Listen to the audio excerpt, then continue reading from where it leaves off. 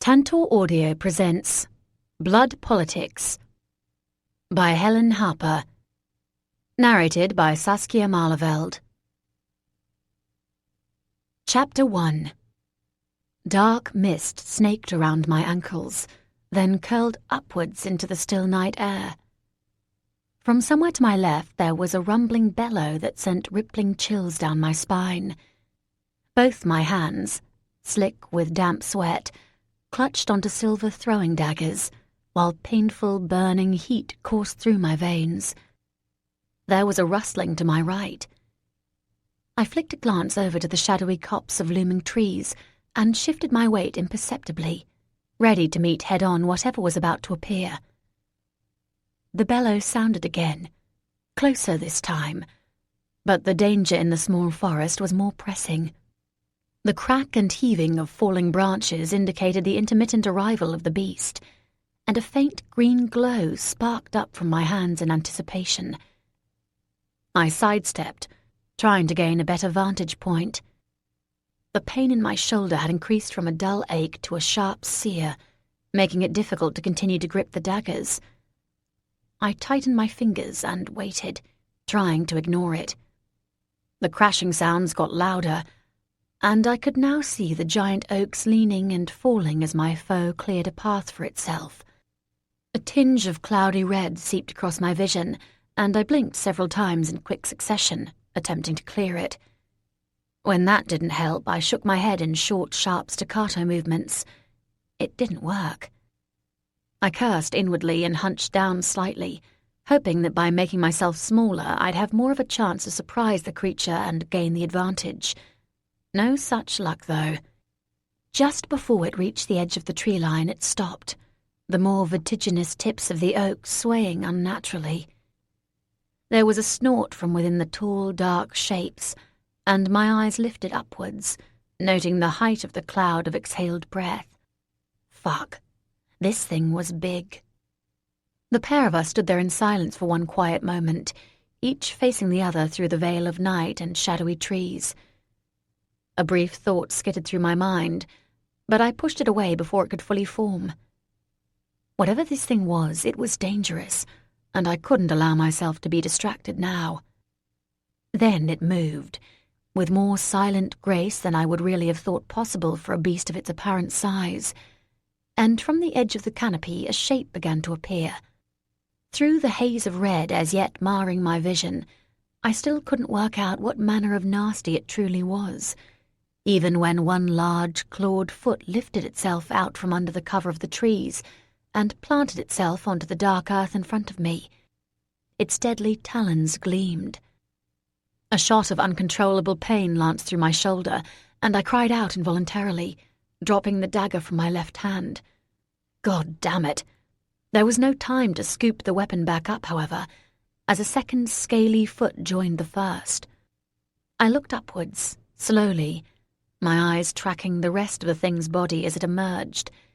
It was fucking huge, to the point where I had to crane my neck upwards to get a proper look at it. A drop of something landed on my face. Disgusted, thinking it was slimy drool, I reached my now daggerless hand up to wipe it away. Except it wasn't saliva. It was blood. I looked up again and realized that something was hanging from the creature's mouth. Twisting my head, I tried vainly to work out what it was. The beast, as if trying to please me, helpfully leaned down, allowing me to begin to make out what the blood-sodden shape actually was. There was a clump of dark material dangling lifelessly from within its jaws, like a bunched-up ball gown. Who on earth would be wearing that much in the middle of summer? I squinted further, catching sight of pale skin at the edge, cocking my head to get a better view. Whoever the unfortunate victim was, they were most definitely dead, as even though I couldn't make out their face, their neck was skewed at a horrifyingly unnatural angle. I jumped slightly as there was another earth-shattering roar from behind. The creature in front shifted its weight, fixing one giant yellow dragon-like eye on me. I leaned forward and prodded the lifeless thing in its mouth, feeling the clammy skin of the dead. My movements disturbed it, however, and it flopped forward towards me. It was a man. His mouth was open in a silent shriek, but his eyes were covered with an unmistakable call. Thomas. The agony in my shoulder increased, and the cloud of red across my eyes deepened to a vivid scarlet, and I screamed. I woke, my whole body covered in a sheen of cold sweat, and a sheet wrapped constrictingly around my legs and torso. Lying there for a moment, heart thudding painfully in my chest, I blinked away the hot tears and swallowed hard. Then I pulled myself together and extricated my limbs from the damp cotton, getting out of bed to yank an oversized t-shirt over my head and pad to the bathroom. I flicked on the light, wincing at its brightness, turned on the tap, and scooped up cold water to splash over my face. I reached over for a towel, patting my skin dry, then stared into the small mirror. I looked pale, with heavy dark rings under my eyes that appeared in stark contrast to the rest of my skin. Sighing, I ran my fingers through my now almost shoulder-length hair, and tried not to think any more about Thomas. Instead, I curled my nails into my palms and gritted my teeth, and stalked into the kitchen. My mouth was almost painfully dry, so I yanked open the fridge door and pulled out a carton of orange juice, then drank deeply from it, without bothering to get myself a glass. I had virtually drained the entire thing when there was a sudden sharp knock at the door that caused me to swallow the wrong way and start choking and spluttering, juice flying out of my mouth in all directions. I wiped the back of my hand across my face, trying to get the worst of the citrus smears off, then cursed irritably to myself and reached out for a cloth to wipe down the juice-spattered fridge. The knocking continued, more insistent now. I ignored it. "Come on, kitten. Open up. I know you're in there, and you're awake." I continued dabbing at the dribbles of the juice that had managed to somehow cover half of my small kitchen, and didn't bother to answer the annoying voice in my head. Corrigan's fist against my door increased in both tempo and volume, a drumbeat to some silent tune of annoyance that only he knew how to create. I wanted him to go away so I could crawl back into bed and try to get some real sleep. "Mackenzie!" There was a warning note in his voice now that did nothing more than irritate me. Who did he think he was coming around here in the middle of the night? Surely the bloody Lord Alpha of all the sodding stupid shifters had better things to do with his time. I heard the door bang in the flat above me. Great. Now he'd woken up the neighbours. I'd only moved in 4 days ago. It was hardly time to start pissing them off just yet. "Fuck off, Corrigan, I'm trying to sleep." "No, you're not." He gave up on knocking and began thumping on the door instead. Jeez, it wouldn't surprise me if someone called the freaking police at this rate. Rolling my eyes in exhausted exasperation, I put down the cloth and walked out the kitchen and towards the front door. I was just reaching for the handle to open it when there was a loud splintering noise and I jumped backwards, while the whole door burst open with a crash. On the doorstep in front, leg only just lowering, stood Corrigan, looking terribly pleased. I stared at him aghast. "You kicked open my fucking door!" He grinned at me ferally. "I had to make sure you were all right, kitten. You were screaming in my head." He licked his lips. "It was disturbing." Screaming in his head? Oh shit. That meant that I'd reached out and called for him in the throes of my nightmare. Then I thought for a second. Hold on a minute. I only woke up 5 minutes ago, and you live on the other side of the city. I put my hands on my hips and cocked my head at him. You might be fast, my lord, but you're not Superman. What were you doing hanging around this part of town? Corrigan had the grace to look at least slightly abashed, but he was saved from answering as there was the unmistakable sound of a door upstairs opening, and heavy footsteps walking down the narrow staircase towards us. A moment later, A heavy-set man appeared in blue-striped pyjamas, cricket bat gripped in his hands. He waved it threateningly in Corrigan's direction and spoke gruffly. "What the hell is going on here?"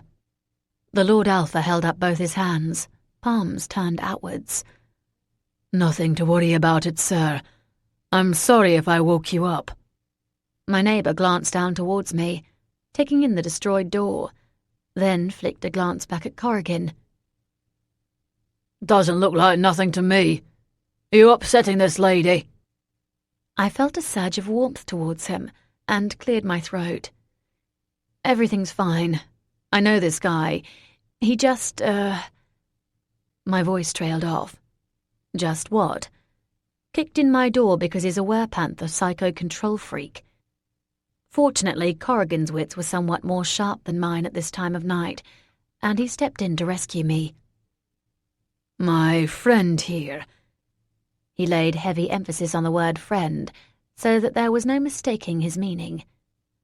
"Has diabetes. When she didn't answer her phone or the door, I grew worried that she'd fallen into insulin shock." He smiled disarmingly. "You can't be too careful, you know."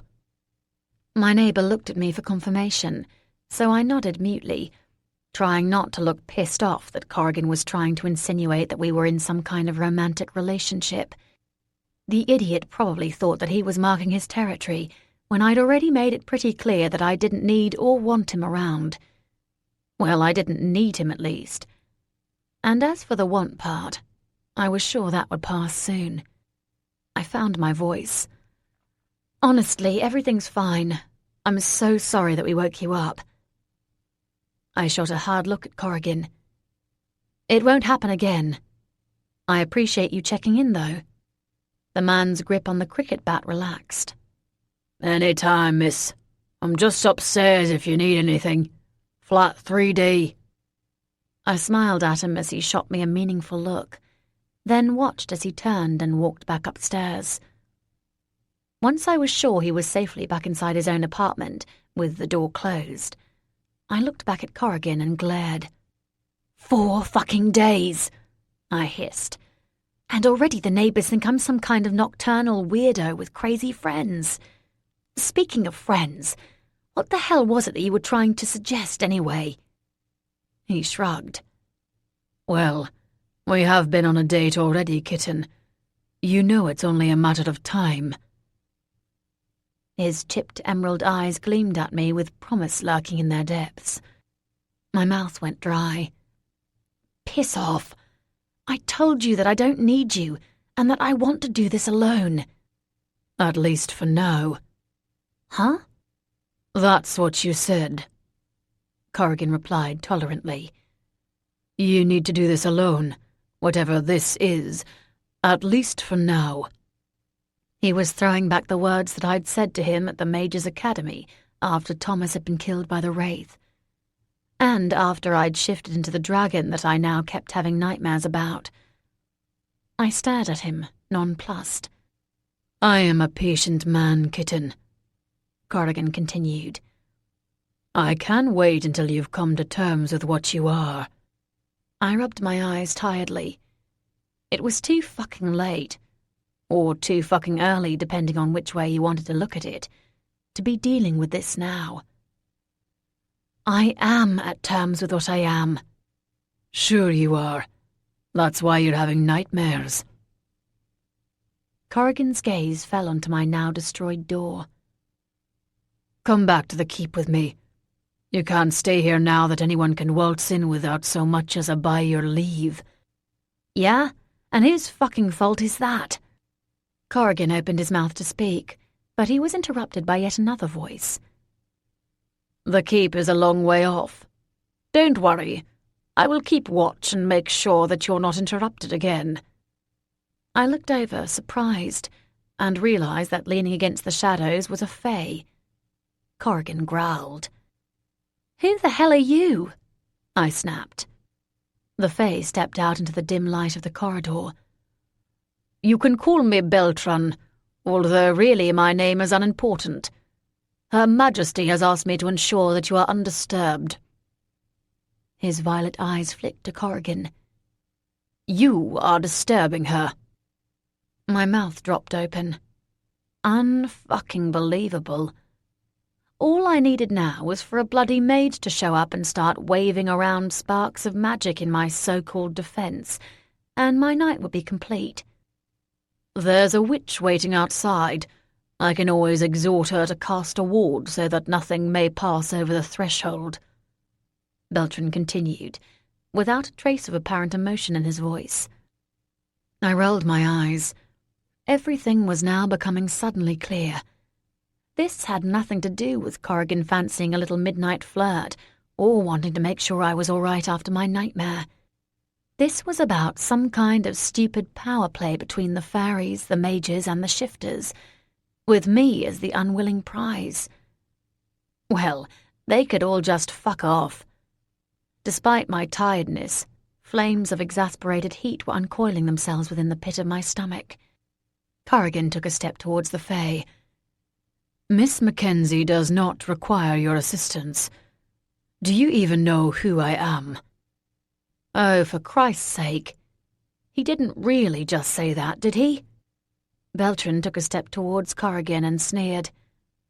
Am I supposed to be scared of a little pussycat? Every sinew of the Lord Alpha's muscular frame stiffened, and dark patches of fur began to spring out on his uncovered arms. This had the potential to end very, very badly. "Okay, boys," I said, stepping between the two of them. "It's the middle of the night. You've already woken up my neighbors once. Let's call it quits so that I can go back to bed." The pair of them continued to eyeball each other over my head. I raised my voice. "I mean it. The two of you need to fuck off now because I'm getting annoyed, and you won't like me when I'm angry." Corrigan muttered something under his breath that I didn't quite catch. I ignored him pointedly. "Leave. Now." The Fae moved his gaze from Corrigan down to me. Something flickered in his eyes and he bowed. "As you wish." He moved back, melting away into the darkness. I turned round to face Corrigan. "You too." He opened his mouth to speak, but I made a face at him. "It's a dangerous day when I'm the calm one, Corrigan. I want to get some uninterrupted sleep, and that Fae will be back in a heartbeat if you don't leave too." I looked over at the splintered door frame. "And I think I can take care of myself. Don't you?" "Of that I have no doubt, kitten." "Then please go," I said quietly.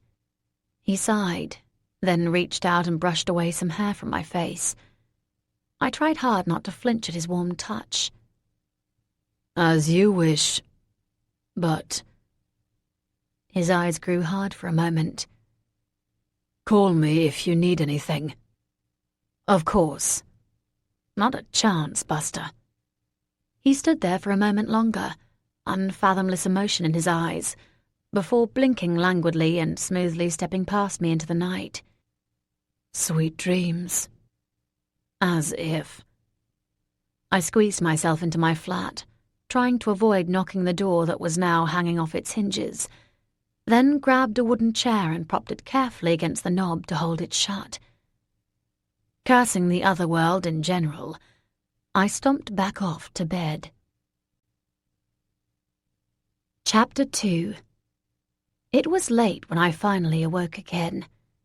Sunlight was streaming in annoyingly through a gap in the curtains and hitting the side of my face. I groaned slightly to myself, wondering whether the events of the night before had just been a product of my imagination. However, when I finally managed to get myself out of bed and check, it became apparent that unfortunately they'd been real. I stared mournfully at my broken door for a moment, hoping that my new landlord wasn't planning to make any surprise visits to check out his new tenant before I managed to get it fixed. Possessionless as I virtually was, the flat itself was rather bare. It came supplied with a few basics: a sofa, a bed, a kitchen table and chairs, one of which was currently keeping the front door closed, and very little else. I'd not even had time to stock the cupboards yet, and the absence of coffee was grating on me. I made a mental note to make sure that I managed to leave work in time this evening to buy a proper coffee machine and some of South America's finest, then shrugged on my usual uniform of jeans and a dark t-shirt, and picked up my backpack on my way out. At least there was nothing worth stealing inside the flat, I thought ruefully, as I left the door hanging precariously against the frame. Corrigan still had a hell of a lot to answer for, though. The bookshop was a short 10-minute walk away, and I knew from my previous strolls back and forth that there was a small coffee shop along the way. I checked my watch and decided that there was time to pick up a triple espresso. Opening day wasn't until next week, and while there was a hell of a lot to still get ready before then, at least being a bit late wouldn't cause too many problems. When I emerged from the shop, one coffee and one foul-smelling herbal tea clutched in my hands. There were prickles against the back of my neck, and without turning round to check, I knew that I was being watched. It was hardly rocket science to work out where I was going, though, so I did my best to ignore them and continued forward. If those idiots had nothing better to do than follow me around all day, then that was up to them. The new, improved, and somewhat displaced Clava Books was situated along a busy London thoroughfare. I'd suggested to Mrs. Alcoon that we should change the name. After all, its namesake, the Clava Cairns, was on the other side of the country. But she'd insisted on keeping it the same. After ensuring that she could never return to Inverness by burning down the original and making everyone think that she'd died inside it, I could hardly argue. We'd been fortunate enough to be able to take over the lease of the new building, thanks to some generous compensation from the Majors. I had the distinct feeling that it was my good books they were trying to stay in, rather than Mrs. Alcoon's, but she deserved something after her livelihood and home had been ripped out from under her, so I'd kept quiet and let her take the money. She was living in the small flat above the shop, and even though we hadn't officially opened yet, and had no profits to speak of, there was enough left over to pay me a wage to cover my own expenses. The bell tinkled as I pushed open the door, announcing my arrival. Mrs. Alcoon's lilting Scottish voice drifted over a greeting to me from behind a towering pile of boxes. "Mackenzie, dear, are you quite all right?" "Sure, Mrs. Alcoon. I'm fine." Her head popped up, and her eyes regarded me seriously. "You should see a doctor, you know, dear. That might help you to sleep better." Mrs. Alcoon wasn't exactly a mage, but she did possess some weak divination powers that allowed her moments of prescience and insight. Clearly, this was one of those moments. "Honestly, I'm fine," I repeated, reassuring her. I lifted up the tea. "Here, I brought you a drink." She beamed at me and stood up so I could pass it over to her. "Oh, you are wonderful. You should really have gotten another cup, though, as I think we're going to have a helper with us today." I frowned at her, puzzled. "The March Mage called. He's sending over his best librarian to give us a hand with getting ready." I grinned. "You mean the Archmage?" She waved a dismissive hand in the air. "Oh, yes, Archmage. Sorry. A lot of this otherworld stuff is very new to me, you know, dear. It's difficult to get all the names right." Technically speaking, no humans, even those with minor powers, were allowed to know about the otherworld, and its denizens did a good job of keeping it secret. However, considering that there had been no sensible explanation other than the truth as to why Mrs. Alcoon had lost months of her life in a coma, coupled with the fact that her slight divination skills had already picked up on my Draco-Weir heritage beforehand, pretending otherwise had seemed pointless. Thankfully, the Mages had seemed to agree, and I'd had no disagreement about revealing the whole truth to her from any other quarter either. To be fair to the older lady, she'd dealt with all of the revelations remarkably well. She had known about the existence of the Ministry for years before I'd met her, though. I gave her a suspicious look and wondered whether her mistake had been deliberate. She blinked back at me innocently. A thought struck me. Hold on. He said his best librarian. Mrs. Alcoon sipped her tea. "Yes, dear." Uh-oh. If that was who I thought it was going to be, then Mrs. Alcoon's mettle was going to be tested more than both either she or I had anticipated. I shrugged mentally. She was made of stern stuff. She'd cope. I flipped open the plastic lid to my coffee and took a large gulp, scalding the sides of my throat, then placed my cup to one side and got to work. The bookshelves were already in place, and we'd spent the previous week giving the walls a coat of inoffensive cream paint and the wooden floor a fresh varnish. Now all that really remained was to sort out the stock. I reached over into the nearest box and began pulling out books, ready to put them in order on the shelves. I'd managed to convince Mrs. Alcoon that Gaelic tomes weren't going to draw in much of an audience here in London, although she'd vetoed the idea of going mainstream and selling bestsellers. Instead, we were touting ourselves as a New Age bookstore. In essence, that meant all manner of otherworld-based books, along with some make-believe human versions. The colourful book on top of the pile proclaimed itself as Crystal Wisdom, How to Harness the Power of Gemstones to Change Your Life. Yeah, that would be a human one then. I started 2 piles, one fit for normal public consumption that we would place near the front of the store, and one for the more discerning otherworld customer that would be somewhat hidden towards the back. I also started my own secretive pile that I hid surreptitiously behind me, ready to stuff into my backpack later. I'd sneaked a couple of vampire books into the purchase order for my own perusal, and while I was sure that Mrs. Alcoon wouldn't have minded me ordering a few books for myself, I was fairly confident that she wouldn't be impressed with my reasons as to why I'd ordered those particular ones. Aubrey and his little vampire friends still had a lot to answer for after their actions at the Mage Academy that had inadvertently caused the death of my friends. I wasn't about to forget what they'd done, and somehow or other, I was going to make them pay. Before too long, I was surrounded by books. I rested back on my haunches for a second, looking around. I barely seemed to have made a dent in the boxes that packed the floor space. This was going to take some time. I was just reaching out for the next box when there was a snap and crackle in the air.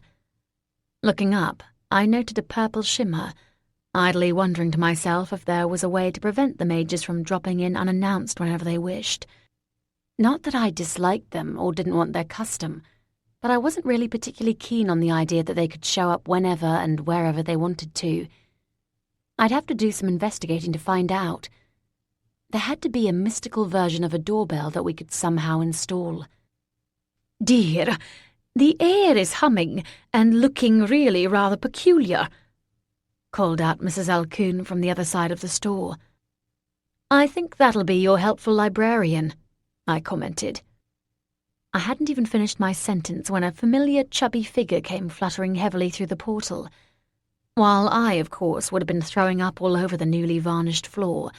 Slim irritatingly appeared none the worse for his travels. "Fecking hell! Is this it?" the little gargoyle exclaimed. I flicked a glance over at Mrs. Alcoon, who was blinking rapidly. "Goodness," she murmured. "Can't fecking believe I've been made to come all this way for a little shop. Fecking humans." Slim wheeled round in the air and fixed a beady eye on me. "Not that you're human, you weird fecker." "Good to see you too, Slim," I smiled. As the steely custodian of the library in the Mages Academy, Slim clearly knew all about what happened back in February when I'd shifted into a dragon and killed Trial, the wraith that had left destruction and devastation in its wake. The Archmage had assured me that he had placed a gesh, an oath, on all the witnesses, so that my real identity wouldn't go any further. I was somewhat skeptical, but could do little about it now. It wasn't as if I could go around threatening the entire ministry, even if I did apparently have the ability to transform into a fire-breathing beast. I hadn't actually tried to shift again since that terrible day. The dragon form had so completely taken over my consciousness, and had been so consumed by the blinkered desire for violence, that I was kind of afraid to attempt it. I had discovered that I liked being in control of emotions. I supposed it was rather ironic that it was Thomas, whose death had caused me to lose all that control, who had taught me to feel that way. Mrs. Alcoon found her voice. "Well, this simply will not do, Mr. Slim. It will not do at all." Uh-oh. I watched the older woman warily. Maybe she wasn't going to cope with being confronted by a flying purple gargoyle with a penchant for old books, quite as well as I'd thought. She lifted a single finger in his direction. "Do not move," she stated firmly, then disappeared underneath the counter and began rummaging around in something, before standing back up and brandishing a flowery yellow headscarf. Mrs. Alcoon held it up in front of her face and squinted sideways at Slim. "Yes, this will suit nicely, I think." Slim's eyes narrowed suspiciously. I watched, thoroughly amused, as she carefully picked her way around the boxes until she was directly in front of him. Then she reached out around his waist and, in one swift motion, tied the scarf around his middle, knotting it at the side and hiding his naked nether regions. "What the feck are you doing?" screeched Slim, short arms scrabbling down to his side, trying to snatch off the offending piece of fabric. "Mr. Slim," Mrs. Alcoon began in a patient voice, "Mackenzie and I are most grateful to have your assistance, and we do hope that you convey that thought to your March mage. However, flying around here with your bits hanging out all day long simply will not do." She fixed him with a beaming smile. "It's simply too distracting. I'm sure you understand." She patted him on the shoulder. "Now, can I get you some tea, perhaps?" Slim gaped at her, then stared down at himself. The clash between the yellow of the scarf and his purple skin was really rather extraordinary. I couldn't help myself. A tiny snort escaped me, causing the gargoyle to spin around in the air and snarl. I tried to look serious, and failed. "It suits you, Slim, it really does. I think yellow is definitely your colour." "You can feckin' shut your trap," he hissed. "Mr. Slim," repeated Mrs. Alcoon, "would you like some tea?" He muttered an affirmative reply, not looking at her. For her part, she smiled at him benignly. "Then I'll be right back." She disappeared off into the small kitchenette at the back of the shop. As soon as she'd gone, Slim jabbed a stubby finger in my direction. "If you feckin' tell anyone else about this, anyone at all—" I grinned. My lips are sealed. He stared at me suspiciously, then grunted unhappy acquiescence. "Well, let's get to work. Sooner I get out of this feckin' hellhole and away from that crazy woman, the better." With Slim's help, the process of unpacking the books and sorting them out became much faster. He had a few choice words about our selection, muttering away to himself whenever he came across a particularly New Age-endowed human text. But I had to admit that he knew his stuff, and was able to arrange the piles much more effectively and knowledgeably than I could. It helped, of course, that he didn't get distracted by every third book like I did, and feel compelled to sit down and read a chapter of it. When Mrs. Alcoon brought out his tea, he sniffed at it warily before taking a tiny sip. I stopped what I was doing and watched, waiting for him to spit it back out again, but instead a curious spasm crossed his face, and he said nothing else. He ended up drinking the entire thing, causing me no end of surprise. For once, however, I wisely kept my mouth shut. By the time it was midday, everything was unpacked and in piles around the floor, and I was depositing the flattened cardboard boxes outside, ready to be collected for recycling. I'd managed to drop the vampire books into my backpack without the others noticing, and planned to read through them carefully at my leisure later on. I designated myself to go out and pick up some sandwiches for lunch, hoping that it was safe to leave the pair of them behind on their own. Certainly Slim could hardly go wandering about the streets of London, and I didn't trust that Mrs. Alcoon would manage to bring back anything edible. Hungry as I was, there seemed little other choice. I turned left out of the shop, thinking that I'd wander down to the supermarket on the corner and pick up some crusty bread and perhaps a rotisserie chicken if they had any left. As I did so, a tiny movement caught my eye from across the street. I paused mid-step, thinking for a moment, then continued, keeping careful watch on the busy road next to me. I deliberately slowed my steps, making it appear to the entire world as if I was simply out for a relaxed stroll in the daytime sun, and counted down in my head. I'd timed it perfectly. As soon as I reached the crossroads, the traffic signal changed to green, and the stream of cars revved up and continued on their journeys, effectively blocking anyone from crossing over to my side of the street. As soon as that happened, without turning my head, I turned left down the street and away from my watchers, and began to run. I pelted down the pavement, dodging passers-by. There was a hairy moment when I almost got entangled with the lead of a small terrier that was tied up to a nearby lamppost and began barking at me, but I managed to leap over it, then twisted left again down a small alley that led along the back of all the shops, parallel to the direction I'd just come. The faint smell of urine and rotting rubbish reached my nostrils, reminding me that on my list of things to do was find some time to clear out the back of the bookshop, so that at least we could avoid having any unpleasant whiffs drift in and bother the customers. For now, however, I ignored it and continued to sprint, this time unencumbered by pedestrians, until I reached the end when I turned left again, out onto the street, and up to the same busy road that I'd originally been on, albeit a few hundred meters back from where I'd started. Now that I was to the rear of my trackers, I was in a position to find out exactly who it was wasting their time following me around.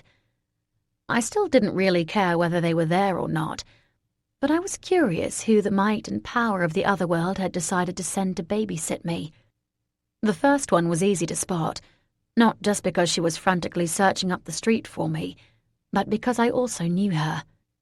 I hadn't been naive enough to presume that Corrigan himself would spend his entire time following me around, the previous night's encounter notwithstanding. But I still felt the slightest twinge of disappointment that it was Lucy, the honey badger shifter with the appetite of a horse, who I'd first met in Cornwall, and not the Lord Alpha himself. Telling myself that I felt that way just because I'd wanted to prove that I could give Corrigan the slip without even breaking into a sweat, I dismissed her and looked for the others.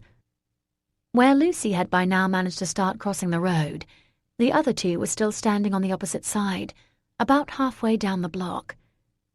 It was apparent that the reason they'd not started to come after me was due to the fact that they were starting to come after each other. They were facing each other, clearly squaring off, while the shoppers nearby gave them a wide berth and more than a few nervous glances. I chuckled to myself and leaned backwards slightly to get a better look.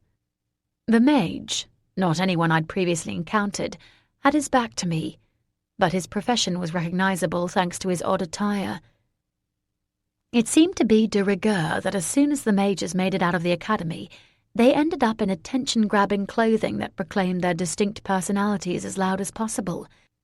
Having spent barely a couple of months wearing the constricting mage uniform myself, I didn't blame them. This particular specimen was wearing shocking pink neon jeans and a green t-shirt, with some kind of floppy hat perched on his head. Clearly, staying unobtrusive wasn't high on the mage's list of intentions, and I wondered what it said about me that they didn't care that I'd know I was being followed. It seemed likely that it was more about making sure that the shifters and the fairies knew he was there than anything else. I watched as he reached over to the fae opposite him and gave him a tiny shove. Apparently, Beltran still hadn't been relieved of his duty. He leaned in towards the mage and flicked him on the nose. I snickered. Despite my amusement, however, the tension in both their bodies was clear. Their mutual hatred was visible even from across the crowded street. "Quite a show they're putting on," commented a voice next to me, making me jump. I cursed myself for being so wrapped up in the proceedings that were unfolding between Beltran and the mage that I'd not been paying attention to what was nearby, and glanced over at the owner of the voice before immediately relaxing. It was a slight, bespectacled chap who I'd never seen before, but who clearly was about as dangerous as a tub of margarine. I murmured agreement. Do you think I should call the police? He asked with a slightly anxious tone. That probably wasn't a good idea. Oh, I'm sure they'll sort themselves out, I said reassuringly. There's no point in escalating the situation further, or getting the human police wrapped up in affairs of the other world at least. I continued to watch the pair of them, wondering whether I should intervene and nip their posturing in the bud. Before I could make a decision either way, however, Lucy reappeared next to them. She gesticulated irritably in my direction. I guessed that my scent had finally given me away, and wondered if it would be worth my while getting in touch with Julia to see if she could make me up some masking lotion in case of future encounters. I discarded the idea as pointless almost immediately. Corrigan could contact me whenever he wanted through the voice. The mages just needed to set up a simple divination spell if they wanted to find me, and, if I allowed a single drop of blood to fall, the Fae, well, soulless anyway, would know exactly where I was. It highlighted how ridiculous the whole notion of them following me around really was. Beltran and the mage turned towards me, frowning. You know them? The man beside me asked, with a curious note in his voice. Not exactly, I answered, smiling at him politely and hoping he'd continue on his way. Fortunately, he seemed to get the message as he smiled back and nodded, then made to cross the road himself. Lucy, Beltran, and the mage were all staring at me, so I gave them a grin and a little wave. None of them looked particularly happy. I shrugged. That was hardly my concern. My stomach rumbled, reminding me why I was outside in the first place. My original curiosity satisfied, I headed back down the street to finally pick up some lunch. Chapter 3. When I eventually made it back to Clava Books, the bell on the door signalling my return, Mrs. Alcoon and Slim were in the midst of a full-throated discussion. Dear, the alchemy collection needs to go at the front. Don't feckin' call me dear, and you can't put it at the front. Slim put his hands on his flower-wrapped hips. It's not for human consumption. It needs to be kept at the back for the real readers. Mrs. Alcoon raised her eyebrows. So humans aren't real readers? You know what I feckin' mean, he grumbled loudly. Those books are dangerous. You can't just let anyone get their hands on them. And why not? The number of people, human or otherwise, who genuinely possess the ability to make any kind of use out of these books is minuscule. Anyone who purchases them is doing so out of curiosity, not out of some bizarre need to turn objects into gold. Are you feckin' mad, woman? Slim screeched. Alchemy is not about turning things into gold. It's much more complex than that. His wings flapped, indicating his annoyance. We should have kept you in feckin' stasis when we had the chance. I cleared my throat before things got out of hand. They both turned and glared at me. Mackenzie, dear, you've been gone a terribly long time. Sorry, I said with a trace of guilt, realizing belatedly that leaving these two on their own really hadn't been the best idea in the world. I had a couple of things to sort out. Well, you should feckin' take care of things later, shouldn't you? Snapped Slim. Don't talk to her like that. Slim's wings flapped harder. I'll talk to her any feckin' way I please. I'm doing you two a favour by being here. Well, Mr. Slim, said Mrs. Alcoon calmly, you are free to leave if you wish. The little gargoyle muttered something under his breath. Sorry, dear, I didn't quite catch that. Oh, I'll stay, he muttered again. But only because you'll upset the delicate balance of the other world all on your own if I don't. He rose heavily up into the air from his perch on the counter and flew through to the kitchenette. As soon as he was gone, Mrs. Alcoon turned to me. I really rather like him, Mackenzie, dear. You could have fooled me, I said disbelievingly, pulling out the bread and fillings that I'd just purchased. "Oh," she gave a short, dismissive chuckle. "That's just banter. He's really rather cute, in fact." I considered suggesting that she avoid telling Slim that she thought he was cute, but decided that would probably mean she would take every opportunity to point it out to him. While this was a side to Mrs. Alcoon that I'd not previously encountered, I did know a fair amount about how friendly banter had the potential to go very wrong. It was probably best not to get involved. She gazed down at the jar of mayonnaise that I'd set out onto the wooden counter. "He doesn't really live up to his name, though, does he?" Puzzled, I frowned over at her. "I mean," she said by way of explanation, "he's not very slim." Mrs. Alcoon picked up the mayonnaise and pushed it underneath the shelf under the till and out of sight. "It'll do him good to avoid fatty foods," she said, nodding solemnly to herself. Yup, it was definitely a good idea for me to keep my mouth shut. Several hours later, and several bouts of bickering later, we were pretty much done.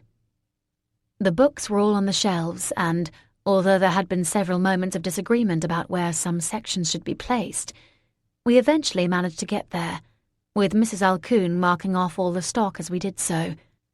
I rubbed the edge of my t-shirt sleeve against my forehead, wiping off the layer of sweat and grime, then sank down onto the floor. 3 days ahead of schedule, Mrs. Alcoon stated proudly. Ahem. Slim coughed pointedly. She beamed at him. Of course we couldn't have done it without you, Slim dear. She reached over to where he hovered in the air and gave him a peck on the cheek. I watched in astonishment as he flushed in embarrassed pleasure. Some days I thought I'd never understand people, or living, breathing gargoyles. I could come back, you know, to help out from time to time after you've opened up properly. He scowled to himself. But only because you clearly need some fecking proper professional help. Why, Mr. Slim, that would be lovely. Thank you, dear. He coughed again, then swiveled round to face me. You should take care, he said gruffly. I must have looked surprised because he elaborated further. A lot of people know what you are, and a lot of people want a piece of you. You should choose your friends wisely. He jerked his head back to Mrs. Alcoon. She's a good 'un, if you can keep her in feckin' line. Thanks. I stuttered lightly. I think. He nodded his head and then made for the portal that was already beginning to gleam and shiver in the air, vanishing quickly before our eyes. Those portal things are really rather useful, aren't they? Commented Mrs. Alcoon.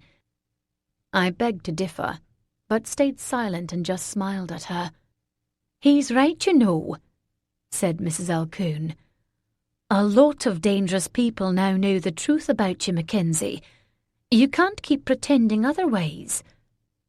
The shop is ready, and we don't open up until Monday. That leaves 5 days.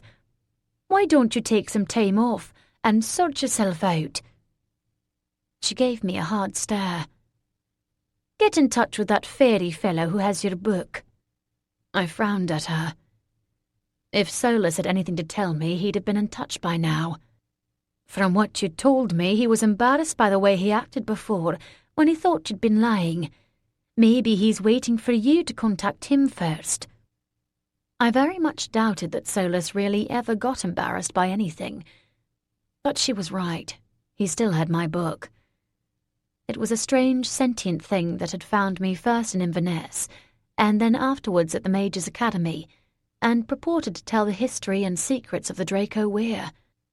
Unfortunately, it was written in Fae, so I'd tricked Solus into reading it for me so I didn't have to spend months of work on translation.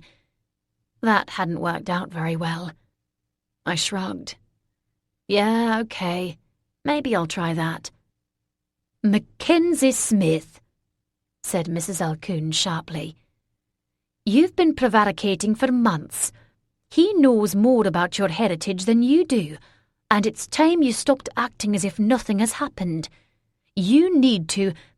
What is it that they say? Man up. Man up, I muttered. Man up, then. The Mackenzie Smith I knew up in Inverness wouldn't have let the grass grow so idly under her feet. Get in touch with this Solus fellow, and find out what you need to know. Then you'll be free to get on with the rest of your life. Your young man won't wait around forever, you know. I have no idea what you mean, I said grumpily, being deliberately obtuse. Mackenzie, Mrs. Alcoon said gently. Don't be an idiot. You're worried about your Draco Weir side and what might happen if you shift again. And you're worried that your Lord Alpha gentleman will break your heart. And because of those worries, you're not living your life.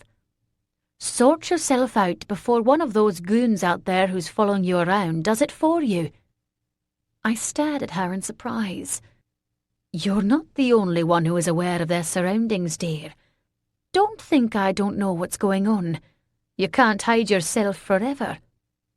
I'm scared, I said in a small voice. Of course you're scared, but you're also the bravest person I know. So start showing some of that bravery and sort yourself out. For a long moment I didn't answer. Then I took a deep breath. Okay. I can contact Solus and see what he says. You're right. I need to find out what the book says. But the only reason that Corrigan is interested in me is because everyone else is. Are you so sure about that? Well, I paused. That and the fact that he's enjoying the chase. As soon as I give in, if I give in, he'll get bored and move on to something else. And if you don't do anything, he'll move on eventually anyway. So what have you got to lose? Everything, I thought. I wasn't sure I'd be able to cope with the idea of having Corrigan to myself for however long that might be, then be forced to watch him move on to pastures new, with barely more than an "it's been fun" kitten. The man might irritate the hell out of me, but being ignored by him would be so very much worse. I forced a smile onto my face. I'll get in touch with Solus, I repeated. Mrs. Alcoon sighed. Then I suppose that'll have to do for now. I'll be right here if you need any help. I felt a hard ache of rising tears bottle themselves up in my chest. Thanks. You're my family now, Mackenzie. You know that. She patted me on the hand. I'll see you back here bright and early on Monday morning, and not before. I nodded, not trusting my voice any further, then managed a watery smile and picked up my backpack, walking out and leaving the little shop behind. I was more nervous than I cared to admit about contacting Solus again. Deciding I'd wait a couple of hours to get up the courage first, I walked home, dimly aware that I was still being followed, but too lost in my thoughts to really care. Just before I reached the steps up to my block of flats, however, I felt a soft tap on my shoulder. I spun round, immediately in defense mode, then relaxed when I saw who it was. "Tom!" I said, pleased, reaching over to give him a hug. "Hey, Red." He grinned at me with the ease of an old friend. "You're looking good. I thought you were now too important to the brethren to be given babysitting duty." He looked slightly embarrassed and shuffled from left to right. "Well, I have something I wanted to give you. That Betsy and I wanted to give you." He reddened slightly and reached back into the inside pocket of his jacket, then pulled out a creamy, expensive-looking envelope. "Here." He thrust it out to me. I took it, then looked askance at him. He lifted a shoulder, half shrugging. "We've set a date." "Oh, fantastic." I leaned in to hug him again. "Tom, I'm so happy for the two of you." He beamed at me, his smile reaching from ear to ear. "You'll come, won't you? To the wedding?" "Nothing would make me happier. When is it?" August 14th. We thought the weather would be nice then. He looked down at the ground for a moment, then back up at me. It's going to be in Cornwall. Oh. I felt my heart squeeze momentarily at the thought of my old home. Okay. Yes, sure. I can still be there. He appeared slightly anxious for a second.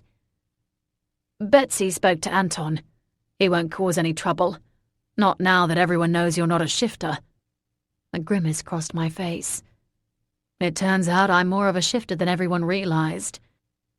Tom looked confused. Ignore me, I muttered.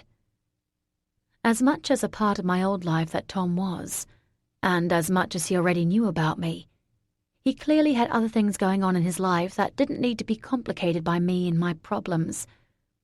It was good to know at least that Corrigan hadn't gone telling all of his little brethren minions the truth about my dragon side. Tom thankfully let it go. Oh, before I forget, he said, digging into his pocket. Lord Corrigan asked me to give you this. He held out a key. I stared at it for a moment, frowning. What's it for? He shrugged. I dunno, Red. He didn't say. A mischievous look crossed his face. The key to his heart? I thumped him on the arm. Fuck off. He's not really been out with anyone else, you know. Not the whole time that I've been with the Brethren. I do log on occasionally to the other net, Tom, he scoffed. I've seen his string of ladies.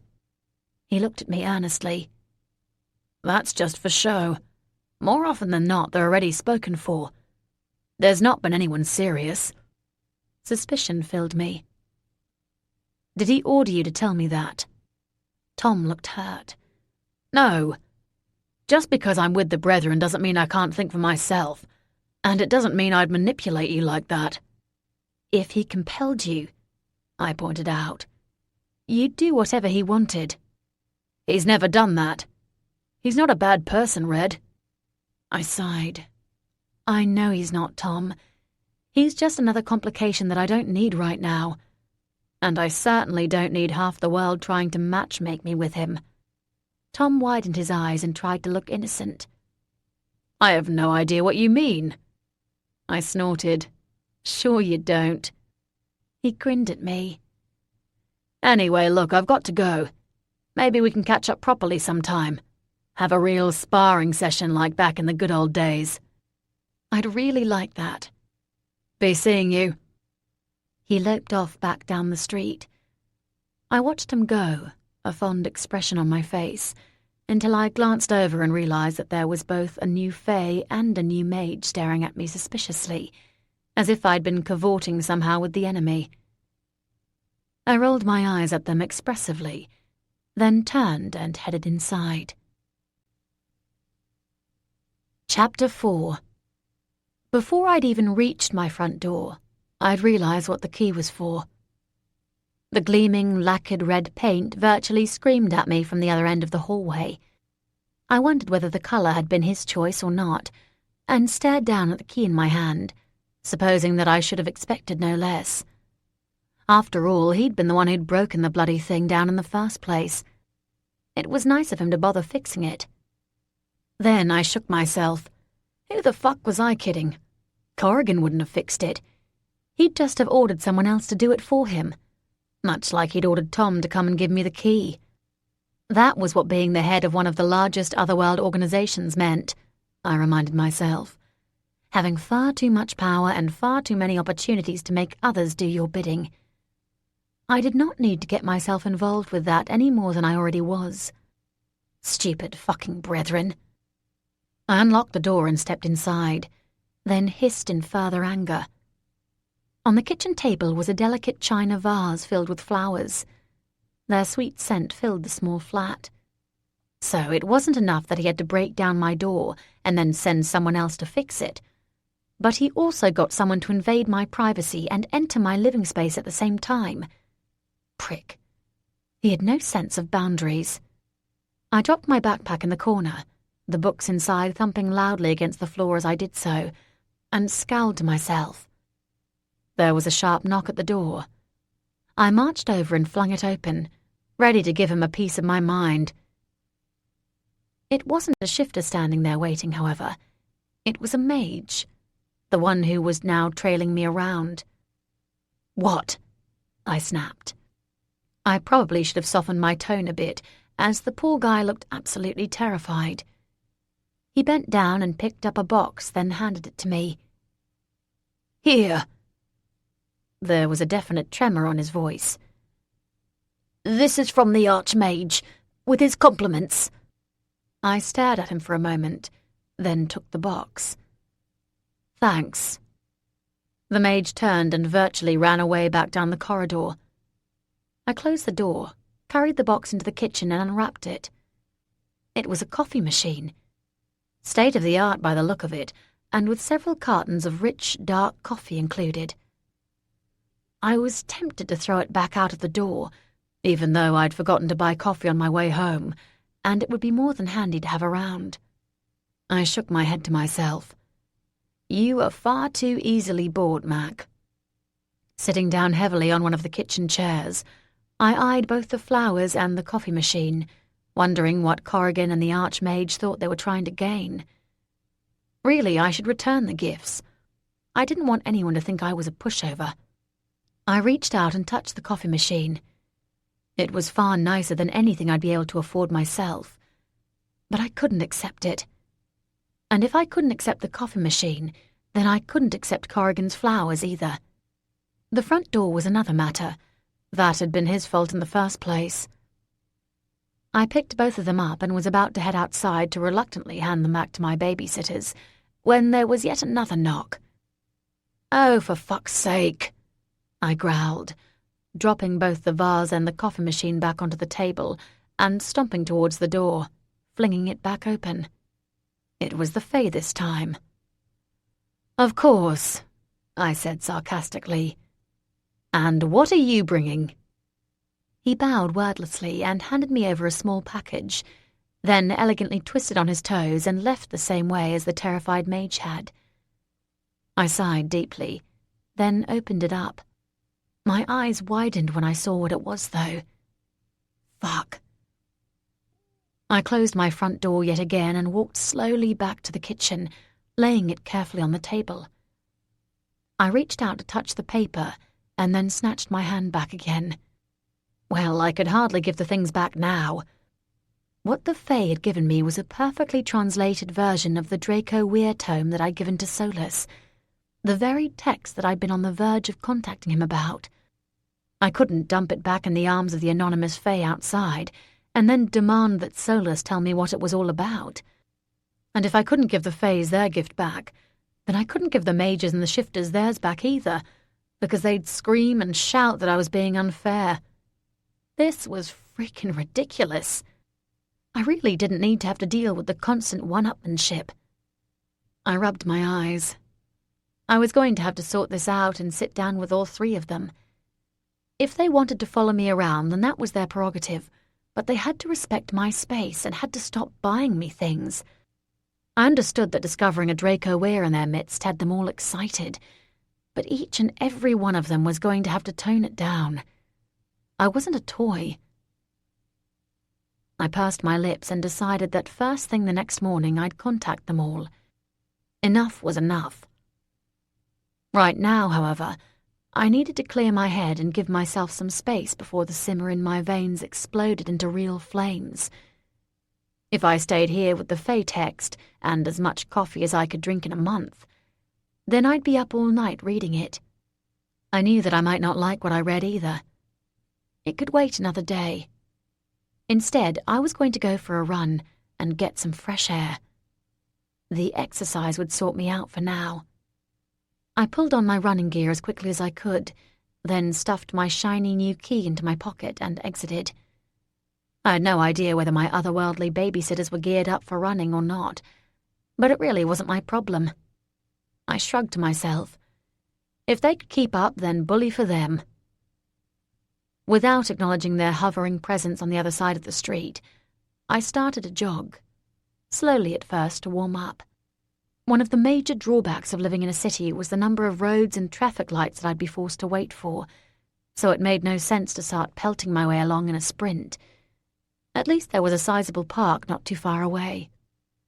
It took around 15 minutes to reach the park itself. The sky was already starting to darken, despite the fact that it was now summer and the nights were considerably lighter. It didn't really make much difference to my run, but it might make it harder for my little troop of followers to keep up. I grinned slightly to myself and began to speed up. The park was fairly busy. Numerous families out enjoying the last of the daylight, groups of kids playing games, and, of course, several joggers on the same track as myself. I did my best to ignore them, not wanting others to set a pace for me, and stayed on the tarmacked path for a while. But with the night drawing in, it was becoming too annoying having to keep veering out of the path of those leaving, so eventually I gave up and moved onto the grass. I cut round the bend, skirting the large trees, then began to run more cross-country. It felt much more peaceful this way, and I could almost imagine I was no longer in London, but instead out in the fresh air of the countryside. Keeping my breathing even, I picked up the pace further and allowed my mind to empty. A couple of rabbits saw me coming and quickly scampered out of my way, dashing into nearby burrows. Other than that, and the distant hum of traffic, I felt as if I was completely alone. Of course, that was until I caught the flicker of green out of the edge of my eye. I frowned. It was too ephemeral and just too green to be a jogger, and there was no way that a tree or a bush moved like that. Interested, I headed in the direction of it. A small thought nagged at me that curiosity killed the cat, but let's face it, I needed something to take my mind off all my other humdrum worries. However, when I reached the area where I'd thought I'd seen the flicker, there was nothing there. I heard some footsteps behind, and slowing to a jog, glanced round my shoulder. The Fae, naturally, was keeping up, although there was no sign of either the shifter or the mage. Either of them could of course draw on their otherworldliness to produce a better showing, whether by casting a tracking spell or by shifting, but this was a pretty public area, and I doubted they would try it. Whatever might have been lingering in the trees had either been frightened off by my own approach or by the fairies. It was time to find out. Without warning, I sped up again, this time using every ounce of energy that I had. I zigzagged to my right, hoping to confuse the Fae behind me. With lightning-fast reflexes, there was little I could do to outrun him, but I was fairly confident that I could outsmart him. I'd been regularly using this park since we'd taken the lease over on the bookshop almost 3 weeks ago, and it wasn't so large that I didn't already know my way about it well. I knew that coming up was a small annex used to house gardeners' tools. It wasn't the most pleasant of places, and the local youths also tended to use it as a dumping ground for their discarded cans and bottles. But it would serve my purposes. I ran to the side of it, making it appear as if I was going to pass it by without a second glance, and then started to lean over to the right even more, as I knew that both the building and the trees would camouflage my actions. As soon as I thought I was hidden from view, I halted abruptly and wheeled round, stepping quietly towards the tree-lined side of the building, then pressed myself against the brickwork. Either this would work, and I'd be able to head back in the direction that I'd come to see if I could investigate the flicker further, or it wouldn't, and I'd just end up looking a bit stupid. Either way, it would make my run even more interesting. I'd made it just in time. The Fae loped past, with an even, unbroken gait, and continued down the park and away from me. I punched the air in momentary exultation, and then quickly pulled myself together and ran back the way I'd come, hoping I'd have a chance to find out what the flash of green had been before either the mage or the shifter finally caught up, or the Fae realized what had happened. When I reached the trees again, I came to a stop and looked around. Shit. There was nothing there. Either it had been my stampeding approach that had scared it off, or I had been seeing things. Annoyed with myself, I turned back again to leave. Psst. I turned around. What the hell had that been? I looked left and right, but couldn't see a damn thing. If this was going to turn out to be a kid having a laugh, I was going to be seriously pissed off. Then I heard it again. Psst. Dawning realization hit me, and I slowly lifted my head to look up. My eyes narrowed as I caught sight of something hanging in the branches, cleverly camouflaged by the leafy foliage of summer. Then, all of a sudden, a small, faintly green-tinged face emerged, peering down at me. "We don't have long before they'll be back. I have a message to give you." My brow crinkled. "You're a dryad." She looked irritated. "Yes, of course I'm a dryad. What did you expect?" Well, I supposed it kind of made sense that that's what I'd find in amongst the trees. But dryads were notoriously shy. This one clearly not so much. I ignored her question. "What's the message?" "Go 500 steps due east from the Vale of Heath sign tomorrow night, after 12. Speak with Atlantia." "Who?" I was damned if I was going to go wandering around somewhere I didn't know in the middle of the night, without knowing who I was supposed to meet, or why. "Atlantia." "Yes, I got that part, but who's she?" The dryad looked away from me and down the path. "They're coming.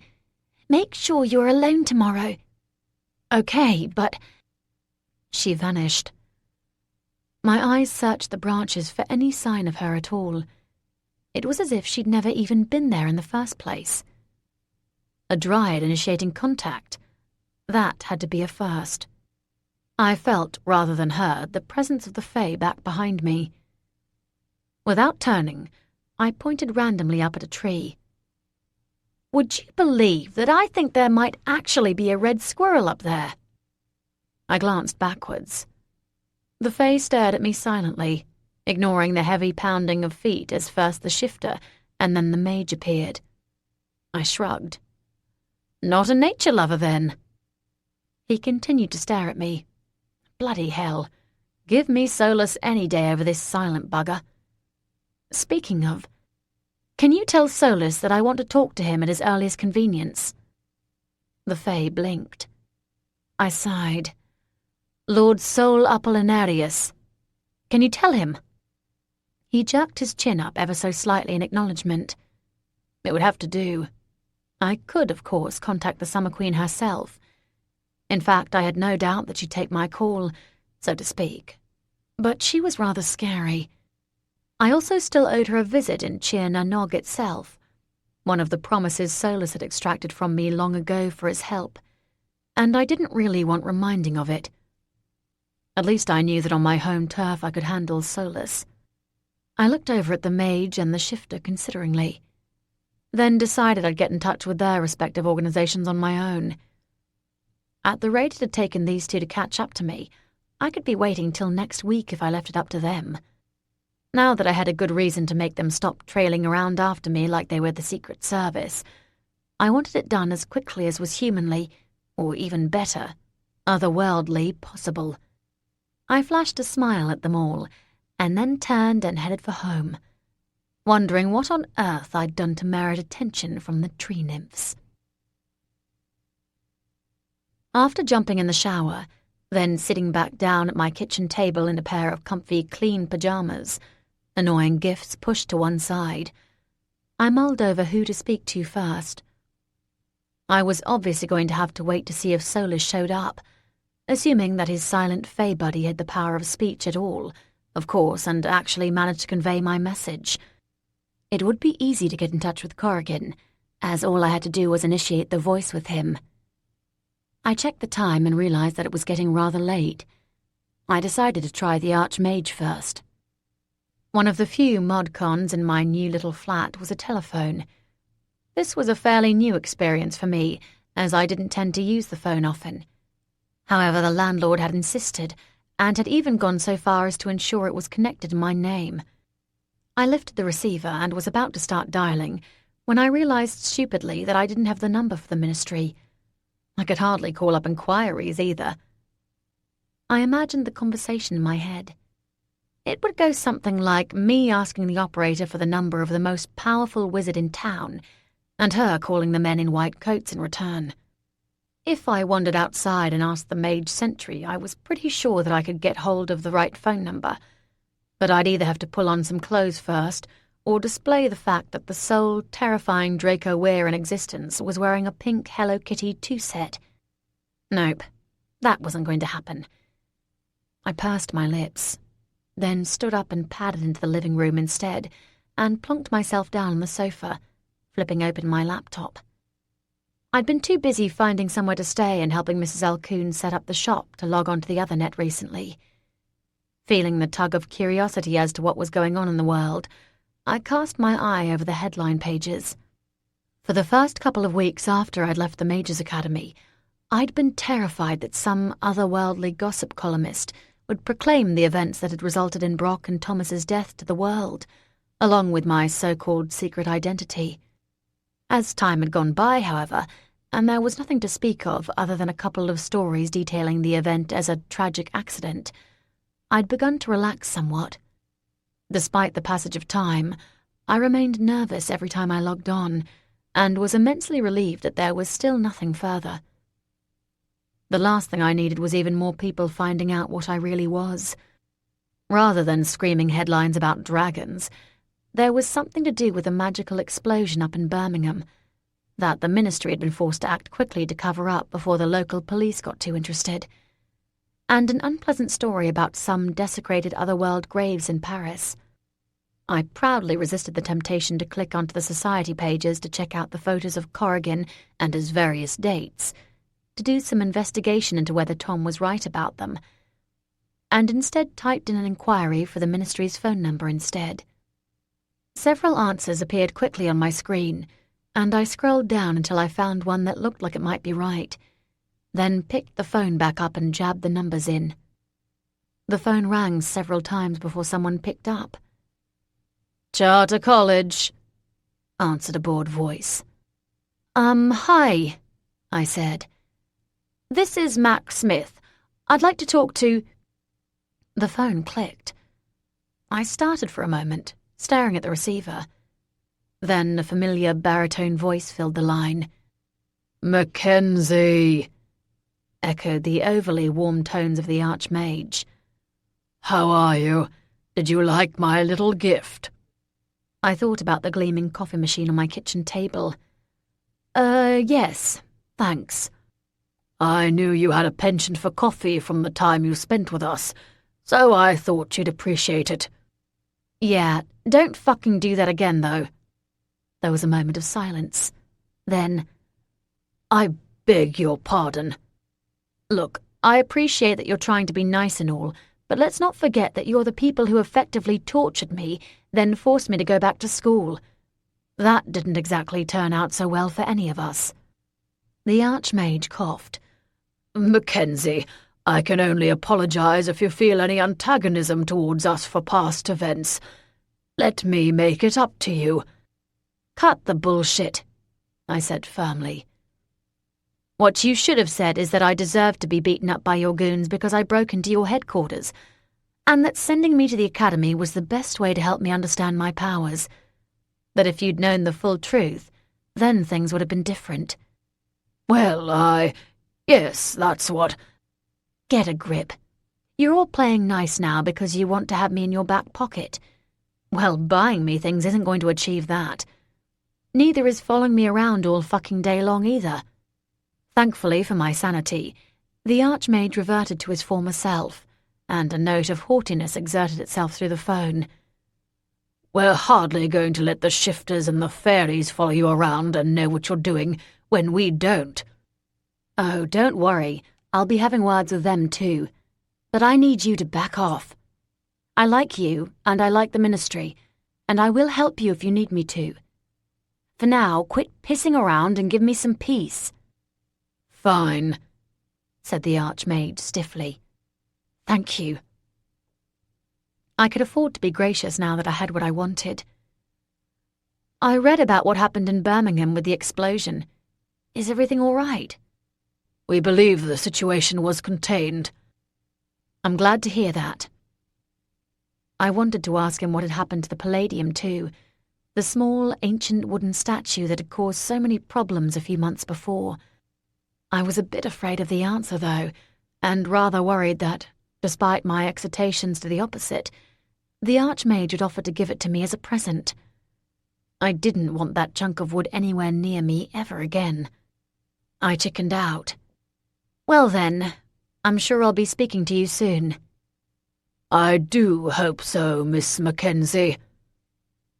The Archmage hung up. I wondered how annoyed he was with me, then put the phone down and decided he'd just have to deal with it. 1 down, 2 to go. Next up was Corrigan.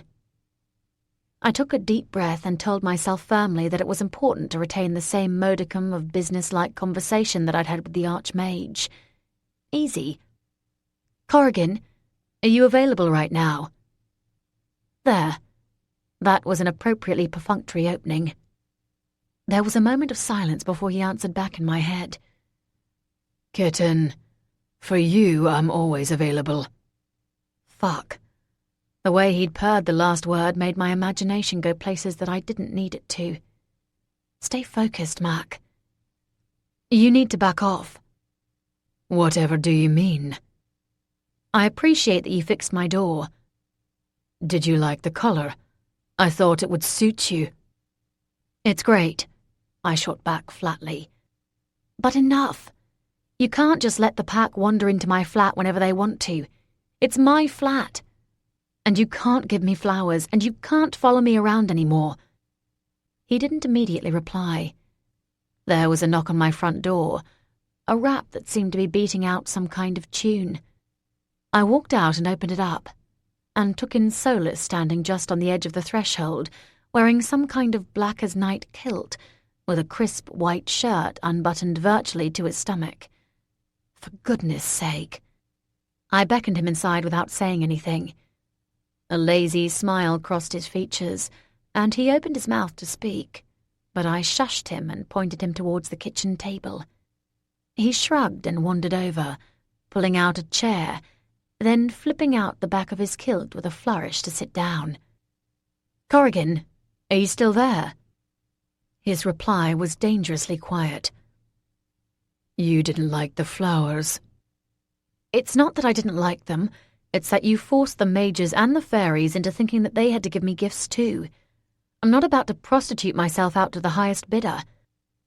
"I don't care what they do. I only care what you do." "Well, what I do is enjoy going about my daily life without constantly being interrupted." "Like you've just been interrupted by that fairy." That explained the long, drawn-out silence then.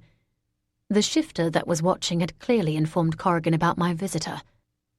"This is exactly what I'm talking about. You can't track my every single movement. I need some privacy, Corrigan. And for your information, he is here so that I can tell him exactly the same thing that I'm telling you." "To not give you flowers." I sighed in exasperation. "To give me some peace and stop following me around or giving me expensive presents." I could sense waves of silent menace emanating from him. "What did he give you?" Again with the privacy invasion. "I'm not saying I'm going to ignore you, Corrigan. I just need some space. Not just from you, but from everyone." "And what if something attacks you because they know that you're a dragon, and they have decided that your head would look good on their wall?" "Technically, my Lord Alpha, I'm not a dragon. I'm a Draco Weir.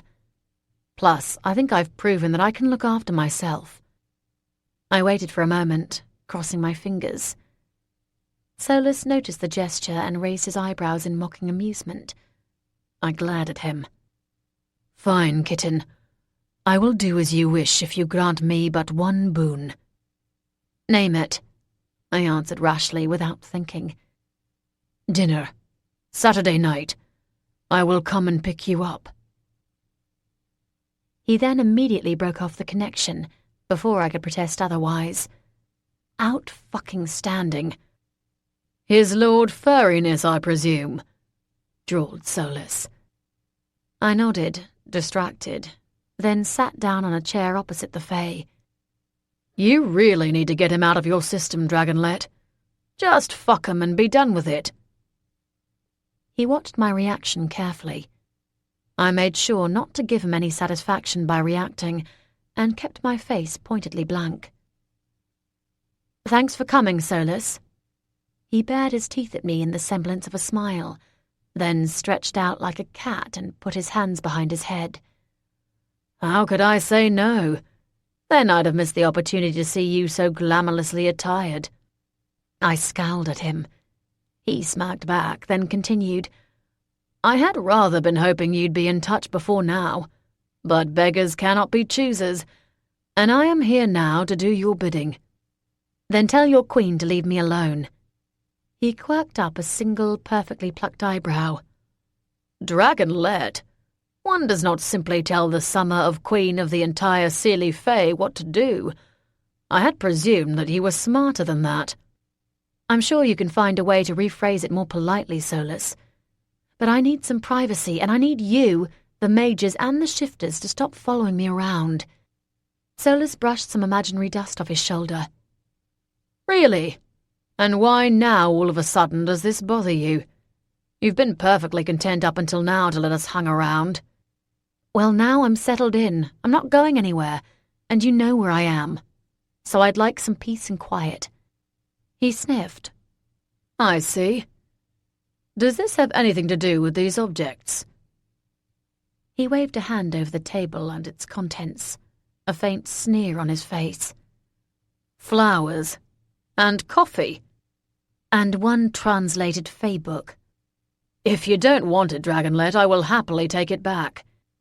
"You know I want it." Solus leaned forward. "Have you read it yet?" "No." He seemed disappointed. "Ah, well, perhaps when you do, you'll get in touch with me again. There are a few things that I may be able to help you with." He nodded his head towards my shoulder. "How's the mark?" "It hurts sometimes, Solus," I said, telling the truth. "Usually in my dreams. I don't know why." He stood up and walked round to me, placing his right hand onto where the scar was hidden beneath the soft cotton fabric of my pajama top. "What are you doing?" I asked suspiciously. "Shh," he said softly. The warmth of Solus's hand quickly turned to a cold burn, and I winced. "Shit, Solus, that hurts." "I told you to be quiet, Dragonlet." I grimaced and squirmed slightly, but stayed in place. Solus better damn well know what he's doing, I thought uncharitably. His cold touch seared through my top and skin, biting into my flesh underneath. I gritted my teeth until he finally pulled away. "There. It shouldn't bother you quite so much now." I moved my shoulder around in a semicircle, first one way, then the other. It did feel a bit different. I sent the Fae a quick look of gratitude. He grinned at me, white teeth flashing. "Now, Dragonlet, I need you to tell me the truth." I glanced up at him, askance. "What do you think of my Sporan?" He gestured down towards his crotch. I punched out, aiming for his stomach, but he just laughed and danced away. "Idiot," I muttered. "I'm glad you finally got in touch, my little fiery one. I will arrange for the tail to be removed and inform Her Majesty in my own manner." "Thanks, Solus." He pointed down at the collection of translated Fae papers. "And read those. You will find them enlightening." I nodded. Then he snapped his fingers, which I was sure was more for effect than because he needed to, and vanished. Chapter 5. By the time I awoke the next day, it was already mid-morning. I'd been tempted the previous night to take Solus's advice and read through the Fae translation, but my eyelids had already been starting to droop, and sleep had seemed to be by far the best course of action. Fortunately, it had been dreamless. Now, wide awake and with a steaming cup of black coffee in front of me, the pristine white pages were shouting out at me. If I was honest with myself, I was absolutely terrified about what secrets it might reveal. Not too many months ago, I'd been desperate to discover more about myself and my weird blood. Since shifting into a dragon, I wasn't convinced that I needed to know the truth any longer. What I'd not told anyone, and what I barely allowed myself to consider even in my most alone moments, was that during those seconds when I had become more monster than human, all semblance of rational thought had completely fled me. I was used to having my blood fire take over my thoughts and actions, of course, but I'd always still managed to remain inherently myself somewhere inside. When I'd transformed, consumed by the rage and pain of seeing both Brock and Thomas massacred in front of me, there had been nothing left of me inside. Not one scrap. All that I'd been was a mass of unthinking death and devastation. A tiny part of me dreaded to think what I might have done if someone else had gotten in between my dragon form and trial. I inhaled deeply. Solus had naturally read it, and he was still sticking around. Being a typically arrogant fae, he no doubt believed in his absolute invincibility against all odds. But surely even he would be sensible enough to steer clear of me if I was all that dangerous, I rationalized to myself. And by knowing more about what my true nature was really like, I'd have a better chance of guarding against anything terrible happening. Of course, I was glad that I'd managed to kill the Wraith as well. You didn't actually hurt anyone innocent, Mac, I told myself aloud. Not that it meant I still wouldn't, though. I inhaled deeply, sucking calming breath into my lungs. Okay. I knew I was going to eventually read the bloody thing no matter what, so why not get it out of the way? I made to put the coffee cup down on the tabletop and realized that flickers of anxious green flame were licking around my fingers. Not helpful. Closing my eyes for a moment and practicing some of the meditative techniques that my old anger management counselor had taught me, I forced myself to settle down. When I checked back, the flames were gone. I pulled the papers over to me, then turned to the first page.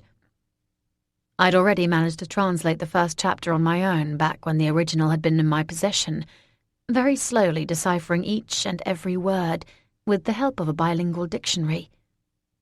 I couldn't be entirely sure that I'd managed to be accurate, however, so I started by rereading what I already knew. It turned out my original efforts had been fairly spot on. Other than a few odd words here and there and clumsy wording, I'd worked out all of the main points. At some point in the very distant past, a remarkably foolish mage had attempted to experiment on a real, honest-to-goodness bona fide dragon by transforming it into human form. Said dragon had not appreciated her efforts, and as well as eventually killing her and numerous other humans who got in his way, he also spent a lot of time shagging the local maidens and getting several of them pregnant. Before too long, however, a sturdy warrior by the name of Bollocks had been smart enough to try and kill the dragon. His shoulder had been maimed in the ensuing fight, and while his efforts had ultimately proved successful, the scars on his shoulder never disappeared. Ever since that point, all progeny of the dragon had the same scars visible on their own shoulders, in some mystical, transferable version of a knot-in-string reminder that whenever they came across any descendants of Bollocks, it was their duty to slaughter them instantly. The scar thing didn't really seem particularly logical, but I guess that neither did being stupid enough, or magically endowed enough, to transform a dragon into human form. Something tugged at my memory. One of the first things I'd been required to do when I'd started at the Mages Academy was to read, understand, and memorize their complicated legal system.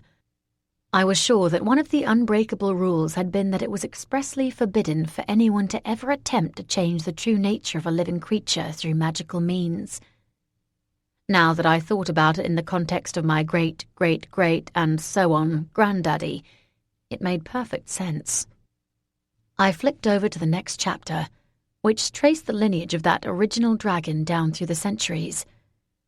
Many of the original women who'd been unfortunate enough to have caught the eye of the first ever Draco Weir had died in childbirth, their babies along with them. Enough had survived, however, to continue the line, albeit diluting the Weirm blood as they went along. The anonymous author of the book speculated that many important figures throughout history could claim to be of the Draco Weir, suggesting, although not offering much in the way of proof, that people like Boadicea, Julius Caesar, and Genghis Khan all benefited from the power of their blood and heritage. The people they slaughtered didn't benefit much from it, I thought. Not that I didn't admire some of what they'd achieved. The second chapter ended with the author surmising that the reason the Draco Weir had virtually died out by the turn of the 19th century was that their combative nature and dwindling powers caused the majority of the species to involve themselves in too many situations that resulted in their deaths at a young age. There was also the implication that many of them had been hunted down and bled dry, due to various otherworld creatures desiring the power of Draco Weir blood for themselves. I thought of Iabatu and nodded to myself. It didn't appear that much had changed in the last 200 years or so. Pushing the papers aside, I wandered into my little bathroom and leaned against the sink, staring at my reflection in the mirror. Clearly, in terms of the whole nature versus nurture debate, nature was winning as far as I was concerned. My innate temper did indeed lead me into many situations which I would be wiser to avoid. Of course, I doubted that many of my ancestors had enjoyed the option of anger management counselling. Perhaps being able to avail myself of such things meant that I'd be more successful at life than my forebears. It occurred to me that I should probably make an appointment to continue with the sessions. Anything that would help me stay in control, even if only minutely, could be a good thing. With that thought in my head, I decided to leave the rest of the book for now, and see what else I could procure to help myself. I picked up my backpack, first extricating the vampire books from it and placing them in a corner to be read carefully at a later date, and headed outside. Once I was out on the pavement, I glanced carefully up and down the street. It was filled with shoppers, few of them paying me any attention. It appeared that my pleas the night before had been heeded, as I couldn't see anyone, otherworlder or otherwise, keen to follow me around. Excellent. Instead of turning left towards Clava Books as I normally would, I headed right.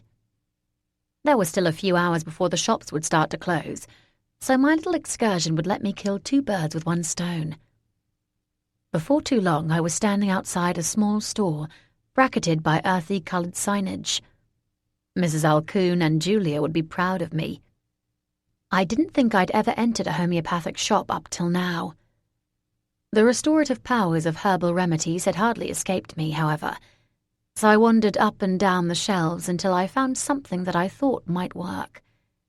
A small bottle filled with a viscous liquid and a label that proclaimed itself as Temper Soothe.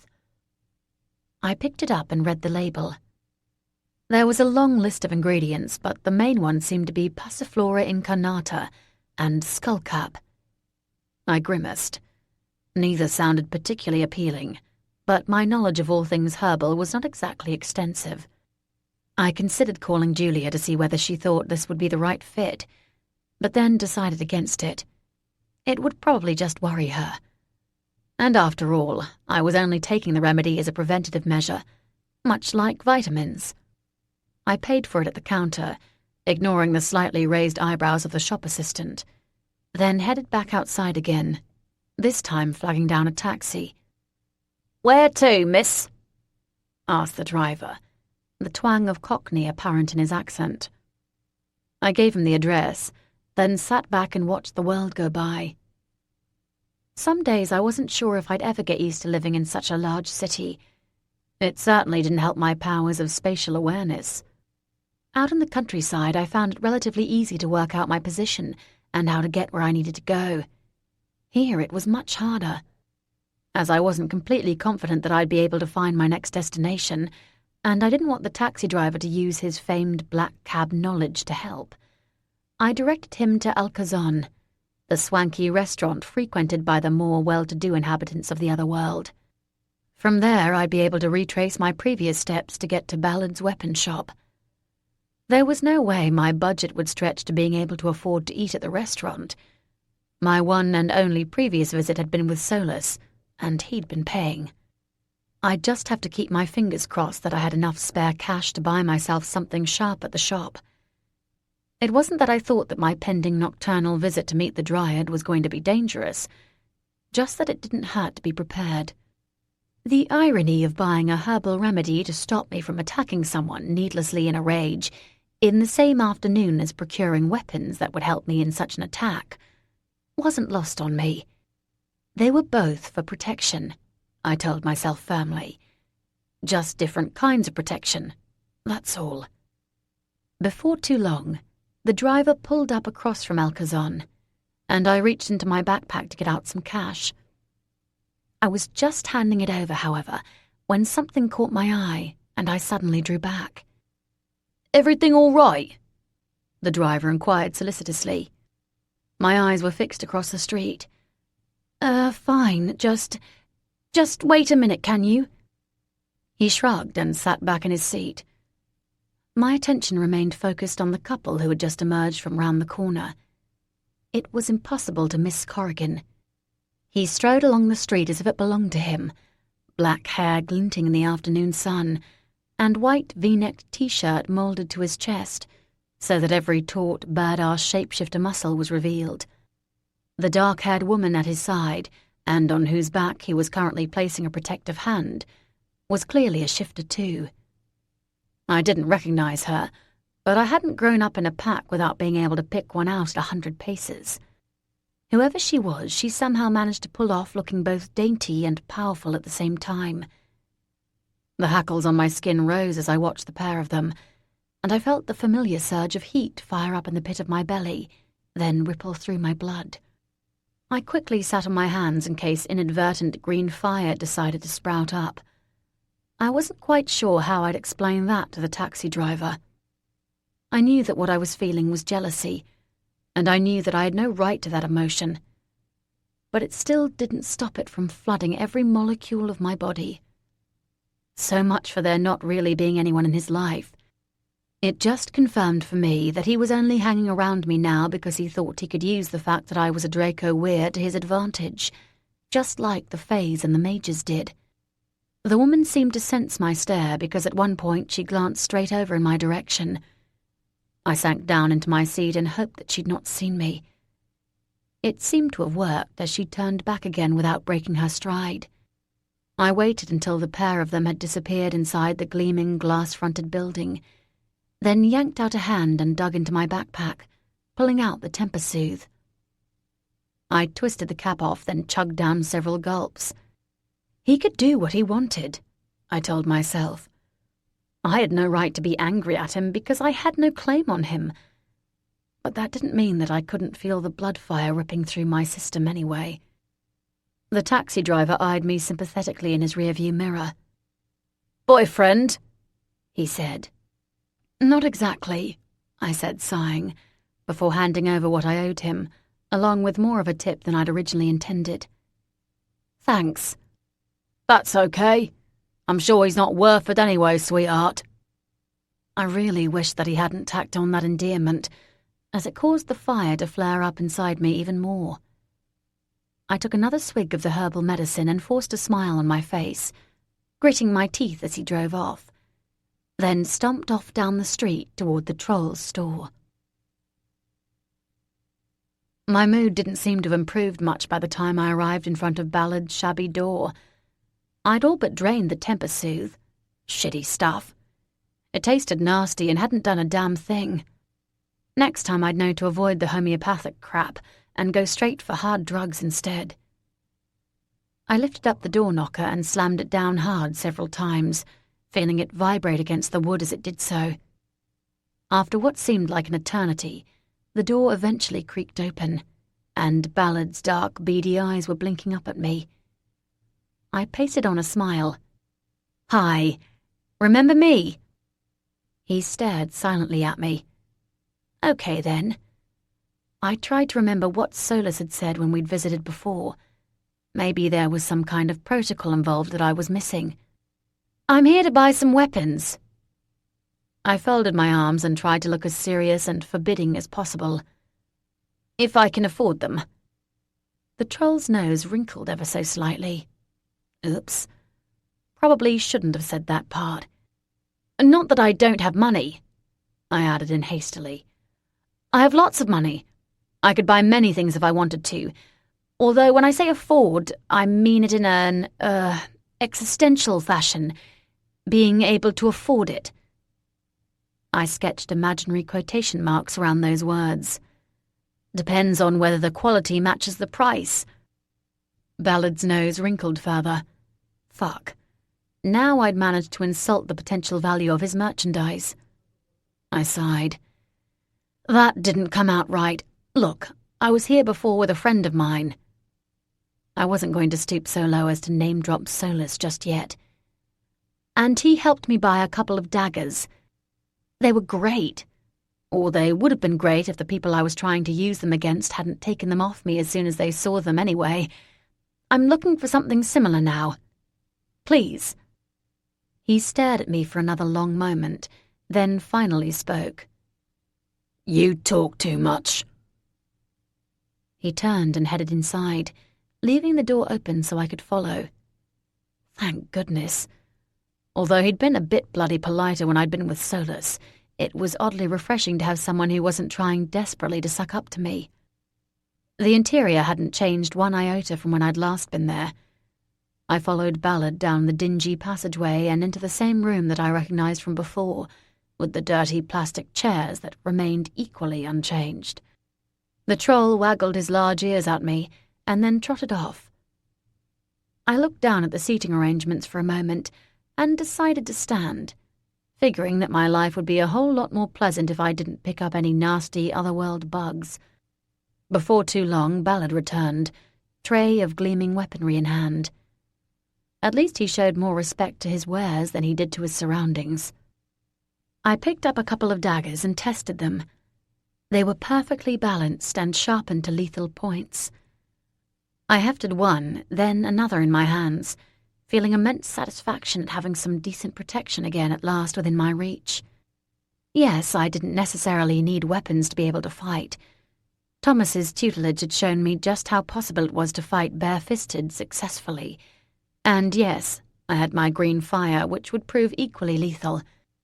If push came to shove, I could also transform into a dragon again. Although, as I'd already pointed out several times to myself, that wasn't a route I particularly ever wanted to go down again. Despite all these things, the familiar feeling of safety that holding daggers again gave me was heartening. Sometimes the old ways were the best. The fact that they were silver, and therefore even more potentially lethal to shifters, was equally satisfying. I imagined myself hurling one through the air at Corrigan.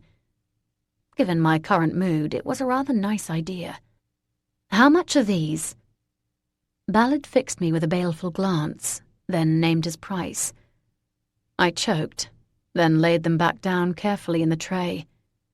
Damn it. Didn't he know there was a recession on? Do you have anything, cheaper? These are the cheapest. He swept his eyes over me from head to eye with a disdainful glance. I smarted.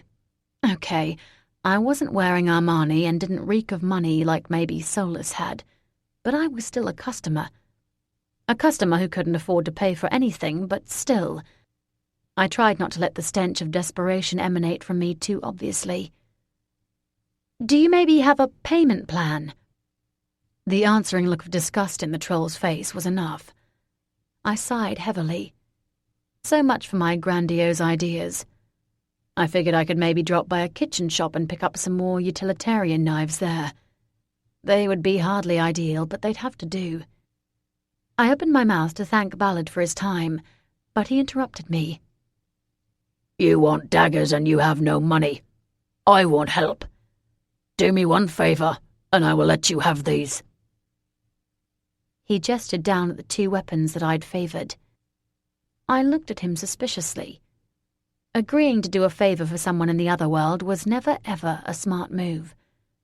And while I might not always be its most intelligent inhabitant, I wasn't completely without my wits. What kind of favour? He barked out a laugh. Nothing too onerous, little girl. I'm a troll, not a fae. I have a competitor on the other side of the city. Her name is Wold, and she is undercutting all my prices and driving away some of my best customers. I felt a flicker of guilty hope inside me. Maybe I could find out where this Wold was and get some decent daggers from her instead. If this little troll was going to continue to call me little girl, then I had little compunction about going to his competitors. Ballard continued. I don't trust her, particularly because, as far as I can tell, she is just a front. There is no way that a batty-bat runs a successful business. A what? He looked annoyed at being interrupted. I put my hands up in placation. Okay, sorry. I'll look up batty-bat on my own. I'll give you these, and you will find out who is behind Wold's shop. This will be our payment plan. And if I take them and then don't manage to find out who Wold's backer is?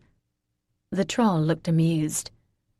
Then I will take my knives back, with interest. I didn't really want to find out what interest the little shopkeeper would be after. I had no doubt that he had many tools at his disposal to make good on such a threat. He wouldn't be running a successful otherworld business otherwise. And yet what he was asking didn't really sound that hard at all. A little bit of digging and a little bit of watching, and I was pretty confident I could get an answer for him. Having Ballard as a sort of friend might, in retrospect, be a better idea for my future prospects than anything else I could currently think of. I nodded to him decisively. Okay, then. Is there a time frame? He shrugged. A week sounds reasonable. That indeed sounded very reasonable. I wondered if there was something about the batty-bat species that I clearly didn't know about, and that was going to make this a more complicated task than it appeared on the surface. I guess I'd find out sooner or later. It's a deal. I spat on my hand and held it out to the troll. He did the same, grasping mine in his. I will see you back here in 7 days' time, then, Miss Smith. I stared at him, suddenly startled. He gave a short chuckle. I deal with dangerous customers. Do you really think I wouldn't take the time to find out who they are first? That made sense. This was one canny troll, though. I'd have to watch my step around him. I picked up the daggers and then realized stupidly that I had nowhere to put them other than inside my backpack, where they'd be difficult to reach in a hurry. Ballard snorted and threw me some kind of leather-strapped device. Here, on the house. I wouldn't want you to lose these weapons as quickly as you lost the previous ones. It attaches round your back so that a short-sleeved t-shirt can still conceal them. It's much more effective than arm braces. He arched an eyebrow at me. Arm braces being what I would normally use. There was definitely more to this troll than met the eye. Before I could make any more comments on his astuteness, however, Ballard bowed to me. I will give you some privacy to put it on, and then you can show yourself out. It's been a pleasure doing business. Likewise, I murmured, watching as he turned and plodded heavily away, then closed the door and quickly stripped off my t-shirt in order to get myself properly kitted up. Chapter 6. A few hours later, I stepped off the train at Hampstead Heath Station. The weight of the daggers against my back felt comforting.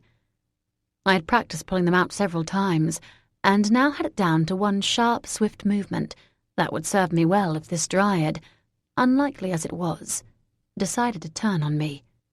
My head was a bit foggy, and as I walked through the darkened park, I felt somewhat sluggish. I'd been trying hard not to think about Corrigan and his latest date, but annoying recurring images of the pair of them kept flashing through my mind.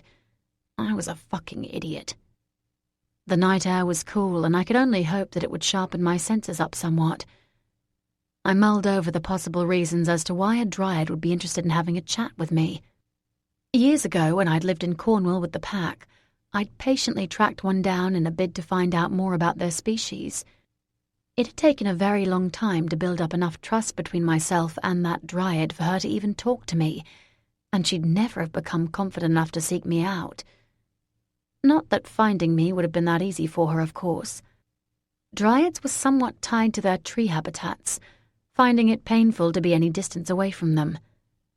The mages had seemed somewhat oblivious to this fact, using them to practice kinetic spells on with their students. I'd tried to encourage them to stop it, knowing how traumatic it was for the Dryads, but it ended up leaving the academy before I'd had much success. It was theoretically possible that was the reason why Atalantia was trying to talk to me. Maybe she thought I had enough clout with the mages to make them cease such practices altogether. It wasn't clear how she could possibly know that I'd been trying to help them in the first place, of course, though.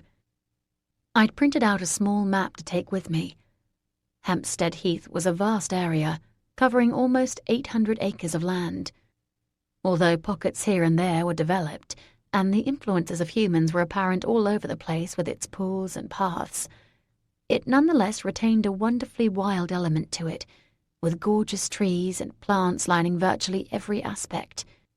I was aware that certain areas of the heath were used for cruising for random sexual encounters, but I was pretty sure that I wouldn't be anywhere near those sections.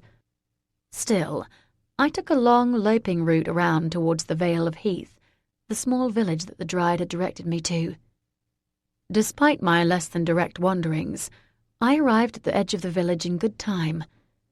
The moon, although not yet full, was high in the sky, and the night was clear. I sucked the clean air deep into my lungs.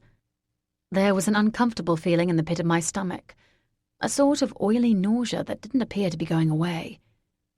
If I didn't know better, I'd have thought that it was shaky butterflies of nervousness. Yet there was no reason to be feeling that way. I shook my head, trying to clear away the clouds that still lurked there, and hoped that I wasn't coming down with some kind of summer bug. Between this meeting and the promise I'd made to Ballard, the last thing I needed was to start feeling ill. I began heading east, following the tree nymph's instructions and counting out my steps. Remaining wary of my surroundings, I paused at irregular intervals to double-check that I wasn't being followed. Everything, fortunately, seemed clear. When I finally reached a count of 500, I stopped and hunkered down, preparing to wait for the mysterious appearance of Atlantia. I didn't have to wait too long. Just as my eyelids were drooping heavily shut, the effort of keeping them open proving to be just a little too much, a voice drifted down towards me from one of the ancient trees. "Are you tired?" It was melodious and light, but held a note of doubt. I pulled myself to my feet, muscles tensed and hands by my sides, ready to yank out Ballard's daggers should the need arise. "No, yes, a bit.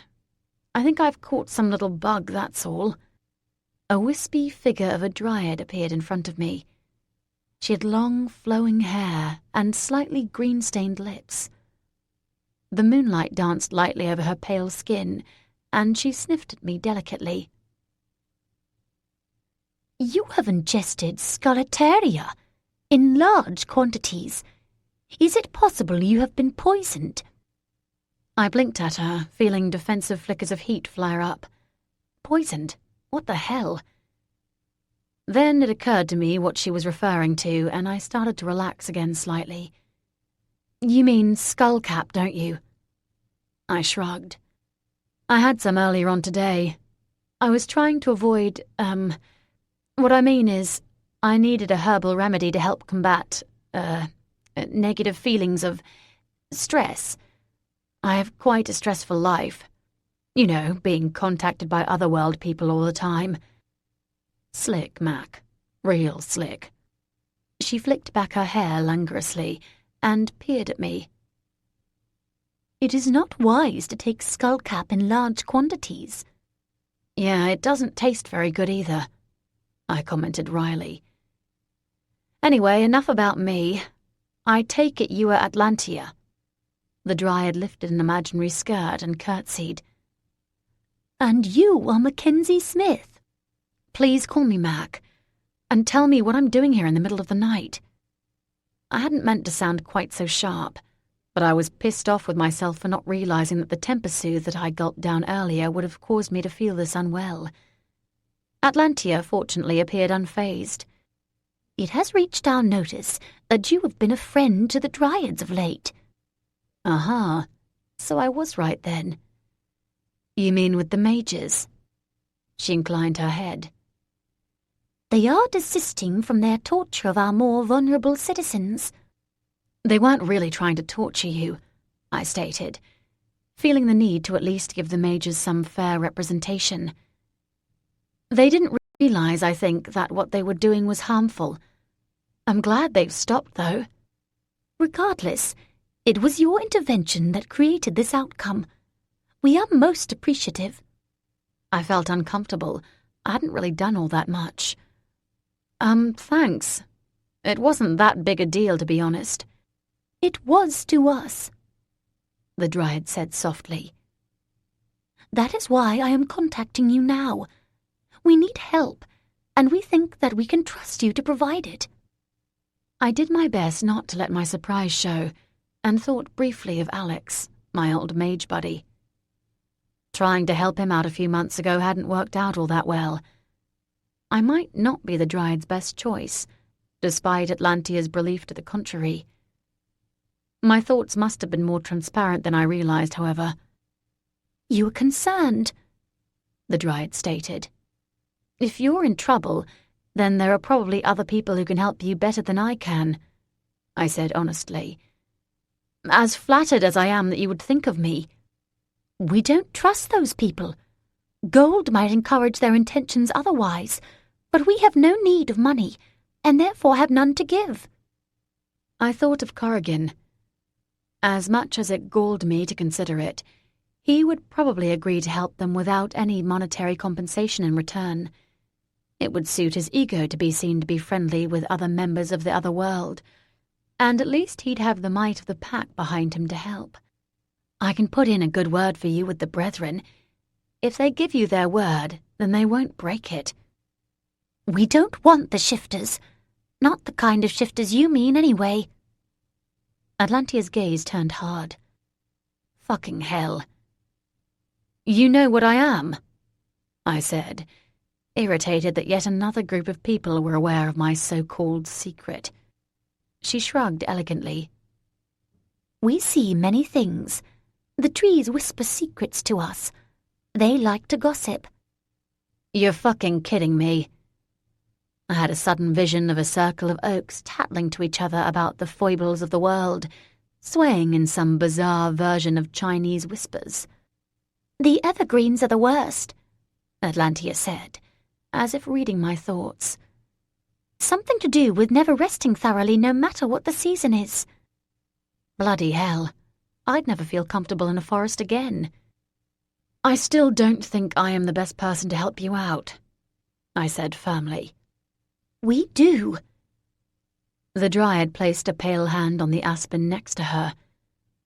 The trees do. Well, far be it for me to argue with a piece of wood, I said sarcastically. Atlantia's gaze turned disapproving. We will help you in return. It's not that I need something in return, it's that I might not be the best person to help you in the first place. Things don't always work out that well when I'm around. We have faith in your abilities. Besides... She flicked her hand casually across the night air.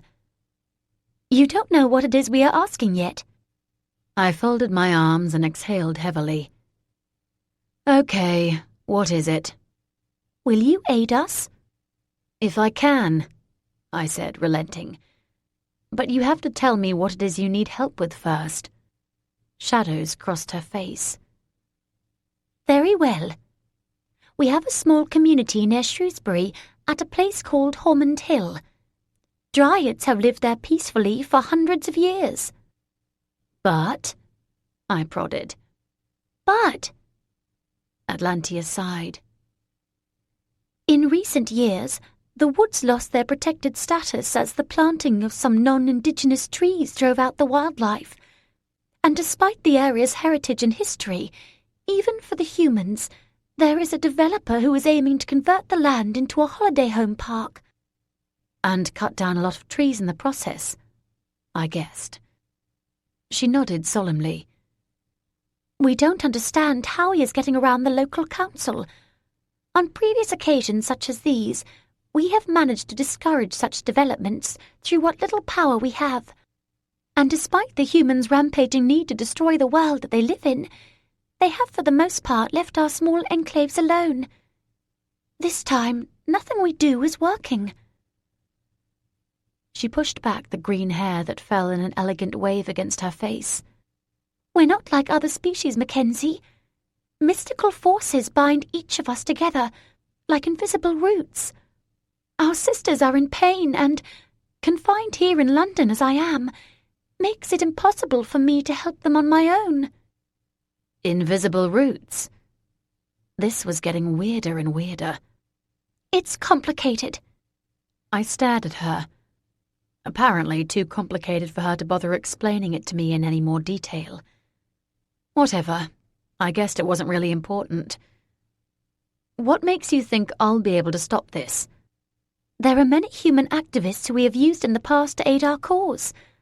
This time, for reasons unknown, we are unable to rouse them into action.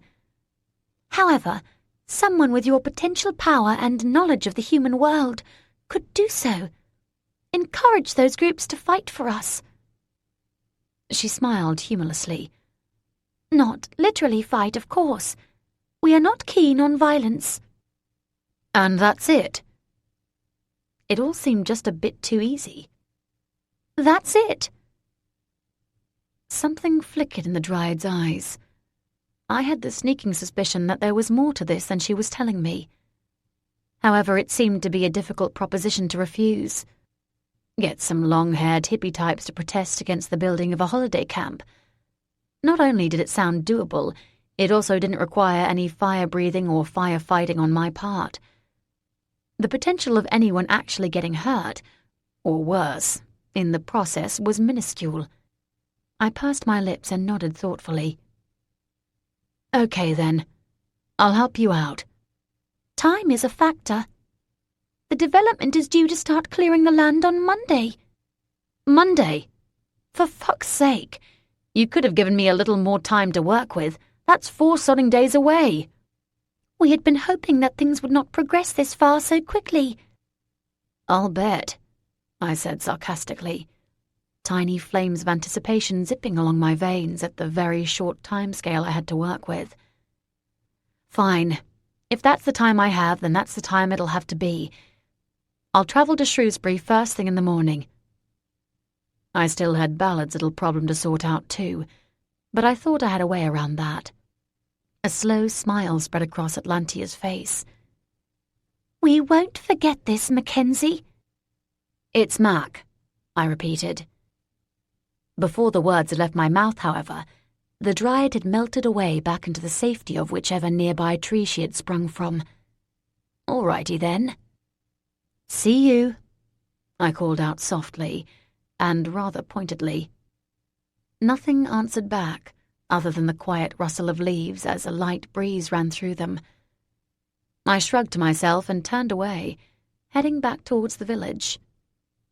I wasn't quite sure what I'd been expecting of her, but it certainly hadn't been a plea for help. I had to admit rather selfishly that it felt good to be needed. The trees were casting elongated shadows across the path, making me wonder exactly how many Dryads there were inhabiting this park, and whether Atlantia was their de facto leader. The politics of tree nymphs were not something I'd ever previously considered, or indeed the politics of trees either. I chewed my bottom lip and cast a wary eye up at the branches overhead. So, I said aloud, my voice sounding strange in the relative silence of my surroundings. If you lot gossip so much and see so much, do you know who really killed JFK? The trees didn't answer. Maybe they couldn't communicate across continents and didn't know. Is Lord Lucan still alive? There was an unremarkable lack of response. My head was starting to feel woozy again, so I looked back down to the path, trying to make sure that I didn't trip on any low-lying plants or roots as I walked. First sign of madness, Mac, I told myself, although that probably wasn't accurate. The first sign of madness was no doubt overdosing on a fucking herbal remedy. I was still musing over my innate stupidity when, without warning, an arm grabbed me from behind, latching itself around my neck.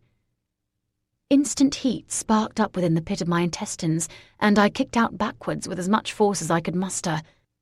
My reactions must have been dulled, however, and my movement slow, as my attacker easily dodged it, and began to squeeze harder until I was fighting for breath. Fuck! I forced myself to stay calm and not panic. Whoever was behind me was tight up against my back, making it difficult to effectively maneuver. Thinking quickly, I used my left hand to clutch at the suffocating hold around my neck, then lashed out with my right to where I assumed my attacker's head was, slamming my palm upwards in a bid to connect with their nose. As expected, my hand was blocked with ease, but as soon as I felt the answering smack, I wrenched my left hand upwards and behind, getting purchase on the hilt of one of Ballard's daggers that was strapped back to my back, and managing to slide it out, twisting the blade as I did so in order to slash whoever was brave enough to think they could take me on. There was a hiss of pain as my plan worked, and the chokehold loosened, allowing me to pull myself quickly out from under it and spin to meet them head-on. My eyes narrowed when I realized who I was facing. I probably should have found the time to at least flick through one of those vampire books. "What the fuck do you think you're doing, Aubrey?" His blood-red eyes stared at me, unblinking, and he laughed without humor. "I'm looking for a pet. I thought maybe a hamster would do." I tightened my grip on the dagger, judging where it would be best to throw it. As a vampire, I knew I would find it nigh impossible to kill the prick, short of staking him or ripping his head off. But I was confident I'd be able to do him some damage at the very least. Sure, I'd ripped off Trial's head when I'd been in dragon form, but that was a route I wasn't prepared to go down unless I really had to. Not that I was even convinced that I'd be able to shift at will. I hadn't ever tried. Still, without looking, I was happily aware that my familiar green fire had already sparked up my fingertips. Maybe I could barbecue the bastard. I kept talking, trying to distract him. "You know I'm not actually a were-hamster, right?" "No shit," Aubrey drawled, without a trace of tension in his voice. "Even if I hadn't already wetted my lips on a drop of your blood, the fact that you've had the beasts, the wizards, and the fairies watching you would suggest that there's more to you than meets the eye." He bared his teeth. "I knew if I was patient enough they'd eventually disappear, though." I decided that I could probably aim the dagger straight at his jugular. That would incapacitate him long enough for me to then light him up with fire. "So what's this about? You want a drink?" He ran his tongue around the edge of his very sharp and very white teeth. "I've been able to think of little else since that morsel I had of you back in February. Now I'm going to have a lot more." The obvious hunger in his voice now sent a shiver down my spine. I'd have to kill him now. What a shame. I opened my mouth as if to retort further, then let the dagger fly, too quick for him to react. Unfortunately, with my senses dulled as they were by the overdose of Temper-Soothe, my aim was off by just a fraction. It was enough, though, to miss his throat entirely. I flicked my wrist instead, in order to send out a stream of lethal flame towards him, and then watched, my stomach dropping, as the fire fizzled out in a cloud of smoke. Oh, shit. A wave of lightheadedness spun through me, and for one single heartbeat I stared at Aubrey while he stared at me. Then I spun round and ran. When I wanted to, I could sprint as fast as any human. I knew that the bloodsucker would be faster than me eventually, though, so I'd have to reach the safety of the village before he caught up. My heart was pounding in my mouth, and adrenaline was burning through my system. I'd just have to hope that it burnt through the lingering traces of the skullcap pretty fucking quickly, too. There were a few trees around now. Not that either they or the dryads would be much use against the might of Aubrey. I was on my own.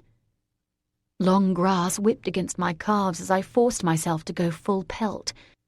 The lights of the Vale of Heath flickered into view, and I put my head down and gave it everything I had, faint relief sinking through me at the impeding safety that the potential human witnesses could offer. It might be the dead of night, but it was just possible that someone was awake. Even Aubrey in his current mode of absolute predator wouldn't risk being seen by someone.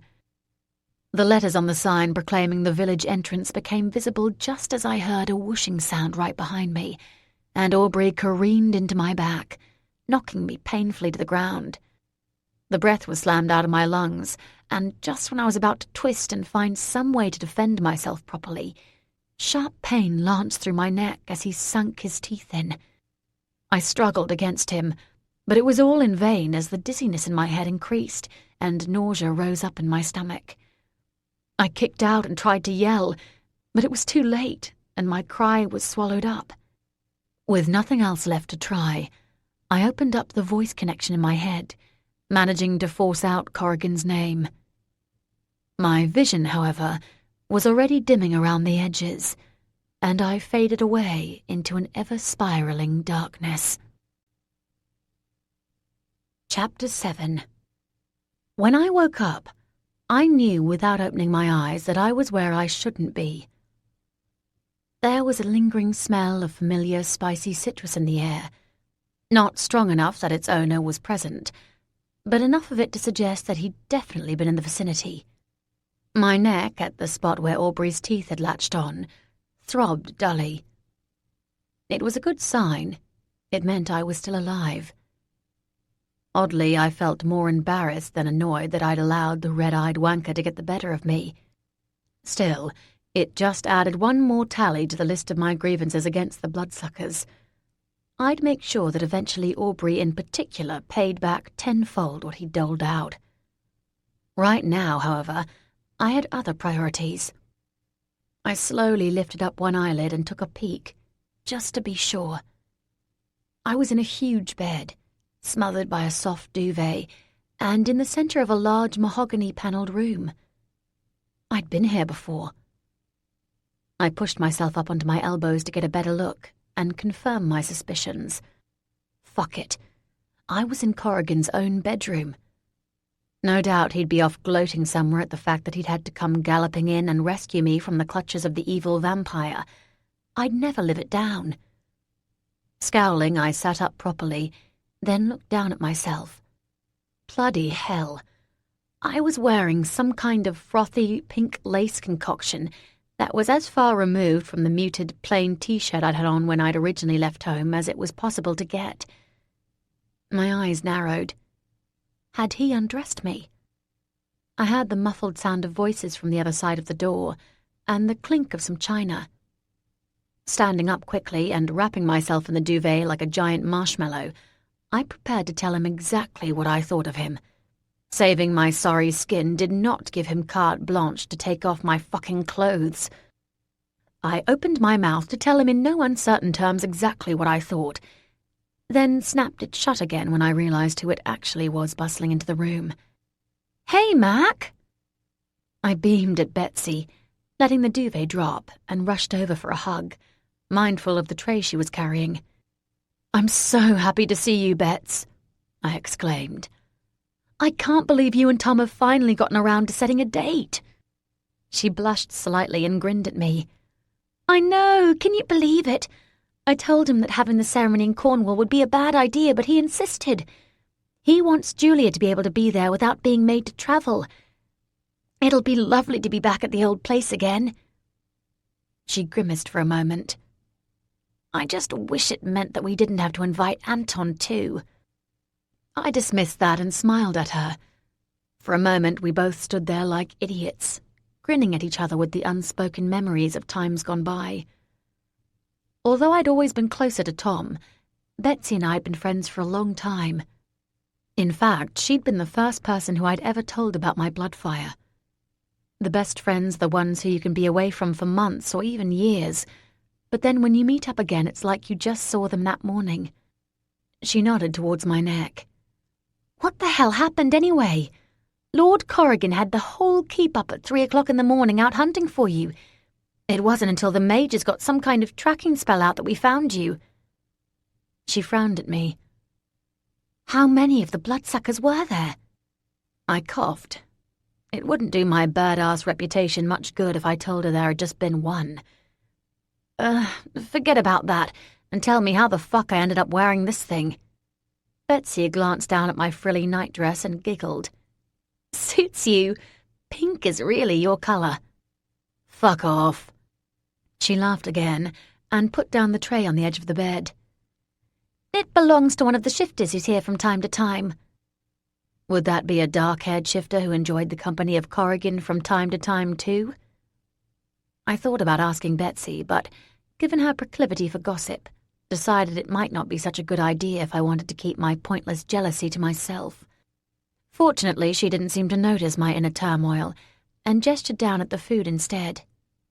Here, you should eat something. I got you some good coffee, too. My stomach growled, and I grabbed a roll and started nibbling away at the edges. It's great to see you, Betsy, it really is. But I need to get my clothes and get out of here. I've got 101 things to do. Betsy stared at me. You can't go. I stopped chewing. Oh, yes, I can. Mac, Lord Corrigan gave strict instructions that you were to be kept under guard at all times. He was all for storming straight round to the vamps, in fact, but this old wizard guy convinced him that it would be better to wait till you came round to find out what actually happened and who it was. I figured that the old wizard guy was the archmage. Brilliant. As if I wasn't being pestered enough by the lot of them already. So where is his Lord Furriness now, then? He stayed with you until it was clear that you were going to be all right. Then he left to go up north. She wrinkled her nose. There's been a lot of bother with a group of rogues recently. He's gone to try and sort it out. Score one to me. It would be a hell of a lot easier to get out of here if Corrigan wasn't hanging around. And the archmage? Betsy looked confused. The old wizard guy. Her expression cleared. Oh, him. I think he's downstairs talking to Staines. I chewed my tongue and thought for a minute, then looked over at my old friend. I hated to do this, but I didn't have much choice. I really did have things to do. You know, Betsy, you're right. I should stay. In fact, I'm actually starting to feel a bit ill again. Maybe I should lie down for a few more hours.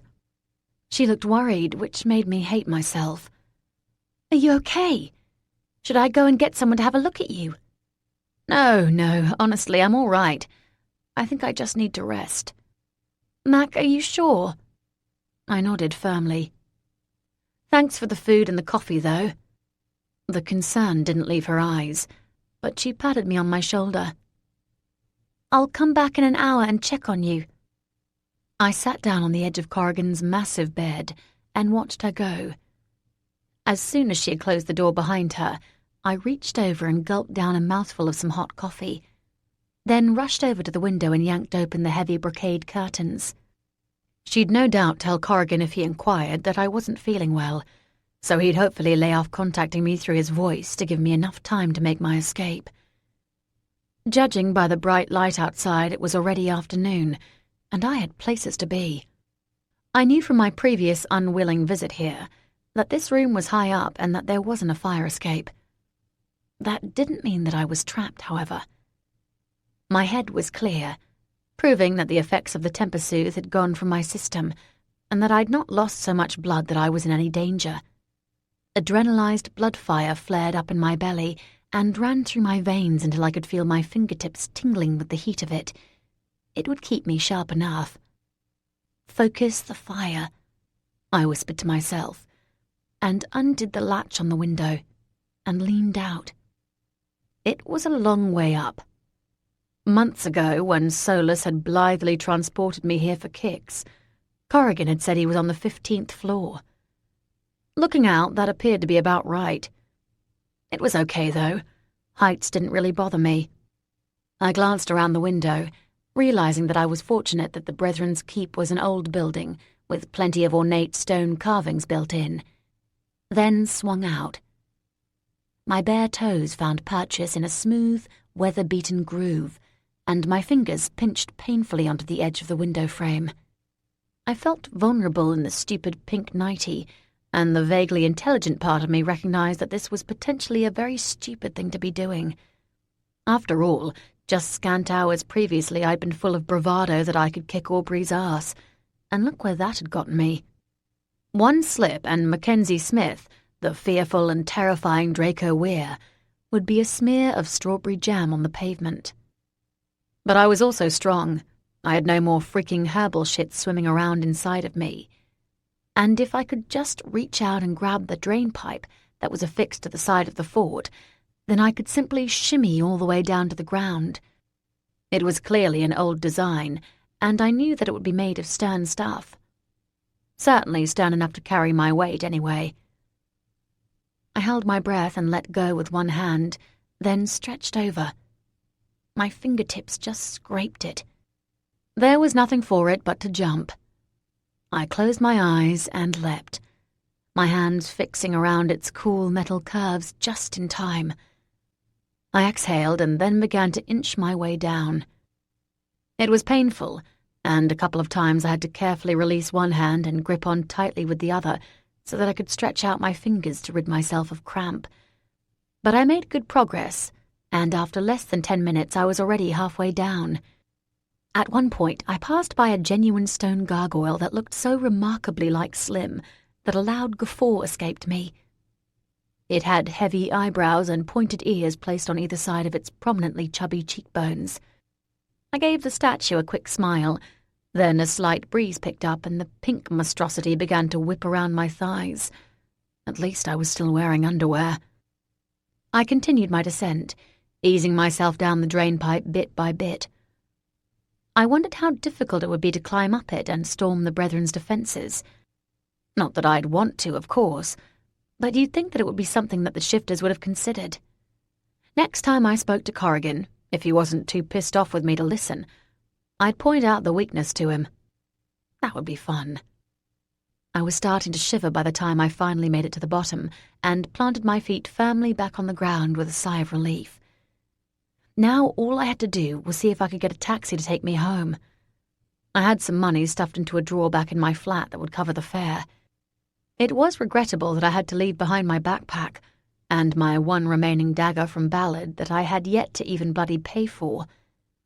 Having to spend hours arguing my way out of the keep had just seemed too tiresome, though. I could retrieve my things later. I turned round to face the road. "Spider-Man would be proud," drawled Solus. "I'm not sure your costume matches up to his, however."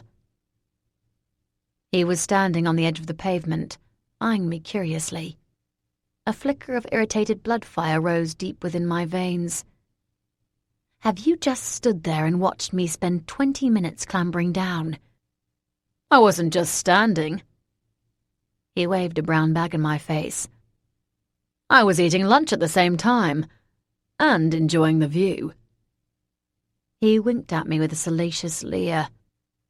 "Picnicking on the side of the road doesn't seem to be your style, Solus." I glanced anxiously up and down the pavement, nervous that some shifters would appear. I was also trying not to be too irked that the bloody Fae in front of me hadn't decided to help me get down. I concentrated on pushing the ember of heat back down again. "It's not." He flicked his hair back and sniffed rather imperiously. "However, when I was told that my good friend had been attacked by vampires, I had no time to do much more than rush here and make sure you were all right." He patted his flat stomach. "But I have to eat." "Why aren't you inside with the others?" A sheen of angry dark purple flashed across his eyes, although it was gone so quickly I almost thought I'd imagined it. "The shifters and the majors didn't see fit to invite us to the party. I expect the only reason the witches are there is because your muscle-bound lord couldn't find you without their help. I'd have found you quicker than they could have." I watched him curiously. "Is your nose out of joint because they didn't come to you?" "If you had but whispered my name, then I'd have been by your side, Dragonlet. I'm hurt that you didn't think of me." "I guess I didn't have time to bargain for what you'd want in return. And my fucking name is Mac." I didn't have time for this. Unfortunately, there was still no sign of any taxis. I moved away, trying to put some distance between myself and the keep. Solus strolled along beside me, hand covering his heart in mock pain. "I am wounded that you would think I would do such a thing." "Are you kidding me? Every time I've asked you for help, you've needed something in return. That's fine, Solus, I'm happy with that arrangement, but don't be pissed off because just once I went to someone else. Anyway, I thought you could track me through my blood and knew when it was being spilled." "Only if it hits the ground, Dragonlet. Your new vampire friends clearly weren't messy enough eaters to let that happen." I grunted. Whatever.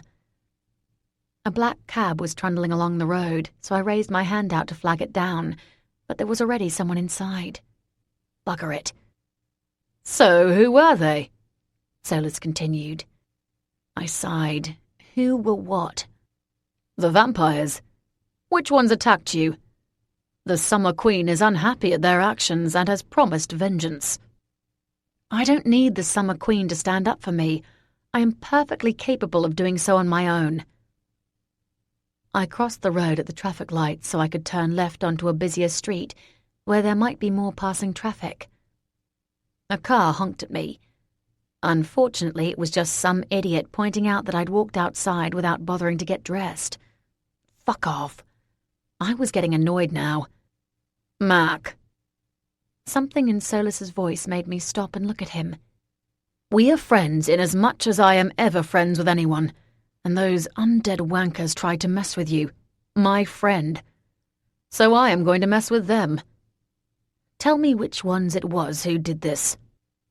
Jeez. I blinked at the Fae in surprise. "What?" he said. "Do you think that just because I'm a Fae I can't feel a bit of loyalty towards someone?" "No," I said, although that was pretty close to the mark. "I just didn't expect you to take it so personally. And it's okay. I will deal with him later." "Him? You mean there was only one?" The disbelief in Solus's voice was vaguely ego-boosting and vaguely embarrassing all at the same time. "I meant them," I muttered, unwilling right now to tell him that there had just been one sole vamp who had truly kicked my ass. It was becoming ridiculous that I was getting more embarrassed at myself than angry at Aubrey. "Look, Solus," I said. "You understand the concept of promises, right?" The Fae nodded at me. "Well, then I've made a couple of promises that need to be fulfilled pretty fucking quickly.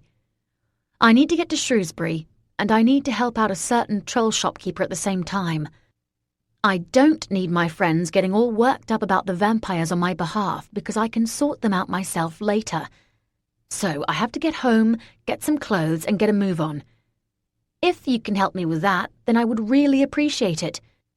If you can't, then get out of my fucking way."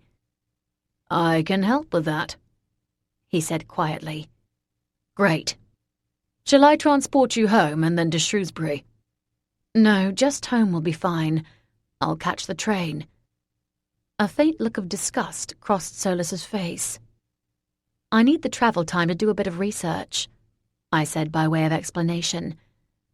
I also didn't want to spend any more time throwing up thanks to supernatural travel than was absolutely necessary. "I see. I assume that due to the manner in which you exited the Brethren's walls, their furry lord doesn't know what you're doing." "That would be correct," I said primly. Another car drove past, horn blaring as its occupants caught sight of me. Some guy leaned out and wolf whistled. Solus didn't look at them, but he jerked his wrist, and there was a loud bang as the rear tire burst, and the car skidded off to the side, slamming into the side of a nearby building. I smirked. "Well, in that case, I can still have a little fun." His eyes danced mischievously. "Hold on tight, Dragonlet." I clutched onto his arm and took a deep breath. The air flickered for a moment, and then I was standing inside my flat, alone, bile rising in my throat. I did my best to force it down, then hurried into the bathroom to pull on some clothes and pick up some bits and pieces. Thank goodness for the Fae. At least they had some uses. And I didn't want to admit to myself just how touched I felt by Solus's anger on my behalf. With my trusty backpack still back at the keep, I had to make do with a plastic bag. Figuring I probably still had a bit of time before my disappearance from the keep was noted, I threw in a change of clothes and my laptop, then spent a heartbeat looking down at the Fae translation. I decided I wouldn't risk losing it, so I shoved in the larger of the vampire books instead, along with a small wash bag containing a few essentials. A hammering on the door made me jump. Fuck. I thought I'd have more time before either the mages or the shifters caught up to me. I wondered if that meant that they had my flat under surveillance again. Well, they couldn't stop me from going to Shrewsbury. I'd promised Atlantia that I'd help her out, and that was what I was going to do. I'd already lost more time than I'd intended by spending most of the day sleeping in Corrigan's bed. My own problems would just have to wait for now. I stalked over to the door decisively and wrenched it open. Instead of who I was expecting, however, there was the hunched-over figure of a man, leaning against the wall and clutching his stomach. What the fuck? I peered at him. Can I help you? He looked up, his brown eyes meeting mine. There was something remarkably familiar about him, but I couldn't quite work out who he was or where I'd seen him before. Regardless of his identity, there was a seething hatred emanating from every pore of his body, and it was directed entirely at me. "You did this," he spat. What? I stared at him, utterly confused. "You fucking did this," he repeated. "What did you do?" "Sorry, I don't know who you are." "And get off my bloody porch," I thought irritably. "I'm in a hurry." He pushed himself off the wall and reached out, snatching the collar of my t-shirt in his fist. I was more surprised than alarmed, but when he brought his face up to mine, I could feel the colour draining out of my cheeks as I finally recognized him. Bloody hell. It was Aubrey. Chapter 8. I stared at him, shock and disbelief mingling in my veins. "Your eyes, they're not red, and your skin, it looks..." My voice trailed off. It looked fucking healthy, like a human's. I reached out and gently prodded his cheek, then drew it back quickly. "It's warm." "It's daylight. I walked here in the fucking sun. I've not done that since 1851. Aubrey let go of my t-shirt and sank backwards, virtually tripping clumsily over his own feet. "You did this," he howled. "You tricked me as soon as I'd finished drinking the cramps started, and now—" He gestured hopelessly down at himself. "Now I'm human." I began to laugh. I couldn't help myself. It started off as a sort of muffled wheeze, then built up until I was gasping for breath and tears were starting to run down my cheeks. "Oh my God! I thought that you were going to kill me, and instead I've ended up killing you." His dark brown eyes narrowed at me in pure malevolence, which just made me laugh all the harder. "Do you have any idea how much fucking pain I'm in? It hurts everywhere. I'm 183 years old, and I have never felt pain like this before. And I'm so weak. It's like the strength has been completely sapped from me. What did you do?" "Hey," I said, still full of mirth. "You brought this on yourself. I did nothing. I'm purely an innocent bystander." "I tasted your blood before. Nothing happened.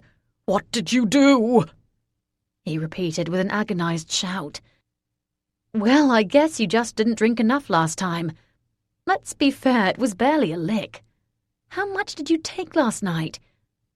How much does it take to kill someone?" I congratulated myself on staying calm and not taking this opportunity to beat the shit out of him. "I wasn't trying to kill you. I just wanted some blood. You're still alive, aren't you?" "And now so are you. Welcome to the land of the living, Aubrey. I picked up my bag and made to move round him. Now, if you'll excuse me, I have a prior appointment to keep. He straightened up, although I could tell it was an effort for him to do so.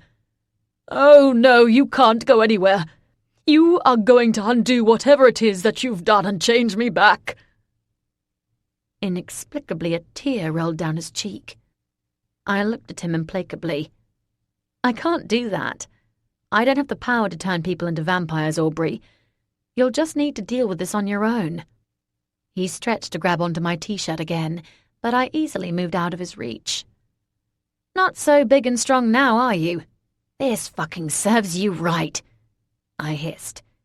If it wasn't for you and your antics with the palladium, then my friends would still be alive. I'm not about to forget what you did, you wanker. All I did was give it back. I didn't fucking kill anyone. A second tear joined the first. He made no move to wipe either one away. It appeared that human Aubrey was struggling to keep hold of his emotions. It made a change from the cold-hearted bastard who I'd previously met. Whatever. His sudden transformation into human form negated the need for me to search him out and get my revenge for what he'd done both at the academy and at Hampstead Heath. I was done. I turned round and shut my door, making sure it was properly locked. My key was still in my backpack, so I'd have no way of getting back inside again without first retrieving it from the keep. I figured that I'd worry about that when I returned to London. Sending a beaming smile towards the now former master of the undead, I sidestepped past him and walked out. You're not going anywhere without me, he screeched from behind me. Try and stop me then, I shot over my shoulder, casually. He lunged towards me, and yet again I easily dodged his grasp. Sinking down onto his knees, he covered his face with his hands and began to sob. I felt the faintest twinge of sympathy inside me, just a tiny flicker, and crouched down next to him.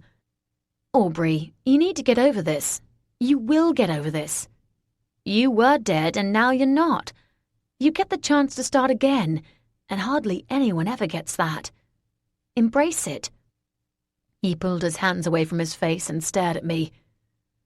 You're a fucking idiot. Do you have any idea how much power I have as a vampire? How much influence? I don't want to be a human. They're just pathetic.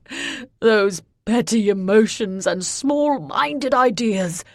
They're just animals. His tears were running unhampered now. The flicker of sympathy I had inside me died in explosive death, and I stood back up. And now that's you. Enjoy, I said coldly. I turned on my heel and walked out. Clearly he was as much of an unpleasant human as he was vampire. I guessed it was mildly interesting to note that being a prick didn't necessarily come with being a bloodsucker, that it was much more innate than that. I shrugged. At least it meant he was no longer my problem. I was halfway down the street on my way to the tube when the inevitable happened.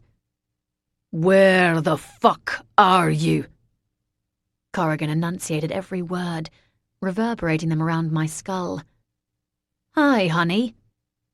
Mark, I swear to God, if you don't tell me where you are so I can come and get you, then I will hunt you down and kill you myself.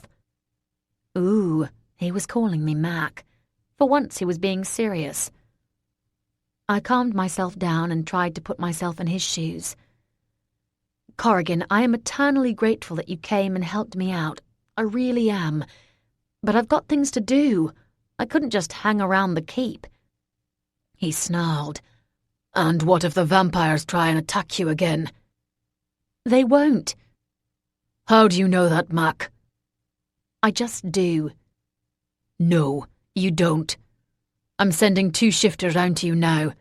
They will be with you round the clock to ensure that nothing like this happens again. What the hell were you doing in Hampstead Heath in the middle of the night anyway? Something inside me snapped. It's none of your fucking business what I was doing, and you can send round the whole of the sodding brethren if you want. I'm not there. I told you I've got things to do. Now stop treating me like a child and piss off back to your little shifter girlfriend so I can get some peace. Silence rebounded back at me. For a moment I thought he'd taken the hint and broken the connection. But then he spoke again, with an underlying purr apparent in his voice. You're jealous. No, I'm not. The lie was so obvious it made me cringe. I don't have any shifter girlfriends, kitten. I don't have any girlfriends. The reason being that I'm waiting for you to come to your senses. Come to my senses? Because the only sensible thing to do is to date you. I cannot believe your arrogance. Leave me the fuck alone. You really do have the most atrocious language. I wonder what it would take to get you to stop swearing so much. His voice was calmer now, but somehow that made him sound all the more dangerous. Corrigan, I began. He interrupted. If I pushed you up against the wall, let's say the wall of my bedroom that you're now becoming intimately familiar with, and then started at your neck, kissing that smooth skin from the edge of your collarbone, then up, all the way up to your lips, and then had one hand in your hair while the other unbuttoned your shirt, would you stay quiet then? My mouth went completely dry. A booty call was absolutely the last thing I'd expected. What? Corrigan continued, taunting me softly. Cat got your tongue. I tried to gather my wits. I don't have any shirts. I only wear t-shirts. The words were out before I managed to think twice about them. I groaned inwardly. That was it? Really? The wittiest reply I could come up with was that I didn't have fucking buttons. I tried to dissemble further. This is a completely inappropriate conversation, my lord. I've told you not to call me that. But I tell you what. Act as if I really am your lord and do what I say. Go back home so I can make sure that you are properly protected. Oh, sneaky. Well, it wasn't going to work, even if all my thoughts and emotions were all in a sudden muddle. I drew myself up and slammed my hand against a nearby lamppost, gaining a shocked look from a nervous passerby. I have told you I don't need your protection. I heard him sigh in my head. You have got a posse of vampires after your blood, Mac. You need to put your ego aside and stop acting like a suicidal maniac. I gave up. It's not a posse, Corrigan, it's just one, okay? One fucking vampire. You let one vampire get the better of you. His voice dripped with disbelief. The shame. Let's just say that I wasn't feeling very well, all right? And he won't be a problem anymore. Is he dead? Not exactly. He roared in my head, a sudden psychotic shifter turnabout. Then for fuck's sake, stop thinking that you're invincible. I winced at the explosion. I don't think that. He really is not going to bother me again. I felt a tap on my shoulder and turned round. Human Aubrey was standing there with a weak grin on his face. Bloody hell. I have to go now, Corrigan. Mackenzie. You should get someone to check out the exterior of the keep. If I can climb down the outside, someone else can sure as hell climb up. It's a weak point in your defenses. He snarled in my head. You fucking climb down the keep? From the 15th floor? Bye, Corrigan. I broke off the connection, then fixed my attention on Aubrey. What do you want? I don't have anywhere else to go, he whined. And that's my problem, how? I twisted away from him and walked down the steps to the train station. He trotted beside me. Please, let me come with you. I won't be any bother, but I can't stay in London in case the others find out that I'm not a vampire anymore. He clutched at my arm. They'll rip me apart and feast on my innards if they find out I'm suddenly a human. and I mean that literally. I know what I said before about humans was stupid. I'm sorry, I'm so sorry. Maybe you can teach me how to be a better person. Now that I'm human, I need someone's help. I don't know how to act or what to do. I might do something stupid and someone innocent will end up getting hurt."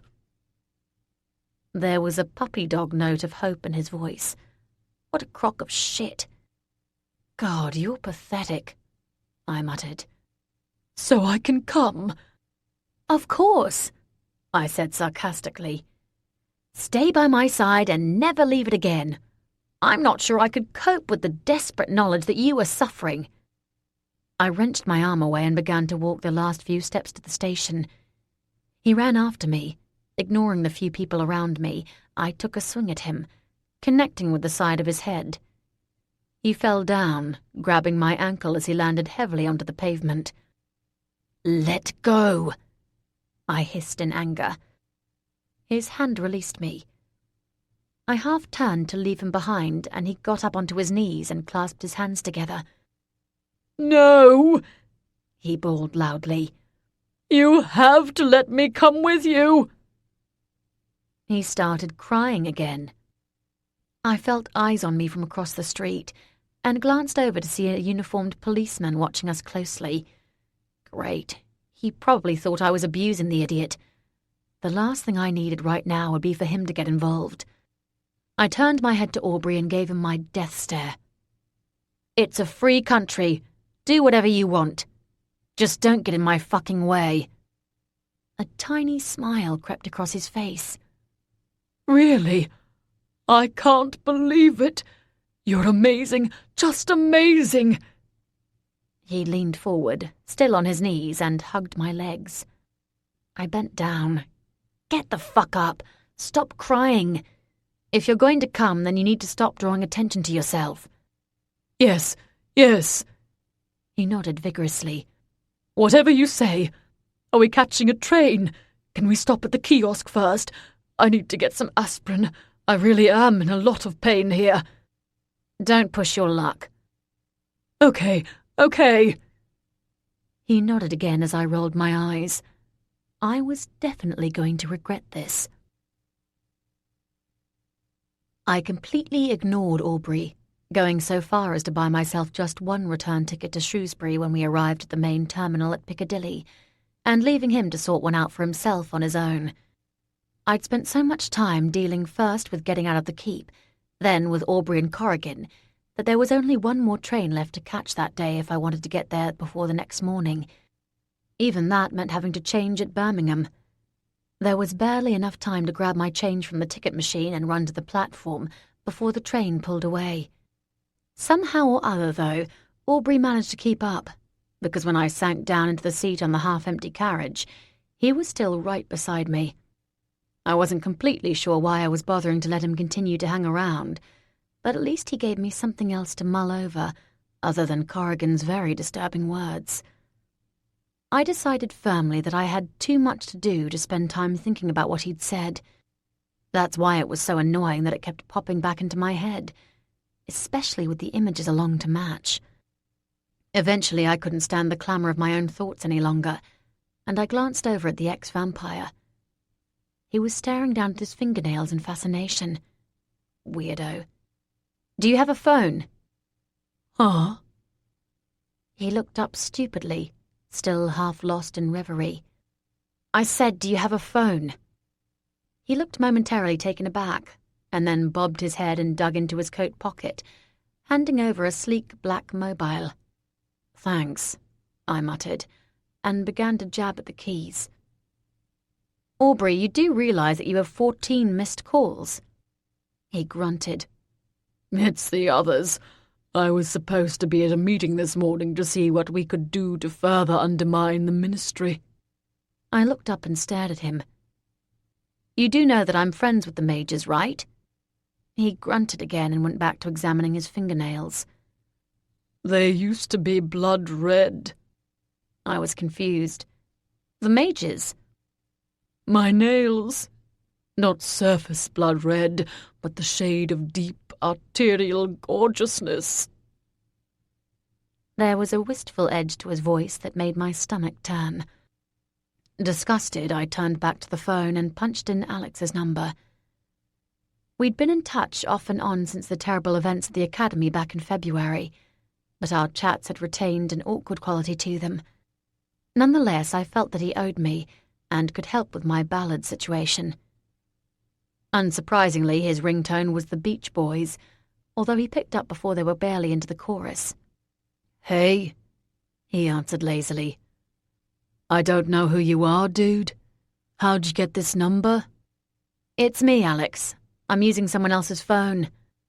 "Mac attack. How's it hanging?" "Given that my anatomy doesn't work that way, I guess not great. Are you free to talk right now?" "Sure. Yeah. What's the problem?" The muffled background noise faded as he clearly moved away to somewhere more private. "I need you to do me a favor. It's nothing dangerous," I said hastily, before he could begin his usual feeble protestations. "I just need you to keep an eye out on a shop for me." I filled him in on the info that Ballard had provided about his competitor. "Sheesh, dude. I dunno. What if that Batabat thing sees me?" "Then act like you're nervous about going into her shop and buying something. All you need to do is to keep track of who goes in and out of the shop, so I can work out who is really behind the whole operation. It'll be boring, but not hard or dangerous." "So that you can pay him for the weapons that you've already managed to lose?" "I've only lost one. I know perfectly well where the other one is." "And how is Lord Shifty keeping these days?" I squirmed and prevaricated. "He's fine. Can you do it, Alex?" "Course, Mac attack. Shall I call you on this number?" "Nah, that might not work. The phone's owner may not be with me for long." Aubrey shot me a baleful look as I said that. I scowled at him and stood up, squeezing past his knees to get away from him and moving into the next carriage. "Listen, Alex, there's something else too. Apparently the Vamps were meeting this morning to see what they could do to weaken the mages. I don't know what they were planning or why, although I can try to find out. I thought maybe you should know, so you can tell the Archmage." "Yeah, except he's kind of been ignoring me lately. I don't think he's happy about the way things turned out, before. I did hear that you were attacked by a group of vampires, though. Is that what this is about?" Not really. Do you think you can get in touch with them anyway?" "I'll try. It's not much to go on, though." "I know. I will see what else I can wheedle out." "Are you okay? I didn't ask before because I figured that you're the Mac attack, that you're good no matter what a bunch of bloodsuckers do to you. But you're not under any compulsion or anything now, are you?" "That stuff doesn't work on me." His answering question was filled with doubt. "So how did you let the vampires beat you then? Why didn't you just shift?" "First of all, there was only one, and he didn't beat me because I'm still here and I'm still standing. Believe me, I think he's come out worse off. Or at least he thinks he has." I knew I was being cryptic, but I was getting irritated at having to continually point out that I'd been bested by one measly vamp. "Second of all, I don't want to shift. I don't know what will happen if I do. I think it's safer if I just stay me." "And get your blood drained in the process?" Alex sounded about the same as Corrigan had, an angry protective edge to his voice. Prickly heat tingled at my toes. "I'm fine." "Yeah, but—" "I said I'm fine." "Okay, dude, chillax. Look, I'll head over to the shop now and find somewhere nearby to hunker down and watch it. I can email you with the details of who I see going in." "That would be perfect, Alex. Thank you." "Anytime, Mac attack." "It's Mac," I responded automatically. "Sure thing." He chuckled, then hung up. I turned off the phone and stood there for a moment staring at it. It was getting really annoying that everyone was being so prissy with my safety. I knew that they all meant well, and I guessed that it was nice that they cared. It was better than those dark days right after I'd left the keep, and I'd been so completely alone. But for goodness sake, I was capable of making my own decisions and looking after myself. I'd managed this sodding far without having half the other world standing over me as if I was some kind of fragile flower. The worst of it was that I knew the mages would cast a divination spell and find me in Shrewsbury virtually the second I arrived. Then I'd have them all hovering around there too. I cursed under my breath, then stomped back to where Aubrey was sitting and tossed his phone back into his lap. "Problems?" he asked, looking up at me with a sudden malicious gleam in his eye that reminded me of the predatory vampire he used to be, instead of the whiny human he'd become. "No," I snapped. Fortunately, I was saved from having to respond further as a trolley came trundling past, offering brightly wrapped biscuits, limp-looking sandwiches, and coffee. I ordered myself a cup. Aubrey followed my lead by doing the same. After the girl had taken her change and pushed further on, I took a small sip and winced. It was bloody awful coffee. "Oh my God," breathed Aubrey. "Let me guess. You've never tasted British Rail's finest before." He cradled the small plastic cup lovingly in his hands. "This is delicious. It's so deep and rich and earthy. Is this what coffee tastes like?" I peered at him. He didn't seem to be being sarcastic. "You've never had coffee before?" "Of course I've had coffee before, but it never tasted like this before." "You mean like it's made of dishwater?" He looked at me as if I was crazy. "It's amazing." The expression on his face was one of stunned wonder. "You, Aubrey, have never lived." Then I realized that wasn't far off from the truth. Maybe that's at least one thing you can take from now being a human. You have new, improved taste buds. He took another sip of coffee, his eyes wide with childlike wonder. "Miss Smith, you may be right." "Miss Smith? Seriously?" "Call me Mac." "Okay, whatever you say, Mac." He took another drink, savouring it slowly in his mouth before swallowing, and turned to me. "So, come on then. Tell me what you did that made me human." As if. He might not technically be a vampire anymore, but you didn't undo almost 2 centuries of being part of one of the most untrustworthy groups of the other world in less than a day. The last thing I was going to do was tell him that I was a Draco Weir who possessed blood that not only lit up my insides as if they were on fire and enabled me to shift, but also apparently had healing qualities that extended so far as to cure vampirism. Not a single theory in any of the vampire lore books that I'd read back at the academy had whispered the vaguest hint that such blood existed, even if they'd propagated all sorts of other rumors as to how a cure might be achieved. That thought, however, provided me with an easy escape route. I shrugged. "Well, I took this herbal remedy a few hours before I was at the Heath. I think you're only supposed to take a small sip, but I guess I kind of overdosed. I was feeling really woozy before you showed up, and I'm sure it was down to that." Aubrey's eyes widened fractionally. "What was it?" "It's called Temper-Soothe." He snorted. "Hey," I said, protesting. "I have some anger issues, okay? I've been going to anger management counselling. It's just difficult to keep up with the sessions sometimes." I thought it might help. Anyway, it's got skullcap and passiflora incarnata in it. He nodded slowly. "So, you think that this temper stuff is what turned me?" "No, my weird blood did." "Who knows?" His jaw tightened and I could see him thinking. "So if you've got anger issues, then you've drunk it before, right? That's why your blood tasted strange the first time around." I murmured non-committedly. "Where did you get it from?" I told him the name of the shop.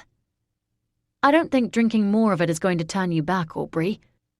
"No, but I could use it against my enemies. I could make them be human too." His hand curled into a fist and he thumped it against his knee. "It'll be fantastic. I can pulverize them into dust. I can make them feel the agonizing pain that I now feel." "Is it really so bad?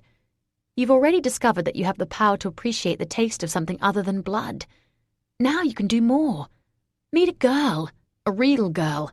Have normal sex, have children, grow old." I ticked off the list on my fingers. He spluttered. "We're not living in a teen vampire romance.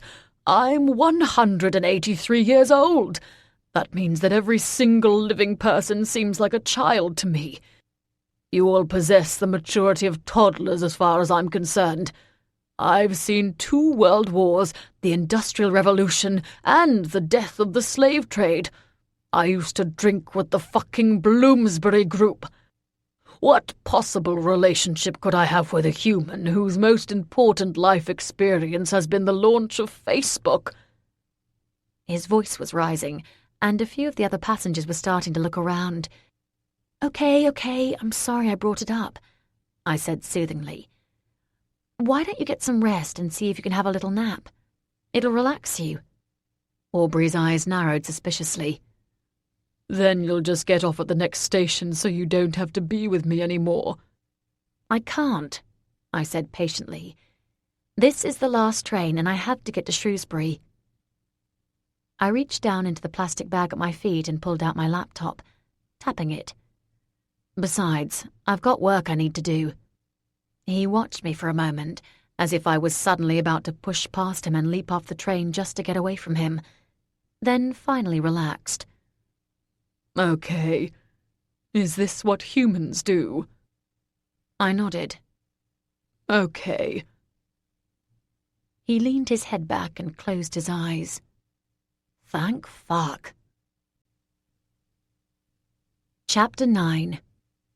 It didn't take long for Aubrey to start gently snoring. It was no wonder. I figured he'd probably not slept since he'd bitten me the night before. Not to mention the now depleted rush of adrenaline I imagined he'd had to deal with from the physical and emotional trauma of his transformation. It made my life easier. While I decided that maybe I didn't really mind if he tagged along for a bit, because perhaps I could potentially help him with the whole human thing, rather than letting him roam the streets on his own like a ticking time bomb, I didn't trust one red blood cell in his entire body. And that meant that even though I could hardly hide where I was going, there was no reason for me to divulge the reasons as to why. Atlantia hadn't explicitly told me to keep stum, but the lengths she, and probably all the other dryads, had gone to in order to make sure that nobody else knew about her request, did suggest that she wanted it kept a secret. If Corrigan or Alex or Solus or someone of that ilk could help, then I had no compunction about telling them if I thought it would help the Dryad's cause. I wasn't bound to stay quiet, but I certainly wasn't going to start blabbing to a vamp, ex or otherwise. For a charge, that admittedly had me cursing, I was able to get a Wi-Fi connection. It was unusual for me to stick to normal human channels and not jump immediately onto the other net, but that wouldn't serve my purposes right now, as it was the humans who I needed to galvanize into action. It didn't take me more than a few minutes before I found what I was looking for.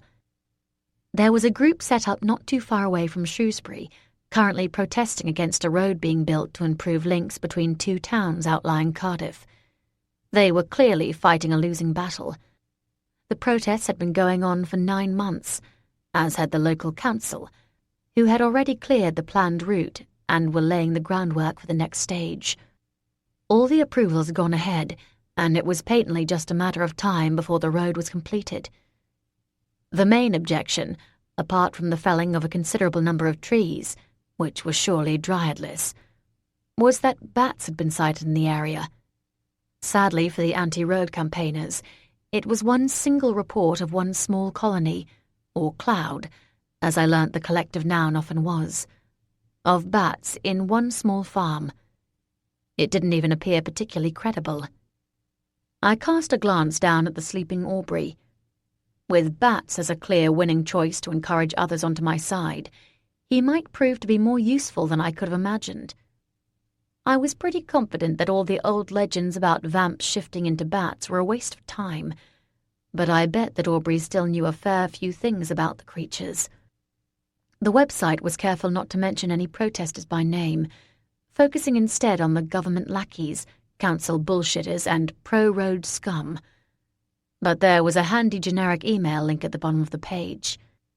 I dug inside myself, allowing my blood fire to well up in empathetic antagonism, then fired off a lengthy and passionate email regarding the tragic situation of the imaginary bats at Haymond Hill.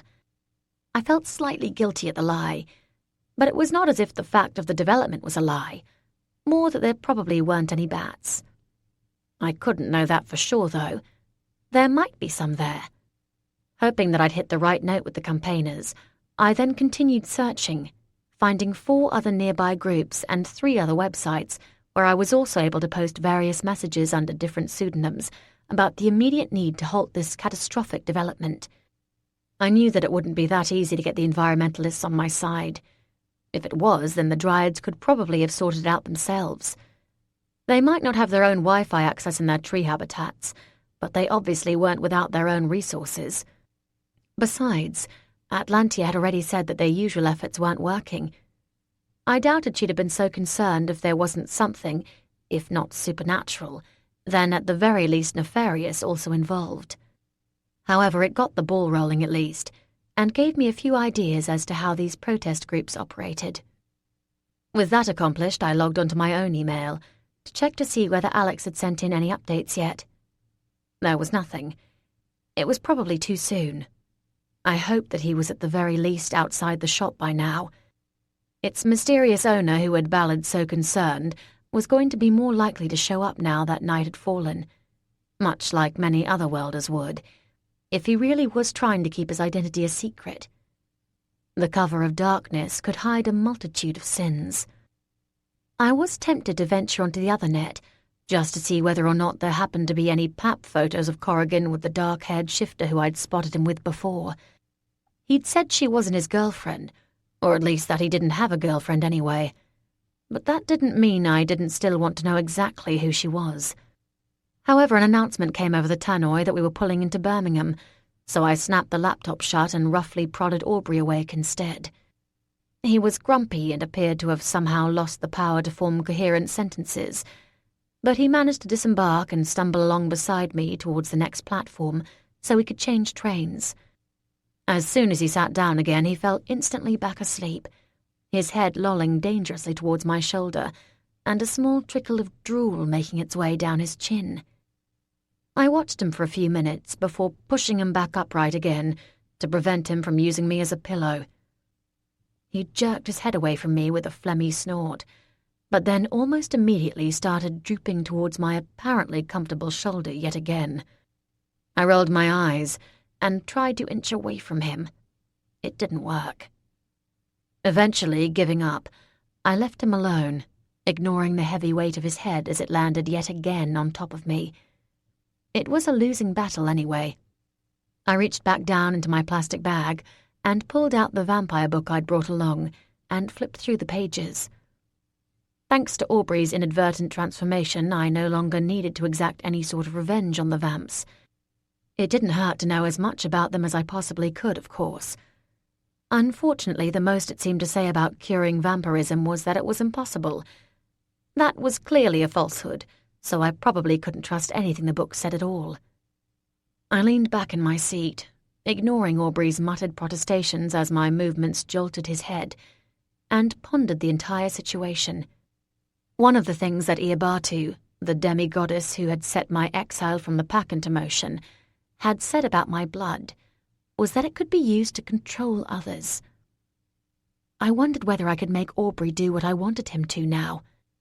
I flicked him a quick glance. That didn't seem to be the case so far. I couldn't even prevent him from falling asleep on top of me. I frowned as my thoughts drifted further. According to legend, Draco Weir blood also had potential healing properties, although I hadn't ever tested that theory, despite coming close when Corrigan had red fever, normally fatal to shifters. I chewed my bottom lip. If my blood cured Aubrey, so to speak, could it cure cancer too? How about AIDS? If I'd given some to Julia when she was attacked back in Cornwall, would her leg have been able to reattach itself?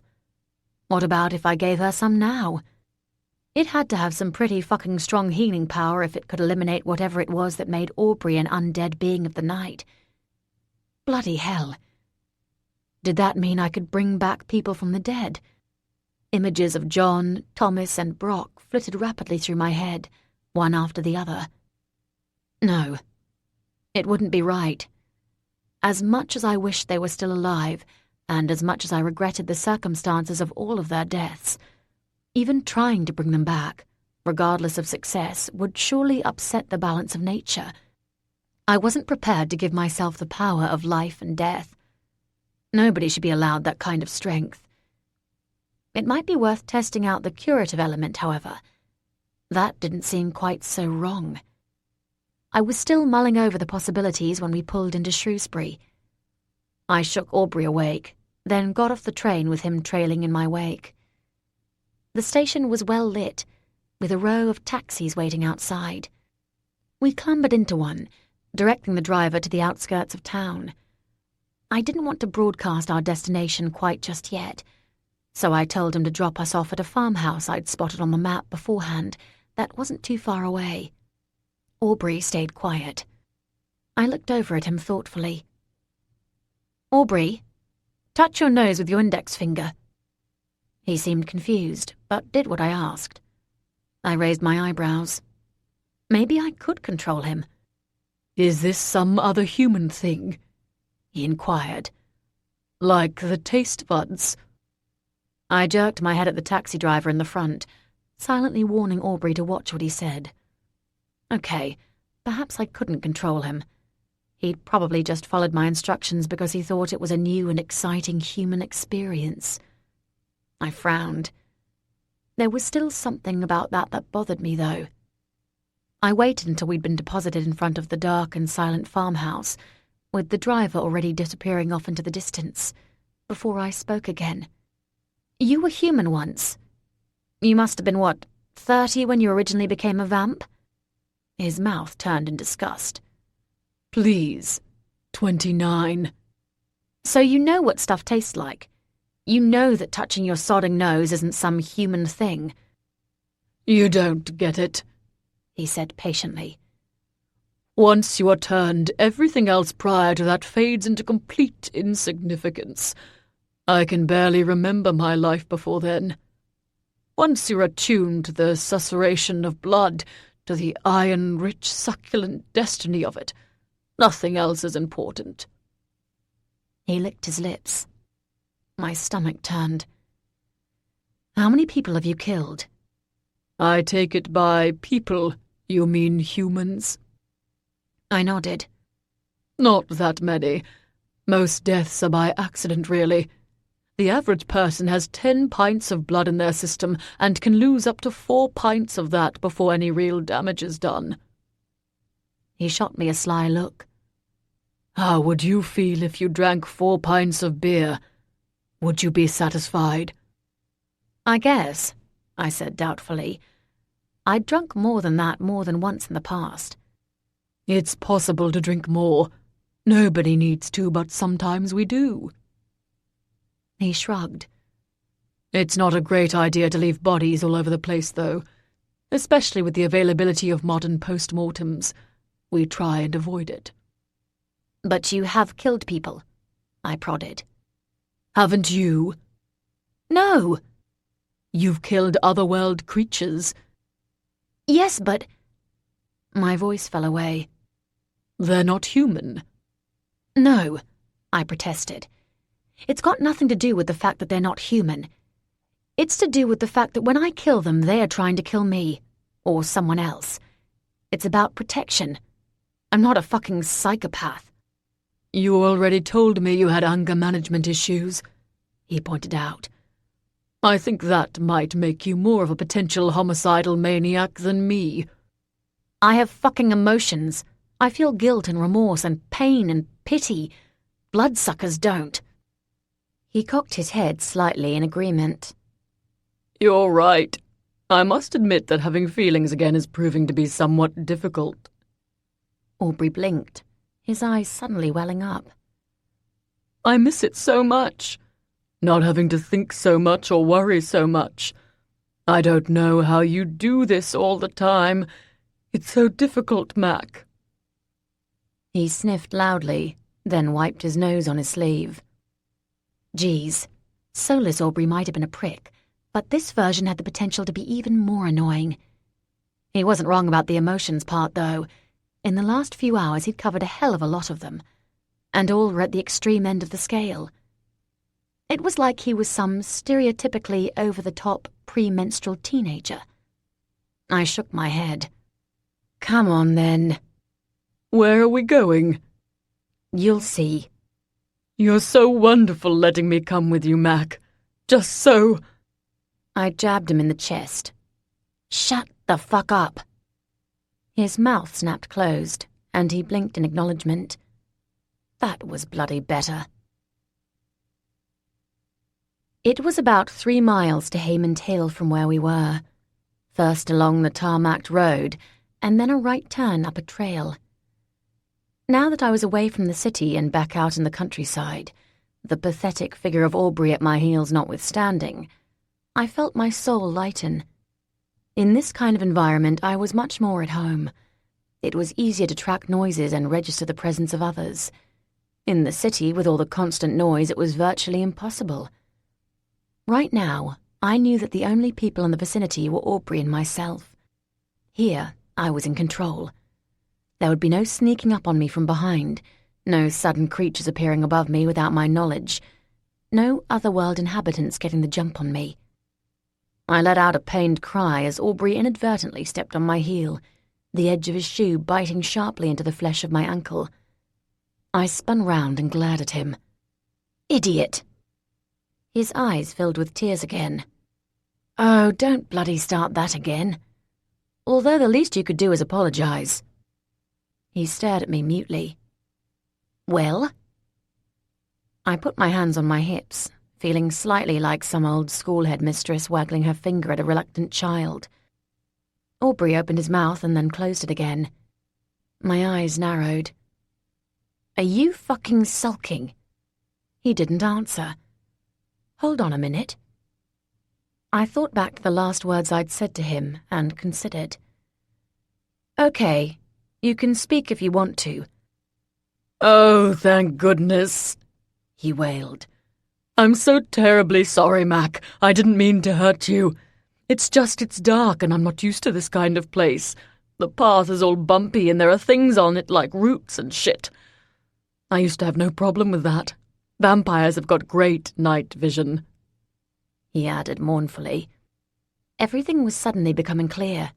I'd been right the first time around. I peered at him. What else have I told you to do? You said that I have to call you Mac, and that I must never leave you no matter what. What?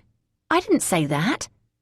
Yes, you did, he stated seriously. You said I had to stay by your side and never leave you again. I was being fucking sarcastic. He shrugged. Sweet Jesus. He'd better bloody hope that I was going to be able to supersede that instruction, or I'd probably end up ripping his head from his body. I watched him curiously. He didn't appear to be unhappy. It was a strange sensation, knowing that I could compel someone to do whatever I instructed. I wondered if it was permanent, or whether it would wear off as my blood left Aubrey's system. It had to be as a result of the amount that he'd taken from me. He'd had a taste months before, and clearly hadn't been following my orders then, as he'd done the exact opposite to what I'd wanted him to. That went for Anton also, who'd tasted my blood when we'd fought for Corrigan and the rest of the Brethren back in Cornwall. Just that tiny lick had made Anton practically addicted to my blood, however. I hoped that meant that Aubrey wasn't now the same, because even without him being a vamp, the quantity that he'd drunk could create a need in him that would outweigh almost any other desire. Are you hungry? I asked carefully. He thought for a moment before answering. No. I eyed him. Okay, then. I turned back around and continued heading up the hill, now very aware of him at my back. "Actually, Aubrey, you take the lead." He nodded agreement and then moved in front of me. "I don't know where to go, though." "That's all right. Just keep going straight and I'll tell you where to go. Don't say anything until I tell you to either. I need to listen out in case there's anything out here." And I didn't want to have to listen to him either. He complied, continuing up the trail as I followed. It was a rather broad, flat hill, so the slope was easy to navigate. We picked our way up, somewhat slower now that Aubrey was leading, but making steady progress nonetheless. I tried not to worry too much about what he might end up doing, and instead listened out hopefully for any bats. Unfortunately, I couldn't hear or see any. Still, before too long, we emerged out at a decent-sized car park. I knew from my research that towards the east and slightly behind us were the ruins of an old abbey, and that just up ahead was a quarry. This meant that the area Atlantia was worried about had to be more to the west, where there were areas of dense trees. There were several clearly marked and well-labelled paths to follow, so choosing one that would allow us to cover the largest area, I crooked my finger at Aubrey, gesturing in the direction I wanted to head, and we began to veer left. I wasn't entirely sure what I was expecting to find. Obviously, the development hadn't started yet, and it was the middle of the night, so there was no one around to question. I was hoping that the Dryades who lived here would make themselves known, so that I could ask them a few questions. It was possible that Aubrey's presence might scare them away, of course. As tempting as it was to leave him behind in the car park, in the event that there was something out there, he might come in handy.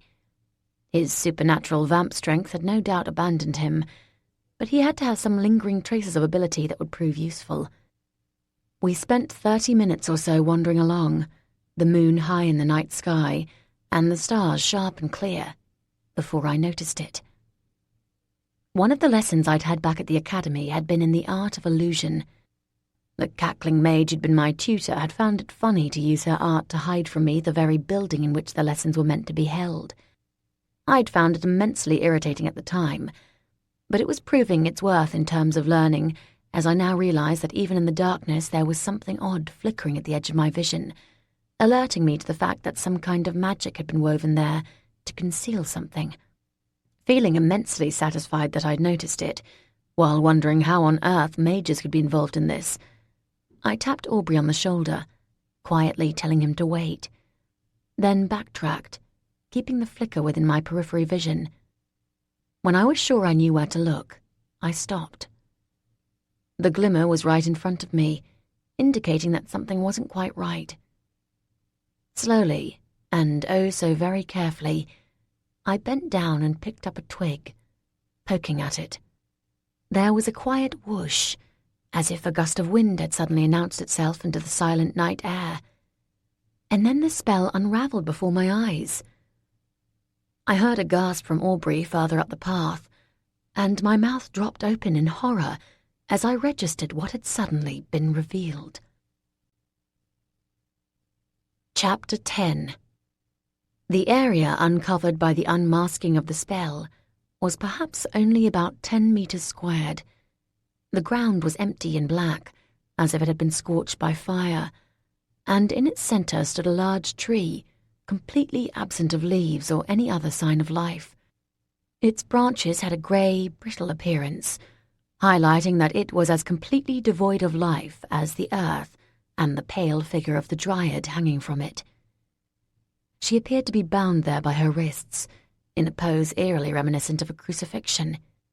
I tried to take a step forward, as if to see whether I could still rescue the tragic tree nymph, despite the fact that her shrunken flesh made it clear that she had been there for some time. However, there was some kind of invisible barrier in my way, preventing me from moving into the dead space. I pushed forward with every ounce of strength that I could muster, but it was clear that I wouldn't be able to break through by sheer physical power alone. Aubrey moved silently to my side and stared up at the Dryad's body. "Any ideas?" I asked. He glanced at me mutely. "Oh, yeah. You can speak." "It's so elegant," he breathed. This is a masterpiece. I couldn't help myself. Reaching over, I slapped him hard across the cheek and gave him a disgusted look. Oh! He clutched his face with his hands, the wounded expression in his eyes clear even through the darkness. You don't have to resort to violence. What did I do? I didn't know why I'd ever thought that Vamps was smart. I suppose that I'd assumed that living for so long afforded enough life experience to understand at least some of the nuances of polite society. Clearly, I'd been completely wrong. 1 minute you were like a happy puppy dog at my feet, begging to be brought along and gushing at how wonderful I am. I spat at him. Not to mention the constant fucking tears. And the next you're making some kind of sicko comment like that. She's dead, Aubrey. She died a horrible death, and you're talking about her as if she's a piece of fucking art. I was a vampire for a long time, and I was a bloody good vampire too. We're undead, Mac. I might not kill many people these days, but death really is what I know. And I know that whoever did that... He jerked his head towards the tree. Did it very deliberately and very carefully. Look at the way she's strung up. You say I'm talking about her as if she's a work of art. Well, that's artfully done. Bodies are heavy, and not all that easy to manipulate into different positions. She's hanging there from those dead branches by her wrists. There's nothing holding her up. She's been arranged that way. His voice began to rise suddenly. You're acting as if I'm more evil than whoever did that. Bitch! I guessed that angry Aubrey was suddenly making a return. The guy was like Jack the Ripper, a Disney princess and Niagara Falls all combined into one. I felt a flicker of blood fire. Go round the back and see if you can get through that way, I told him. Keep trying to find a weak spot. He snarled at me in rage, but good little servant that he was, his feet were already moving him away before he could finish. He circled round the edge of the blackened patch and began throwing himself at the edges of the barrier, over and over again. I watched him for a moment, part of me hoping that he'd do himself some permanent damage, and then turned my attention back to the tree. I thought about Aubrey's words and examined the way the dryad had been displayed. He had been kind of right, actually. She was definitely positioned as if to gain maximum effect from a viewing audience. And yet, whoever had done this had hidden her from sight. What was the point in creating a piece of art and then never letting anyone see it? I fervently hoped it wasn't part of some sick master plan by some nasty otherworld monster. Atlantia hadn't so much as breathed that any dryads had already died as a result of the upcoming development. Unfortunately, I now very much doubted that the planned tree clearance had anything to do with some luxury holiday homes. Not unless the target market was psychotic serial killers anyway. There was a thump from the other side. Aubrey had managed to trip over something and was lying sprawled on the ground. I smirked humorlessly, and then returned my thoughts to the matter in hand. My blood had a helpful habit of being able to open various mystical locks. I really wanted to use it now to get through to the dryad to cut her down at the very least, but I didn't want to trigger any supernatural alarms in the process. As much as she deserved a dignified death, I would probably serve the nymph, or her friends and family anyway, better by concealing not only my own presence, but also my knowledge of her presence. I stared at her sadly. "I'll come back for you," I whispered. "I promise." Leaving Aubrey where he was, I continued further on up the path. Surely one of the other dryads who lived here had to have seen something. If those trees were as capable of communicating as Atlantia had suggested, then the whole bloody forest probably knew what had happened. All I needed to do was to find someone to fucking tell me. Anger and heat were swirling around inside me. At Aubrey for his utter lack of tact and decency, at whoever had done that to the dryad, and at Atlantia for not telling me that there was some kind of bizarre tree murderer on the loose in the first place. At the very least, if she'd told the truth, I'd have arrived somewhat better prepared.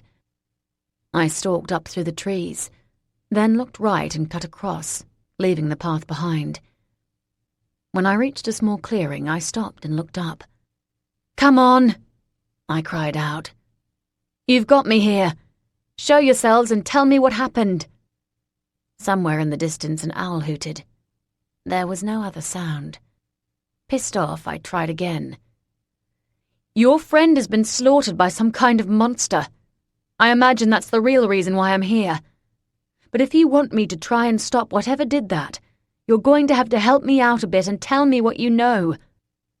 I stood and waited. Again, there was nothing.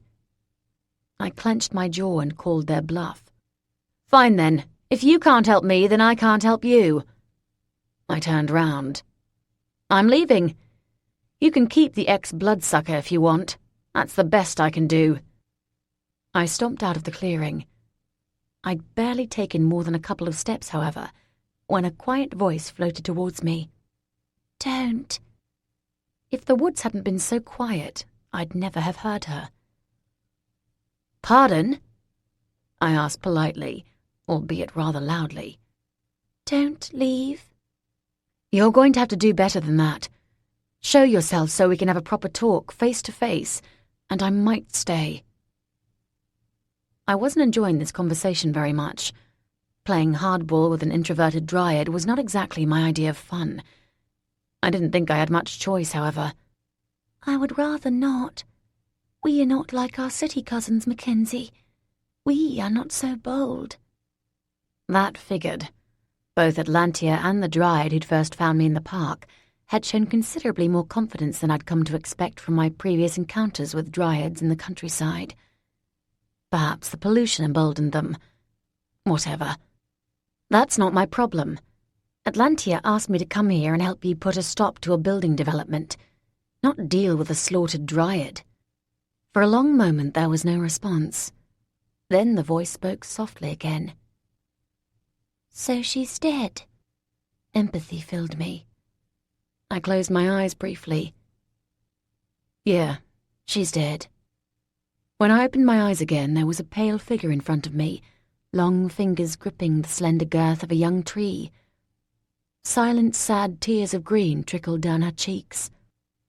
"I'm sorry," I said ineffectually. She dropped her head, barely able to even look at me. We thought she might still be all right." I didn't answer, instead waiting for the dryad to pick herself back up again. I hoped it wouldn't be too long, then immediately hated myself for that thought. She flicked pained eyes up at me, and then back down to the ground again. "We don't know what happened."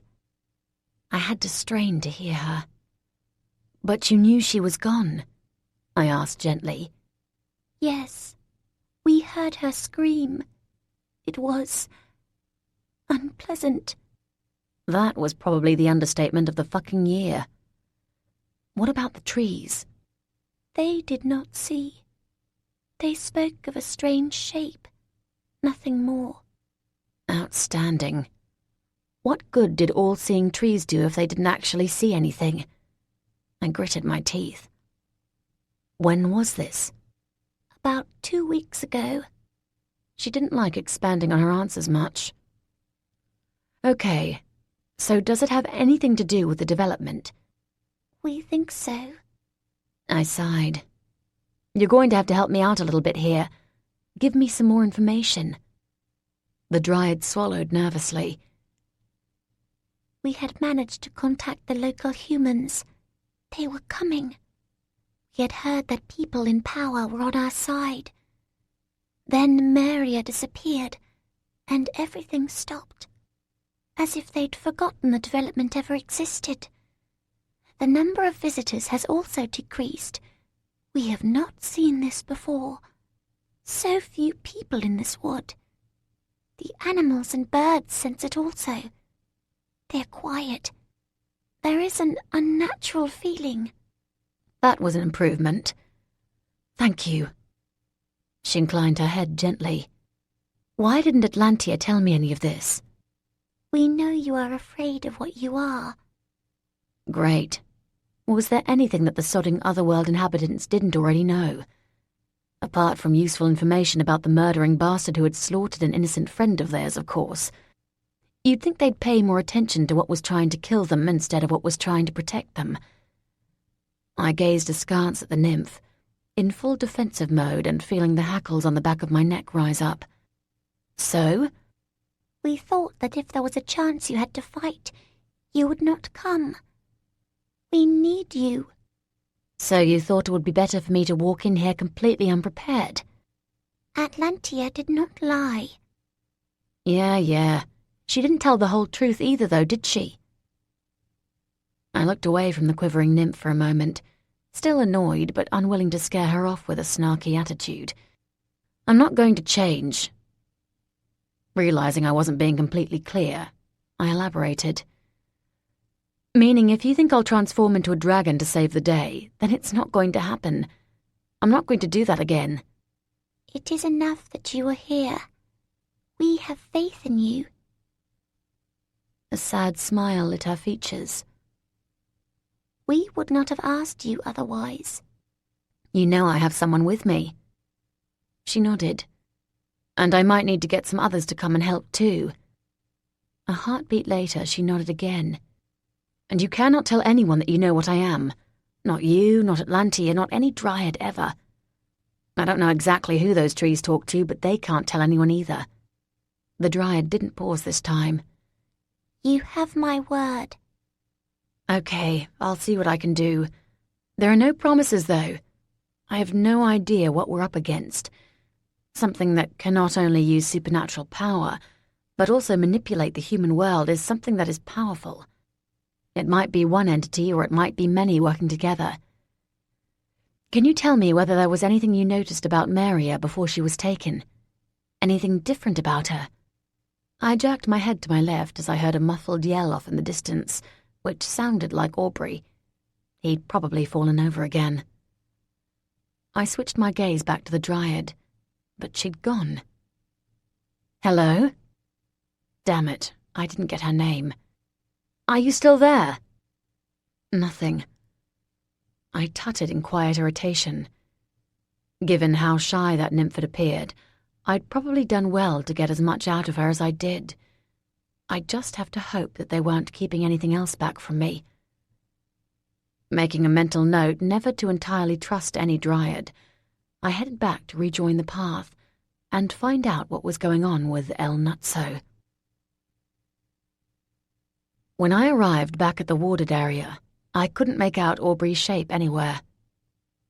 Cursing under my breath and trying to peer through the darkness, I began to wander round the barrier, keeping my footsteps as light as possible and my senses alert.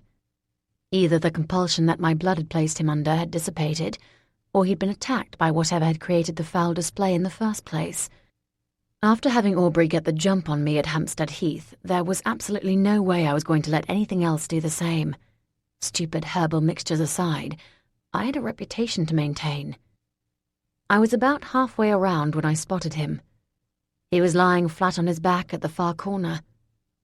From where I was, he seemed to be completely immobile, and I couldn't make out whether he was still breathing or not. I pressed my fingertips together to keep the green fire down. As handy as it was in a fight, its glow might just alert any potential boogie monster to my presence. Instead of heading straight for him, I sidestepped to my right, avoiding a few fallen twigs and branches on the ground. If he had indeed been attacked, and hadn't just idiotically managed to knock himself out, then it stood to reason that whatever had gotten him was now hiding nearby, waiting for any companions to rush to his aid. Fortunately, while I might not be prepared to kill him myself anymore, I didn't actually really give that much of a shit if anyone else bothered to do so. At this particular point in time, I was far more concerned with my own self-preservation. I quickly scanned the blackened inner area, trying to avoid looking too closely again at the dead nymph. But there was nothing there. If anything was waiting in the wings ready to pounce, then it was on the outside. I felt a flicker of regret that I didn't have Ballard's daggers with me anymore, and then pushed it away. Wishing otherwise wouldn't change anything. I had to focus on the here and now. I took a step forward and paused, listening. There was nothing. My eyes searched through the dark shapes of the living trees and watched the shadows on the ground for any suggestions of movement. Still, there was no sign of anything. I took another step before waiting again. A cloud drifted across the moon, darkening the environment even further. I was fortunate that by now dawn couldn't be far away. If there was anything waiting, then it would be easier to see when the sun rose. I debated my options, then decided to take the high road, reaching out for the closest tree and swinging myself up onto its lower branches, then digging my feet into the rough bark to gain an effective foothold so I could climb higher. There was a sudden groan and I froze, eyes flicking left and right. It sounded again, and I realized that it was Aubrey himself making the noise. Guess he wasn't dead after all then. I watched as he sat up, one hand rubbing at his forehead, and the other ripping out tufts of nearby grass. "Fuck!" he shouted. He thumped the ground. "Fuck!" He picked himself up and launched headfirst at the barrier, literally bouncing back off it and falling back down onto the ground. I rolled my eyes. Really? I hadn't told him to try and knock himself unconscious, just that he should check for weaknesses in the ward. Before he did it again, I dropped down from the tree and walked casually over to him. Not that I cared if he hurt himself, but there was no way that I was going to carry his sorry ass back down the path again if he managed to pass out completely. When I reached him, he groaned again, but didn't get up. I kicked his feet. "Hey, butthead, was that wholly necessary?" He muttered something inaudible. I leaned over him. "What was that?" "Fat woman. Hideous. Naked. Hit me. Sat on me." Outstanding. Now he had a concussion and was bloody hallucinating. "We're in a wood, not a stripper joint in Soho. Don't see any naked women around here, Aubrey. I think maybe you've hit your head." He sat up and stared at me through the gloom. "Didn't." "Did. I saw you do just that about 2 minutes ago, in fact." "Didn't." I put my hands on my hips. I was not going to get into this. "Stand the fuck up. We're going to get out of here and see if we can make it to the nearest village before sunup. I'm hungry and I need a coffee."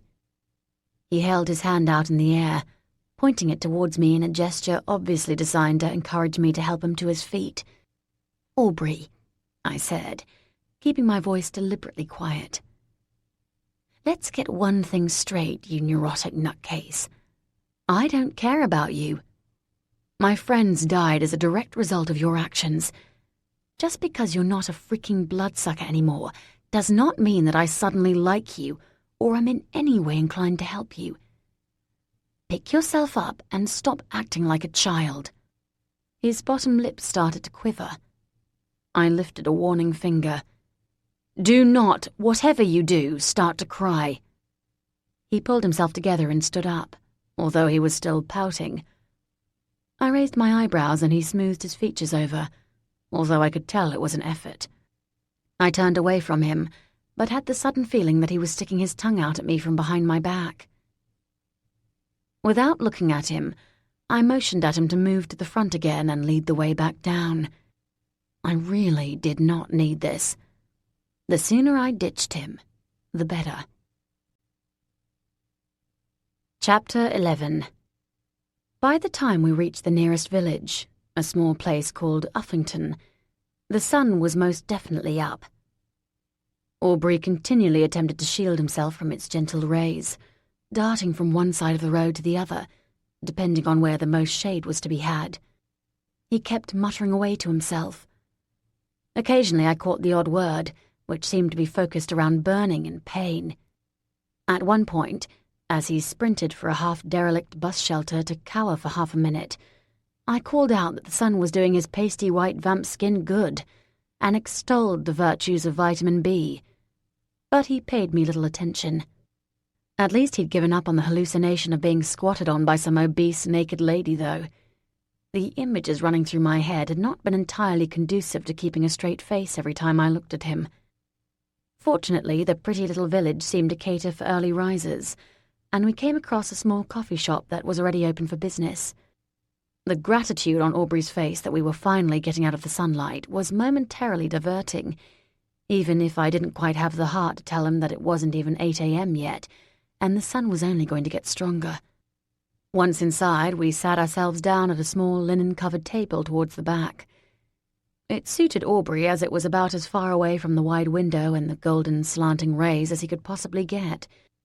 It suited me as it meant I had a perfect vantage point in case anyone or anything passed by.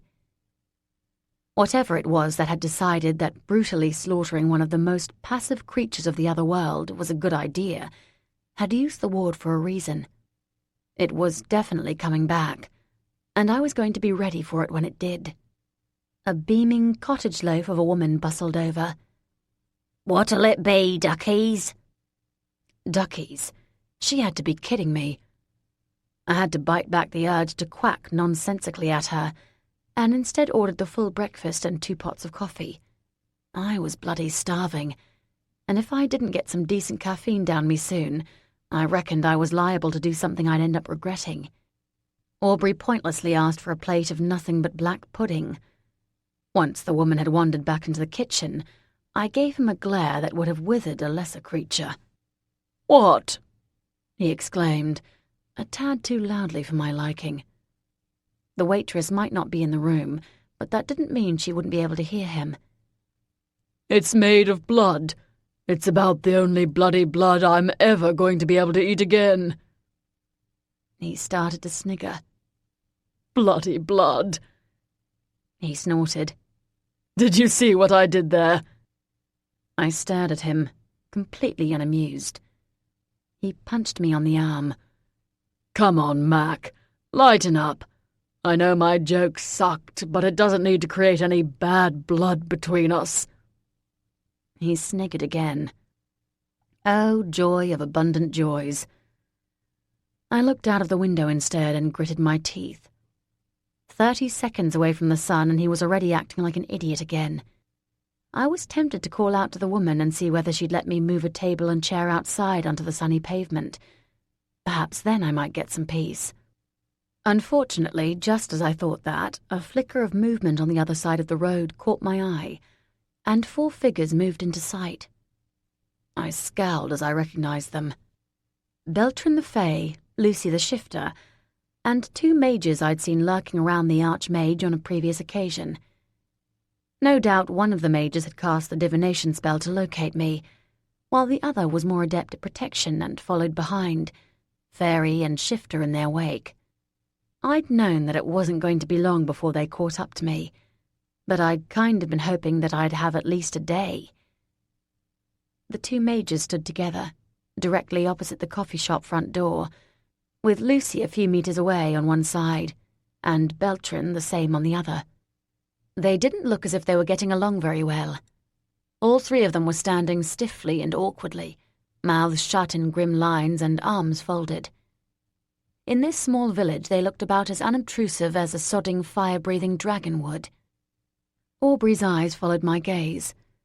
When he saw who was out there, he moved faster than I would have thought possible, ducking his head under the table and curling into a small ball. Okay, then. The woman walked back in, carrying 2 steaming plates of food. She clocked Aubrey immediately. To be fair, it wasn't hard to do. His arse was jutting out from under the tablecloth in a most peculiar fashion. Shooting him a bemused look, she edged over and put the plates down. I looked at her and she looked at me. Then I shrugged as if to say, "What can you do?" She nodded slowly. "So, where's your friend gone?" "He's popped out to the little boy's room," I answered slowly, raising my eyebrows at her. Well, I hope he comes back before his food gets cold."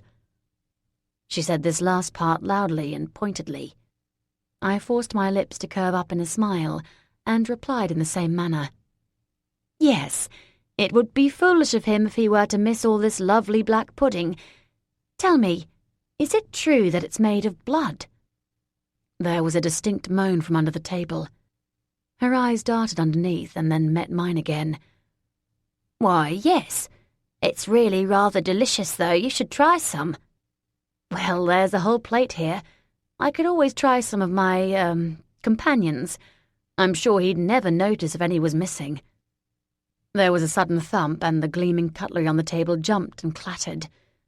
Aubrey's head had clearly just connected with the underside of the wood. The waitress put her hand over her mouth and choked back what was apparently threatening to be quite a guffaw. "I'll just go back to the kitchen now," she said, rather obviously, moving backwards while keeping a perhaps too attentive eye on Aubrey's backside. I leaned back in my chair as she left. This was suddenly proving a more entertaining breakfast than I could have possibly envisaged. I reached over and took a sip of my coffee. It was a darn sight better than the muck I'd had on the train. I closed my eyes momentarily in simple happiness as the woman left us in peace. What she thought was going on, I had absolutely no idea. I guessed I just had to be grateful that she wasn't going to pry too closely into the reasons why Aubrey had decided to lurk under one of her pretty tables. A hand grabbed my ankle. "Mac!" he hissed. I ignored him and took another sip, watching my trackers who were still standing stiffly on the other side of the street, and idly wondering whether it would be worth my while to try and give them the slip. The hand tightened. "Mac?"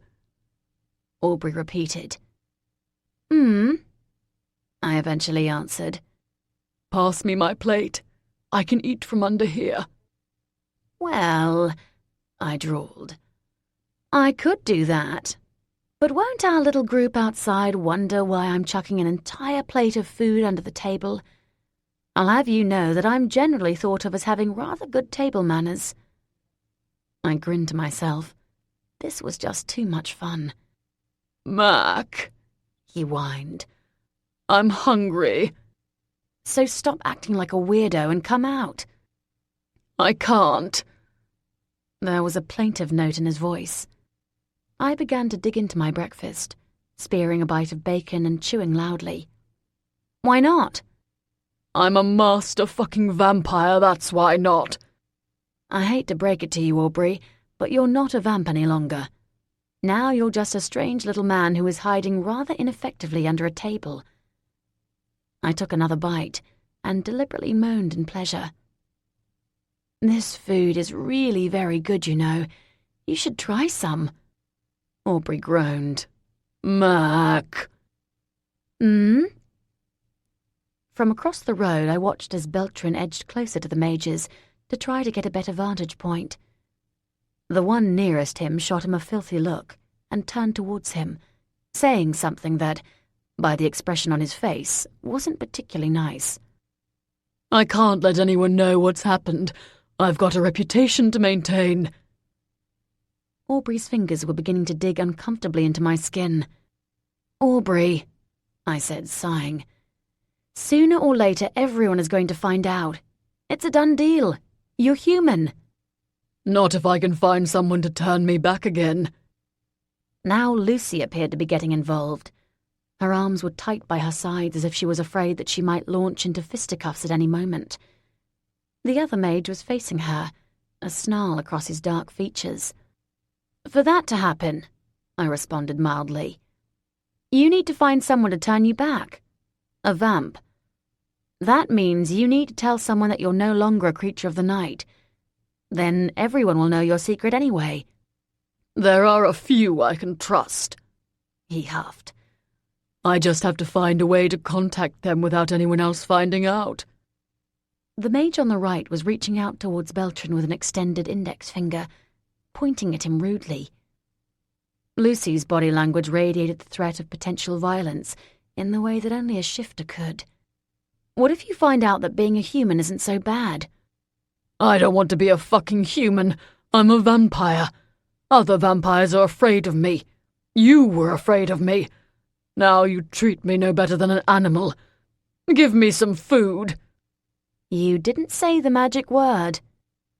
The mage next to Beltran had taken the rather foolish step of jabbing him in the chest with his finger. "Mac." Aubrey was starting to sound desperate. "You do realize that I could just compel you to come out?" "You wouldn't do that." His voice drifted up towards me confidently. And why not? You got my friends killed, Aubrey. Why should I care what happens to you? A car drove past the posturing otherworlders. I noted white faces staring at them. That probably wasn't good. Because you're nice. No, I'm not.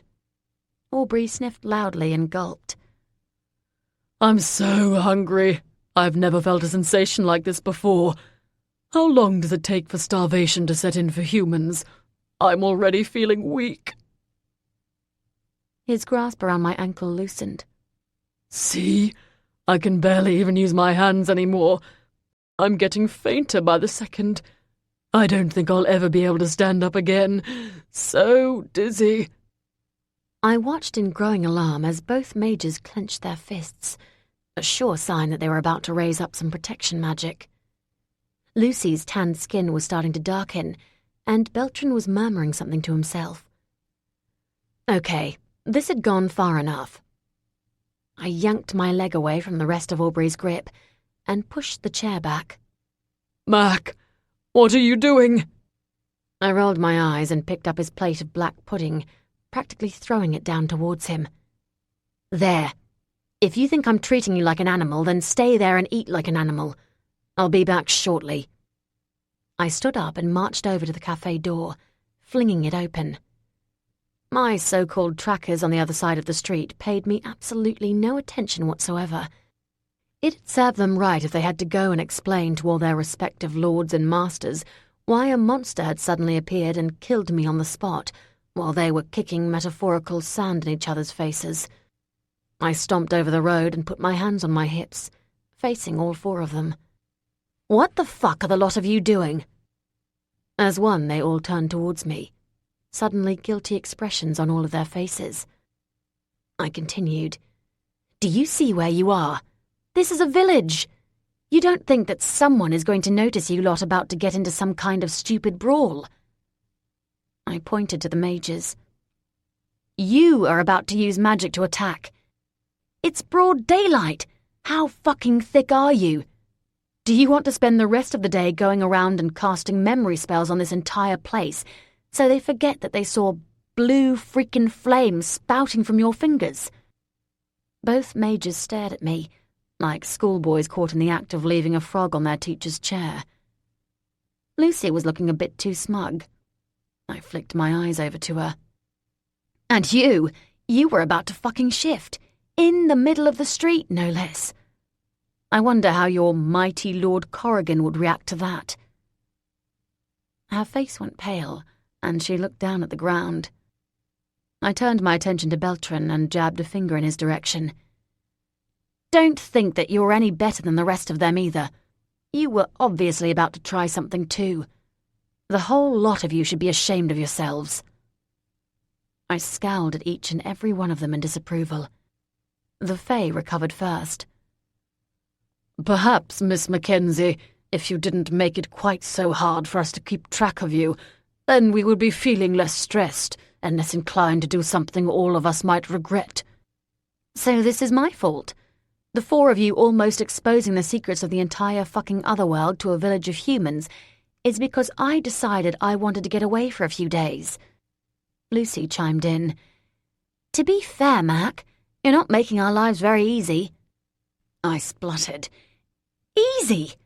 What do you think it's like for me having idiots like you follow me around all the time? I gazed at all of them in exasperation. My life does not belong to your fucking supernatural organizations, no matter what you might think.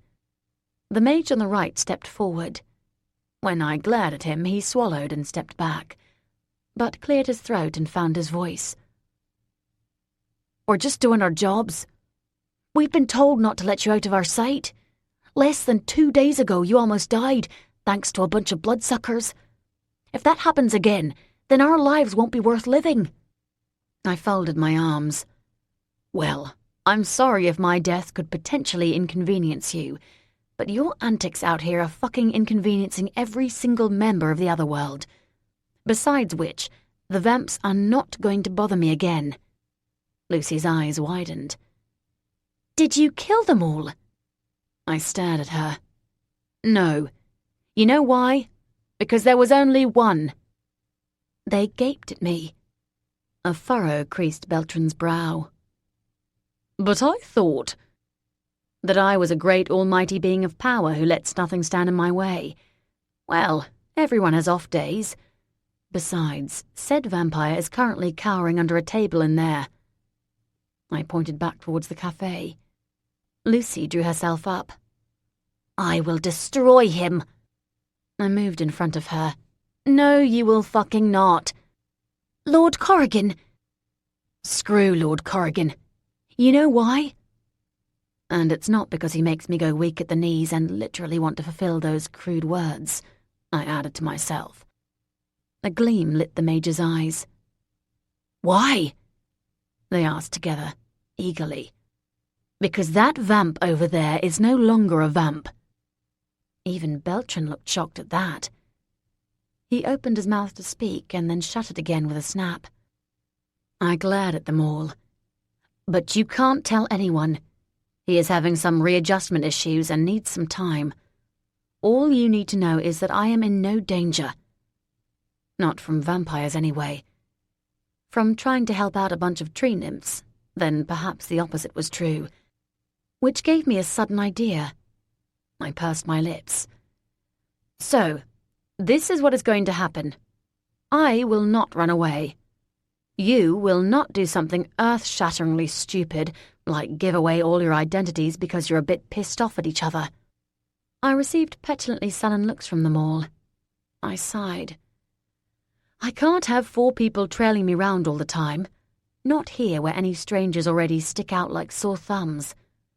Lucy, you can stay with me. A smile spread across her face, and the other 3 began to protest. That's giving favoritism to the fucking shifters yet again, spat one of the Majors. Lucy turned to him. Well, she did grow up with us, you prat. She shot back in return. She's virtually family. Enough, I shouted. Lucy will stay with me because the rest of you can help me with something else. Then you can all toodle back to your little organizations and tell everyone what a grand job you did getting into the good books of the Draco Weir. I pointed at the Majors. A couple of miles away from here is an area called Haymond Hill. There's a warded area that's been concealed by magic. Inside is a crucified dryad. Both of them blinked. I need you to find out what you can about the ward. Will breaking it trigger off any alarms? Who might have cast it in the first place? That kind of thing. I will be back there later this afternoon, and I will see you then. The pair of them grumbled. How do we know that you're not just trying to get rid of us? Frankly, I am trying to get rid of you, but I give you my word that I will see you there later. And I do need to know as much about it as possible. You know that if you need to find me, all you have to do is set up one tiny divination spell. It's not like you can't track me down if you want to. They looked at each other for a moment, then at me. They nodded slowly. Okay, then. What are your names? I asked. Larkin, muttered the one on the right. He pointed at his companion. He's Max. Well, Larkin and Max, off you go then. They didn't move. I stared at them warningly. What about him? Max jerked his head towards Beltran, who was eyeing me with an appraising air. He's going to go to Cardiff and persuade some environmental activists that they need to pack up sticks and head here to save the trees of Haymond Hill. If anyone can encourage a bunch of people to come and save the natural world, then it's got to be a fairy. The Fae watched me impassively for a moment, and I thought he was going to flat out refuse. But then he eventually nodded. A flicker of relief ran through me. What are you going to do? Lucy asked. I'm going to finish my fucking breakfast. You can stay out here and look busy. She looked faintly sad for a moment. Remembering her voracious appetite from our previous encounter in Cornwall, I felt a twinge of guilt, but I firmly pushed it away.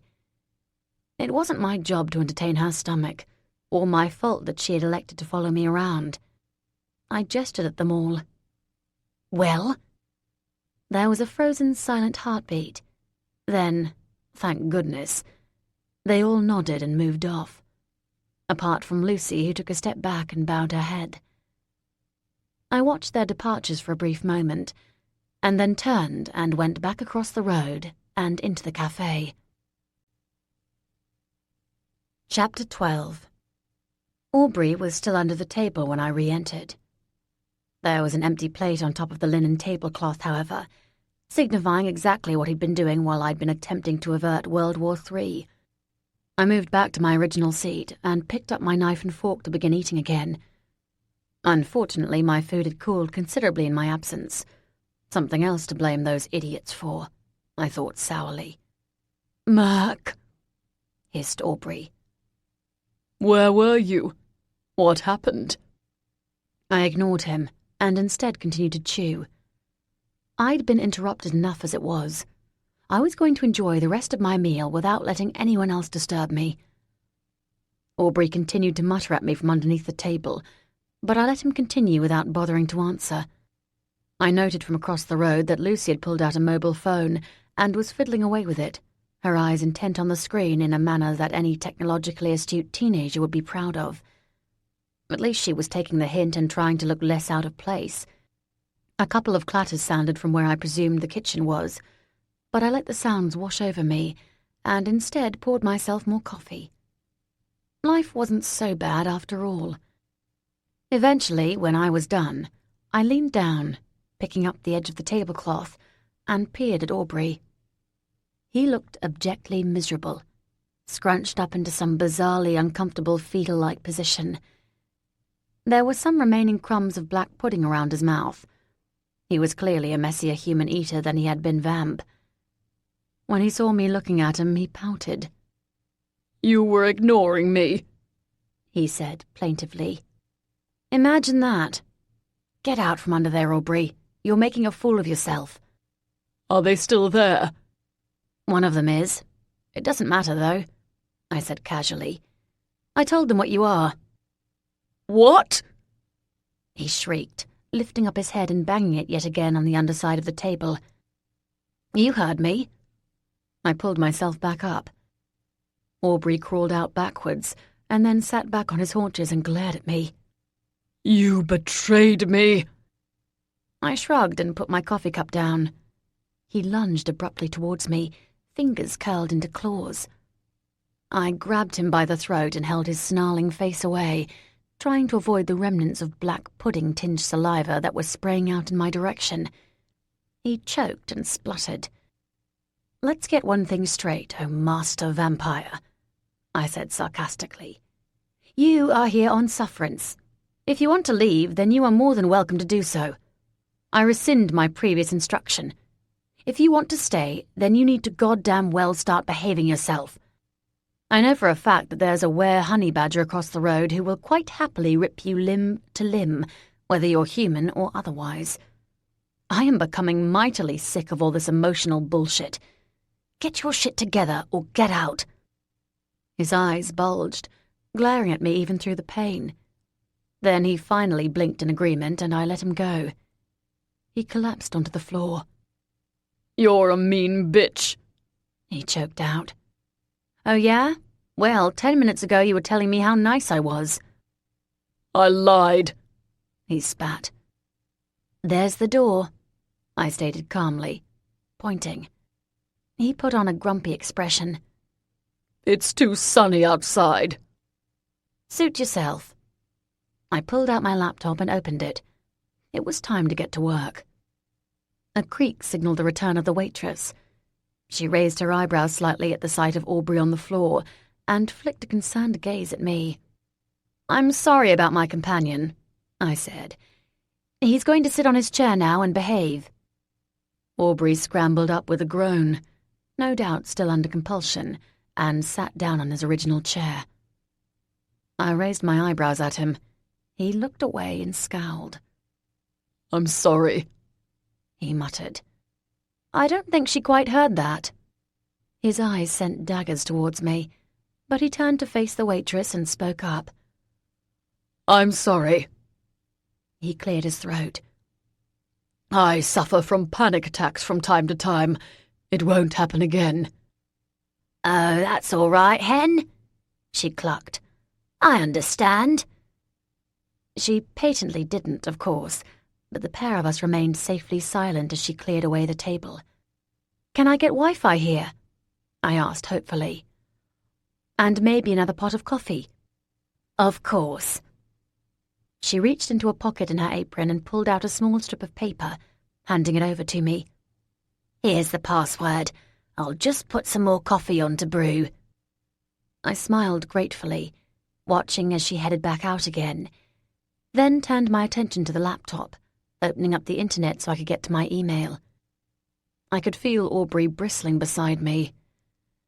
"What the fuck is wrong with you now?" I murmured, without looking at him. "She called me Hen," he said disgustedly.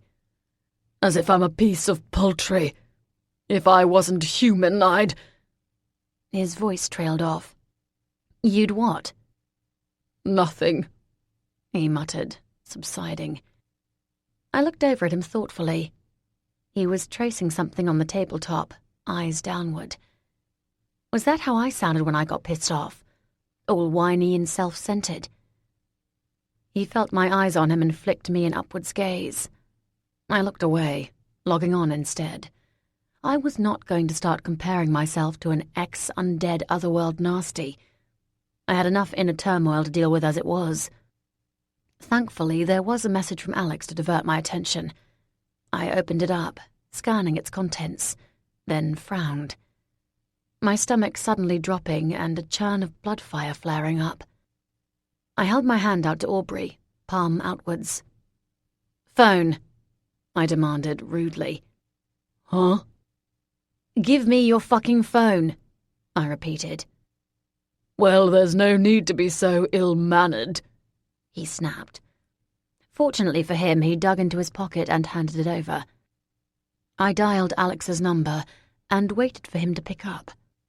"Makatak, is that you?" "Yeah," I answered without preamble. "I just read your email. Tell me in more detail what you saw." "Dude, you have no idea. You didn't tell me what the shop assistant was going to be like. I mean, geez, it's enough to give a grown mage nightmares." "Alex, just tell me." Okay, dude. Don't get your knickers in a twist. So, I was watching all night to see who went in and out. Like I said in the email, there was a steady stream of people. A couple of vamps, some shady-looking characters, a few who were clearly using masking spells to hide what they really were. I think I even spotted a couple of mages. Then I saw her, the Batty Bat, when she went to see somebody off. It was just for a split second, but damn. Not only does she look as if she's in serious need of a personal trainer, she is also as freaking naked as the day she was born. That image is going to be seared into my brain for the rest of my natural life. I know you shouldn't judge people by their appearances, but man, that's one unpleasant-looking lady. I flicked a glance over at Aubrey to check to see whether he could hear Alex's feedback, but he wasn't paying the slightest bit of attention. He'd gone back to examining his fingernails again, picking away at a small hangnail, then watching in astonishment as a tiny bead of blood formed at the edge. "Is this the first time you've seen a Batty Bat, Alex?" "Dude, I'd never even heard of one till you told me about her the other day. I wish I'd still never heard of one." I could almost feel his shudder from across the airwaves. I was coming close to shuddering myself. I didn't like coincidences. "Has there been any sign of the owner?" "Not that I can see. How long do I need to stay here? I could do with a shower after all that." "I need you to stay there until you can work out who's really in charge, Alex." "Makatak, you know I'll do what I can to help you. Just—" He paused for a moment. Ugh. "Hang in there, killer," I said dryly, then rang off. I drummed my fingers on the tabletop. This was not good. Not good at all. I barely noticed the waitress wandering back in with another pot of coffee. A couple of other customers walked in and sat down at a nearby table, chattering away to each other. I stiffened noticeably for a second. However, a quick glance proved that they were clearly just two locals, and human locals at that. Picking up the phone again, I dialed the number for the bookshop, hoping that I'd catch Mrs. Alcoon around. The voice that answered was definitely familiar, and definitely not the elderly Scottish woman. "Clava Books," it stated gruffly. "Slim?" I asked doubtfully. "Oh, it's you. What do you feckin' want?" I paused for a moment. Could I trust him? He was definitely in the Major's pocket. I had to wonder whether he was still hanging around the bookstore even though it was all ready for the grand opening on Monday, because he thought he might be able to keep tabs on me. That seemed kind of stupid, though. I already had two Majors pretty much here with me to find out what I was up to. The Archmage didn't need to give up the Academy's librarian to do the same when I was no longer anywhere near London. I shrugged to myself. Okay, then. I need some help. "Why am I not feckin' surprised?" "You can always put Mrs. Alcoon on if it's too much for you.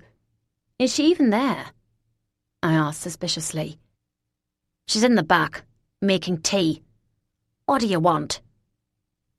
The little gargoyle sighed heavily at the apparent trauma of being forced to talk to me. "I need you to look through the books and find out whatever you can about batibats. They're nocturnal Indonesian tree spirits.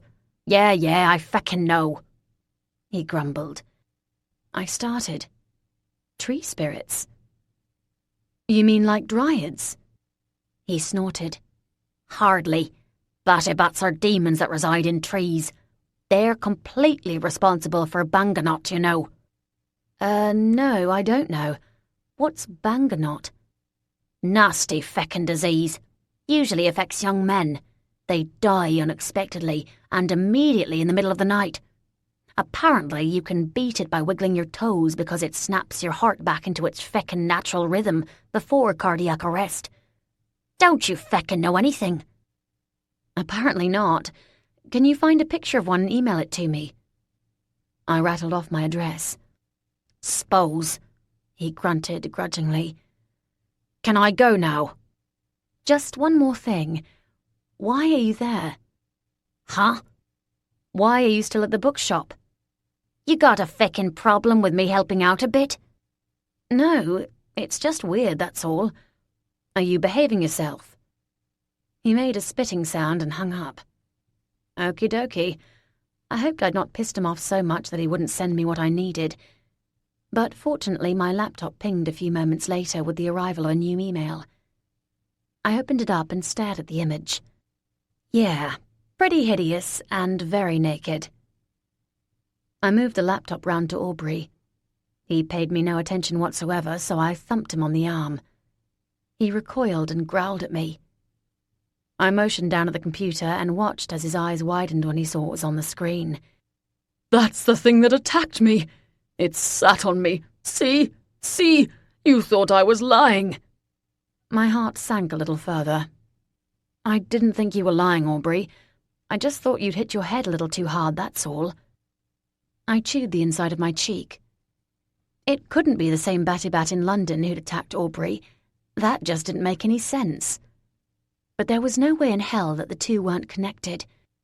It just so happened that Ballard needed help beating a little extra competition from a Batibat, at the same time that the Dryads needed help avoiding some kind of whole-scale massacre that also involved a Batibat, a creature that I'd never even heard of until a couple of days ago.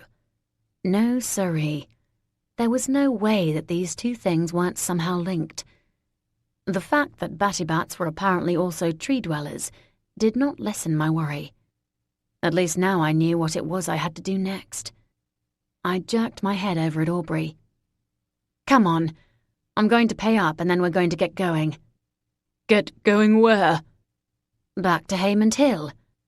"What? No. I'm not going back there." I lifted a shoulder carelessly. "Okay, then stay here." No. You can't leave me. No." Panic filled his eyes, and he shook his head emphatically from side to side. "It's your choice."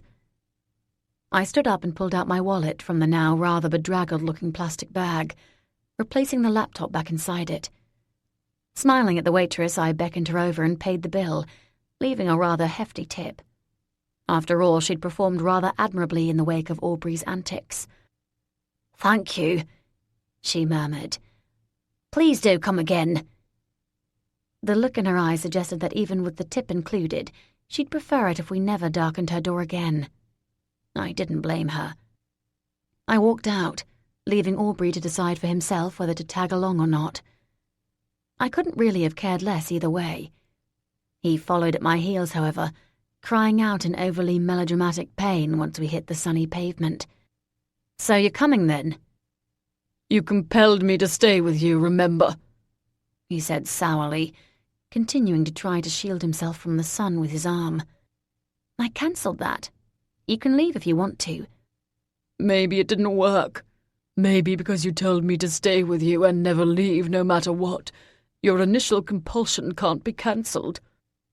"You didn't come with me when I left you up beside the ward on the hill," I pointed out.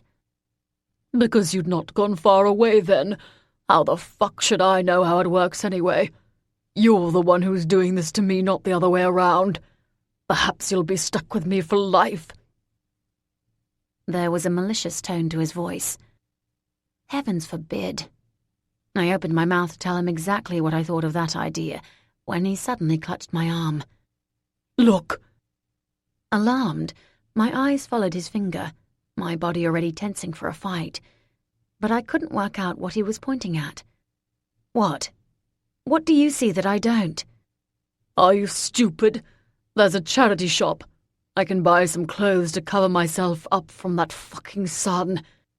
I must have been the first person in the history of compulsion to allow my subject to call me stupid and be this bloody annoying.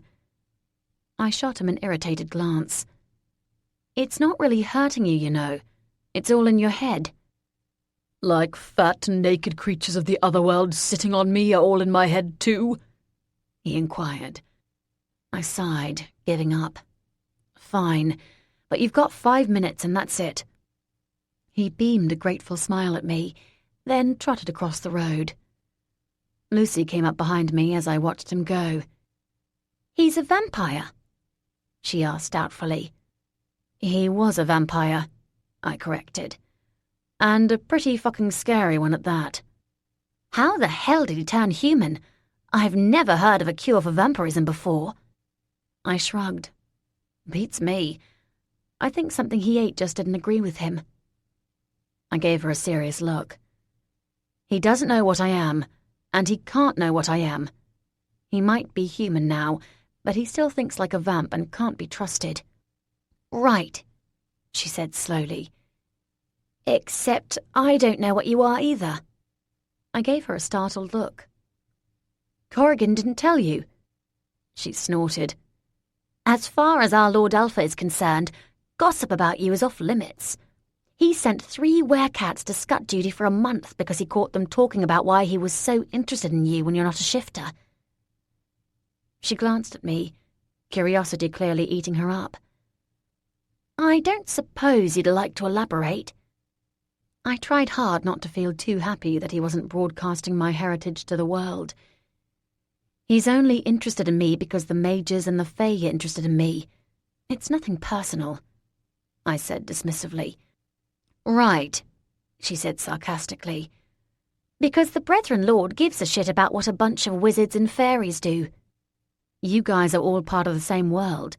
You'd think that you'd learn to play nice." "You're living in a dream world if you think we're all ever going to get along, Mac." "A bit of idealism never hurt anyone," I retorted. "Without a bit of realism, you'll end up getting killed," she said quietly. I had nothing to say to that. The rivalry between the different groups had me baffled, but other than Mrs. Alcoon, I trusted pretty much no one, so I could hardly argue.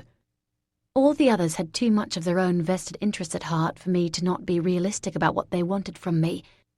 I couldn't even really trust Tom and Betsy, my old childhood friends, who I'd known for years, because as members of the Brethren and the Pack, their ultimate loyalty would always lie with Corrigan. Alex, for all his laid-back attitude, would spring to orders if the Archmage gave them. And Solus was a fae. Even without the potential threat of the Summer Queen and Chir na Nog hovering around, his very nature meant he couldn't be fully trusted. It all struck me as rather pathetic, and made me feel incredibly sad. "Your vampire doesn't look particularly scary at all," commented Lucy, breaking me out of my reverie. I looked over at Aubrey emerging from the shop. Good grief. He was wearing a large, brimmed purple hat of the sort that wouldn't look out of place on the mother of a bride on her big day. He'd added a long, dark trench coat and a pair of stripy woolen gloves. He jogged over to the pair of us, tilting the brim of his hat up so he could give Lucy an appropriately suspicious look. She gave him back as good as she got. I sighed. "Come on then, children. Let's go." Chapter 13. By the time the three of us reached Haymond Hill again, the sun was high in the sky and midday was fast approaching. At least I knew from Slim's information that the Batibat was nocturnal, and therefore wouldn't be likely to be making a voluntary appearance. With any luck, however, I'd still be able to track down her hiding place and find out just what the hell was really going on. Larkin and Max, the two mages, were sitting down on the ground, close to the warded-off area. When they saw us approaching, they both scrambled to their feet. "We didn't think you'd be here so quickly," exclaimed Max, with a note of guilt in his voice that he'd been caught virtually napping. "Are you complaining about my presence now?" I asked. Larkin held up his hands. No, definitely not. It's great you're here." He gave his companion a warning glance. I felt oddly good that I had them snapping to attention when I arrived. Maybe I could give myself some kind of moniker to encourage further deference. Archdragon? Lady Alpha? Fire Queen? I chuckled to myself at the absurdity of the idea, then looked around and realized that everyone was staring at me strangely. I pulled myself together and got down to business. "Right," I said. "What have you found, then?" "It's a really strong ward," stated Larkin seriously. "Not like anything I've ever seen before." Max nodded in agreement. "It's definitely not of Ministry origins. It's bound by something very dark indeed. And that Dryad is most definitely dead." I shot him a look. That much I already knew. Lucy was staring in horror at the Dryad's hanging body. "Oh my God," she whispered. She turned away and began to retch. Aubrey rolled his eyes at the apparent weak appreciation the shifter had for such art. I ignored him and focused on the mages. "Can you tell what will happen if we break the ward?" "You can't," Max said firmly. I was irritated. "Can't what?" "Break the ward." I sighed deeply. "Let's imagine that I can. What would happen?" He appeared completely nonplussed. I have no idea." "Well, fucking find out," I snapped. I turned my attention to Larkin. "Are you the divination guy?" When he didn't immediately answer, I clicked my fingers impatiently in front of his face. "Divination? Are you the guy?" Yes." He ran a nervous hand through his hair, and I realized that I was sounding a bit too much like a school bully. I softened my tone. "Somewhere near here there's a Batibat, a nocturnal tree spirit." "Fat, naked woman," added in Aubrey, unhelpfully. "Yeah, whatever." I gave the mage a serious look. "Can you find out where she is?" He nodded. "I can try." "Great. Be aware that there are Dryads around here as well. They're pretty shy and probably wouldn't take too kindly to you mistaking them for an evil demon." It was his turn to look irritated. "I can tell the difference between a Dryad and a Batibat." Did everyone know what a bloody Batibat was apart from apparently Alex and me? "You know what a Batibat is?" asked Aubrey, arching a surprised eyebrow. Okay, me, Alex, and Aubrey then. I felt slightly mollified, but still made myself a promise to do some proper research into some of the more obscure otherworld nasties when I got home. I didn't enjoy feeling stupid. I supposed at least I was on par with a hippie mage and a self-obsessed bloodsucker, if nothing else. Larkin gave Aubrey a scathing look. Nice hat. I suppose you're the vampire then. What of it, whiz? He snarled in return. I stepped in before things got out of hand. Chill, boys. Aubrey, you need to look after Lucy. Make sure she's okay. His lips curled. She's a shifter. Well done. I'm fine, Lucy gasped from behind. I glanced over my shoulder at her. Her skin still had a remarkably green tinge to it. Okay, but stay here with Aubrey anyway. How come you're so nice to her and so nasty to me? Whined the ex-vamp. Because I like her. Aubrey's bottom lip started to quiver, and his eyes became glassy. A loud sob escaped him. Both the majors and Lucy stared at him in abject astonishment. I shrugged, trying not to feel too guilty. Hey, you asked, and I told you not to cry. I'm not crying, he gulped. At least I thought that was what he said. To be honest, it was difficult to tell through his current wave of unhappy emotion. I decided the best thing would be to leave him alone. Here, I said, passing him over my plastic bag. I'm trusting you to look after this, Aubrey.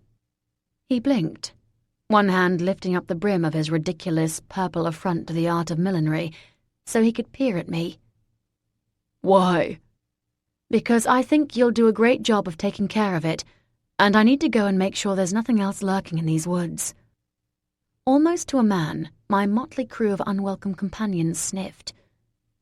You are not going anywhere on your own, huffed Max. Larkin nodded vigorously in agreement. You have no idea what's out there, Mac, agreed Lucy. I can't let you do this. I growled at them, and just for a moment, opened myself up to my blood fire, allowing the Draco Weir spirit to flood through me. I couldn't do it for long. I was too afraid about what might happen if I did. But there was no way I was going to stand here arguing about what I was or wasn't going to do. A dulled roaring filled my ears, and I felt my heart pound. Once, twice. Then, almost as soon as it had happened, I yanked the feeling away and looked round at them all. There was a deafening silence that was finally broken by Aubrey. I'm starting to think that maybe I was lucky that you were on drugs and Hampstead Heath, even if it did this to me. He motioned down at his human body. The others flicked startled glances at him. Are we all agreed then? They nodded. Fan-fucking-tastic, I said tiredly, and turned away from the group. I could feel their wary eyes on me the entire time I was walking away. It occurred to me that whatever they'd seen when I'd let the blood fire take me over had terrified the bejesus out of them. It terrified the bejesus out of me. There was no way I was going to let them know that, though. I wended my way across the path and into the trees. Everything appeared somehow different now it was daylight. The entire area was still unnaturally silent, with only the very odd call of a bird breaking the air. But everything felt less ominous than it had the night before. The power of sunlight, I figured. It was a shame that Aubrey hadn't yet come round to the joy of being out in the daytime. I wondered idly if he ever would. Something caught my attention on a nearby tree. There was a branch that had clearly been slightly disturbed and looked out of place, as if someone had grabbed onto it. Heart in my mouth, I carefully picked my way over to it, trying to stay as quiet as I possibly could. I realized as soon as I reached it, however, that it was the tree I'd thought to conceal myself in the night before. There was nothing else there. Cursing to myself, I moved deeper into the undergrowth. There were simply no signs of any other disturbance anywhere. The utter lack of any trace of anything was worrying. This was meant to be a popular tourist spot. The whole area, apart from the obviously scorched part with the dead dryad, seemed as if it had remained untouched for years. That did not compute. I considered briefly whether it would be worth tracking back and up to see if I could find the clearing again and talk to the dryad from the night before. If this Batabat was living around here too, it seemed impossible that they wouldn't have bumped into each other. However, given the entire race of dryads' apparent propensity for not telling the whole truth, it seemed ridiculous that she wouldn't have mentioned it already if she'd known.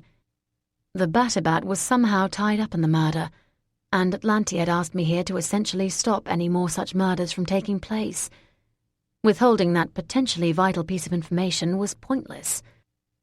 I continued forward, scanning the ground, the bushes, the trees, everything, for any sign of anything. I was drawing a complete blank, however. A thought struck me, and I moved away from the trees and back towards the ward, heading for the area where Aubrey had been lying when the Batabat had apparently sat on him. Even before I got there, it was clear to see the evidence of his movements. The grass was flattened, indicating where he'd fallen over, not just once, but several times. I knelt down, focusing on what the ground was telling me. All around the barrier of the ward were the traces of his attempts to smash through it. All I needed to do was to find traces that didn't belong to him. It didn't take long. To the left of where he'd fallen, there were enough heavy bent stalks of grass, in a different formation to those already created by Aubrey himself, to indicate where the Batabat had been. I was no forensic environmentalist, but I'd spent enough time growing up around the woods of Cornwall to have some basic tracking techniques. And what they were telling me, beyond a shadow of a doubt, was that the Batabat had come at Aubrey from within the ward. There was no sign of any tracks left within the burnt ground inside, but there was just enough on the outside to make it clear what had happened. He'd been attacking the barrier, and probably falling over idiotically as he did so, and the Batabat had emerged from the dead tree inside to teach him a lesson. I shaded my eyes and stared at the dead grey branches. There was nothing to see, other than the back of the forlorn figure of the dryad, visible through the twisted cluster of dead wood. That didn't mean there wasn't anything hiding there right now, camouflaged by some form of woody magic. If dryads could keep themselves hidden whenever they wanted to, and from whomever they wanted to, I was pretty damn sure that a Batabat would be able to do the same. And that meant that the only thing left was to break the ward. I looked across at the small group on the other side. Larkin and Max appeared to be doing what I'd asked, as Max was testing the edges of the ward to check whether there was any intrinsic magical alarm system built in, and Larkin was trying, and failing, to cast an appropriate divination spell. Every time he flicked his fingers forward, a puff of blue light appeared and then vanished. So much for tracking the Batabat by magic, then. Aubrey was clutching my plastic bag for dear life, watching me carefully from across the expanse. And Lucy was on the ground, with her back to me, hugging her knees. I had my doubts as to whether I could protect any of them in the event that I managed to breach the ward and confront the tree demon. I really had no idea about its capabilities. I was going to have to face it before nightfall, however. I stared again at the dead tree. Perhaps there was a way to get inside without breaking the ward. Casting around the ground for a few moments, I quickly found what I was looking for. There was a clump of pink shale half concealed by one of the tufts of grass, and I bent down to pick a piece up. I tested the edge, deciding that it would work, and then opened up my fingers and drew the stone across my palm, watching the thin red line of blood that sprang up in its place. Then I knelt down again and rubbed my hand on the ground. I only had to wait a moment or two before the air started to crackle and shimmer purple, and the figure of Solus appeared, an angry grimace marring his features. He sprang towards me, pulling my body towards his and hissing in my ear. "Where is it?" I stayed calm. "Where's what, Solus?" "The thing that attacked you. You're bleeding. Tell me where it is." I was touched by the ire in his voice. "Sorry, nothing attacked me. I just needed to talk to you." He released me abruptly, spinning me round to face him. Dragonlet, you are trying my patience. You could have just called. His violet eyes shot sparks at me, but I could tell from the way his muscles had immediately relaxed that it was more for show. Sorry, I said, although I wasn't really. But I need you now, not in 3 days' time when you bothered to answer me. He clasped his heart in mock agony. You wound me. He leaned in towards me. I was busy annoying your brawny brethren, Lord. Uh-oh. Bloody hell, Solus, is that really necessary? Not in the slightest. He grinned at me insouciantly. But it's a hell of a lot of fun. The furry one doesn't like me very much. I can't imagine why, I murmured, eyeing him unhappily. The Fae arched an eyebrow and watched me carefully. Have you read the translation yet? Been kind of busy, to be honest. It's back at home. He grinned. There was an edge to it that both surprised and concerned me. Interesting, he said with a suspicious note of underlying glee. Be sure to let me know when you do. I filed away his ongoing interest in my reading of the translated Fae book for later. There were more pressing concerns to deal with right now. I gestured towards the center of the ward instead. Can you transport me inside that? Solus turned and stared at it, his skin visibly paling as he did so. That's a dryad. I nodded. His fists clenched, and a ripple of fury shuddered through him. I swallowed involuntarily. I'd never seen him this upset before. He reached out and touched the ward, then drew it back again. You don't know what could be in there. Just because it looks empty doesn't mean it is. His voice remained curiously emotionless and flat, which was almost more scary than if he'd allowed himself to show what he was really thinking. It's not empty. I outlined for him my theory about the Batabat. He shook his head. Except Batabats wouldn't attack dryads, and certainly not like that. They prefer young men. Let me guess, I said dryly. You're an expert on Indonesian demons along with everyone else. He sent me a puzzled look. It's common knowledge, Dragonlet. I rolled my eyes. Of course it was. I don't need you to spell out the dangers for me, Solus. I just need you to get me inside. I'm not sure I can. Even if I managed it, it would drain me of all my energy, and then I wouldn't be able to help you if things went wrong. I think I'm capable of looking after myself, I scoffed. You let a vampire get the better of you barely 2 days ago. It was one. Eh? It was one vampire. And if you look closely, you'll see that he's not doing so well as a result. Solus looked understandably confused. I gently pointed out Aubrey's figure to him. Even with the hat and trench coat, his features were obvious. The Fae's mouth dropped open. Is that? Yep. He's a master vampire, Dragonlet. One of the strongest. What in the hell? Dawning realization lit his features. He drank your blood. I nodded. And because your blood has the power to heal, it healed him. And he's no longer a vampire. Yep. Bloody hell, Dragonlet. Do you realize that this makes you #1 on the vamps' hit list? They'll do anything either to control you or destroy you. That's unbelievable power. How many people has he told? I shrugged. None. He's afraid of what the others will do to him if they find out. Solus blinked slowly. Of course. A cured vampire is the antithesis of everything they believe in. He smiled, and it wasn't very pleasant. How very interesting. Solus. He was still watching Aubrey with a worryingly predatorial expression flickering through his eyes. You can't tell anyone. Solus, I mean it. He was a horrible vampire, and right now he's a horrible human, but he has a chance to maybe turn things around and be a better person. You are not going to fuck that up. Dragonlet. he began. I looked him in the eyes. Don't. Okay. Give me your word, Solus.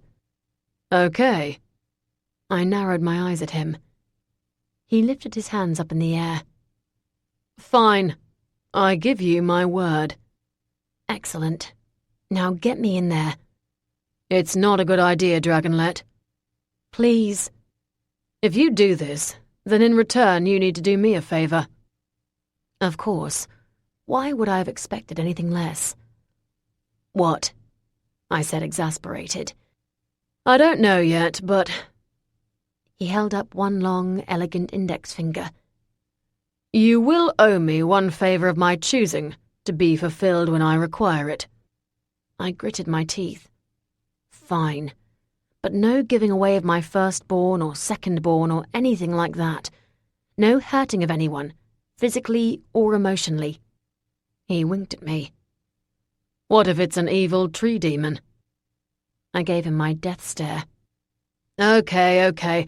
Nothing that involves children or hurting things. I promise. He gave me a cheeky, boyish grin. As if I would anyway, Dragonlet. I really hoped I wasn't going to regret this. Solus snapped his fingers, and the air immediately began to flicker purple. Give that bitch hell, he said, suddenly all serious again. I nodded. I intended to. Chapter 14. The molecules in the air snapped and bit.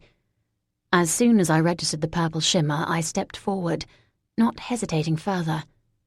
I was too nervous to delay further. Whatever had done that terrible thing to the Dryad was not the kind of being that I should take lightly. Transporting through felt differently to how it usually did. Clearly the ward was going to make things as difficult as possible, and it created the effect of feeling as if my body was being rent asunder. The world outside the barrier pulled at me, as if with a magnetic urge it was demanding my physical presence remain there. I couldn't see what was happening to Solus, but I heard his cry of pain as I wrenched myself through, then collapsed, panting, with pricks of tears forming in my eyes. My stomach lurched with devastating nausea, even worse than I normally experienced. I tried to force myself to face the tree, just in case my arrival had woken the Batabat from her sleep, and she was already on her way to meet me. But the retching overtook me. My fingernails stabbed into the blackened ground, clawing in agony as my once pleasant breakfast deposited itself unceremoniously in front of me. I was dimly aware of the blur of frantic gestures from my little band of followers on the other side, but the effort to raise my head and acknowledge them to reassure them that I was all right was almost too much. When the convulsions finally stopped, I collapsed, my cheek hot against the soot. I gasped for air several times and had to force myself to take in deep, heaving breaths to calm myself down. Eventually, I was able to scramble back to my feet, where I stood trembling. I looked behind and saw Solus down on the ground. Lucy had managed to get round and was by his side, her hand on his arm. She mouthed something to me, but I couldn't work out what it was. "Is he okay?" I shouted over. She looked puzzled and mouthed something again. Shit. Clearly the ward blocked out sound, too. I pointed down at Solus to highlight my worry and concern. She blinked in sudden understanding and looked back, this time enunciating her words more obviously, stating what appeared to be, "He's fine." I watched him carefully, relief flooding through me when he stirred, and slowly sat back up. He pushed his hair away from his face and grinned boyishly. I rolled my eyes. Idiot. Then, however, his gaze fixed on something behind me, and his pupils narrowed to tiny, sharp pinpricks of glass. Lucy, too, was now frozen and staring beyond me. I guessed the Batabat was finally awake. I concentrated on my hands, allowing my now familiar green light to light up and flicker. Then I slowly turned, every sinew of my body ready to launch myself at the she-demon. Aubrey had been right. The Batabat, standing heavily in front of the dead tree, and thankfully blocking the Dryad from my sight, was indeed hideous. She was morbidly obese, virtually the width of a small car, with folds of greyish fat and loose skin hanging down from every rounded corner of her body. Her breasts were drooping enough to hit the centre of her stomach, and her dirty blonde hair was scraggly and limp. My mouth dried, but I forced myself to lift my eyes up to hers. She looked down at my hands, then back up to my face, with a complete lack of expression. For once in my life, I had absolutely no idea what my opponent was about to do. I tilted my chin up. "Hello?" The Batabat stared back at me, without so much as blinking. I tried smiling. It didn't reach my eyes, and I was well aware that I had the habit of looking like a maniacal psychopath when that happened, but I wasn't quite sure what else to do. She still just stared at me. "Okay." I took a step forward. She didn't move. I kept my arms by my sides, trying to show that I wasn't going to attack her unless she struck out at me first, but I didn't extinguish my flames, making sure that she knew that I was also more than ready to take her on if I had to. It occurred to me that maybe I should have thought this whole operation through in a little more depth first. Just when I was starting to wonder if the Batabat was completely immobile, she suddenly let out a huge, shuddering sigh and turned her back on me, lumbering back to the tree that was just a few feet away. "Hey!" I shouted out towards her, suddenly alarmed. The last thing I needed was for her to get back within the branches and completely conceal herself again. At least right now I knew where she was. "Where the fuck do you think you're going? I want to talk to you." She completely ignored me, continuing her shambling return to the tree. I so wasn't in the mood for this. I outstretched my arm and extended my index finger to just beyond her body, zapping the ground with a line of green fire. Thanks to the already heavily burnt earth, however, my efforts immediately sizzled away into nothing. The Batabat didn't even react, hooking one hand into one of the lower branches and swinging herself up with a dexterity that astonished me. She clearly possessed some kind of affinity with trees, not least because the branches that looked dead enough to snap the second so much as a whisper of a breeze gusted by them easily held her weight. Before I could so much as blink, she had completely vanished. I remained standing in the same spot for a moment, utterly dumbfounded. I flicked a glance over to the Majors and Aubrey, who were still standing on the other side of the barrier, all their mouths gaping open, and gave an expressive shrug. So much for big old scary me, then. The seeming apathy of the tree demon had me baffled. The entire point of forcing both Solus and myself to the point of physical pain to transport through the ward had been to confront her, and yet she just seemed as if she couldn't care less. I considered my options.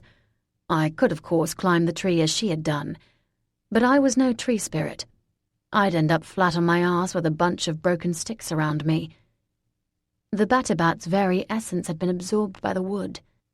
The only thing that would be absorbed if I tried to do the same would be everyone's recognition of my own stupidity. I kicked irritably at the ground, sending a cloud of black dust into the air.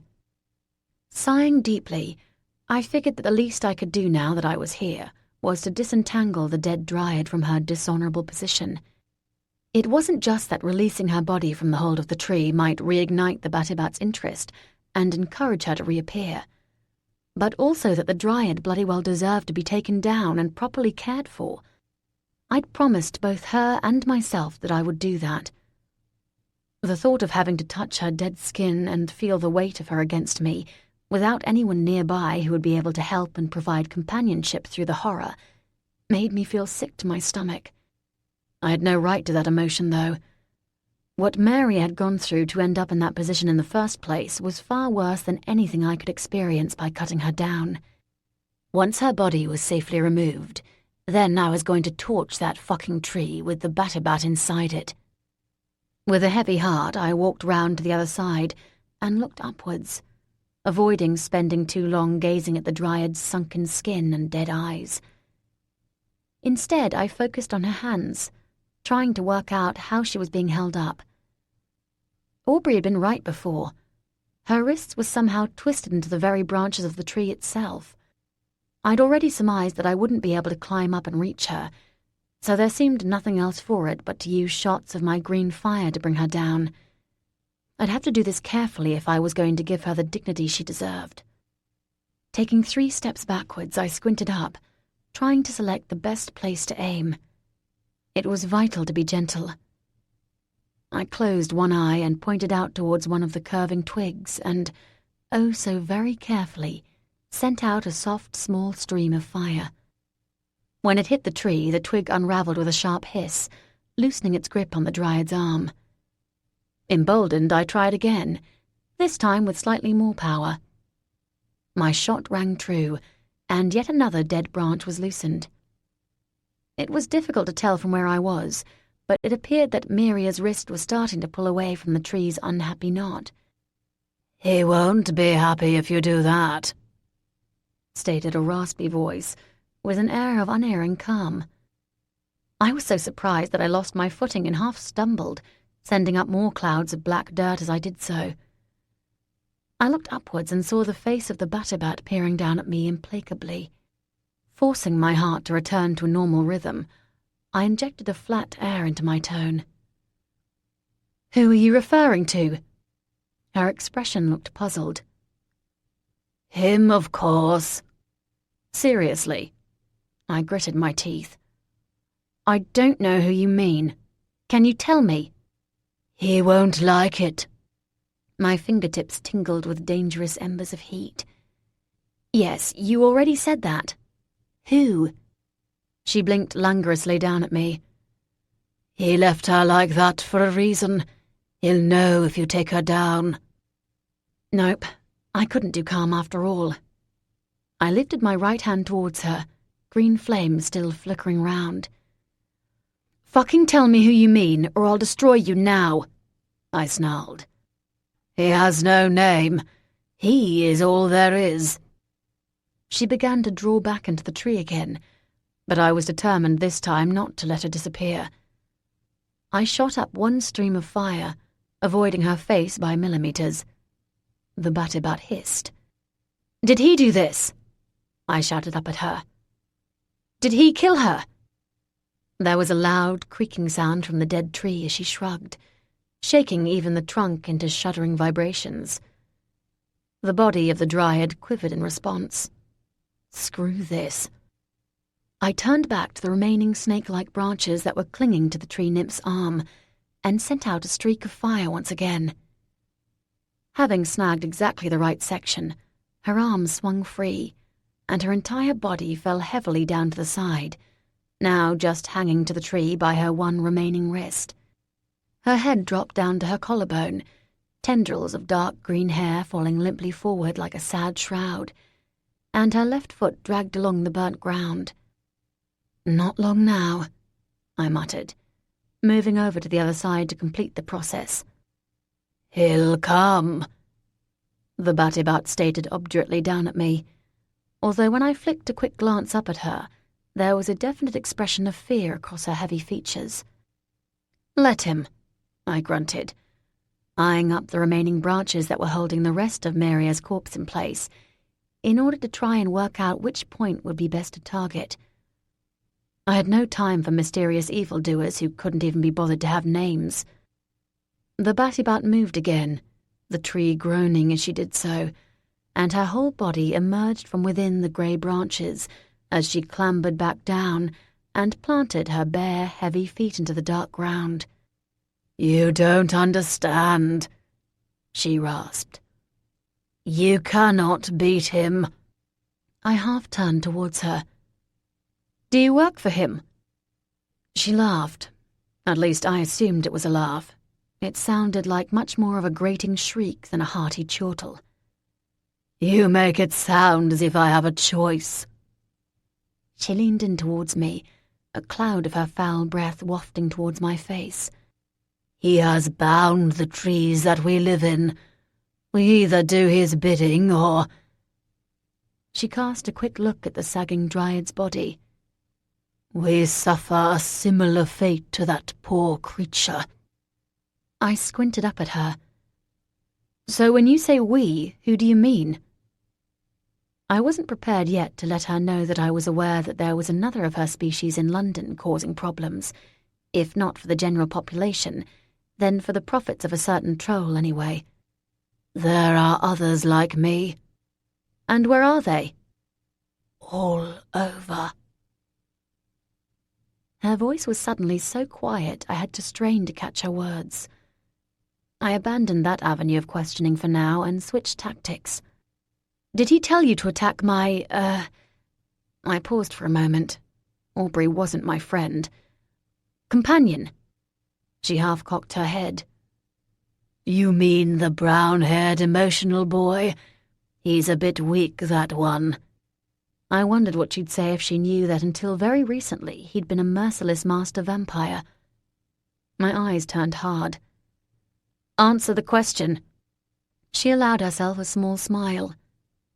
That one was just for me.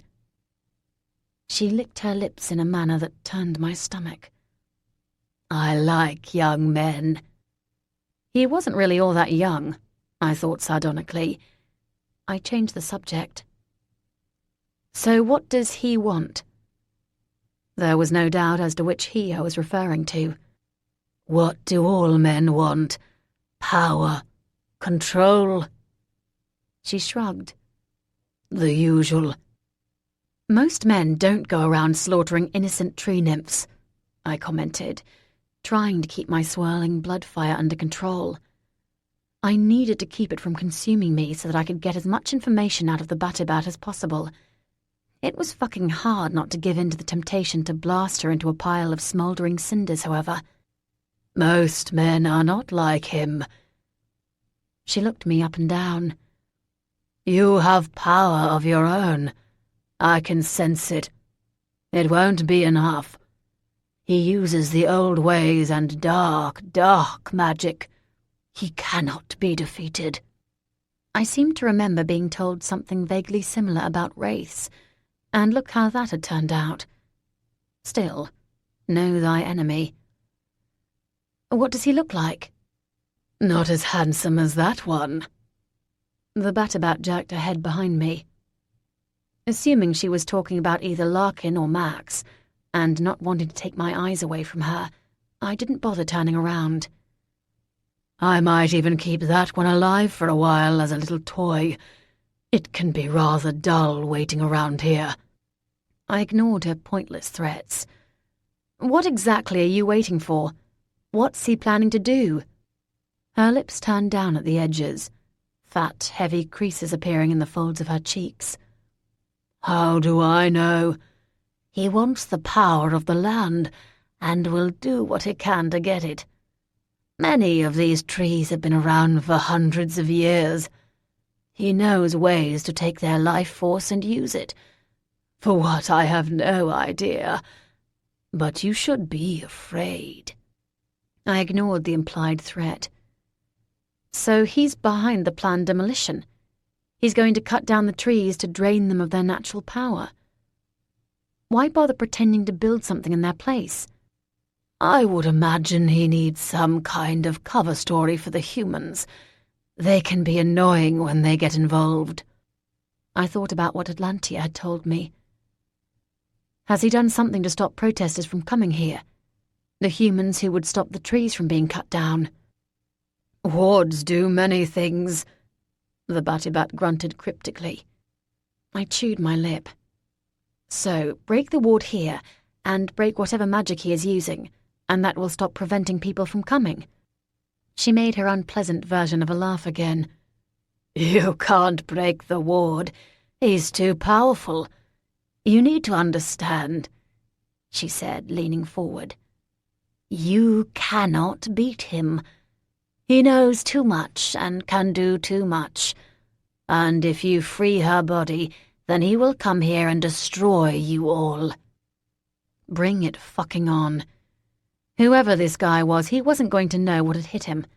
And when I broke his ward, he was going to get a tiny taste of exactly what I was capable of. I turned back to the Dryad. If you're going to continue with this foolhardiness, then let me have a little taste of your friend first. the Batibat called. "The one who seems fixated on you. He looks angry. I'll probably be doing you a favor." Her voice deepened. "I like the strong ones. It's more fun when they struggle." This time curiosity got the better of me, and I flicked a glance over my shoulder. Oh, Corrigan was standing there, in a dark grey suit that looked completely out of place in the middle of a wood. His arms were crossed against his broad chest, and he looked mightily pissed off. Even from this distance I could see the emerald green of his eyes flashing sparks at me. "Hey, Corrigan." My voice bounced against something that felt a bit like cotton wool. Corrigan's expression didn't change. Interesting. That meant that the barrier was blocking the usual shift to telepathy, which indicated why he'd not bothered announcing his arrival. It also meant that it was a fucking strong ward. I gave him a little grin and a wave instead. His frown deepened. "Is he your husband?" inquired the Batibat. I let out a bark of laughter. "As if." She exhaled loudly and happily. "Then I can take him off your hands for you." "That won't be necessary." I watched as Solus, clearly completely recovered now, made his way towards the Lord Alpha. Whereas the mages were carefully keeping their distance from him, and Aubrey seemed to be hiding behind a tree, the Fae felt no such compunction. He reached Corrigan and punched him lightly on the shoulder, as if to say, "Hey, buddy," before turning to me and blowing a melodramatic kiss. Then he joined his index fingers and his thumbs together to form the shape of a heart and held it out in my direction. Corrigan's arms dropped to his sides, his fists clenching. It was time for me to wrap things up before either of them created some other kind of stupid interspecies war. I turned back to the Batibat. "I'm going to finish bringing her body down. Then I'm going to destroy your tree and break your nameless dude's ward. It's up to you if you stick around or not." She stared at me. "You can't break the ward." "Watch me," I growled. I flicked out a jet of fire towards the remaining branches that were holding Maria in place. This time practice clearly made perfect, as I hit the right ones first time round, and her body immediately began to fall to the ground. I ran towards her, catching her corpse before it thudded down, and then carried her gently away from the tree, and laid her down at a safe distance at the edge of the ward. I didn't look at Corrigan or the others again. "He's going to be angry," shouted the Batibat, her previously calm tones now sounding panicked. "He'll—" Her shout drifted away as I returned to my previous spot, lifted up both hands and sent out twin spikes of fire towards the tree, this time not caring what I hit. I was dimly aware of her jumping backwards and hissing, but I completely ignored her, concentrating instead on the total destruction of the scene of the Dryad's death. This, at least, I could do properly. The dry branches, under the onslaught of all the fire I could muster, didn't take long before they lit up and caught. The flames gnawed their way along the dead wood, turning it as black as the surrounding ground. Burning twigs and branches began to fall to the ground as if in slow motion. The heat coming off the now skeleton-like silhouette was extraordinary, and my eyes began to water from the smoke. I didn't stop, however. The tree became a pyre, crackling and sending out sparks that made the Batibat yelp and back away further. I upped my fiery voltage and pelted out everything that I had. In the absence of the fucking embodiment of evil that had done this, I was going to take out my vengeance on the already dead tree. Let the wanker come and see what I'd done. I wasn't afraid of him. When I was satisfied that I'd done enough to completely destroy the corpse of what had probably once been a magnificent example of nature's goodness, I left it burning and looked over at the Batibat, satisfied. She was slumped some distance away, the heavy crooks of her arms folded over and around her body, hugging herself. I didn't know whether the tree had originally been home to her or home to Maria, and I didn't really care. The Dryad no longer needed it, and I couldn't give a flying fuck whether the Batibat was now homeless or not. I called out to her. "If your lord and master comes calling, tell him that Mackenzie Smith did this. I'll be more than happy to deal with his complaints." I stared at her, hard. "Did you get that?" She sent me a sullen look, filled with hate. "Mackenzie Smith," I repeated. "And you can let him know that I'm not done. Not by a long shot." I walked over to the edge of the ward, briefly examining the wound on my palm for a moment. I dug my fingernails into it, wincing slightly at the pain, but smiling grimly as fresh blood oozed out. Then I scooped up Maria's body, trying to ignore the cold feel of her dead skin, and gently cradled her almost weightless form against me, holding her in place with my free hand while I reached out against the ward with the other, smearing my blood against it. I was confident, given my past experience, that my Draco Weird genes would be enough to break through it. There was a tiny part of me that doubted, considering the Batibat's assertions regarding the strength of the ward, but I needn't have bothered. As my blood came into contact with the barrier, the entire perimeter appeared to glow. There was a loud bang as it snapped open. I stepped through, savouring the return of fresh, untainted air. Casting a quick glance behind me, it was clear that the Batibat had chosen to vanish to somewhere else. Suited me. Lucy was standing by Corrigan's side, staring. "I thought you didn't want to break it in case it set off some kind of alarm. Is it not going to trigger something off?" I felt all of the group's eyes on me. I shrugged, my mouth set into a grim line. "Oh, it'll have triggered something off. In fact, I hope it'll have triggered a screaming alert to the fucker that did this so that he comes running, because I'm going to fucking destroy him." Chapter 15. If I'd been expecting some kind of dramatic drum roll at my emphatic statement regarding what I was going to do to the Batibat's apparent boss, then I didn't get one. The not-so-merry band in front just watched me, as if expecting the architect of the ward to immediately materialize so that I could make good on my promise. There was the rumble of a small plane overhead, but other than that, the entire area remained as silent and still as it had before the magical barrier had been destroyed. Corrigan's eyes were narrowed at me, flecks of hot angry gold visibly displayed across their green depths. He broke the atmosphere by walking forward to take the Dryad's body from my arms, but I sidestepped away from him. My movements clearly didn't do much to improve his mood. "I need to take her to her kin," I said by way of explanation. "I doubt they'll show up if you do it." He snarled at me. "What exactly is going on here?" I looked at him calmly. "Walk up with me and I'll explain. I assume you couldn't hear anything that went on inside the ward."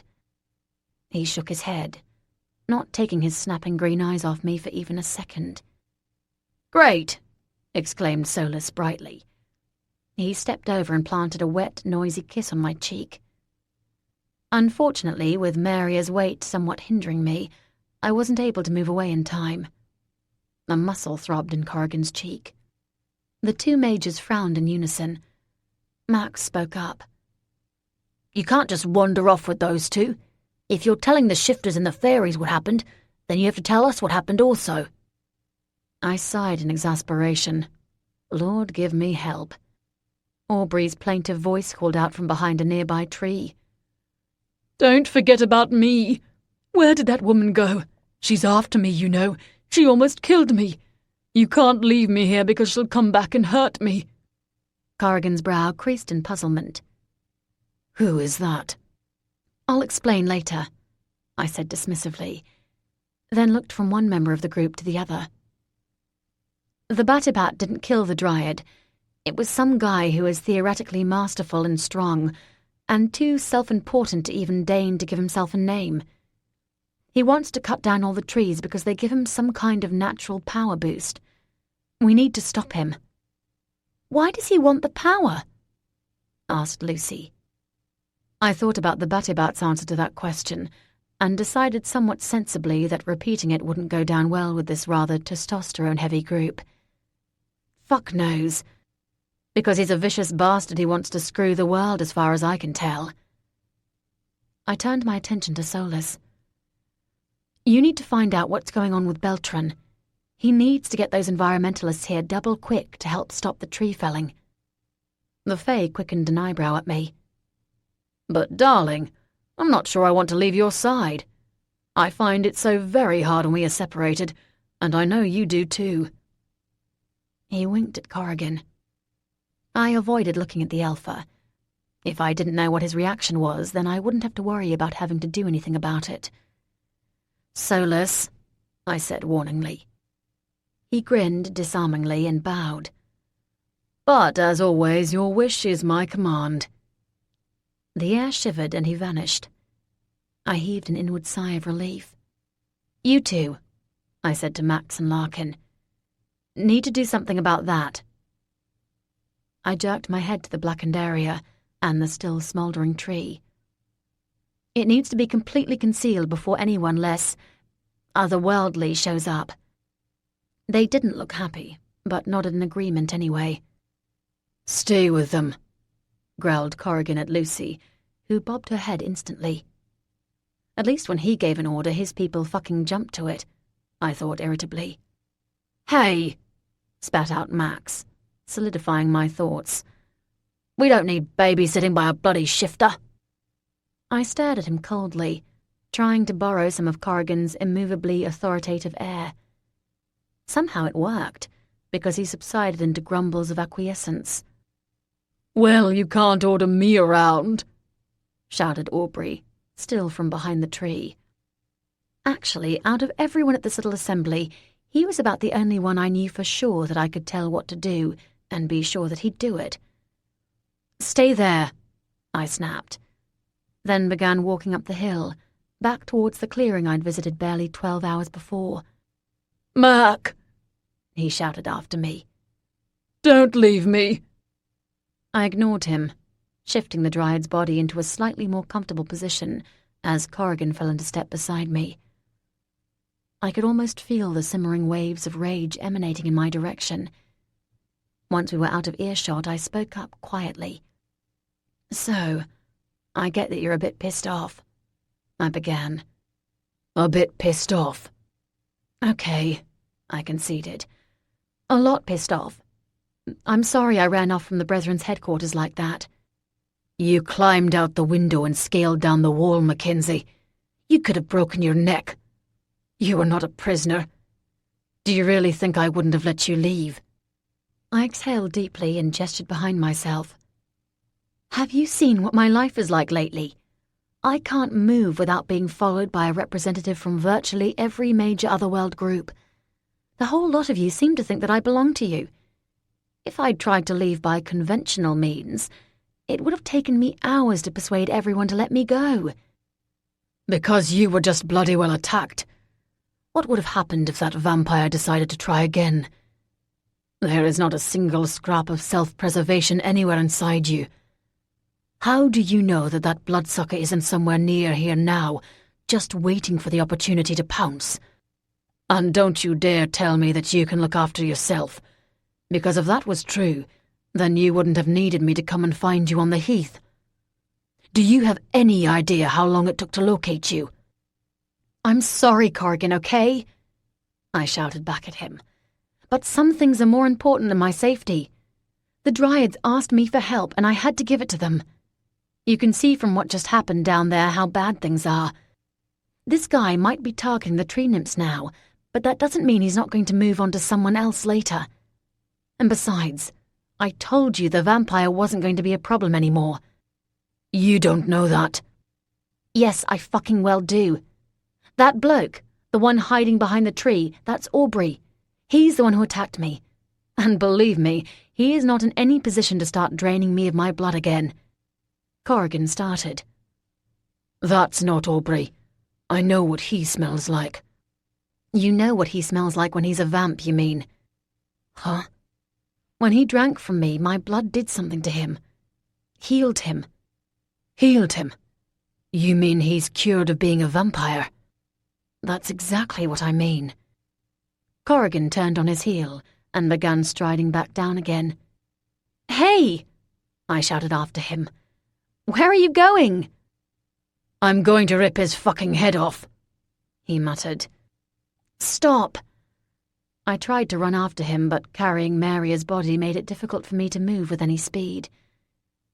I laid her gently down on the ground and then jogged to catch up, moving in front of Corrigan to block his path. "You can't kill him." He looked me directly in the eyes. It was virtually impossible for me to look away. "Why the hell not, Mac? He almost killed you." "But he didn't. I'm here and I'm fine. And he's human.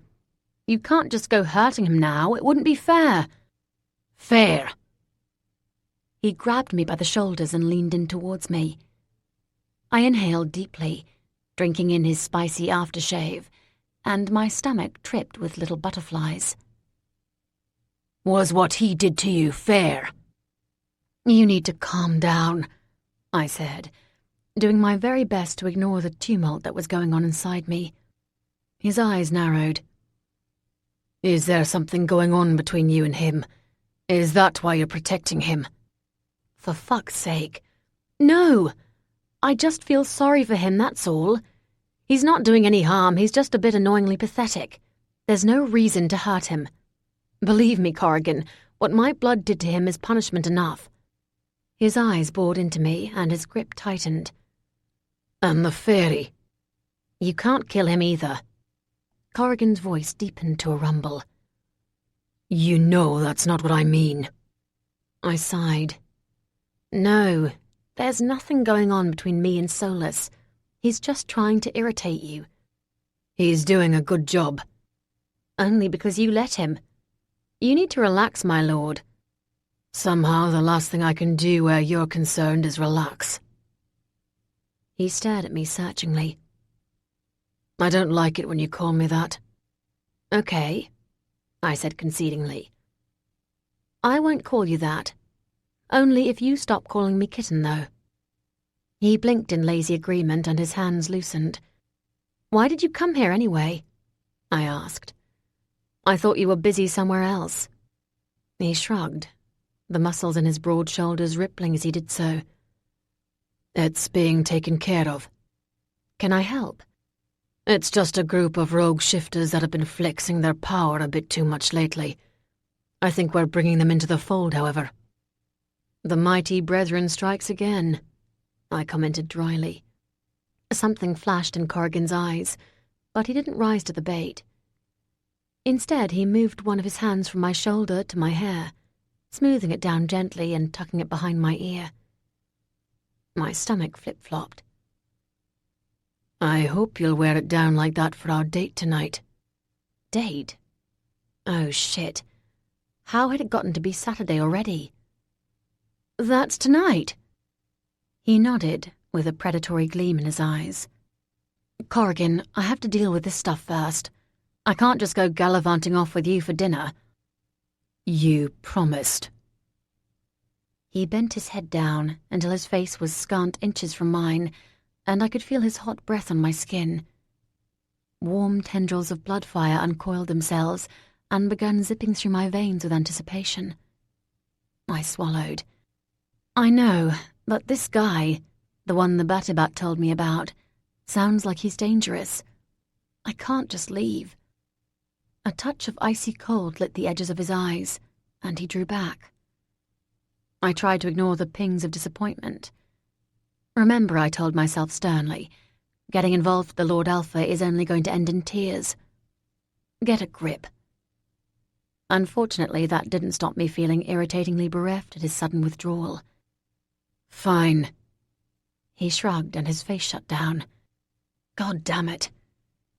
He turned and continued off down the hill with a lithe, elegant stride. Alarmed, I called out after him. "Where are you going? You promised you wouldn't hurt Aubrey." "I didn't technically promise. Besides, you promised me a date tonight, and I believe you've reneged." His voice was even, but he didn't bother to either stop or turn around. "Corrigan!" I shouted. "Relax, kitten. My word is good, even if yours isn't." I won't harm a hair on his head. Streaks of hot annoyance ran through me. It wasn't as if I'd fucking planned for all this to happen just so that I could have an excuse to avoid having dinner with him. Fine, my lord, I shot at him. Silence rebounded back at me. Well, sod you then, I thought uncharitably. I stomped back up to where I'd left Maria and stood for a moment staring down at her corpse, all the anger abruptly flooding out of me. What right did I have to be enraged at something petty like a stupid argument with Corrigan when she was lying there dead? I might not have known her personally, but that didn't mean her death didn't deserve more attention.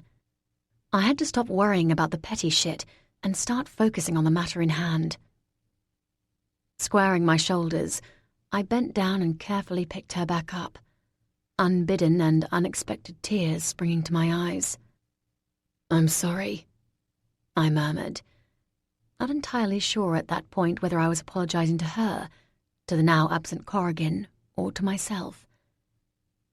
I sighed heavily, and then plodded upwards, carrying my unhappy burden as gently as I could. When I reached the clearing, I squatted down, laying her body softly on the ground. I adjusted her limbs slightly and looked at her sadly. A sudden breeze gusted through the trees, ruffling her hair.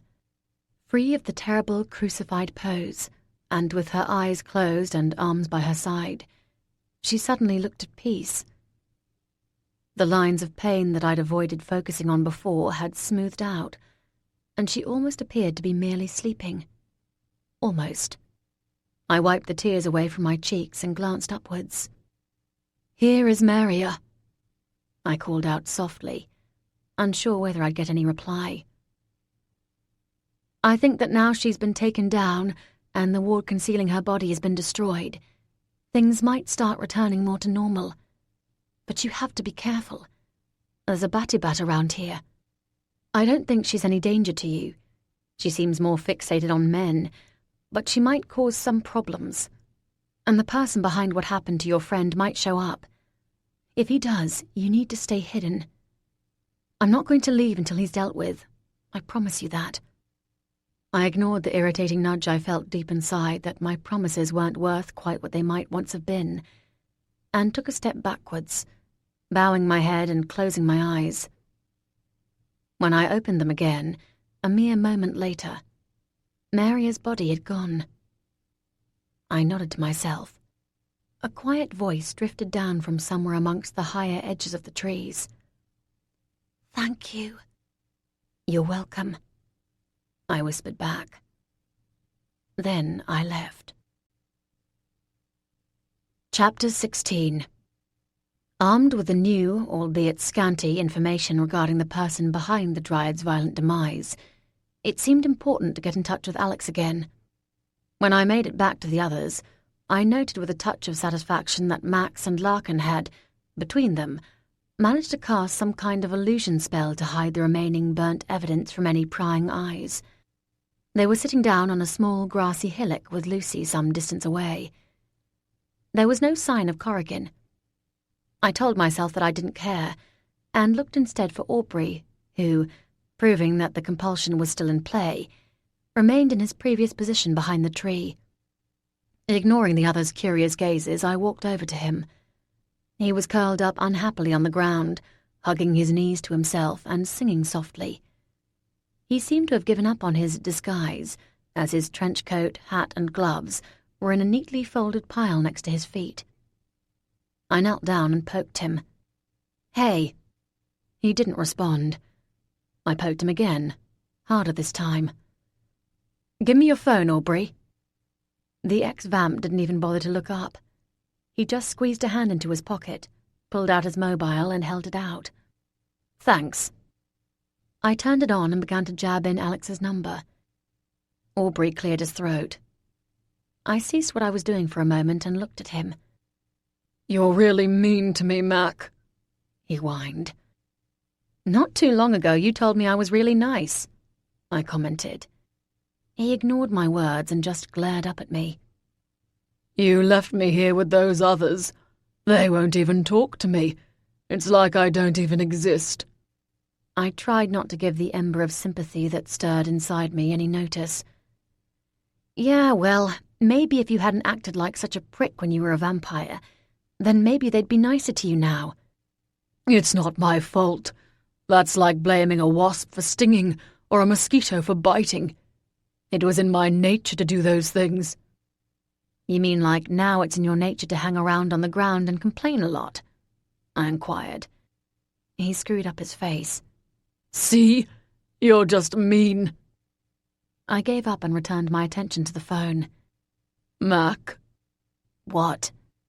I'm hungry. Then go and eat something. The phone began to ring. There's nothing to eat.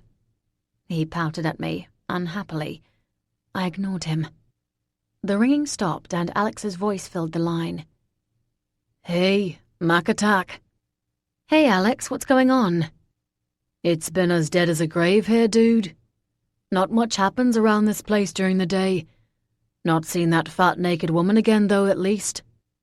I was idly curious as to what relation Alex's Batabat was to mine, but it was barely relevant to my needs.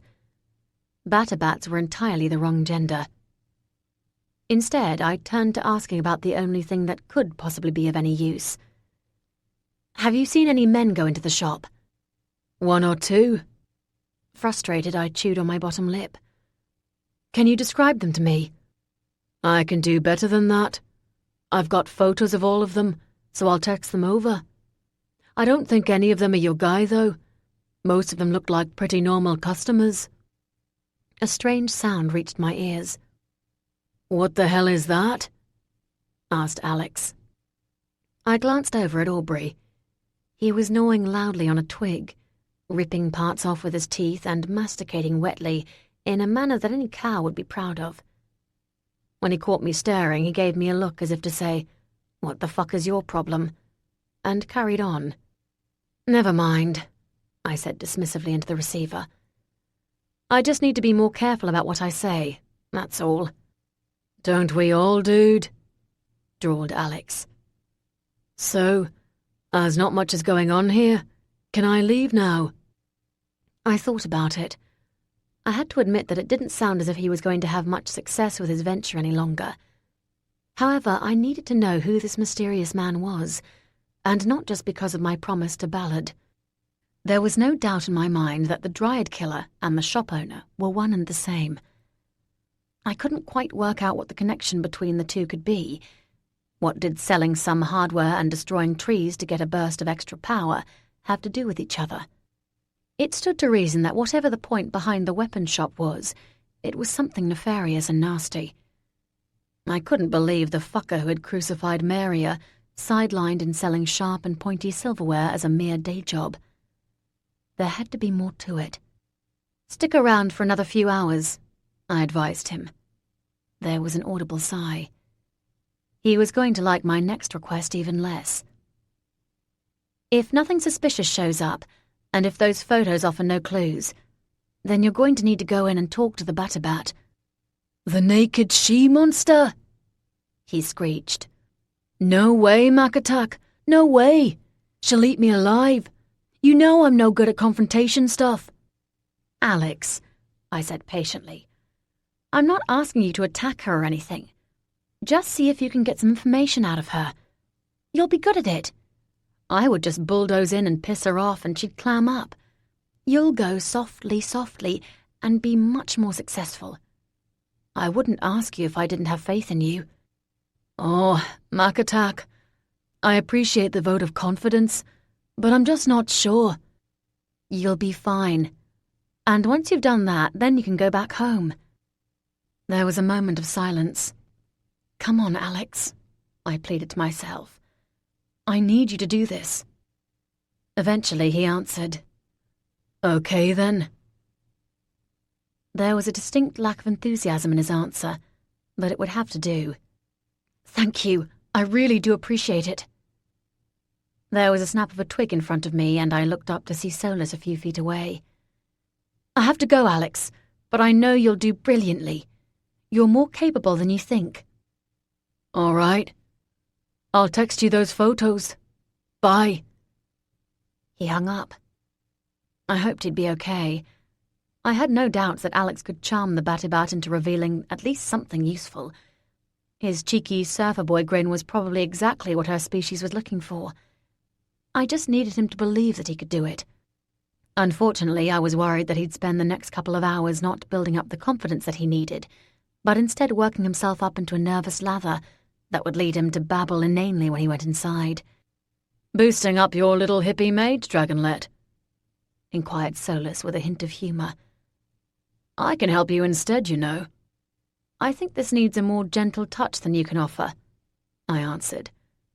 "Besides, I have a feeling I'm going to need you around here." "Did you find Beltran?" "That I did." Exasperated, I rolled my eyes at him. "And?" He shrugged. "The tree huggers were proving rather difficult for him to manage. You would think that a fae could merely glamour them into decamping here, but there was some kind of block. They all seemed completely incapable of believing that there was a problem here that they might be able to solve. They were determined to hang around Wales and lie in the middle of a few roads to apparently stop the inevitable." Amusement lit his violet eyes. "Humans really can be intractable creatures sometimes." My heart sank. Atlantia had seemed convinced that getting the environmentalists on side would help to stop the demolition. I certainly didn't have the faintest idea how to go about it. "So they're not coming?" He waggled a finger in front of me. "That's not what I said. Somehow, round about the time that you busted the ward, whatever was preventing them from listening to Beltran completely evaporated." I was right. The ward wasn't just a physical barrier. I breathed in relief. "Indeed. Whoever created it was a clever bastard, because it was a psychological ward too. They're not easy to manage, you know." "You sound like you admire him," I said, faintly disgusted. "Just his work, my little Dragonlet. Not him." He dusted off an imaginary speck from his shoulder. "Anyway, to cut a long story short, hey presto and supercalifragilisticexpialidocious, they are on their way. Should be no more than a couple of hours." Thank fuck. I beamed gratefully at him. He bobbed his head in arrogant acknowledgement and opened up his palms, gesturing expansively. "Bring on the accolades." Aubrey took that moment to spit noisily onto the ground. Solus's lip curled in revulsion. I couldn't help snorting out a giggle. "Can I have my phone back now?" There was a high-pitched plaintive note to his voice. "He's different," commented Solus, eyeing the ex-vamp with detached curiosity. "He's not fucking undead anymore." "You know what I mean." Solus frowned. "The Aubrey I knew might have been unlikable, even as far as vampires go, but he possessed considerable inner strength. This one," he pointed at him with his toe, "is a pathetic excuse for a human. Why is he even with us?" "I don't really know," I answered honestly. Aubrey scrambled to his feet, throwing away his half-chewed stick behind him with an angry flourish. "I am here, you know," he shouted. "It's rude to talk about people as if they're not there when they are. I didn't ask to be turned into a human. She did it to me." His voice continued to rise, and his right foot began stamping the ground several times in quick succession. "Now give me back my phone. It's mine." As if on cue, the phone in my hands beeped. I looked over at Solus and raised my eyebrows slightly. "He's having some adjustment issues." "I'll say," murmured the fae, with a slightly impressed expression. "Just let me use it for a few more minutes, Aubrey. Then I'll give it back to you, I promise." He folded his arms and wrinkled his nose, then sat back down and huffed loudly. I opened Alex's text. There were 3 images. I opened up the first one, with Solus peering over my shoulder. "Who's that?" "I'm hoping it's the prick that's behind all of this," I said, staring down at the hulking figure that Alex had managed to capture. "Looks pretty strong. No match for our dragon, though." I gave the fae a warning glance. Aubrey was by now no doubt starting to put the pieces together as to what I really was, but that didn't mean that Solus had to hand the information to him on a plate. Fortunately for me, he was still sitting glumly on the ground and muttering away to himself, paying us very little attention. Solus was right, however. Whoever this was that Alex had managed to snap, he looked as if he was built for one thing and one thing only, and that was fighting. This one was definitely a contender. I opened up the next one. It was a young-looking guy wearing a hoodie. Alex had only just managed to catch him in profile, but he still looked remarkably babyish to be carrying out a reign of terror. Still, appearances could be deceiving. I flicked my thumb over to the final image. This one was rather blurry, but it was still possible to make out the features of a somewhat nondescript-looking man wearing glasses and a suit. I frowned down at the phone. There was something about him that was vaguely familiar. "He looks like that actor," commented Solus. "The one in that Hollywood film about a man murdering his wife, and it all goes terribly wrong." I stared up at the Fae in surprise. "You watch movies?" He actually blushed. "What's wrong with that?" "Nothing, I guess," I said, still somewhat nonplussed. I guess I thought that you fairies would be above all that." "Well, maybe you could come with me sometime." There was a sudden mischievous gleam in his eyes. "We could sit in the back row, share some popcorn, let our hands accidentally touch, and then—" I punched him in the arm. "Sod off." Solus just laughed maniacally. I tutted at him and closed down the text. The Batibats man could realistically be any of them or none of them. Looking at pictures was pretty much a waste of time. I sighed. I knew I should probably call Mrs. Alcoon and tell her that I might not make it back to London for the bookshop's grand opening, but I didn't want to let her down. Despite the fact that it was clearly foolish optimism to think that I would be there, I decided to wait. I still had the image of Corrigan's frozen eyes in my head when I told him I wouldn't keep our date. I wasn't looking forward to doing the same to Mrs. Alcoon. I ignored the little voice whispering "coward" at me and decided I'd call her tomorrow, then threw the phone into Aubrey's lap. He stopped his incessant muttering, and his expression brightened immediately. I watched him carefully for a moment, trying to work out if he was up to something. He had been avoiding all of his vamp pals up until now, but I couldn't help wondering if his sudden attachment to his phone was because he'd finally been in contact with them. Hadn't he said something about knowing a few who could turn him back to a creature of the undead? "Have you done something stupid, Aubrey?" "Like what?" he asked, his face a picture of wide-eyed innocence. "Oh, I don't know," I said slowly. "Like contact some vampires to come here and wreak havoc on the now approaching humans." He evinced melodramatic hurt. "No. If I called them, it would be to help me out so I can go back to being what I'm supposed to be." "An evil night stalker?" "Someone who gets the respect they deserve. Someone who isn't ignored." His voice faltered slightly. "Someone who doesn't feel all this inner turmoil all the time." Oh, the existential problems of a cured vampire. I realized that I still didn't really have an answer to why he was suddenly concerned about where his phone might be, though. I stared at him hard and put my hands on my hips.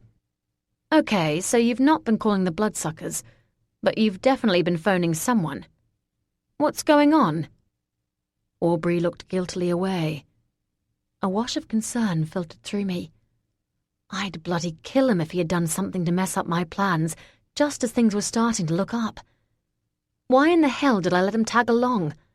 I should have left his sorry ass back in London on the streets where he belonged. "I could compel you to tell me, you know." He sniffed. "Go on, then." At that very moment, the phone in his hands beeped. Aubrey glanced down at it, and his face lit up. My muscles tensed. Whatever he'd done, and whatever he'd summoned, I'd dispatch it pretty damn fucking quickly. Bloodfire lit up inside my belly, and there was a shout from behind me. "Mark, someone's coming up the hill." Giving Aubrey the dirtiest look I could muster, I motioned to Solus to stay and watch him, then turned round to face who, or what, was coming. I squinted downwards. The trees were masking the majority of their approach, but there were flashes of bright red and blue emerging from between the gaps in the leaves. I frowned. They clearly weren't trying to camouflage themselves in any way. I took several steps forward to get a better look. Were they carrying something? The mages were both on their feet, flicking anxious glances between me and the moving figure. Lucy jogged over in my direction, then took up position next to me, shoulder to shoulder. "What is it?" she asked quietly, equal measures of concern and menace in her voice. I shook my head to indicate that I didn't know, and just watched, ready to defend our position if need be. It could be only one of two things: the Batibat's master or a buddy of Aubrey's. Both would be dangerous. Then a face appeared. Human. I cocked my head, still trying to work out what he was carrying. Lucy sniffed. "Hold on," she said. "I can smell that. Tomato, meat, some kind of herb." Her voice drifted off as a shout reached our ears. "Hey, which one of you guys ordered pizza?" I looked at Lucy and she looked at me. Then I turned back round to Aubrey. He avoided my gaze. "I told you I was hungry," he huffed. I rolled my eyes and stomped irritably off to get things ready before the campaigners started arriving. Chapter 17. I called my merry band of ragtag otherworlders together, leaving Aubrey in peace to eat his stupid pizza. "So, the humans will be here soon and we need to be prepared," I said, trying to sound as serious as I possibly could. It wasn't easy with both the mages and Lucy casting occasional hungry glances towards Aubrey and his cheesy meal, with the constant sound of his smacking lips and delighted murmurs interrupting. "Why do we need to bother with them?" drawled Solus. I pursed my lips. "I'm here because the Dryads asked me to come, and the Dryads believe that the environmentalists will be able to stop the demolition that's due to take place on Monday. Therefore, they want them here. They've got the most experience at this kind of thing. Besides, I doubt any of us want to hang around for weeks until the planning permission manages to get blocked." They all nodded fervently. Corrigan joined us. I gave him a quick glance, wondering where in the hell he'd been, and tried to ignore the sudden weak sensation that seemed to be attacking my knees. I pushed my shoulders back and stood up a bit straighter instead. He still looked ridiculously out of place in his well-tailored suit.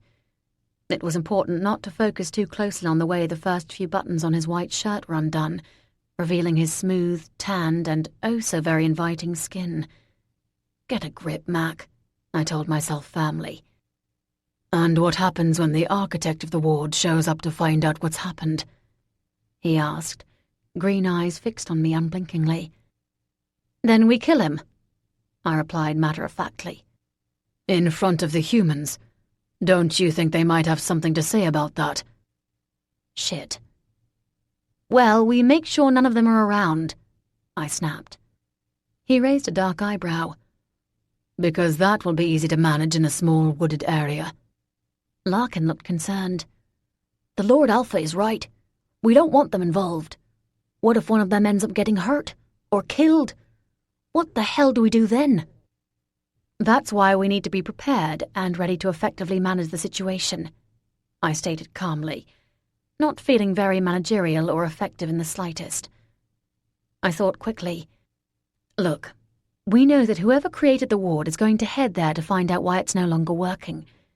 We just need to make sure that the humans stay away from there. This whole area is effectively one big circuit. There are crisscrossing paths, but it's really just a circle.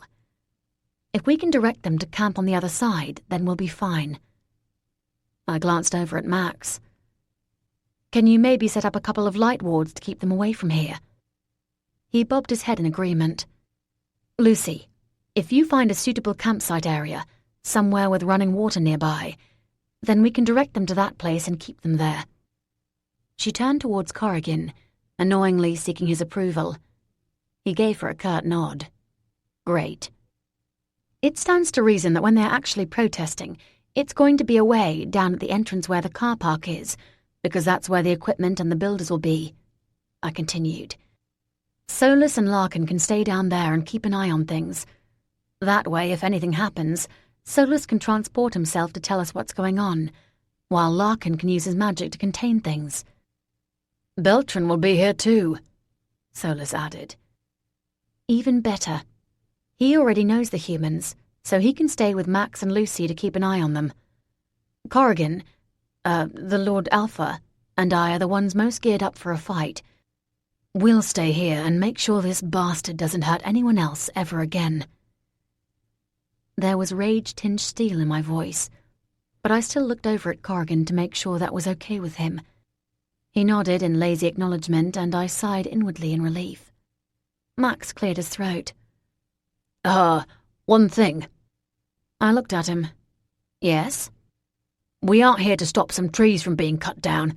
We are here to make sure that you are safe. I bit down my annoyance. I'll be safe if you can keep the humans away from the big bad guy, so that I don't have to worry about them getting in the way or getting hurt. Besides, you might think this is none of your concern, but you saw what happened to that dryad.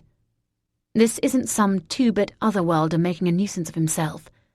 We need to work together to stop him. Fortunately, Max seemed to accept that. And who is the big bad guy? Do we know what he looks like? Interjected Lucy. No, I reluctantly confirmed. I'm sure he'll make himself known pretty fucking quickly, though. If he looks human, then how will we be able to tell the difference between him and the tree huggers? He'll be the one trying to kill you, Corrigan said, his arms folded and his eyes still trained on me. Larkin swallowed. So shouldn't we, get some reinforcements in? It'd take no time at all to get more mages here. The Archmage will be happy to help. That'll just complicate matters and put more people in harm's way, I stated emphatically. And give the humans more reason to become suspicious. I could deal with this fucker on my own. There was no way I was going to create the situation where I'd end up with even more blood on my hands than there already was. The Welsh Park is sending some help, Corrigan said unhelpfully. Well, fucking tell them to go back home again, then. The environmentalists are a tight group and will be wary of even more strangers hanging around. You and I can deal with this guy ourselves. I couldn't resist flicking a look at him and adding, Unless you really want someone else to do your dirty work for you, that is, my lord. His gaze flashed in anger towards me. I felt an answering surge of fear at the menace in his gaze, but did my best to quash it and look him directly in the eyes. He might be the almighty leader of the Brethren and be more powerful than I ever would be, but he didn't scare me. Honest. My knees shook ever so slightly. Damn it. Solus stepped in. Our dragonlet here. He drew out every syllable in a long and deliberately affectionate purr. Is a woman of strength, as well as unquestionable beauty. Corrigan's muscles tightened visibly. I cast an annoyed look at the Fae, who grinned unconcernedly back at me. Aren't we forgetting something? Asked Lucy, clearly wanting to change the subject very, very quickly. Everyone turned to face her. There's that Batty-Bat thing as well. She's still got to be hanging around here somewhere. How do we deal with her, too? There was a small cough from behind. Aubrey was standing up, empty pizza box next to him, and a smear of tomato sauce on his face that was unfortunately reminiscent of blood. I'll keep an eye for her and sort her out if she gets involved, he said. I started. What? I said, I'll worry about her. When he caught sight of the look on my face, his bottom lip pushed out stubbornly. I used to be a master vampire, you know. Yeah, but... She likes men. I can get her to focus on me so you can focus on her boss. He snapped his fingers. Easy as pie. Wonders would never cease. Perhaps pizza had some miraculous curative properties of its own, and Aubrey was beginning to get over his emotional issues and man up. as Mrs. Alcoon might have tried to say. I gave him a small look of approval, and his cheeks reddened slightly. Corrigan was staring at him as if he might squash him like he would a flea. I turned the group's attention back to me. Excellent. So everyone knows what to do and where to go. Let's get cracking. An hour later, I was getting impatient. But there was still no sign of Beltran or any of the environmentalists. No word from Alex about the Batabat in London.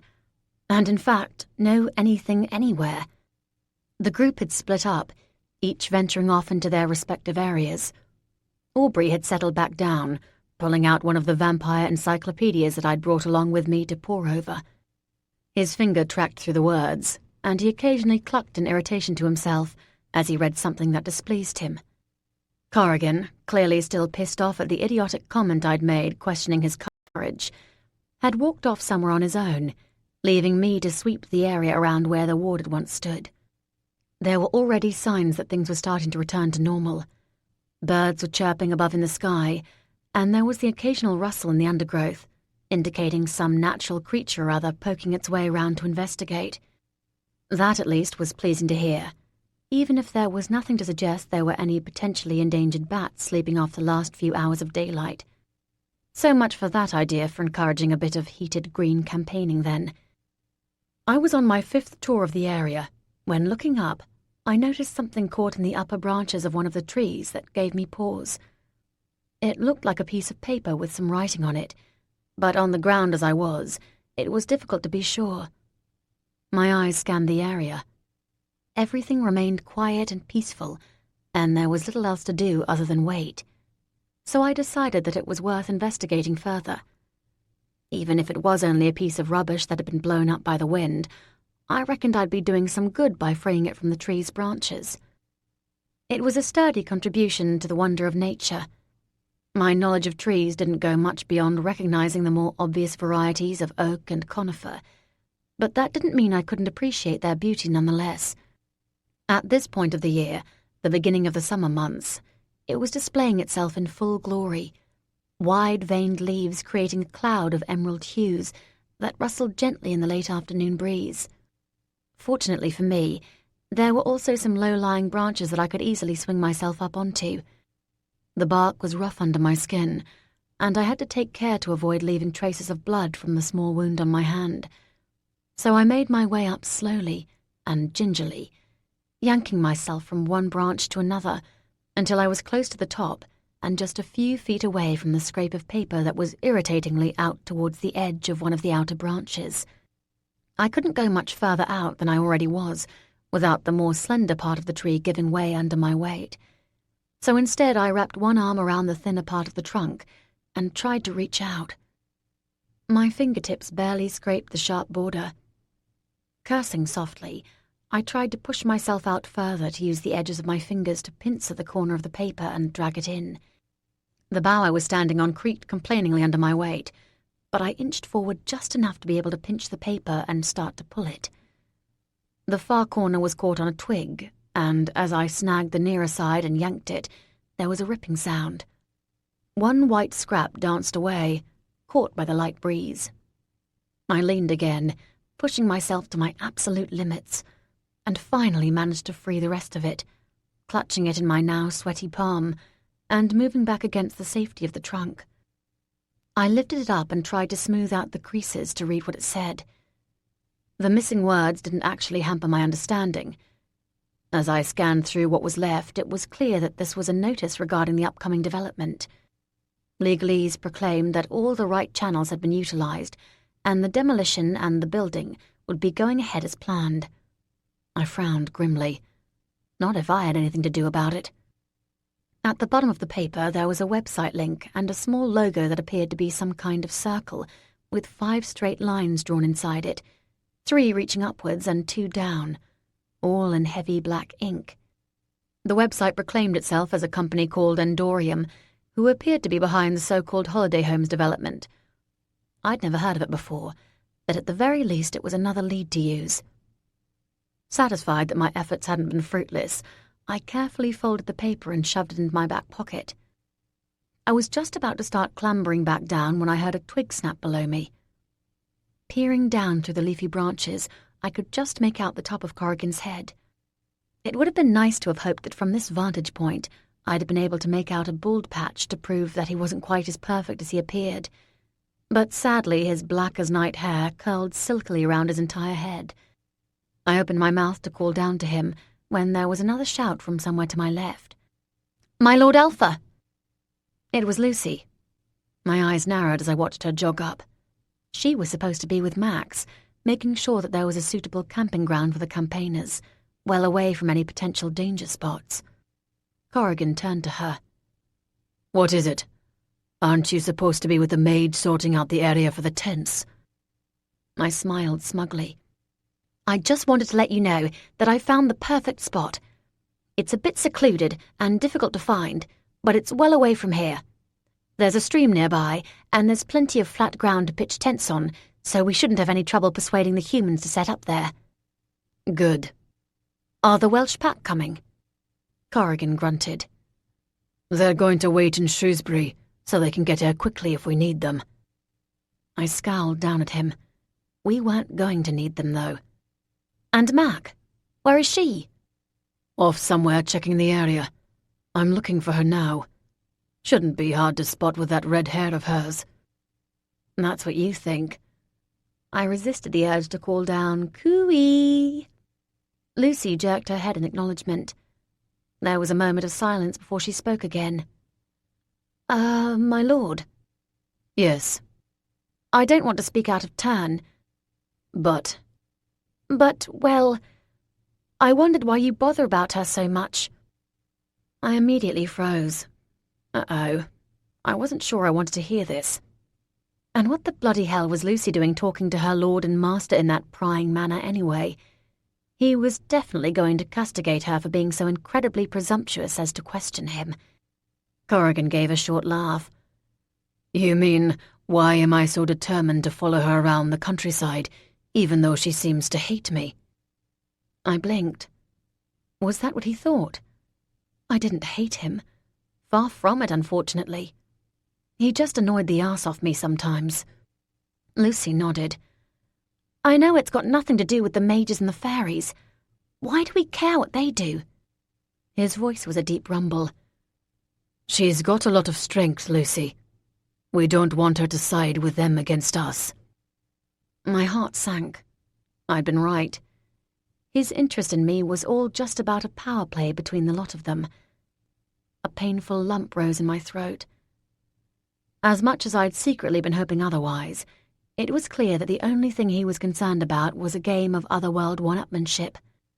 "Yeah, but we don't really care about them, do we?" she persisted. "I like Mac, I do, but she's so aggressive sometimes, and when she gets angry, she's bloody scary. She's also not very nice to you." I frowned. Didn't she know that I wasn't actually very nice to anyone? "I didn't realize how inquisitive honey badgers were." Lucy was immediately apologetic. "I'm sorry, my lord. I didn't mean to step out of line." "That's okay. You're potentially risking your life to be here, Lucy. You have a right to ask." I was stunned. Why wasn't he biting her head off for daring to question his authority? "My lord, I'm here because whoever did that to the Dryad deserves to be brought down.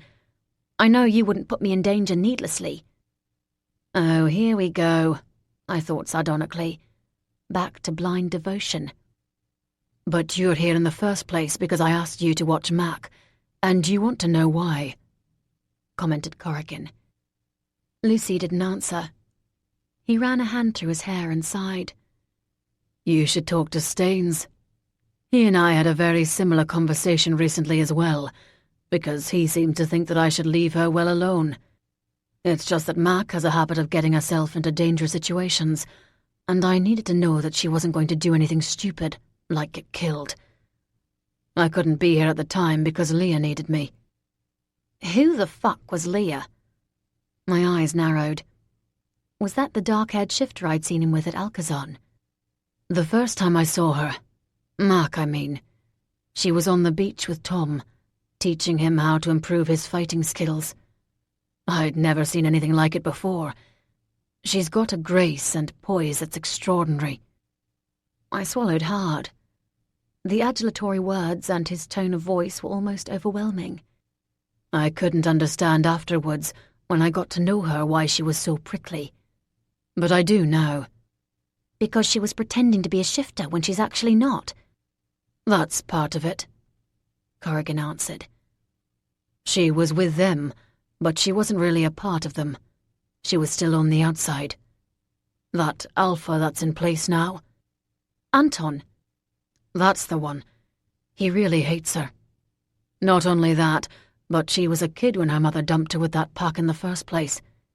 She's been abandoned by people her entire life. It's no wonder that she pushes them away now. It's a self-preservation thing. I'd not thought about it like that before. Neither had I. She's got a lot of strength, not just physically. You saw how she managed to bring everyone in line out here.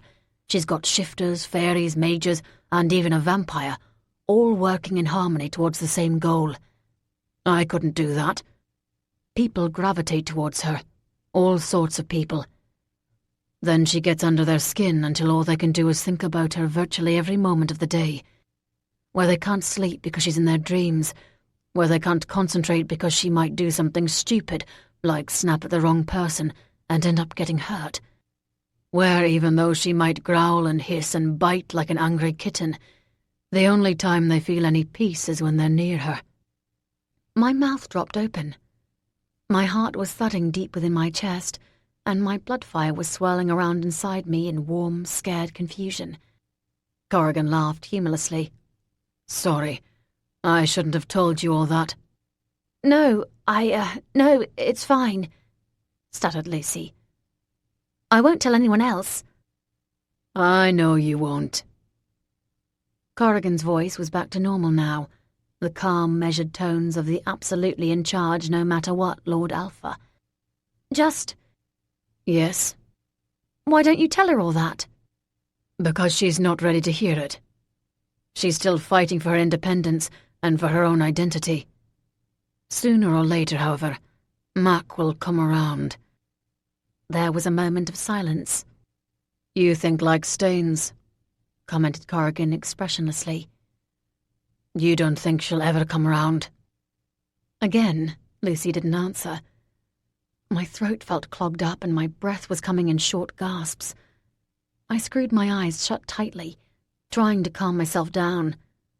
I couldn't let them know that I'd overheard such a personal, soul-bearing conversation, so I had to stay quiet. My fingers were digging painfully into the bark of the tree trunk, but I barely noticed. All my thoughts and feelings were in a messy whirl of confusion and agony. How had I not seen this before? How had I not noticed that I was like that, or that Corrigan felt that way? He cocked his head to one side, as if listening, and I thought for one heart-stopping moment that he'd heard some tiny movement I'd made up above in the branches. Instead, however, he gestured off into the distance. The humans are here. You should get back, Lucy. Yes, my lord. She reached out and touched him gently on the arm, just for a moment, and then jogged off. Corrigan remained there standing, his head bowed. Then he let out one deep sigh and walked off himself, leaving me completely alone.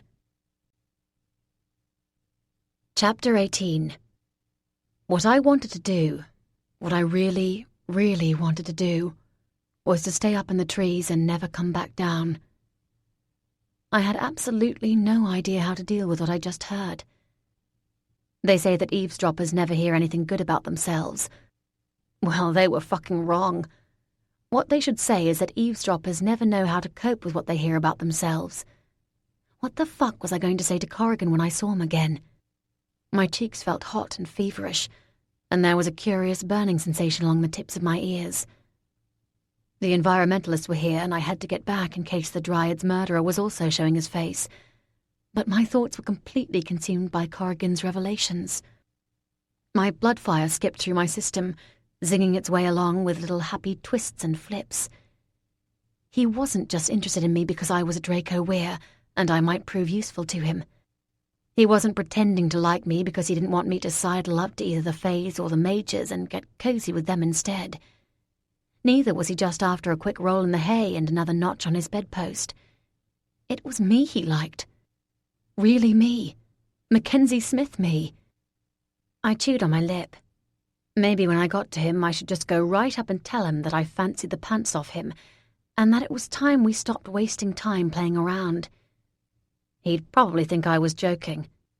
No, I should tell him that I really admired the way he'd taken on the role of Lord Alpha and that he was doing an amazing job. Then he'd realize that I liked him too, and... No. If I said that, then he'd think that I was being sarcastic.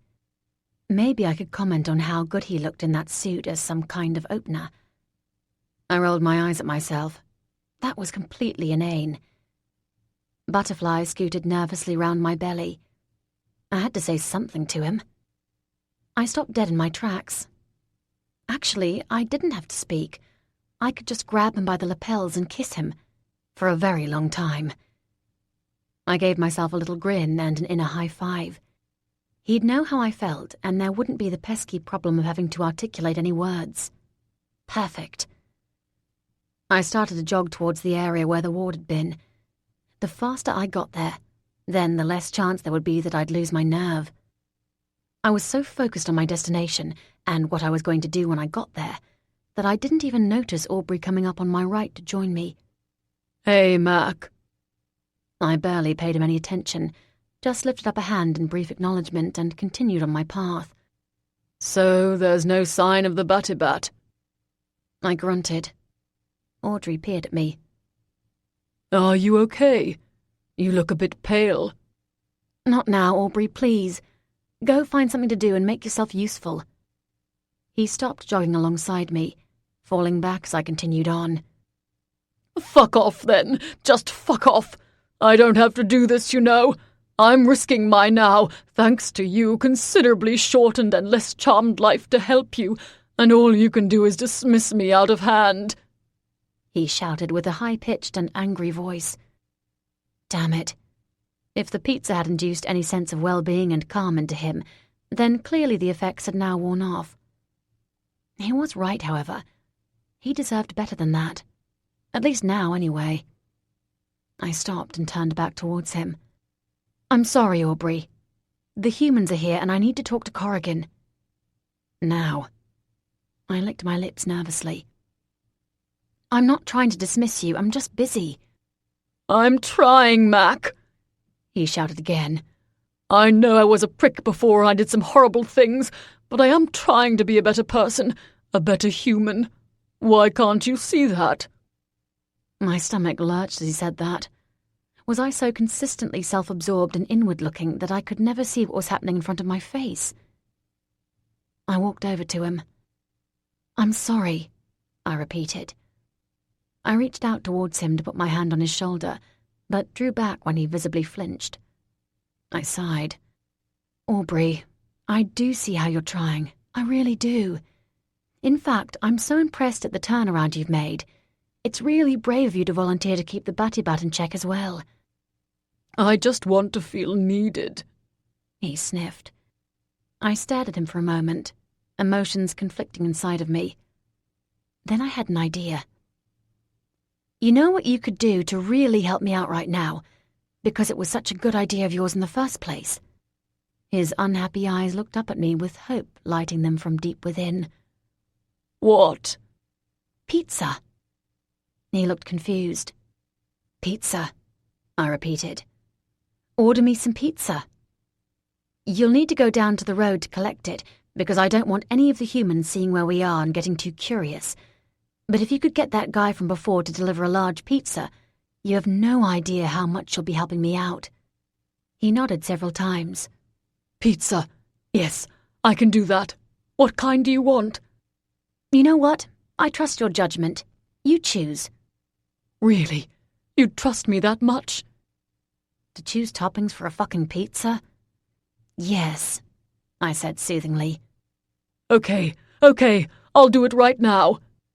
Don't tell Corrigan though, okay? It'll be our secret.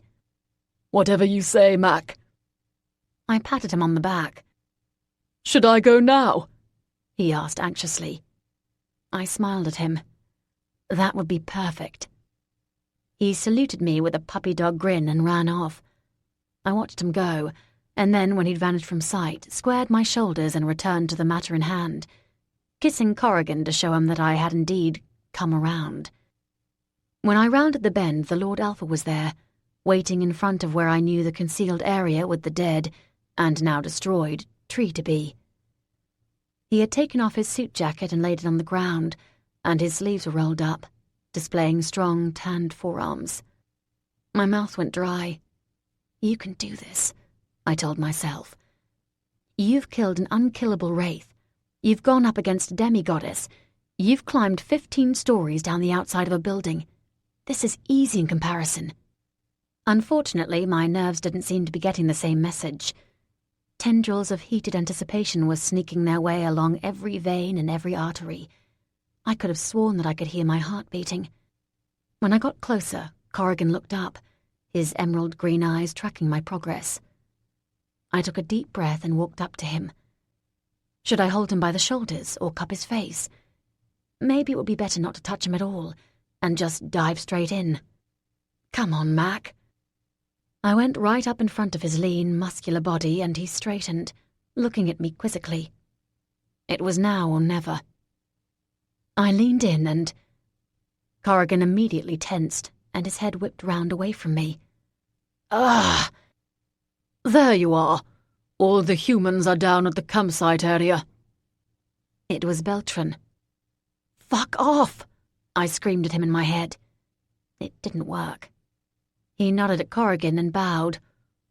Lord Alpha, I am Beltran of the Seelie Fae. Corrigan gave a bow back. Despite myself, I was rather impressed by the cool show of cordiality. Beltran turned to me. Lord Sol Apollinarius told me that you have some photos of potential suspects. Corrigan frowned at me. You didn't tell me that. Irritated at the turn of events, I scowled slightly, then realized the way I was acting would just make me appear prickly, so I tried to smooth my features back into a smile. It was a struggle. They're just customers who've been visiting a weapons shop in London. It's run by a batibat called Wald, and we think the two might be linked somehow. We? Corrigan's eyes narrowed dangerously, and a streak of gold flashed across them. Okay, me, I guess. If you give me the photos, said Beltran, then I can check them against the humans who are here, just in case. It was a sound idea. I nodded, before suddenly stopping and frowning. Oops. Actually, the photos are on Aubrey's phone. So find Aubrey and get it from him, said Corrigan. I can't, I responded. He's not here. Beltran shrugged. That's okay. You saw the photos and I assume you can remember what they looked like. I murmured in affirmation. Then come with me and you can check through all the humans yourself. I looked at Corrigan. He had a vaguely bored expression on his face. But... What? Well, Solus saw them too. Can't he go instead? You told him to stay by the entrance, Corrigan reminded me. Given that's where your big, bad dryad killer will arrive. Oh, yeah. But if he's already here, then he'll come to check out his ward, and if Corrigan's on his own, then... I think, kitten, that I can look after myself. He was throwing the argument that I was always making to him back in my face. Fuckity fuck. I squared my shoulders. Okay. It would be better to get this done and out of the way as quickly as possible, so I could get back to my original plan. I nodded at Beltran. All right, then, I sighed. Lead the way. Beltran began gracefully gliding back in the direction that he'd arrived. I sneaked a quick peek at Corrigan. He was watching me with a bemused expression on his face. Are you okay? He inquired. No. I'm fine, I snapped, then immediately regretted it. I'll be back as soon as I can. I'll be waiting here with bated breath, he commented, with just the tiniest hint of sarcasm. Perhaps not, but I will be. I thought sourly, then stomped frustratedly after the Fae. Forcing myself to put Corrigan out of my head and focus on the matter at hand, I stared with some degree of astonishment at the encampment. There must have been over 40 people, and all of them were already busy putting up tents and getting little fires going. One man, who appeared quite a bit older than all the others, was striding around, shouting out orders. "Don't you dare cut down any branches," he called out with an imperious tone. "Just use what is already on the ground and what nature has provided." A dreadlocked girl wearing a tie-dye skirt went past, hissing under teeth. "Idiot." I grinned, then sniffed the air. "What is that?" "A most interesting mixture of patchouli, hemp, and the unwashed," stated Max from behind my shoulder. "Unpleasant, isn't it?" He moved on before I could answer, ostensibly to help a girl begin to hammer in pegs for her rather threadbare-looking tent. It seemed to me that he was hovering around her more so that he could check out her bottom when she bent over than help. I had to bite my tongue to avoid snapping at him and drawing undue attention to us, and instead began casting around, trying to glimpse the features of all the male protesters. There were more women than men, so it wasn't hard to pick each one out. The vast majority had the same long, dreadlocked hair, as if they were buying into some kind of pack uniform all of their own. I watched them thoughtfully. That was what it was all about, really. Feeling like he belonged somewhere and being a part of a group or a family. It might be a coven of vampires, or the Ministry of Mages, or a shifter pack, or even a band of hippie protesters. But what mattered was feeling connected, and I didn't have that. Sure, there was Mrs. Alcoon, but I didn't think that 2 people necessarily counted. Maybe the reason that I was always so bad-tempered wasn't anything to do with my freaky genetics. Maybe it was, as Corrigan had essentially intimated, that I was just fucking lonely. I had the weirdest sensation that the clouds in the sky were parting, and a dawning ray of light was shining down on me in acknowledgement of my sudden epiphany. The moment was somewhat ruined when a bloke went past me and farted, loudly. He looked over at Beltran and myself standing there, and gave us a half-grin. "Sorry about that," he drawled. "It's those damn beans we're always eating." He stuck out a grubby hand. "Good to meet you. I'm Beau." I could feel Beltran's superior Fae instincts recoiling from the idea of having to sully his pure Fae skin by touching this back-to-Mother Nature-imbued human, so I reached out myself and shook his hand. "Mac," I said by way of introduction. "You here for the protest?" I nodded. "Brill," he said. "A lot of people don't like bats, but it's important that every one of God's creatures is allowed to live in peace. They do a lot of good in maintaining the balance, you know."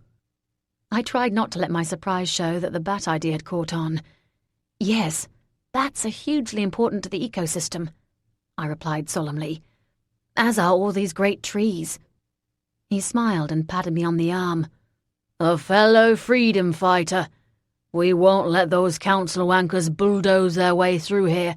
They simply have no sense or understanding that we need to preserve these places for everyone's futures, not just our own." He snorted. "Holiday homes. Ridiculous." Naturally, I didn't point out that it had nothing to do with the local council, and instead everything to do with some nefariously evil man hiding in the shadows. I just tried to look as serious and environmentally fighting-friendly as I possibly could. Beltran cleared his throat pointedly, in case I'd forgotten that we weren't here simply to shoot the breeze. I tried to avoid scowling at him.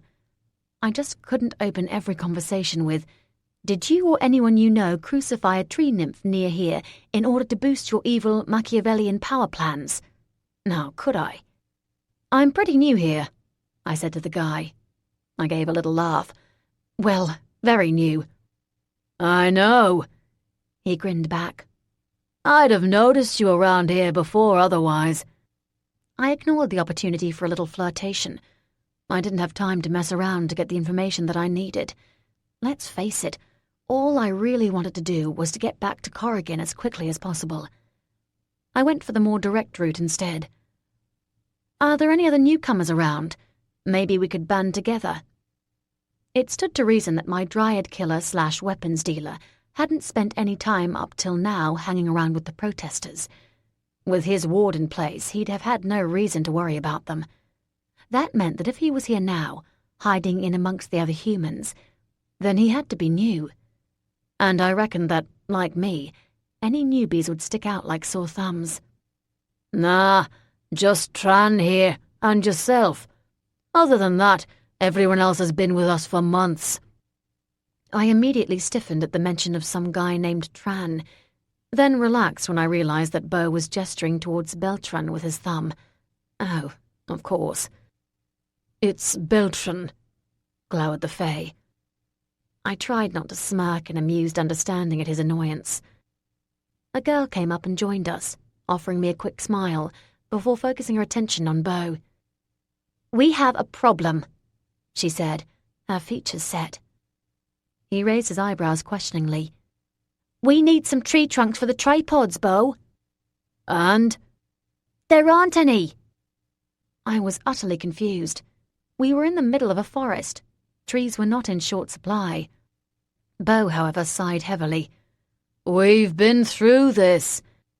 "Yeah, but—" "We kill a few to save a lot. You know that." I was even more baffled now, and I definitely didn't like this talk of killing. What's going on?" I inquired, doing my very best to keep my tone light. Beau turned back towards me. "We need to stop the bulldozers from getting here. That's the best way to prevent any demolition from taking place. So we build tripods across the roads, preventing any gas-guzzling vehicles from getting here.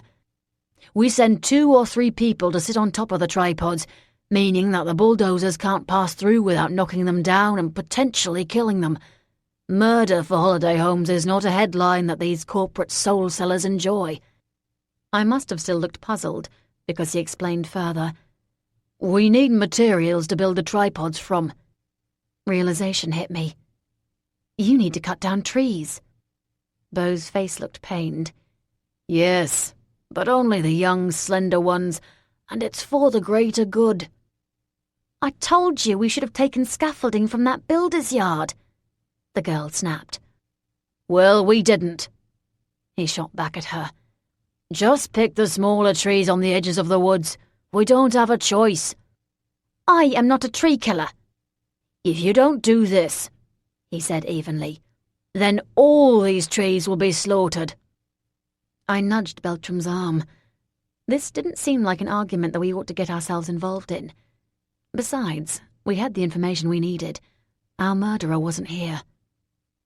The Fae nodded at me, and we both quietly slipped away, leaving Beau and the girl continuing to argue and bicker. As much as I understood her position, Beau was making sense. If these tripod things stopped vehicles from getting here, and the only thing that the tripods could be built from were trees, then the greater good would indeed have to prevail. I'd just have to hope that the Dryads saw it that way too. At least I knew their habitats were much larger and older than any of the trees the protesters would end up using. I shrugged. As he'd said, you kill a few to save a lot. It was just a shame that thought would come back to haunt me so much later. Chapter 19. After leaving Beltran at the edge of the encampment, with strict instructions to be alert for any strangers trying to approach and inveigle their way in, I picked my way back towards Corrigan. As far as I was concerned, things were looking good. The protesters were all set up and clearly deeply involved in the business of stopping any development from even starting to get going. The evil bastard that had killed Maria was, at least according to the Batibat, going to show up soon, and he had no reason to venture near the humans before he checked out his now defunct ward, meaning that I could kill him before he ended up hurting anyone innocent. And the Lord Alpha of the Brethren really liked me. I gave a little skip. I just couldn't help myself. It was amazing the way that life could turn around and give you a great, big, sloppy kiss on the chops, right when you were least expecting it. And speaking of kisses... Psst! Mac! I twisted my head to the left, registering the figure of Aubrey hovering at the fringes of the trees and holding aloft a large pizza box. I grinned to myself. This was just getting better and better. I jogged over to him and smiled. "I got you the meat feast," he said anxiously. "I hope it's all right." I gave the ex-vamp a reassuring nod. "It'll be perfect, Aubrey. Thank you." The pleasure on his face was evident. Perhaps he wasn't so bad after all. I made myself a promise to do everything I could to be nicer to him from now on. He was just trying his best to adjust to his new existence. The least I could do was to be more patient with him. "Can you do me a favor now?" I asked, not wanting to compel him, but rather to treat him like an equal. His eyes lit up. "Of course. What?" "Aubrey," I tutted. "Don't agree to anything unless you know what it's going to be first." Yeah, he said dismissively, and with an unnerving trust in me. Still, it was probably better than hysterics and tears. "What do you need?" "Can you make sure that no one disturbs either me or Corrigan unless it's important? You know, unless the prick who killed the Dryad shows up or there's something dangerous around." I wasn't about to be interrupted again this time. I had a plan. "I will do that, Mac. No problem. I'll make sure that fat woman doesn't appear either." Somehow I had the inkling that, thanks to the fear I'd seen on the Batibat's face when I'd broken the ward, she was going to make sure she was as far away as she could possibly get. But I nodded my thanks at Aubrey anyway, and took the pizza box from him. The heavy scent of cheese and garlic floated up to me. I hoped Corrigan enjoyed fast food. With a meaningful look at Aubrey, hoping that he realized that the figurative "do not disturb" sign was also for him, I turned away and headed back out towards where I knew the Lord Alpha was. The sky was starting to darken, the sun dipping below the tree line, and streaks of burnt orange and gold signaling the close of the day. My stomach was squirming with nervousness, but I pushed down the feelings as best I could. As sure as I was that it wouldn't be long before we'd be interrupted by the arrival of my current nemesis, I needed to do this first. Nothing in my life had ever seemed this important, or this scary before. Still, under the cover of the few remaining trees, I stopped a few feet away from the small clearing where I knew Corrigan would be, and swallowed hard, closing my eyes and clenching my teeth together. Then I forced myself to relax and stepped out. Whatever I'd been expecting, it wasn't that. Corrigan was sitting down on the ground, his long, muscular legs spread out in front of him. Next to him was a checkered cloth, laden with gleaming silverware, 2 long-stemmed glasses and a picnic basket. There was even an ice bucket with a bottle of champagne nestled inside. When he saw me approach, he sprang lithely to his feet. His green eyes, with hints of warm gold flickering within their depths, watched me carefully. I stared at him, my mouth dropping slightly. "Hello, kitten." My tongue seemed to be clawed to the roof of my mouth. Corrigan sighed and raked a hand through his hair. "Look," he said, "I know this isn't ideal. I'm not trying to make light of the terrible things that happened here, and this isn't a celebration. But in view of the fact that we have to stay for now, and that you promised me dinner, I thought that maybe we could at least manage some food." His eyes drifted down to the pizza box in my hands, and I gave him a shy half-smile. "You beat me to it," I said softly. A slow, lazy grin tinged with just a hint of surprise spread across his face. "Where did you get a pizza from?" "I had a little help from Aubrey," I admitted. "Where did you get the posh picnic?" "I arranged it earlier when you went off to talk to the Dryads." We both remained standing there, just looking at each other. I bit my lip. Corrigan's eyes moved to my mouth, then back up to my eyes again. Without looking away from him, I knelt down and placed the pizza box carefully on the cloth, then stood back up again. A look of mutually surprised understanding passed between us. My heart thudded. "Last chance to back out, kitten," he said quietly. There was a hopeful wariness on his face.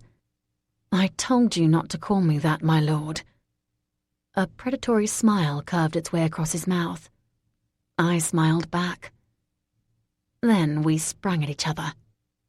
Corrigan's lips were hot against mine as I pressed against him with an insatiable, insistent need. He tasted warm and masculine, with just a hint of toothpaste mintiness hovering in the background.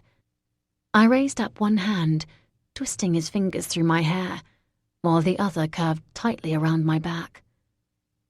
I wrapped my arms around him, luxuriating in the feel of his tight, trembling muscles under my skin. His hand moved down to my bottom, squeezing it and pulling my body even closer against his. Then his lips left mine and began moving down my throat, nibbling and nipping downwards. I moaned and clutched him tighter, all semblance of rational thought completely leaving me. His breath was scorching hot against my skin, and deep inside my blood fire matched it, swirling around with heated, seductive need. Corrigan shifted his weight ever so slightly, causing both of us to stumble and fall backwards, me on top of him, with an answering crash of breaking glass as one of our feet connected with the ice bucket and sent it flying into the champagne flutes.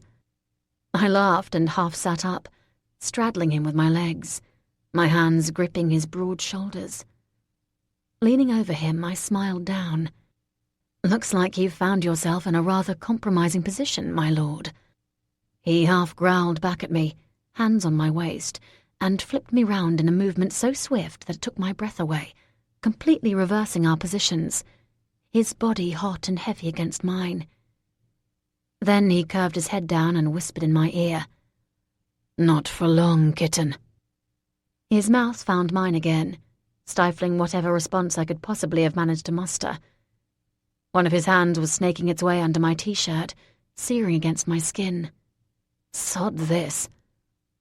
I pushed him back slightly, forcing him to half sit up. Then I peeled off my t-shirt and flung it away to the side. He grinned down at me, then gestured to himself. So I reached out and undid the first button on his crisp white shirt, then the second, and the third. When I fumbled on the fourth, I cursed and gave up, pulling at the fabric and ripping the remaining buttons off. Corrigan just raised his eyebrows at me in amusement, then shrugged out of the rest of his shirt, throwing it to the side so that it sailed through the air and joined my t-shirt in a messy heap on the ground. I stared at him for a moment, his broad, tanned chest with smooth skin and erect nipples. Then I reached up and ran my hands over him, reveling in the feel of his body. He groaned and leaned downwards again, crushing my body and kissing me hard before moving down to my chest, his hand cupping one breast, while his mouth attended to the other, sucking at it through the soft, satiny fabric. The barrier of my bra annoyed me, and I felt the faintest flicker of embarrassment that my underwear was considerably more functional than pretty. I needed to feel his lips on my skin, not teasing like this. "Corrigan," I groaned. He understood and half lifted me, undoing the clasp at the back with a deft movement that any well-versed Latin lover would be proud of, and pulled it away until it remained caught around just one of my arms. Then he returned his mouth to my breast, gently nipping and pulling with his tongue at his teeth until I could barely breathe. His hand moved up to my shoulder, caressing the deep marks of my Draco Weir scar and making me shiver. The weight and length of Corrigan's erection was obvious, and I tugged at the bottom on his trousers, trying to undo them. A sharp stone was digging uncomfortably into the small of my back, so I reached underneath and pulled it out, flinging it to the side, then returned my attention to much, much more important things. My fingers scrabbled away until I finally achieved success, unfastening the button. He pulled away and stood up, looking down at me. My eyes travelled down the expanse of his chest and stomach, admiring the clearly defined muscles and the trail of dark hair that led downwards. "Are you sure about this?" His voice was gruff, and I was forced to pull my attention away from the tight bulge in his now unbuttoned trousers. The doubt that was reflected in his face made my heart ache, and I suddenly wished that I'd not been so stupid as to waste so much time in getting to this point. Instead of answering him, however, I undid the fastening on my own jeans and wiggled out of them. Hot, molten gold lit Corrigan's eyes, and he did the same, then looked down at me. "Mark, "You've got no idea what it is you do to me," he groaned. I drank in the sight of him, towering over me. There were innumerable scars over his body, most of them faint lines carved into his skin. They didn't detract from his immutable sex appeal, however. They just added to it. I didn't think I'd ever seen a man who was such a testament to virile masculinity. I actually had a pretty good idea of what it was that I did to him, because he was doing the same to me. I reached up and curved my hands round his hips and tugged him back down. He smiled, baring his white teeth, pushed my panties down, pulled them off, and then with one swift movement moved inside me with a possessive roar. I cried out as he filled me, my hips rising to meet his.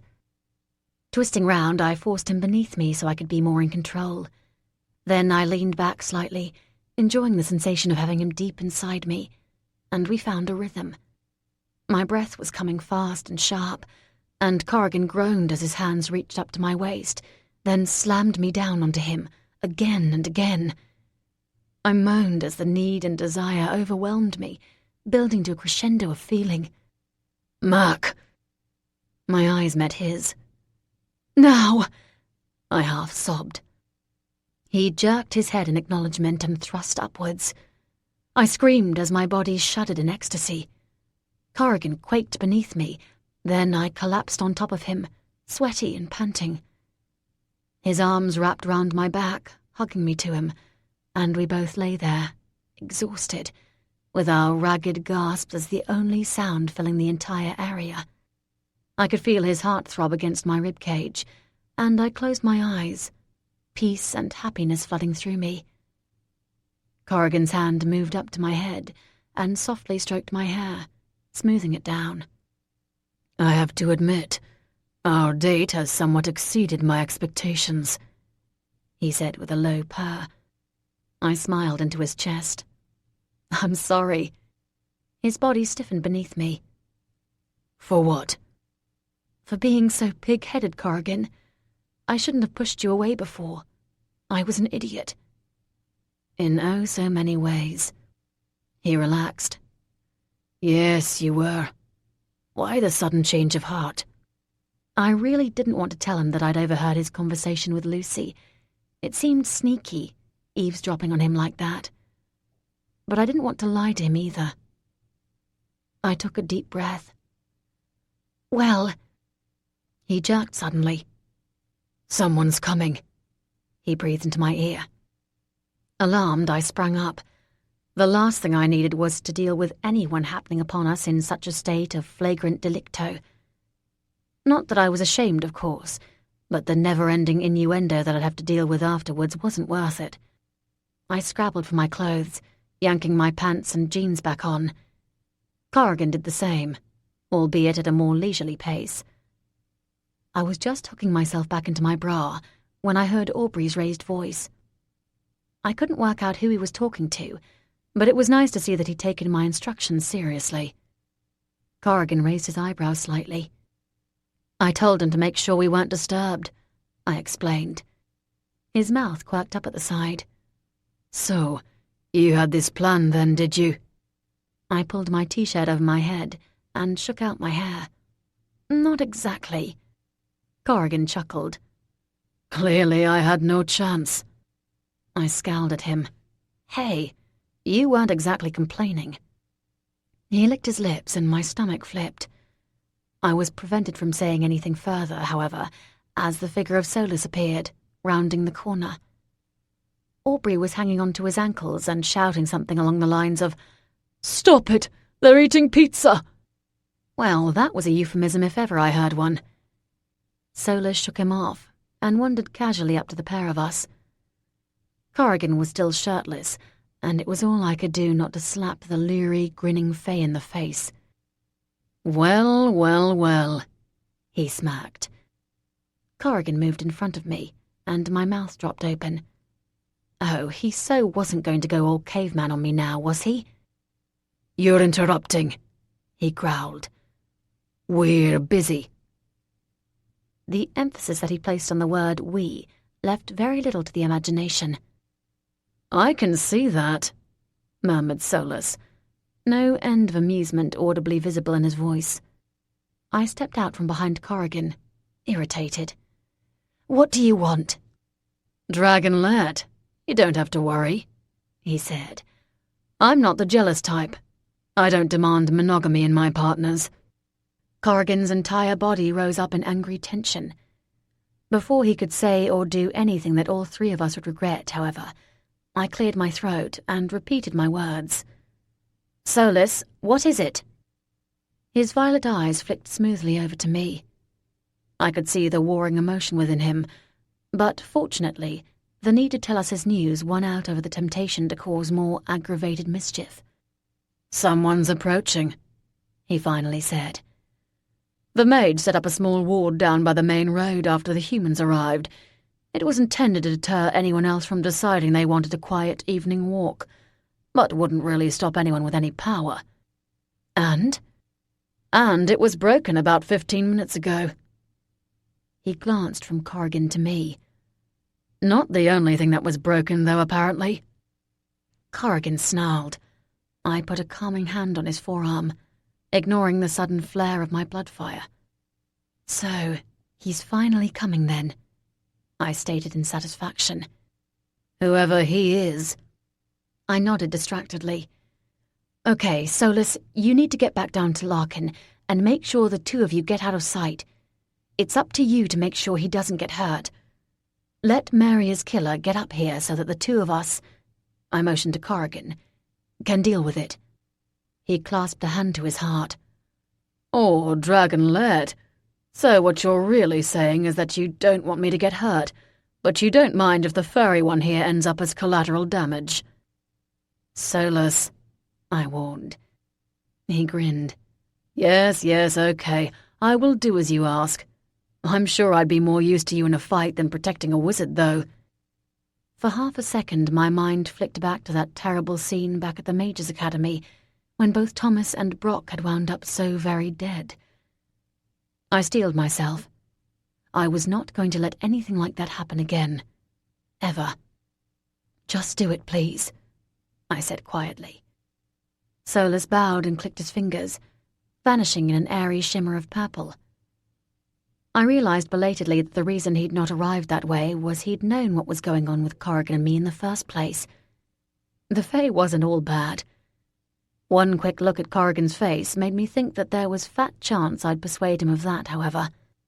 "I couldn't stop him," howled Aubrey, still lying prone on the path ahead of us, his arms outstretched.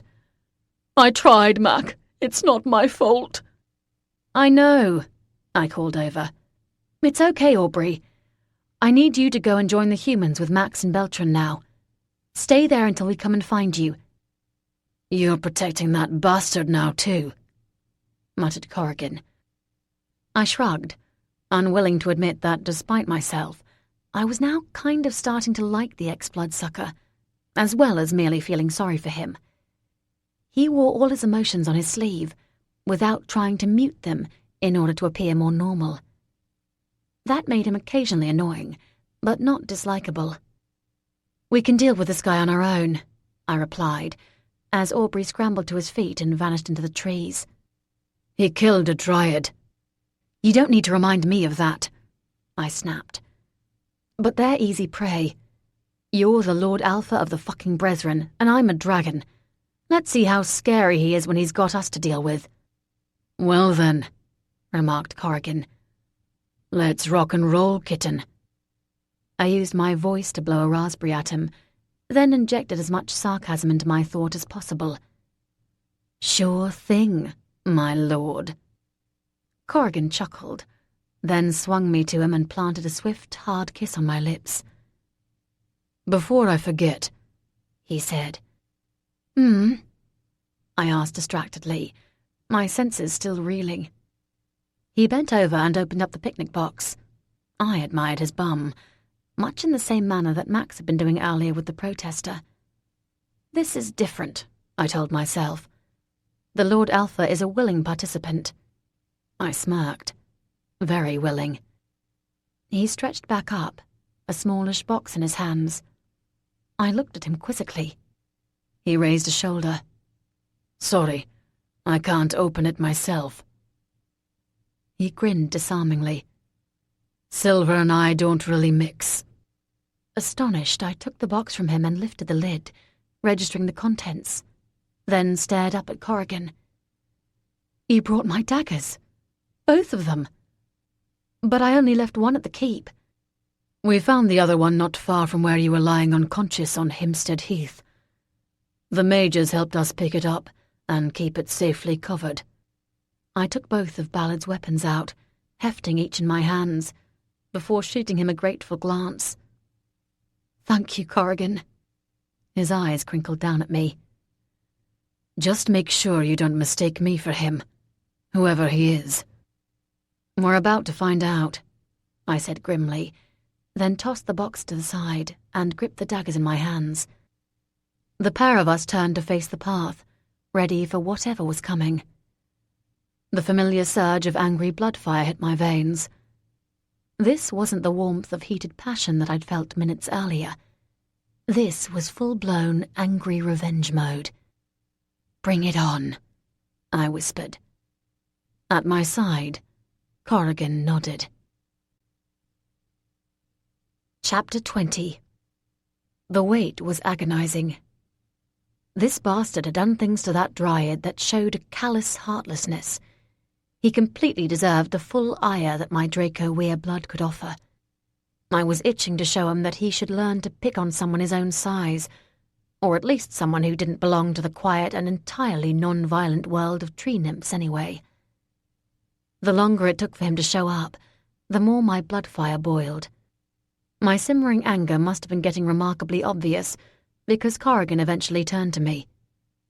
Cool it, I snarled at him. I can't. Of course you can. Weren't you just trying to calm me down a few moments ago? That was different. Right. Corrigan, I grated. I am a Draco Weir. That means that sometimes, usually when I'm entirely justified to do so, I get angry. Well, it's not so much anger as full-blown red-hot rage. It's in my nature and I can't help it. I was uncomfortably reminded for a moment that Aubrey had made the same argument regarding his vampiredom behavior, before I pushed that thought away. Bullshit. I started. He reached out and gripped my shoulder, taking great pains to avoid the silver daggers that I was still clutching in my hands. Think, Mac. When was the last time you were angry? You know, blood boiling out of control angry. I considered. Then my cheeks irritatingly heated up. It was when I'd seen Corrigan with that dark-haired shifter and had downed the stupid bottle of Temper-Soothe. I didn't really want to go there. A while ago, I muttered to myself. It was when you shifted into a dragon, right? That was months ago. You know you're in control of yourself now. Bloody hell, that vampire over there almost killed you, and he's walking around as happy as a lark now. He's not a vampire anymore, I pointed out stubbornly. And I wouldn't say he's particularly happy either. That's a moot point and you know it. You're not that out-of-control person anymore. You know why? I said softly. Because when that happened before, when I turned into a dragon, I stopped being me. I would have killed anything that got in my way. There wasn't a single rational thought in my head. Do you have any idea how terrifying that is? You lived with a pack of shifters for most of your natural life.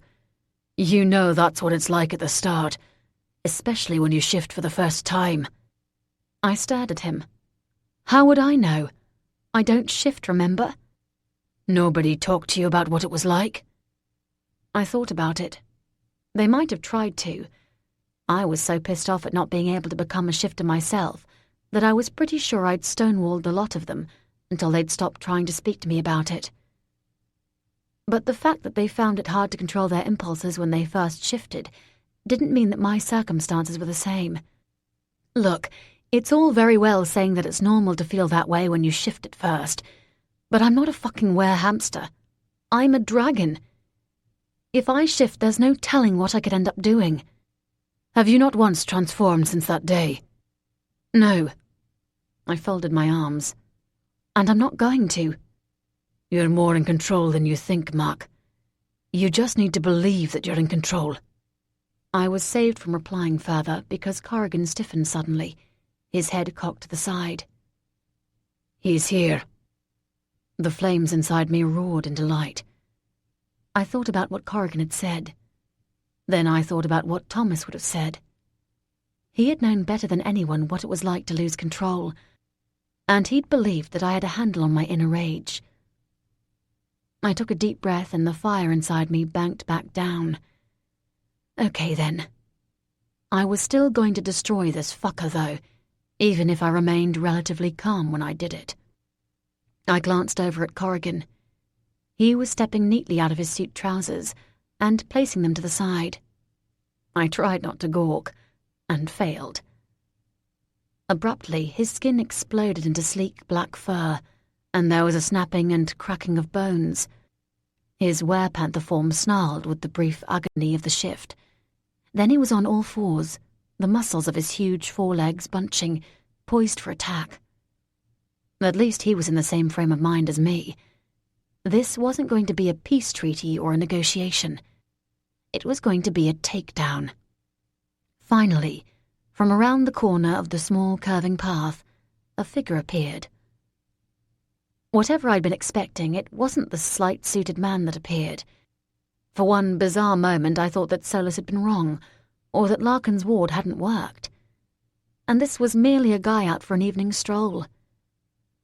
But when I looked closer, I realized that wasn't true. Because I'd seen him before, and not just in the photos that Alex had texted over. It was the vaguely bookish bloke who'd stood next to me on the street in London, commenting on the antics of Lucy, the mage, and the Fae when they'd been tailing me. And he didn't seem in the slightest bit surprised to see us. Pushing his glasses up the bridge of his nose, he lifted one hand and waved in greeting. Corrigan growled. "A little otherworld welcoming committee," he called out. "How perfectly charming." My eyes narrowed, spitting hatred. "Who the fuck are you?" "Well, Miss Smith, that is a complicated question." Corrigan's voice filled my head. How in the hell does he know your name? I shrugged tensely in response. I had no bloody idea. Why don't you try to answer it? I was impressed with the fact that I managed to keep my tone even and calm. "I think not. You and your Lord Corrigan will just have to suffer without that knowledge. I am pleased, however, that you are here. I could feel your power in London, and I was curious to find out more. Now I will get my own answers, it seems." He started to move towards us, with a slow, almost leisurely pace, then stopped and flicked his wrist toward the old warded area. The concealment spell evaporated, revealing yet again the blackened earth and now equally scorched stump of a tree. For half a second his features twisted, before smoothing back over into steadied blandness. "I really wish you hadn't done that." "Yeah?" I said tauntingly. "Well, then you're going to fucking hate this." I raised up my left hand and let the dagger fly. At the same moment, Corrigan sprung forward, sprinting towards him with claws and teeth flashing. This time I knew my aim was true. It didn't matter, however. In the half-heartbeat that it took the blade to reach him, he lifted up an arm, and the dagger fell uselessly to the earth. I blinked. Okay, so maybe he had a few nifty tricks then. Corrigan leapt in the air, launching himself forward with unbridled power. But our opponent merely lifted up another arm, and he landed with a heavy thud onto the ground, in much the same manner as the dagger. "Corrigan!" I screamed with my voice. He twitched. "I'm fine. Just fucking kill him." He was already starting to stagger back onto his large paws. I ran towards my right, in order to make sure that the fucker's attention was on me and me alone. This time I kept hold of my second dagger, and instead began to send out streams of fire. He'd built up some kind of protective ward around himself, however, and the flames bounced harmlessly off. "Interesting." he remarked calmly. "You are not a mage, and yet you have magical power. Tell me what you are." "You first," I grunted, then changed tactics and directed my flames at the ground, creating a wall of fire between him and me. If defeating this bastard was going to mean getting up close and personal, then that was what I was going to do. I zigzagged towards him, spraying more green fire as I went. He remained standing and unblinking, watching my progress impassively. His right arm started to rise up again, but I was getting wise to his actions, and this time threw myself at the ground in a roll, not losing my forward momentum, but still avoiding whatever weird magic he was managing to zap out. Then I straightened and halted. There were less than 2 feet between us, and a wall of my fire was trapping him. He smirked, crooking one finger as if to beckon me closer. I just laughed. How stupid did he think I was? Using my one remaining dagger, I slid its point across my index finger, not taking my eyes off Mr. Freaky Mage Man. I didn't need to look down to know that blood was already welling up. Then I flicked my finger out towards him and watched the drops curve into the air and splash against his own personal invisible ward. As soon as they hit the space, about 2 inches from his actual body, there was a hissing sound and a puff of red steam ejected into the air. The brief flash in his eyes told me that my plan had worked, and he didn't like it. Goody. I sprang forward, through my own fiery barrier, and lashed out, my fist connecting satisfyingly with his face. His head smacked to the side with a snap, and there was the tinkle of glass breaking as his spectacles fell off, landing in a twisted heap onto the ground. Then Corrigan's black shape barreled into him, knocking him down onto the ground. He hissed out one inaudible word, and from behind there was a sudden thunderous crack. I half-turned and gaped as, from out of nowhere, a huge, monstrous shape appeared. I kicked the figure on the ground, pissed off that I'd given him the opportunity to speak and summon whatever that thing was, and he collapsed with an oof, then lay unmoving. For good measure, and to ensure that he was down forever, I stabbed his chest in one swift motion with my remaining dagger, letting the blade slide all the way through and come out the other side. It pierced the ground, holding him in place like a staple. Satisfied, I pivoted around to face the new threat. The thing in front of us was massive, at least 8 foot tall, and with a body as broad as a bull elephant. The most striking thing about it, however, was its head, a large, misshapen bulge with 2 bright red saucer-shaped eyes that, for a moment, put me in mind of Aubrey, though the smell reeking off in stifling waves was far worse than even that of a vamp's. It was like some horrifying mixture of skunk and wet dog.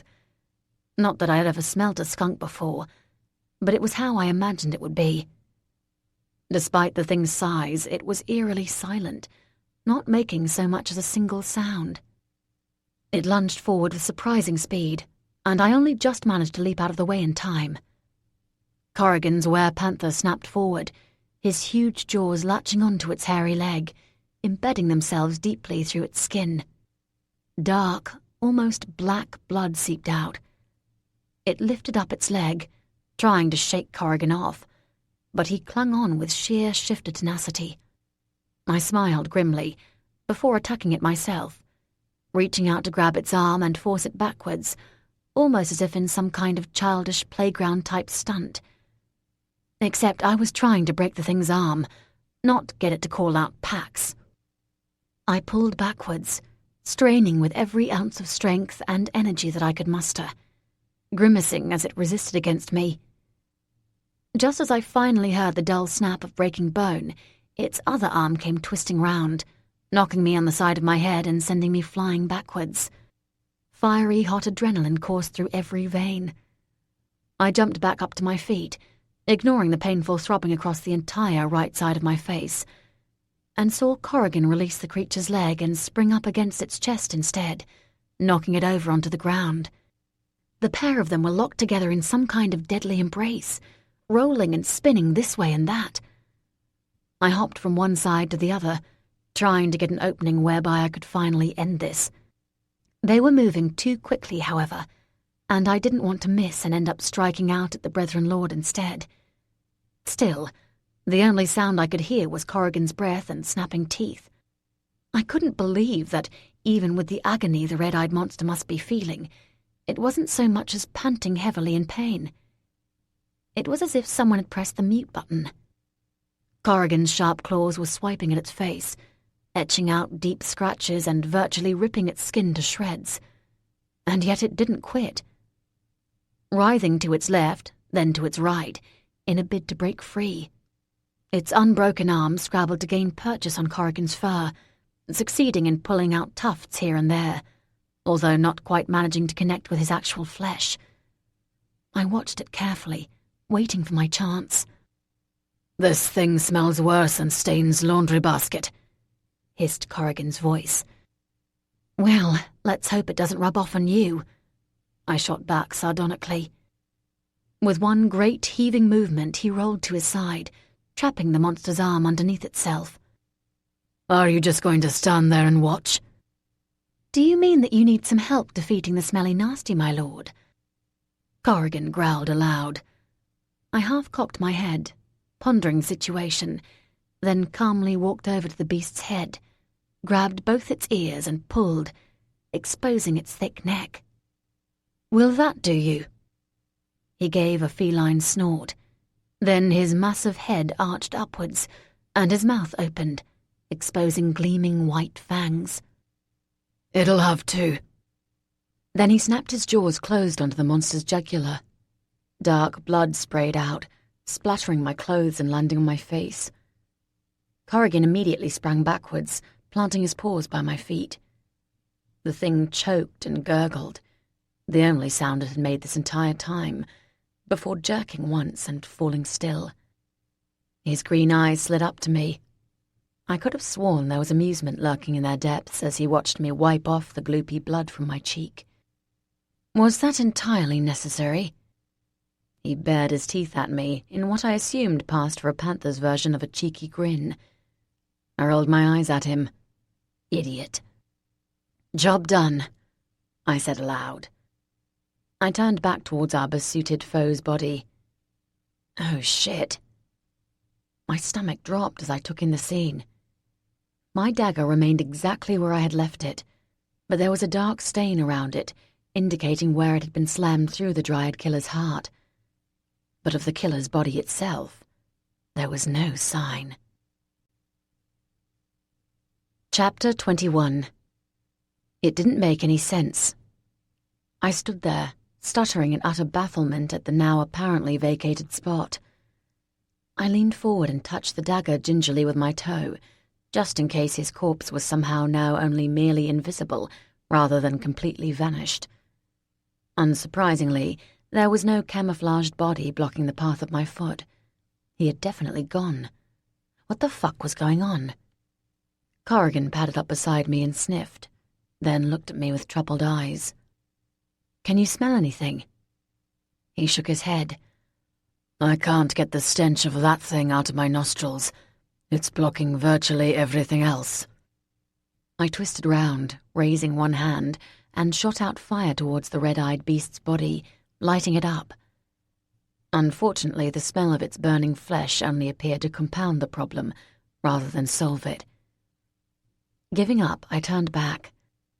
"What in the hell happened, Corrigan? He couldn't have just gotten up and walked away. I fucking killed him. The bloody dagger is still there." He sat back heavily on his haunches. "He wasn't a ghost. He wasn't even undead. I could smell death around him, but it wasn't of him per se. It was more like a perfume." I wrinkled my nose in disgust. Great. A guy without a name who enjoys making art out of dead bodies has the ability not only to recuperate from being dead himself, and who wears eau de corpse. Why me? Then I stopped mid-thought, dread flooding through me. Because it wasn't me he was interested in. It had never been me he was interested in. "The Dryads," I whispered. I looked down at Corrigan in horror. His feline green eyes met mine, and a single moment of mutual understanding passed between us. I moved forward, yanking my dagger out of the dark ground in one swift movement, gripping it tightly in my hand. Then we both turned and started to run. The clearing where I'd met Maria's friend previously was a good 20 minutes' walk up the hill. Neither of us was strolling now, however. I pelted up the slope, mustering every single ounce of energy and speed that I possibly could. Corrigan, in his werepanther form as he was, far outstripped me. He bounded up at almost twice my speed, and even as fast as I was going, was soon almost out of sight. I put my head down and gritted my teeth. How could I have been so stupid? Why had I taken my eyes away from that bastard? I should have known that it couldn't have been this easy to defeat someone as intent on pure evil as he had been. He was clearly drawing on forces that were far beyond my comprehension. I swore under my breath and forced my legs to pump faster, scree and small twigs flying up into the air around my wake. The trees and dark shadows around me began to blur into the background as I whizzed past, heart thumping. I could feel every facet of my body tingling with fiery heat. I was going to destroy him. I'd rip every limb from his fucking body and bury them at the four corners of the earth so that there was no way in hell he'd rise again. Whoever he wasn't going to fool me again. It wasn't long before I realized that up ahead of me a harsh glow was emanating from the clearing.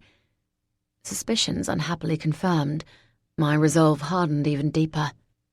I continued to sprint the last couple of 100 yards, finally zipping away from the beaten path and into the trees themselves, until I came to a grounding halt at the edge of a small open area. Corrigan was already there, a dark, sleek ball of growling tension. I stared ahead. Our nasty, death-defying sorcerer had planted himself smack bang in the middle. It wasn't clear exactly where the light was coming from, but it seemed to center itself somehow around his body.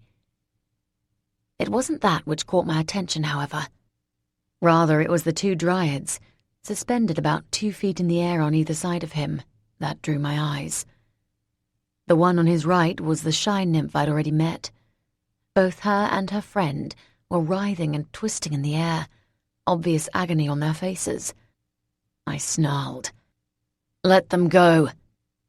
Their captor blinked slowly at me. "Dear me, why on earth would I do that? You have to understand, Ms. Smith, that I require their energy. The thing is, I was only going to start with the trees. I had plans, you know. You and your little furry Lord Alpha have rather disrupted them." He shrugged. "But I can adapt. I had intended to be more merciful and to permit the remaining Dryads to continue with their rather dull and pitiful existence." He smiled unpleasantly. "Well, most of them anyway. Unfortunately for their species, your interference has changed all that.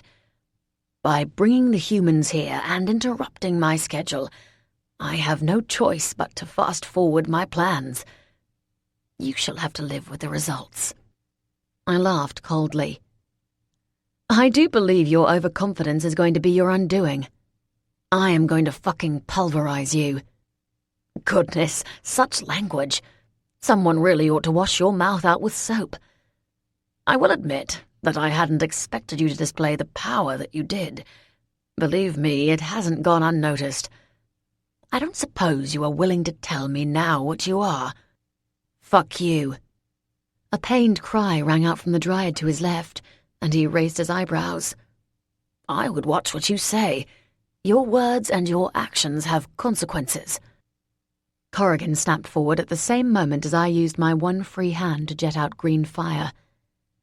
Both Dryads immediately shrieked, and blood began to blossom in the center of each of their chests, a dark flower staining their skin. I withdrew my hand, and Corrigan adjusted his attack, sailing over the threesome instead of slamming into them, and landed on the other side, twisting around to face their backs and flank them. The fire that had already reached the bastard ate away at the edges of his suit, but did little other damage. Both the Dryad's screams subsided into quiet sobs, although blood continued to drip from their bodies, turning the dark ground even darker as it fell. His mouth quirked up at one side. "I did warn you. You're not going to get away with this." "Oh, how terribly comic book of you. I think you'll find, Miss Smith, that I will get away with it. With this and with, oh, so much more." Rage was beginning to scorch its way through me. My lungs were filling with fire, and I knew I was close to shifting, whether I wanted to or not. This time I chose not to bank down the flames. Becoming a dragon again might fucking terrify me, but if that was what it was going to take, then that was what I was prepared to do. He cocked his head towards me. "You are turning a most peculiar shade of red. Interesting. We need a plan, Corrigan." "I know." His voice was grim. "Are you going to shift?" I might not have a choice. The pair of you are communicating telepathically. He gestured backwards towards Corrigan in a flippant manner that raised my hackles even further, if that were possible. "So that would make you some kind of shifter then, except I've never seen a shifter who can use magic as well. Miss Smith, you are a charming conundrum. If you attacked from behind, knocking him over, and I used the dagger on him again, we might be able to get the Dryads released before he hurts them anymore. I don't think he's put a ward in place." "It'll need to be fast. With what he's shown us so far, it won't take him more than a second to kill the pair of them." "I tell you what," he murmured. "You want to know my name? I'll give you it if you tell me what you really are." "If I transform, it'll distract him." "It might also give him enough time to slaughter both of them too." I spoke aloud. "Sure, you first." "Somehow I don't think I trust you, Miss Smith." He sighed. "I am also starting to rather tire of these antics." "So stop then. Do you know why I chose the Dryads over the Batibats? Certainly I imagine that you would be less inclined to be getting in my way right now if I had opted for that direction. And both are linked to the Earth, granting me the power that I need to draw." I kept a mental note of that comment, trying not to let the fact that he'd piqued my interest with his sudden clue to his motives show on my face. "Enlighten me," I grunted. He snapped his fingers together, and a dark, shimmering shape appeared in front of him. I peered at it. A fucking portal. It looked different somehow to normal ones. Usually, even in darkness, they were identified by streaks of purple light. This one just looked black. If it wasn't for the light that he was already casting, I doubted I'd have managed to make out even a single flicker of the gateway he'd opened. "We can't let him escape." I growled back. "I know. You see," he stated calmly, "every Dryad is connected." Where is he going with this? Corrigan sounded as baffled as I felt. "No clue, but keep him talking." "To their trees? So what?" He waved a hand dismissively in the air. Maria's friend moaned, and my muscles tightened in anger. Yes, to the trees. More than that, however, they are connected to each other. An invisible web, if you like. It's entirely unique to their species." Suddenly, I saw an opening. It was risky, but it might work. "Corrigan, I think I have it. I know how I can take the Dryads out of the equation. His only leverage will be gone, and you'll be free to attack him. You just need to keep him away from that portal." "But you can't get both Dryads at the same time, Mac. They're stuck fast, and he's in control. He's using magic to keep them in place. How are you going to snap his spell?" "I'm afraid I still don't quite see your point," I said aloud, trying to keep my opponent relaxed and chatting so we could plan our next move. "Do you see where both their feet are pointing?" "Their toes are focused on. I see it." It was subtle, but glaringly obvious once you knew it was there. Freaky Mage Man had already given it away, in fact, with his words. He was using the tree nymphs to leech power from the earth. And in order to keep the nymphs suspended where they were, he was using the earth back at them, forcing them into position through the one point that both their feet were demonstrably aiming towards. It was too much of a coincidence not to be important that there was one single patch of ground that all 20 of their toes were being drawn to, as if by some invisible magnetic force. Add in the fact that there was an oddly shaped patch of black as death shadow in that very spot, and hey presto, there was our way out. Break that connection, and break the Dryad's prison. If I could fling all my power at that one spot, blood and fire together, then Corrigan would be free to destroy this prick without fear of the consequences. You are thinking narrow-mindedly, Miss Smith. Actually, no, I wasn't. There was no way I was going to tell him that, though, of course. The thing is, he continued, if I slant things just right, if everything aligns in the way that I want it to, then what I take from one, I can take from all. I had absolutely no idea what he was talking about. I didn't really care either. I didn't want to let on that we had discovered the chink in his armor, however, so I kept talking. Why not do that before now, then? You already slaughtered one of them. Why not take everything you need then? As I said, I wanted to be merciful, but... He motioned towards me. Things change. Besides, power is a funny thing. Overload everything all at once, and you risk creating a shortage. And you're not worried about that now? Are we good to go? Since my first visit here, I've been building and growing my capacity. I wasn't in a position to take everything before. He smiled toothlessly, in a manner that sent an icy-cold trickle of hatred through me to join the angry swirl of blood fire in my veins. I am confident now, however, that I can manage to draw it all in. You can be content in the knowledge that your actions are responsible for the extinction of the Dryad race. What? This guy wasn't just a power-hungry murderer. He was a wannabe genocidal maniac making absolutely no sense whatsoever. So, whatever you and the kitty cat are planning in those little heads of yours, you can abandon it now. I will grant you one boon, however. Oh, yes? I said distractedly. On a count of 3. 3. My name. 2. So you can spend the rest of your pathetic life with something tangible to curse. 1. It's Endor. Now. Several things happened at once. Both Dryads let out abrupt, piercing shrieks as Endor outstretched both his arms towards them. Corrigan launched himself from behind, claws flashing in the air as he aimed his great, rippling panther body at the sorcerer. I threw my one remaining dagger down and leapt towards the dark point on the ground, fire shooting out from my fingertips and intermingling with the drops of blood that were still welling up at the surface of my skin. The fire and blood mix hit the spot with an angry hiss, sending up a plume of dark steam.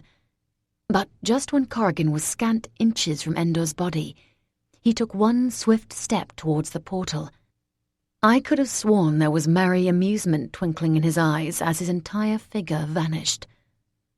Corrigan and the Dryads thumped virtually simultaneously onto the hard ground, and all 4 of us let out individual exclamations of pain, anger, and frustration. The light that had been surrounding the area winked out, and we were plunged into darkness. Without thinking, I threw myself at the strange, blackened shimmers of the gateway in a desperate bid to follow him. But for some reason, my passage was blocked, and instead I also slammed down to the ground. I smashed my fist in thwarted anguish against the earth, and instead crawled over to Maria's friend. She was muttering something to herself. Literally, as I watched, the colour was draining from her shadowed skin. She reached one hand out to me, and I clutched it, panicking. "What's happening?" I shouted. "What can I do?" She moaned, her fingers tightening around mine. "He's taking it all," she gasped. With an inarticulate snarl and snap, Corrigan shifted back into his naked human form and crouched over the other dryad. "She's fading, Mac. I don't know what to do."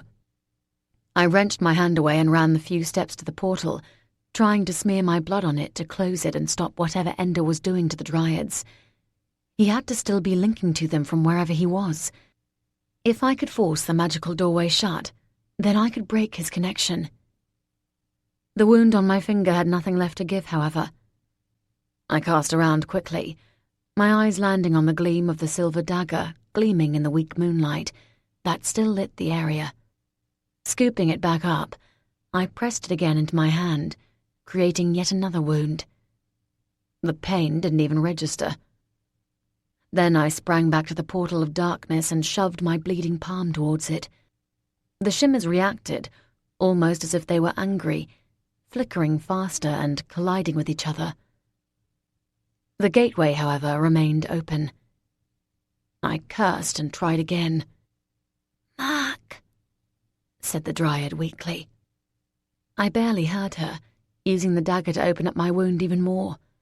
I must just need more blood. Again, I thrust out towards the shadowy shimmers. Again, the portal refused to close. "Come on, come on," I muttered desperately. "Mac," she said again. "you need to do it now." "I'm trying." "No, you don't understand. You need to end it now. Kill us." Her words slowly sank in as I looked first at her and then at Corrigan. His face was pale under his tan as we both stared at each other. What the fuck? "He was right," she gasped, the pain in her voice obvious. "I can feel it." "Feel what? I don't understand." The colour in her eyes was already starting to dim and leak out. "Through us, he's linked to everyone." I still didn't get it. The fog of confused desperation was almost overwhelming. She paused for a moment as a wave of agony overtook her, before swallowing hard and continuing on. "He's using us to get to them all. He was right that we're all interconnected. By taking our life force, he's taking it from every single dryad in the country. He's used the power he already took from Maria to somehow force us all together as one and tap into the system that binds us. If you don't end it for us, then they will all die. Kill us now, Mac. You have to. You can't let him destroy all of us. And you can't let him take that much power." Her companion joined in, chiming weakly. "I can feel them all fading away. Do it now. You must." Atlantea's invisible roots. An icy hand of frozen anguish gripped its way around my heart, squeezing tightly. "No," I whispered. "There must be another way." "There's not. Do it, Mac. Do it before it's too late." "No. My blood. If you take my blood, then it will heal you." I began thrusting out my hand towards her. How much would she need? I'd need to make sure there was enough for both of them. The dryad, however, was shaking her head. "You can't. I can't. It will heal us, but it won't break the link. The others will still die, Mac. All the others. You need to kill us to save them." Her eyes pleaded with me. The realization of what Ender had meant when he'd said that Corrigan and I would have to live with consequences of our actions hit me.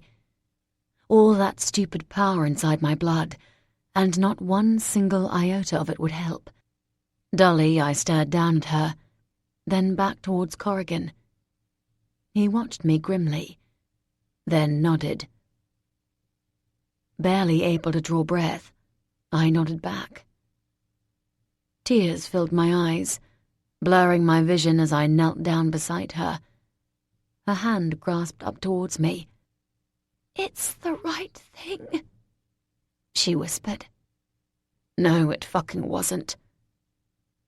I took her hand in mine, then reached out with my other one and smoothed down her tangled green hair. Corrigan was beside the other dryad, cradling her head in his hands. I clenched my teeth. "I'm so sorry." She lifted her eyes to mine, stubborn denial at my words lighting their depths. "Do it.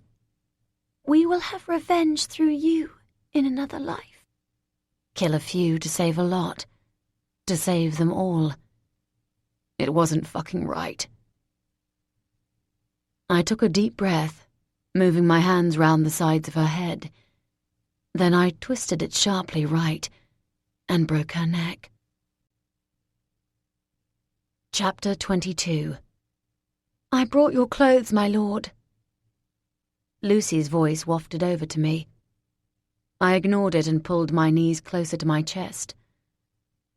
When both dryads had died, so did the portal, winking out of existence as if it had never been there in the first place. Now there was nothing left to do. I buried my face into the soft fabric of my jeans and tried to block her out. "Thank you." "What happened?" "It's a very long story. Gather the others down by the car park. What happened here is now over." Her footsteps crunched on the ground as she apparently ran off. I still didn't bother looking up. There was a faint rustle as Corrigan apparently dressed himself. I sniffed, not even bothering to try to stem the silent tears that were creating a damp patch on my clothes. "Mark." Corrigan laid a hand on my shoulder. I remained where I was. His grip tightened and he shook me gently. "Mark, you should get up." I lifted my face to his and stared at him searchingly. "What did we just do?" He sighed heavily and crouched down beside me, his fingers tracing the tracks of my tears across my cheeks, then tucking a loose strand of hair behind my ear. "What we had to..." "We fucking killed them, Corrigan. They'd done nothing, and we just did away with them as if they were nothing." "He hadn't given us a choice. You know that." His voice remained quiet and calm. I didn't have the faintest idea how he managed it. Another tear rolled down. I didn't bother brushing it off. I looked away from him and down at the broken body of the dryads. Yet again I'd screwed everything up, and there was a pile of corpses left in my wake. "Don't you dare do that." He took hold of both my shoulders and leaned in. "This is not your fault. Do you hear me? If I'd shifted, then maybe I could have stopped him." "How? What could you have done differently? He gave us no choice, Mac." "There's always a choice," I answered dully, finally pulling away from him and standing up. "What do we do now?" "We go back home and find out everything we can about this bastard so we can put him down once and for all. At least we now know his name." "Know his name? Know his fucking name? Big freaking deal. And what if he comes back here again, Corrigan? How do we stop him? What if he goes after other dryads in other places?" "Which is exactly why we need to get back to London and get a proper plan of action in place in order to make sure that doesn't happen. I've called in the Welsh pack. They'll be here in 15 minutes, and we'll make sure he doesn't show up again." I scoffed. As if they could stop him if he did. "Mark," Corrigan sighed, looking me in the eyes. "He's done here. You know he is.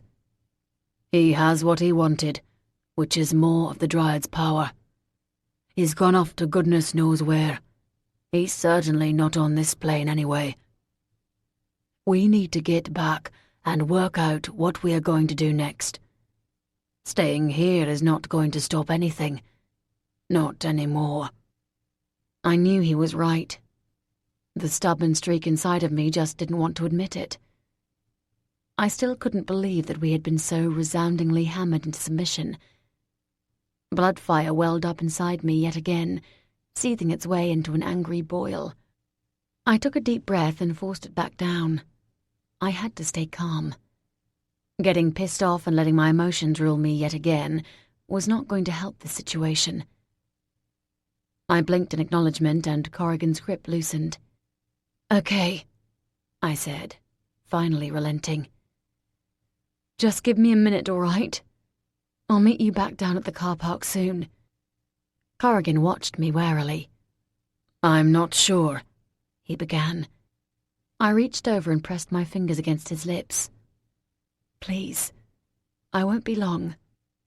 A muscle tensed in his cheek, but eventually he nodded and turned away, striding out of the clearing.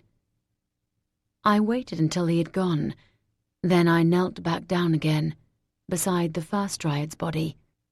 "I'm so sorry," I whispered, reaching over and gently closing her eyes.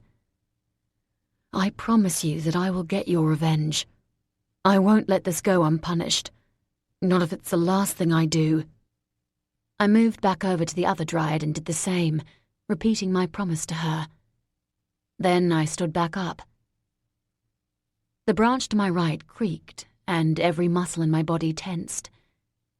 When I saw who it was, I relaxed again.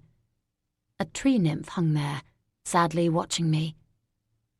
Even in the darkness, I could still see there was an unhealthy pallor to her skin. Anger relit inside me. "We will take care of them," she said softly. "Are you all right?" She nodded. "We will be." She looked off into the direction that Corrigan had disappeared in. "He is right. There was no choice. We thank you for your efforts." "Yeah, they weren't good enough though, were they?" I said bitterly. "They will be." Her eyes turned downwards. "The humans are here now. They will prevent the development from moving further forward." It was only ever just a ruse to hide what he was really planning. She inclined her head in acknowledgement. "Still, I believe we are now safe. Again, we thank you." I didn't think I had ever felt less deserving of those words. With nothing further to say, however, I raised my hand to her in dejected farewell, then gave the two Dryads one final glance, before turning and heading after Corrigan. I was halfway to the car park when Max caught up to me. "The humans are all good," he said. "Safe and sound in their little encampment. I think they are planning to start building their tripod thingies at first light." "Great," I responded, not massively caring. "Your weird bloodsucker friend won't leave, though." "Huh?" "He refuses to leave. Says he can't until you come and find him." I cursed inwardly. Part of me was tempted just to leave Aubrey where he was. Did I really care what happened to him now? I felt the responsibility of the compulsion I'd laid on him, however, and nodded briskly to the mage. "I'll sort him out." I changed direction, heading cross-country back towards the protesters instead. Even before I got there, the sound of their singing was clear, drifting through the trees. It was vaguely familiar. As I got closer, I realized that it was a remarkably tuneless version of Big Yellow Taxi. The words, "They took all the trees and put 'em in a tree museum," made me wince. I suppose that at least the protesters' cloud of ignorance about what had really happened this night would mean that they would indeed happily stay to put a spanner in the works of the ridiculous campaign for holiday homes. I thought of the piece of paper that I'd found tangled up in the branches of the trees. The company behind the development was called Endorium. No prizes for guessing where that name came from then. I suppose that if I'd not shown up, then what would have happened would have essentially been the same. Endor would have used the development as an easy cover to cut down the trees and smoke out more Dryads, so he could leech more power from them. It would probably have just ended up being a longer and more drawn-out process. That was all. I fervently hoped that somewhere he was having a painful power surge that was causing an overload and a shortage as he'd so casually phrased it. Unfortunately, I doubted that was really true. Before too long, the tents came into view. There were small clusters of people sitting around, still humming that bloody Joni Mitchell song as I approached. Aubrey was at least easy to spot thanks to his isolation. He was the one sitting to one side, carefully watching the trees. My battered plastic bag with my few belongings encased within it was propped up carefully against his side. When he saw me coming, he sprang to his feet and beamed. I told them you'd come for me." He peered at my face and his smile faltered. "What happened? You look upset." "You don't want to know," I said tiredly. Aubrey looked hurt, but I couldn't summon the energy to worry about his feelings. He painted on a sullen pout and handed out his phone to me. I stared at it for a moment, uncomprehendingly. He waved it in my face. "Your friend has been calling over and over again. He really wants to talk to you." It took a moment to work out who on earth Aubrey was referring to. Then realization dawned. Alex. It was a bit late now for whatever information he had to give. I supposed I should at least be glad that he was alive and hadn't gotten himself into any trouble for asking questions about Ender on my behalf. As confident as I'd been before that it would have been no problem, I was now starting to realize that the last thing I should be placing any faith in was my own confidence. I muttered a thanks to Aubrey and took the phone from him. "Come on, we're leaving." He beamed at me, although there was still an edge of concern to his features. I ignored it and instead turned the phone on, hitting the button to return Alex's last call, and started walking back through the woods. "What do you want, Vlad?" I was somewhat taken aback at the vehemence in Alex's voice. Alex?" "Mac attack, it's you. Where the hell have you been, dude?"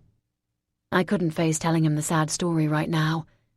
Instead, I prevaricated. "I'll explain later. I need you to stay away from that shop now, though, Alex. Do you hear me? Don't go anywhere near it. Go home and stay home." "Eh?" He sounded surprised. "I've been in already. You were right. There was absolutely nothing to be afraid of in the slightest. In fact," his voice took on a confidential tone, "I also take it back about the Batibat being hideous and scary. She's actually rather charming."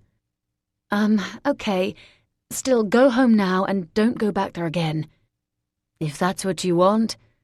You want to hear what I found out about the shop owner or not, though?" Pain glanced through me. "Yeah, Alex, I guess so." "Well, you could sound a bit more enthusiastic, Mac Attack. This is a dude we need to be scared of. Apparently his name is Ender. Even without the info from the Batibat, you know what that means." "Not really," I said, pausing. Was this really more otherworld general knowledge that I was completely ignorant of? Would knowing whatever Alex was about to reveal have meant that this night's terrible events could have been avoided? "Oh," he said, somewhat deflated. "I guess you didn't go to Sunday school then. The Witch of Ender is in the Bible.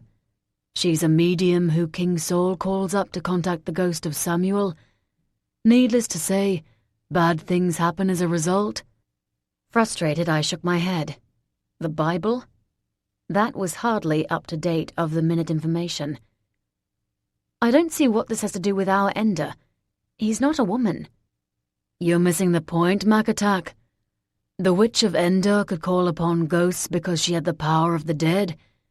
The Ender here and now is using her name because he's using the same power. He's a necromancer. It's serious black magic, dude. He's a nasty, nasty guy." No shit. That explained why he'd been so keen to kill the Dryads, I suppose, though. The more dead Dryads, the more dark power he could glean. That's useful information. Sort of. Not really. It wasn't exactly surprising. "Wait, there's more." My heart sank, and fingers of dread clutched at my heart. How much worse was this likely to get? Go on. The Batterbat came across some stuff in the back of the shop. She doesn't like her boss very much. Apparently he's using her to look after things there so he can make some money and keep his other operations going. She's not very happy about it. I think he's using various Batterbats to do his evil bidding, or else... Yeah, I thought, or else he'll suck the life out of them.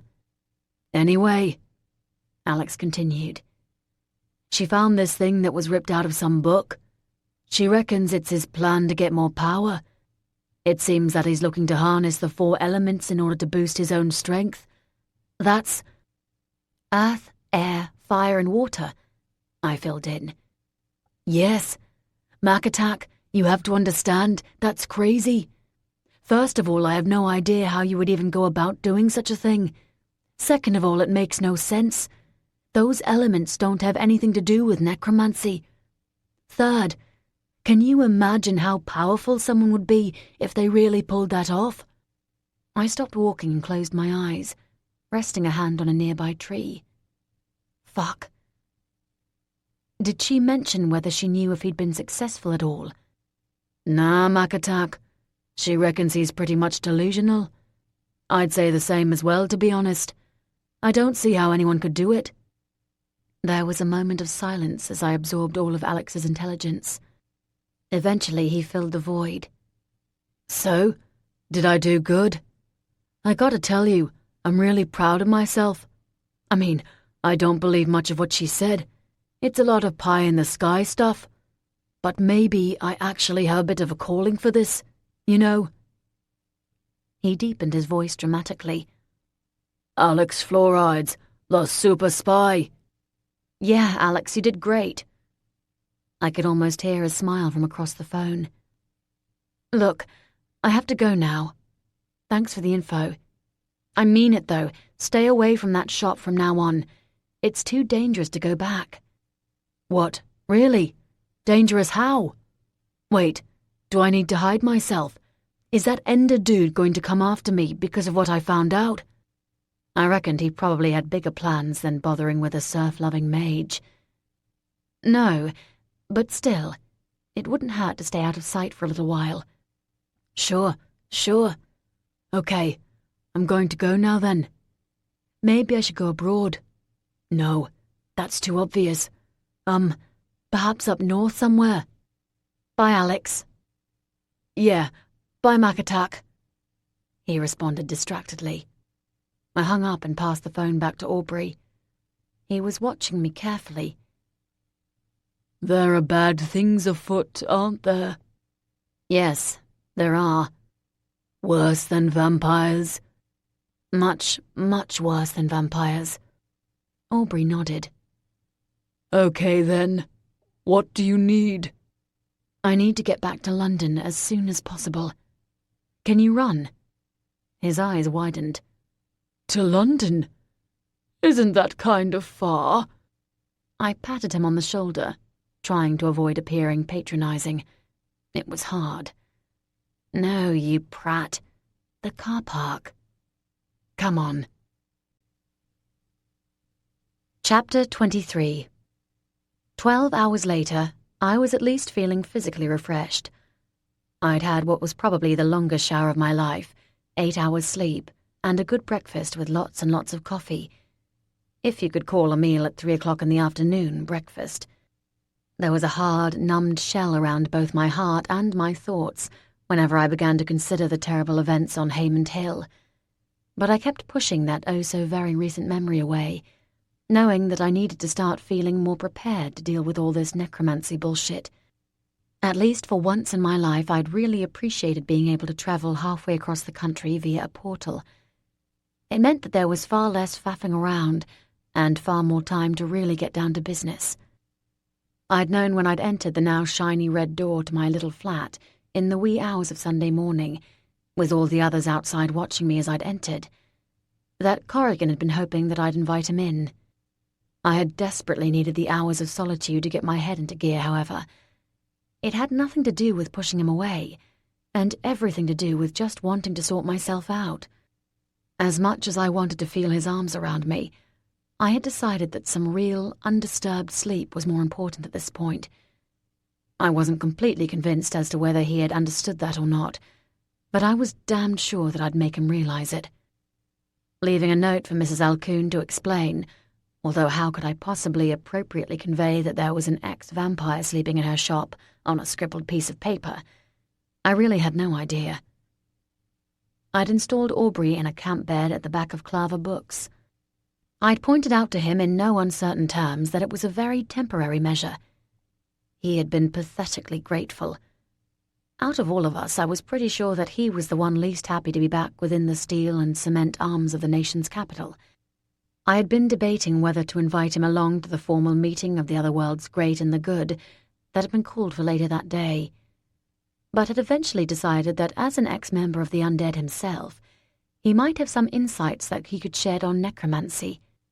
Vamps weren't exactly the same as necromancers, but I reckoned they probably lived in the same metaphorical neighborhood. Considering what on earth the future could possibly hold for Aubrey, I lifted up my half-empty coffee cup and stared down at my hands, cupping its still warm exterior. My mind flitted immediately back to when they'd been in the same position around the Dryad's delicate skull. I winced in the pain of the memory and dropped the cup abruptly. Then I picked it up again and threw it with all my might against the bare wall facing me. The china smashed into shards, and I watched as the remaining coffee dribbled down the wall. I reached out for the vase containing Corrigan's now very dead flowers and did exactly the same. The decaying stems mingled with the dark caffeine infusion in a messy heap on my floor. I didn't feel any better. I flexed my fingers and held them out in front of my eyes. They didn't look any differently to how they had before I'd used them to kill the Dryad. They didn't really feel any different. But the knowledge of what they'd done was gnawing away at me. Atlantia had asked me to help save her extended family. Instead, I'd helped destroy them. A sharp knock at the door broke me out of my self-absorbed reverie. Somehow the tinge of arrogance that lent itself to the sound made it clear who was there waiting. A wave of relief shuddered through me. Standing up, I walked over and opened it.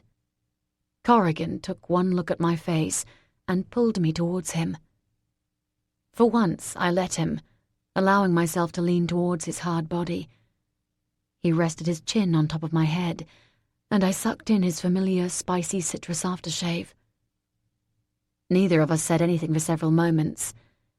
Finally, he drew back and looked me in the eyes. "How are you doing?" he asked softly. I shook my head slightly, realizing that if I tried to speak, I'd end up sobbing hysterically. He seemed to understand. I sank back into his broad chest again and remained there for several moments, trying to compose myself. It occurred to me, in some dim recesses of my brain, just how happy I was that he was here. Despite what I'd overheard from his conversation with Lucy, there had been the chance he'd feel he'd gotten everything he wanted from me during our session in the woods. The fact that the Lord Alpha of the Brethren was now standing in my little doorway, with his muscle-steeled arms around me, meant that he still wanted to be with me. "I'm sorry I didn't invite you in last night," I said, my words somewhat muffled as I spoke them into his chest. "I just needed the time to sort myself out, to get some sleep and get things straight in my head." His voice rumbled above me. "I understand, kitten. You know I do. And you should also know that things haven't changed since yesterday. Not with us, and not with the reasons behind everything that happened and everything we did. There wasn't a choice to make. Endor forced our hands, and we had to react." I sighed deeply. "I know, but that doesn't make it any better." I pulled back and looked into his warm eyes. "What's going to happen at this meeting? Is everyone going to be able to work together against him?" Corrigan's expression was serious. "There's no other way this can go. If we can't find a way to work as one to bring him down, then we really will have failed." I nodded, trying to ignore the hard little nugget of worry in the pit of my stomach. we'd all managed to sort ourselves out and be a team at Haymond Hill, even if the results of that collaboration hadn't gone our way. But that had only involved a small group of us, and the fact that neither the Archmage nor the Summer Queen had been there had meant that there were less authoritative egos to have to manage. I knew as well as anyone that the clash of different otherworld species and personalities could cause a lot of problems. I reckoned that it would just have to be down to Corrigan and me to try to encourage them all to keep the peace. "Shall we?" Corrigan asked, motioning out towards the open door. I blinked in assent. "I need to pick up Aubrey first, though." For a moment, Corrigan didn't answer. I could see that his muscles had tightened infinitesimally at the idea, however. I felt the need to elaborate. "He's on our side," I said, "and he might be able to help. If anyone can provide some insight into what an evil fucker who deals with death might do, then it's got to be a vamp. Ex-vamp." The tension in Corrigan's frame remained. I had to bite my tongue to stop from snapping at him that he was already letting his preconceived ideas about other members of the otherworld get in his way. Thankfully, however, he finally nodded grimly. I let out an inward sigh of relief and already felt more optimistic.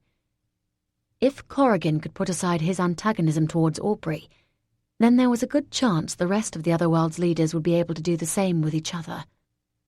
An expensive-looking car was sitting outside, looking somewhat incongruous against its slightly shabbier surroundings.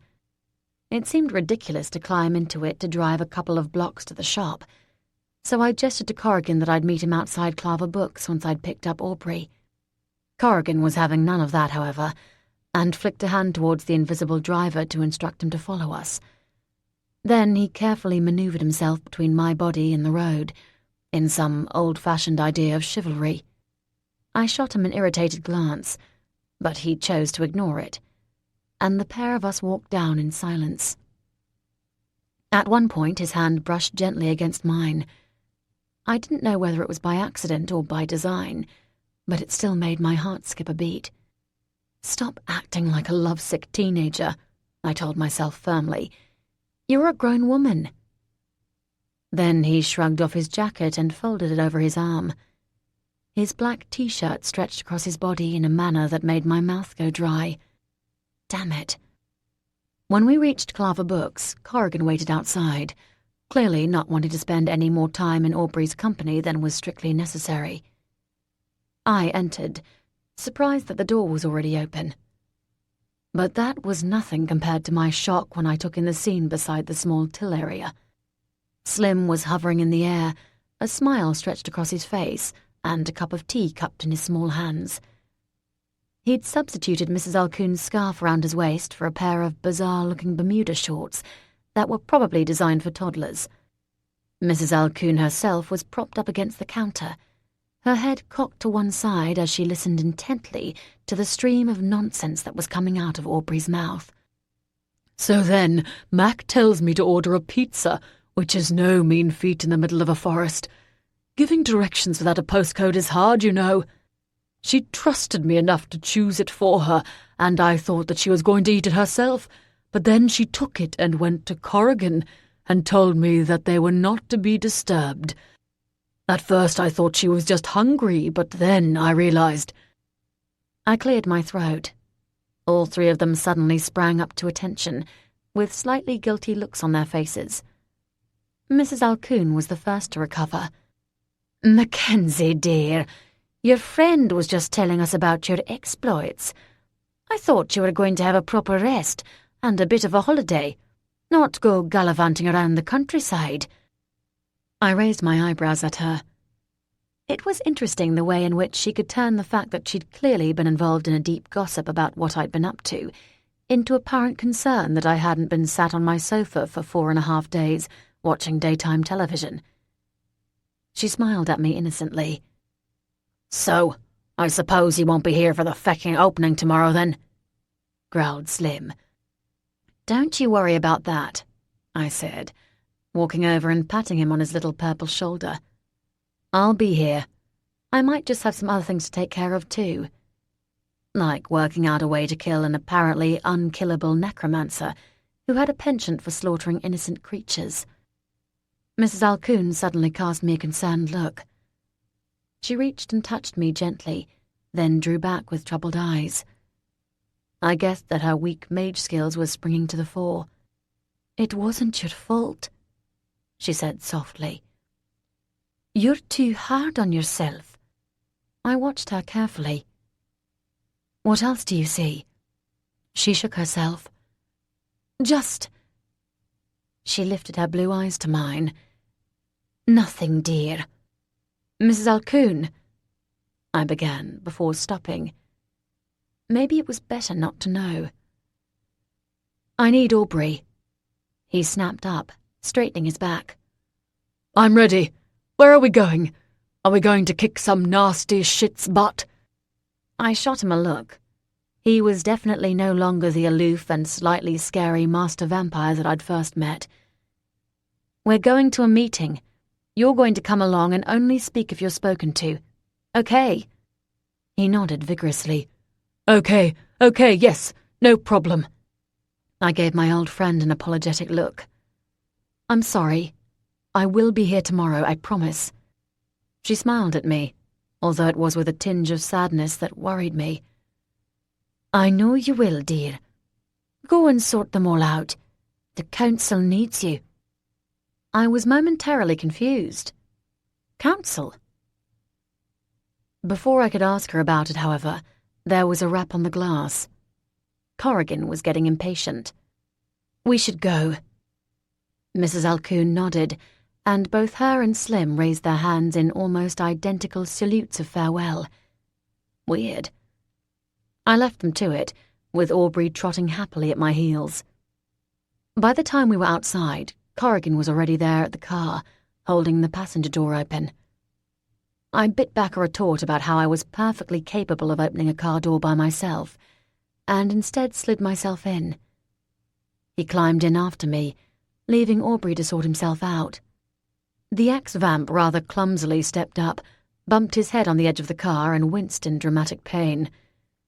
Corrigan rolled his eyes and pulled him inside, then reached over and shut the door. Almost immediately, the car rolled off. Aubrey picked himself up off the floor and sat on the leather-covered seats opposite Corrigan and myself. He fumbled for the seatbelt for several moments, then eventually managed to slot it into place and leaned back. He opened his mouth as if to speak, and then, as if remembering suddenly that I'd compelled him otherwise, snapped it shut again. His eyes drifted from myself to Corrigan and back again, as if he were watching a particularly engaging game of tennis.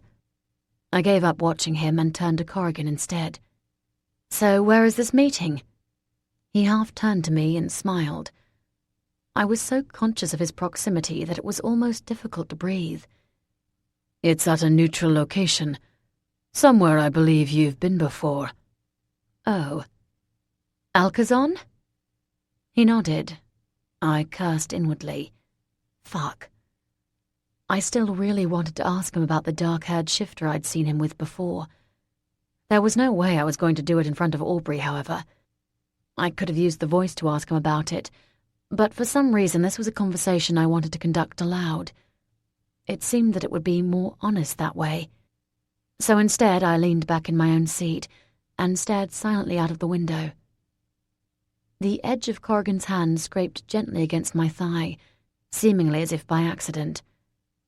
I allowed my own hand to fall down against his. His skin was warm to the touch. A tiny smile lit the corners of my mouth. Not much more than 12 hours earlier, I'd done some terrible things, unspeakable things, and I was facing an opponent about whom I knew next to nothing, other than he had far more power than I could begin to imagine, and shady plans afoot that were absolutely terrifying. However, with Corrigan by my side, it somehow felt as if everything was going to be all right. Chapter 24. When we finally reached the glass-fronted restaurant, we were quickly ushered inside and into the lift. Rather than heading for the public area where I'd previously dined with Solus, we were led into a back room. It was filled with a large walnut boardroom-type oval table and plush cream carpet covered the floor. Swanky. Everyone else was already sitting there waiting. The magnitude of this meeting hit me. Sure, I knew that on occasion the Otherworld heads met up to try to avoid unnecessary conflict. In fact, that had been how I'd come to meet Aubrey in the first place, when I'd sort of gate-crashed his vamp lair in order to steal back the Ansel and leave the Palladium in its place. But this was different. There was a somber atmosphere, and the gravity of the situation was clearly not lost on anyone. At one end of the table were the Fae, the Summer Queen, Solus, Beltran, and 2 others, all of whose grace and elegance rather put me to shame. Opposite them were the mages. Alex, apparently not in hiding after all, was seated next to the Archmage. Max and Larkin were both there, along with a couple of austere-looking female mages, who I vaguely recognized. In the far corner were Staines, Lucy, and Tom. There was an empty seat next to them that was clearly meant for Corrigan himself. More surprisingly, Ballard the Troll was also present. I pulled out the chair next to Ballard and sat myself down. At least this way I could not only ensure that I kept my promise to him by detailing everything I knew about Ender's weapons shop, but also maintain some semblance of neutrality by not visibly aligning myself with any of the other groups. Aubrey sat next to me. The cushion on his chair let out a gentle farting sound as he rested himself upon it. He giggled to himself. Everybody else ignored him. The Summer Queen tapped her long tapered fingernails impatiently on the tabletop. "Where's Atlantia? She should be here as well." My stomach dropped. I wasn't sure I was ready to face the Dryad just yet. To do so would be to ultimately acknowledge not only my failure to keep her extended family safe, but also my culpability in their deaths. "She is as yet too weak to leave her habitat," stated the Archmage. "The attack took it out of her, and she is not ready to supplant herself so far away from her tree." The Summer Queen raised her perfectly manicured eyebrows. "You've been in contact with her? I seem to recall that it wasn't too long ago that you were using the Dryads for silly teaching experiments." He scowled in obvious annoyance. Before he could answer, however, Corrigan interrupted. "We're not going to get anywhere by starting off in conflict. We can talk to Atlantia later. Let's focus on the matter in hand instead." He looked meaningfully at me. I cleared my throat somewhat nervously and began, laying out the details of how I'd come to end up at Haymond Hill, including both Ballard's request to discover the identity of his competitor and what Atlantia had asked of me. "This is not something you should have undertaken alone," frowned the Archmage. Well, I didn't think it was actually going to be that big of a deal. There was no reason to expect there to be a fucking all-powerful necromancer behind everything, I explained, trying to remain patient and not point out that even having a string of shifters, mages, and fae along for the ride hadn't really helped all that much. "He really is a big deal, dudes," added in Alex. The Summer Queen winced. "According to the Batabat I spoke to, he's trying to harness the 4 elements, earth, air, fire, and water. His ultimate goal remains unclear, but you can bet it ain't anything fluffy and sweet. It's impossible, though. No necromancer can use death magic to gain leverage over the elements." I turned to the Archmage. "But I think he already has," I said quietly. "That's what killing the Dryads was all about. They're tied to the trees, and the trees are tied to the earth. He's already got that one in the bag." Several faces around the table paled. "It doesn't make sense," stated Staines firmly. "He killed that one Dryad, Maria, and then didn't go back until you blundered in and destroyed his ward." I forced myself to stay calm. "Because initially he didn't want to take all the power at once. He described it as some kind of overload, that he'd short out if he did too much at once. When he came back the second time, he was strong enough to take more. So is he going to go back? Do we need to protect the Dryads all over the country? Even though he didn't manage to draw power from all of them, I get the feeling that he's done with them. I answered slowly. He's going to move on to another element. Still, said the Summer Queen, we can't be too careful. We should ensure that the tree nymphs are safe from further encroachment. Oh, yes, inquired one of the female mages. And how exactly are we going to do that? The Fey Queen turned cold eyes onto her. I would rather think that the mages could manage that. After all, not only are you apparently versed in creating protective wards, you also owe the Dryads in the first place for the torture you inflicted upon them. Torture? We didn't torture them. We didn't know that what we were doing was hurting them. As soon as we did know, we stopped. The mage's voice rose with each sentence. You're the Fae. You're the ones meant to be at one with the Mother Earth. Maybe it should be you stepping up to the plate for once. All of a sudden, a collection of raised voices filled the room. The tension was palpable, and I thought I could even hear the beginnings of a magic crackle in the air that didn't forebode well. I slammed my palm down onto the tabletop with all my strength. Startled, everyone silenced and stared at me. Look, I said, annoyed. There are enough mages around to create wards at the main Dryad habitats. If the Fae and the Shifters each post guards as well, say just one each, then no one will be too stretched. I don't believe that Ender is going to bother with them again, though. He's going to move on to another element. So that means water sprites, perhaps? Asked Lucy. They're an easy target. What if he goes for air instead? There are any number of creatures he could attempt to draw from. How on earth do we know which ones he'll go for?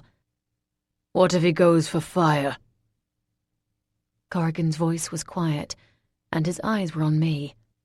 The others all turned in my direction, puzzlement in a few faces, comprehension in others. We'll set up a bodyguard rotation, said the Archmage firmly. No one is going near Miss Mackenzie without our say-so. Or she could just come to Chir Nanog. Problem solved, hissed the Fey Queen. Stop it, I yelled. He doesn't know what I am, and I'm hardly the only otherworld creature that uses fire. I looked at the Archmage. Just set up a fucking divination spell. Several divination spells. We know he's not on this plane right now, but the spells will alert us when he is.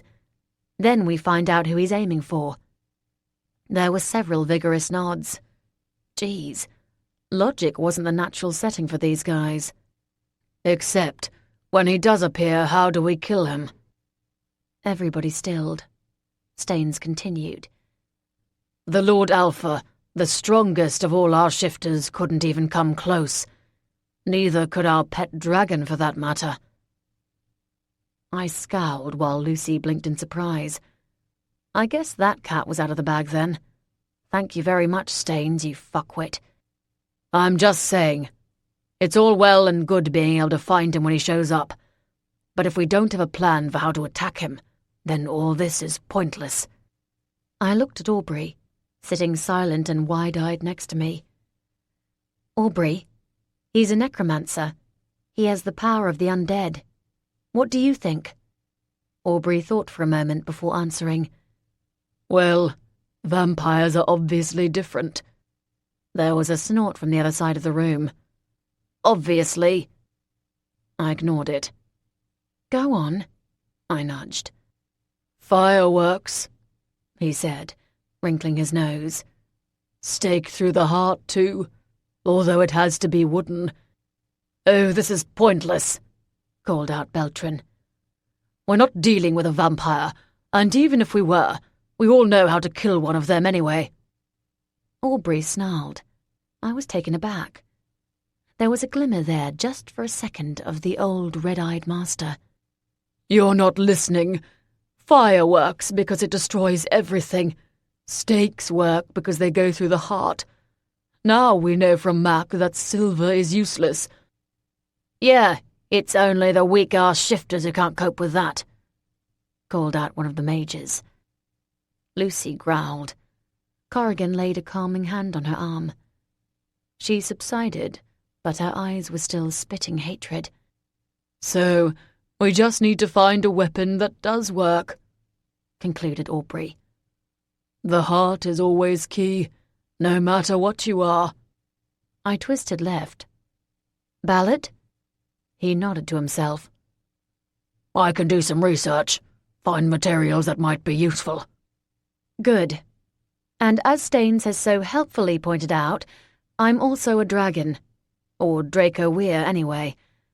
I can work with the shifters," I said, deciding to focus on the determination filling me, rather than my annoyance at so many people now knowing my secret. Maybe I can learn how to get control of the transformations. Then I can use my fire to destroy him, too. I received several approving looks. "It'll take time," said Corrigan. Concern etched across his face. I kept my voice deliberately quiet. What else do we have? We don't know when he'll return. "But when he does, we'll be ready," stated the Archmage firmly. "Our dragonlet will win the day." I looked over at Solus. There was an unhappy shadow visible within his expressive violet eyes. Not sure what was up, I flashed him a quick, reassuring smile. He smiled tightly back. That wasn't good. It was unlike him, even in times of such dramatic and tragic circumstances, to lose his usual bouncy, arrogant personality. The Summer Queen spoke up again. "We need a formal task force." "You're right," agreed the Archmage. "With representatives from each of us. I recommend that the mages take the lead. I can nominate someone agreeable to everyone." "And why should the mages be in charge?" asked Corrigan, his voice dangerously low. "We're the best all-rounders. The shifters can fight, and the fairies have magic. We have both. It stands to reason that we should lead, because we understand both worlds, and we are in the best position to ensure Ender's defeat." "You can't possibly compare our magic to yours," interrupted Beltran. "We have more knowledge and power in our little fingers than you could possibly ever demonstrate." "You don't even live on this plane," Lucy said to the Fae, scorn dripping from her voice. "The only otherworld leader who had enough nous to be where the real danger was to begin with was Lord Corrigan. It should obviously be a shifter in control." The room descended into a cacophony of chaos. Two of the mages were on their feet, arguing loudly with Lucy and Staines. Alex was jabbing a finger at the fairies. Both the Summer Queen and the Archmage looked about ready to boil over. I glanced at Corrigan. This isn't helping. They're going to spend more time arguing than ever getting anything done. "Welcome to the machinations of the other world, kitten." I shook my head slightly in irritation. Then I stood up, pushing my chair back. Nobody took any notice. Rather than attempt to make myself heard above the mayhem, I shot a single bolt of green fire at the center of the table. It smoked and hissed, scorching the expensive sheen of the wood. Oh, well. The room went quiet again. "Look, we're all agreed that we need a task force, right?" "Let's call it a council," suggested one of the Fae. I blinked at that, and thought of Mrs. Alcoon's words. Okay, a council then. We also all know what we need to do to guard against Ender's next move. There was more nodding. Corrigan spoke up. "She's right. Let's leave the issue of who's in charge alone for now, and worry about the important matters instead." There were some grumbled mutters. "Lord Alpha, I don't think you appreciate that without a head, this entire operation will collapse before it begins," commented the Archmage. "Someone needs to keep everyone in place." "Let me guess," added in Beltran sarcastically. "You think that ought to be you?" The Summer Queen rose to her feet. She was tapping her mouth thoughtfully. We'll choose a leader. We'll just wait a while before we do so. The Archmage also stood up. With all due respect. She stared at him, some kind of message in her eyes. I watched her carefully. What on earth was she up to? Let's get some food first, then reconvene in, say, an hour's time. Without waiting for an answer, she held her hand out to Beltran. He took it, and the pair of them swept imperiously out of the room. I looked at Corrigan and shrugged. Everyone else began to file out, one by one. I nodded to Aubrey, and he left too. "How on earth do you lot ever get anything done?" I asked, once the room was empty. "That's easy," he answered distractedly, running a tired hand through his midnight black hair. "We never do." "You're a bunch of power-hungry maniacs," I said, annoyed at the childish, truculent behavior of almost every single Otherworld member. He narrowed his eyes at me. "It's a dangerous world out there, Mac. You know that." Changing tack, he reached out and touched me lightly on the arm. "I'm sorry about Staines. He shouldn't have revealed that about you." How did he even know? I didn't want to start getting pissed off at Corrigan, but I needed to be able to trust him. A muscle throbbed in his cheek. "It was a mistake. He was going on at me to leave you alone, that things would never work out because you were a mage. It just kind of burst out." I sighed. I figured that I couldn't really berate him for snapping something out in anger, not given my own natural proclivity for letting rage rule my head anyway. "Whatever. I'm going to hit the bathroom. I'll see you in a few minutes." I was washing my hands in the marble sink when the door to the bathroom swung open. My eyes widened slightly as I realized it was Solus. "You do know this is the little girl's room, right?" He just blinked at me, then mouthed the words, "I'm sorry." Confused, I gave him a puzzled frown. He shook his head slightly, as if warning me to be quiet. The bathroom door creaked as it opened again. It was the Summer Queen. I looked from her to Solus, then back again. Finally, I opened my mouth to speak. "Okay, what gives?" "You're an intelligent woman," she said. "I'd have thought that was obvious." I shook the droplets of water from my hands, then dried them on the back of my jeans. Her nose twitched slightly. "Well," I drawled, "I guess you'll just have to enlighten me." She took a step forward. I realized that she was at least 1.5 feet taller than me. I tried not to feel small and insignificant by comparison. "You are friends with Solus?" "Yeah." "He's Fae?" "Yeah." "You are also friends with that mage, Alex, the one with the appalling vocabulary?" "Yeah." "And with the Lord Alpha?" Well, I didn't know if I'd call him a friend, but okay. I shrugged. "Yeah, what's your point?" "Nobody else has the ear of all three groups. You even have a vampire on your side." "Ex-vampire." I had a horrible feeling I knew where she was going with all this. I really hoped I was wrong. "You have strength and magic. You have proven yourself worthy in a number of situations." I had the faintest inkling that the Dryads might beg to differ slightly on that point, but I kept my mouth shut.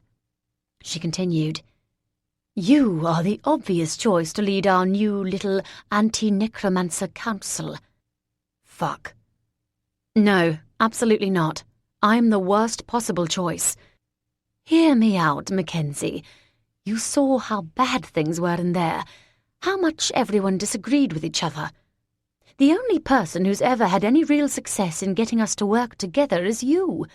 You did it at Haymond Hill, and you did it to some extent in that room." I felt slightly nauseous. I have a terrible temper. I'd be as likely to bite someone's head off as to motivate them to work with others. "It seems to me," she said, "that you have somewhat conquered those baser impulses. Besides, people need their heads bitten off on occasion." I swallowed. "I like working alone. I'm an independent kind of person. There's no I in team," I added for cheesy melodramatic effect.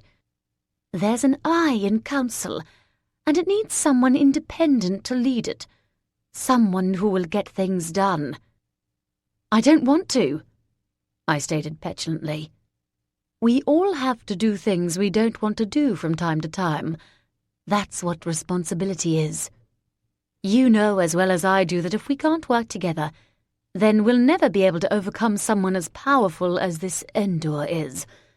He's a genuine threat to each and every one of us.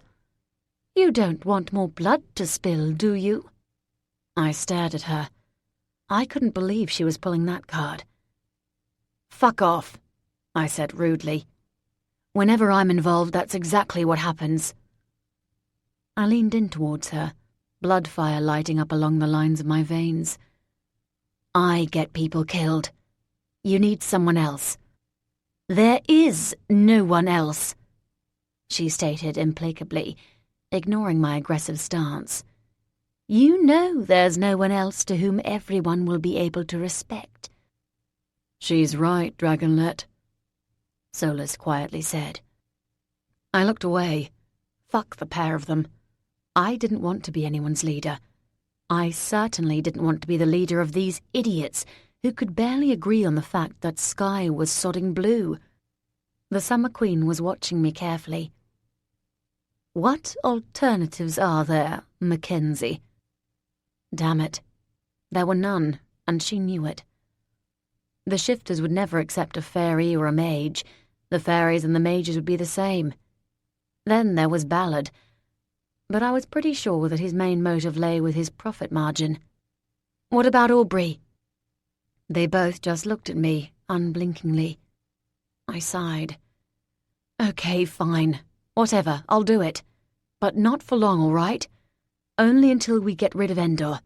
And only if every single person in that room agrees." The Summer Queen permitted herself a small smile. There was a tentative knock on the door, and the Archmage's head curved round. "Well?" he asked. "She agreed." He exhaled loudly. "Great. Did you—" The Summer Queen shook her head. "Not yet." I stared at them suspiciously. "What?" "You need to be impartial, Mackenzie." "Well, duh. I think I can manage that." "If you're not impartial," chimed in the Archmage, "then the council will fall apart before it even starts." "Okay, I'll be fair. I can't think why you'd believe I wouldn't be." As soon as the words were out of my mouth, I realized what they were getting at. My mouth dropped open. "No. You know that we need you to head the council if we're going to have any chance of beating Endor." "You can't make me do this." "You grew up with the shifters, Mackenzie. Even with your other alliances, there will be concerns that your loyalties will lie with them." "I left them," I said desperately. "Of my own free will. I don't have ties to them anymore. Not like that. I'll be fair. I'll be impartial. You can't force me to do this." "We're not forcing you. It's ultimately your decision." "But unless you give him up, you can't be the unbiased leader of a mixed council." "And without a mixed council, without that collaborative power, there's little chance we'll be able to beat Endor." I could feel my whole body sagging in response to their tag team approach. "You can't be in a relationship with a Lord Alpha, Dragonlet." I stared at Solus, angry flickers of fire sparking up all over my body. "You have to be seen to be above reproach," the Summer Queen stated simply. The Archmage's expression was pure stone. "And you need to rise up beyond such things and think rationally. You will have plenty of opportunity once this whole nasty business is done and dusted to make it up to him. But for now, the split needs to be real. You have to have a purely business relationship with Corrigan from this point on." "Let's face it, the Queen added. It's not as if you're already in a long-term relationship with him. It's been what? Less than 24 hours since you both... I glared at her. She fell silent. I threw Solus a dirty look for passing on idle gossip. He was staring unhappily down at the tiled floor. Screw him, then. I kicked angrily at the wall. There was no choice. Yet again. What was the point in having free will if you were constantly being painted into a corner? Fuck! I shouted aloud, my cry echoing around the room. Fuck! Thank you, Mackenzie. The Summer Queen bowed her head. She knew that inside I'd already agreed. It's for the greater good. I'll call the others back in, said the Archmage. You're doing the right thing, you know. Hot tears pricked at the back of my throat. How could this be the right thing when it felt so wrong? Both the head of the mages and the ruler of the Seelie Fae turned and left. Solus and I were alone. I'm sorry, Dragonlet, he said miserably. I didn't. Shut up. Just shut up. I brushed past him, my heart aching. Sorry just wasn't going to cut it. Chapter 25. I wanted to talk to Corrigan on my own. He deserved to hear from me personally, without any of the others nearby. I needed to explain what was happening. By the time I'd exited from the bathroom, however, he was nowhere to be seen. I pushed out my voice. Corrigan, where are you? Back in the boardroom. Apparently we've been summoned to return. There was a touch of sardonic amusement in his reply. My heart sank. I need to talk to you. Mackenzie, we need you inside now. The Summer Queen was holding open the door and gesturing me inside. I want to talk to Corrigan first. There's no time. We need to wrap this up now before things degenerate further.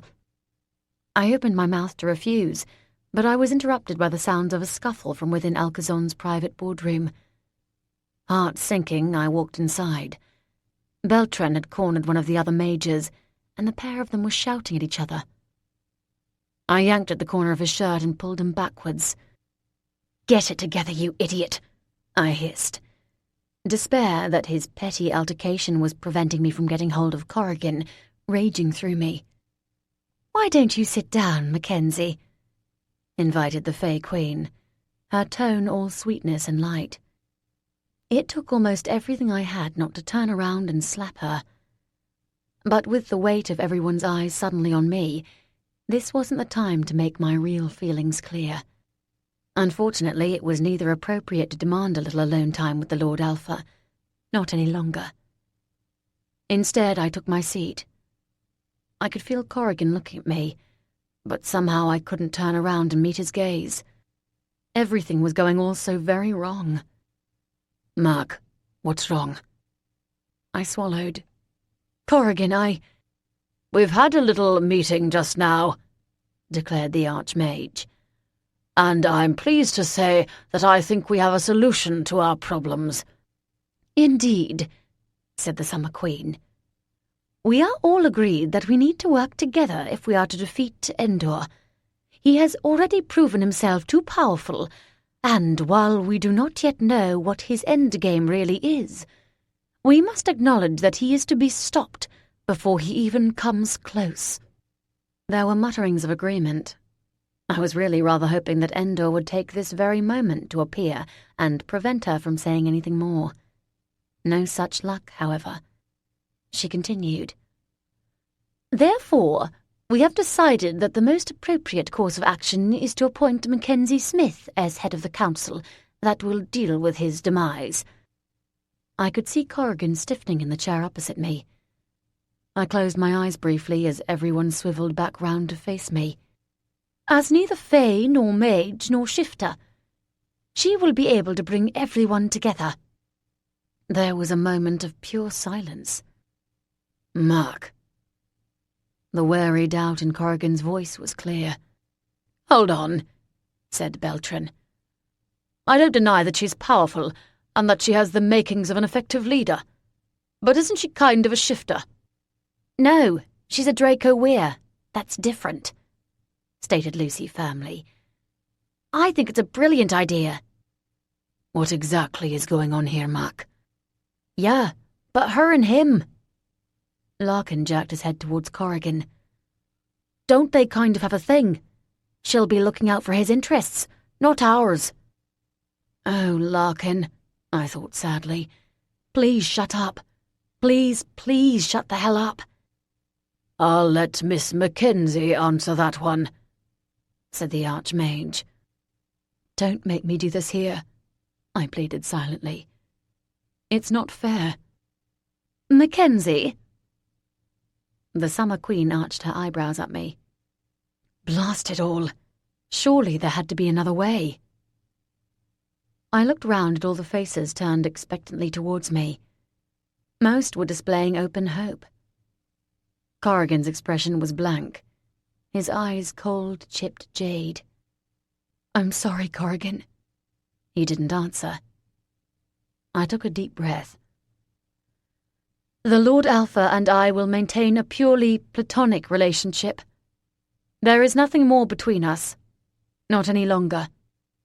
Lucy was staring at me, shock in her eyes, while Staines had a vaguely unsurprised expression. Corrigan didn't move a muscle. "How do we know that's true?" "Because I give you my word," I said quietly. I felt sick to my stomach. "Excellent!" The Summer Queen clapped her hands. "Now can I suggest that we reconvene in, say, 3 days' time? You'll set up the divination spells at the Ministry." The Archmage nodded. "And Ballard, you'll begin research on a weapon." The Troll grunted. "Miss Mackenzie, I'll leave you to decide who to contact amongst the shifters to get some help with your transformations." She stood back up. "Ladies, gentlemen, I think that's what you call a success." It had all happened so quickly. Clearly, the Seelie Queen could be lethal when she needed to be. I watched from my chair as she walked out, the other Fays trailing in her wake. Solus didn't look at me. The Archmage and his minions followed, along with Ballard and Aubrey. Then Lucy and Staines both got up. They seemed reluctant to leave, but Corrigan flicked his wrist, and they both gave short bows and disappeared. "Corrigan, I'm sorry. I didn't want to do things this way. You have to believe me." I stared at him searchingly, waiting for him to give me something, anything in return. Eventually he lifted his eyes. The look in them was so cold and so hard that I recoiled. "Corrigan!" He stood up, pushing his chair backwards. It slammed hard against the wall, making me jump. "Who's the power-hungry maniac now, kitten?" I clenched my teeth, unhappiness seeping through every bone of my body. I opened my mouth to speak, but no words came out. What the fuck could I say? "I don't ever want to see you again. Do you hear me?" I nodded miserably. "If you want help transforming, then you can damn well contact Staines or Lucy or Tom. Leave me out of it." His tone was quiet and even, but the tension and anger he felt were visible.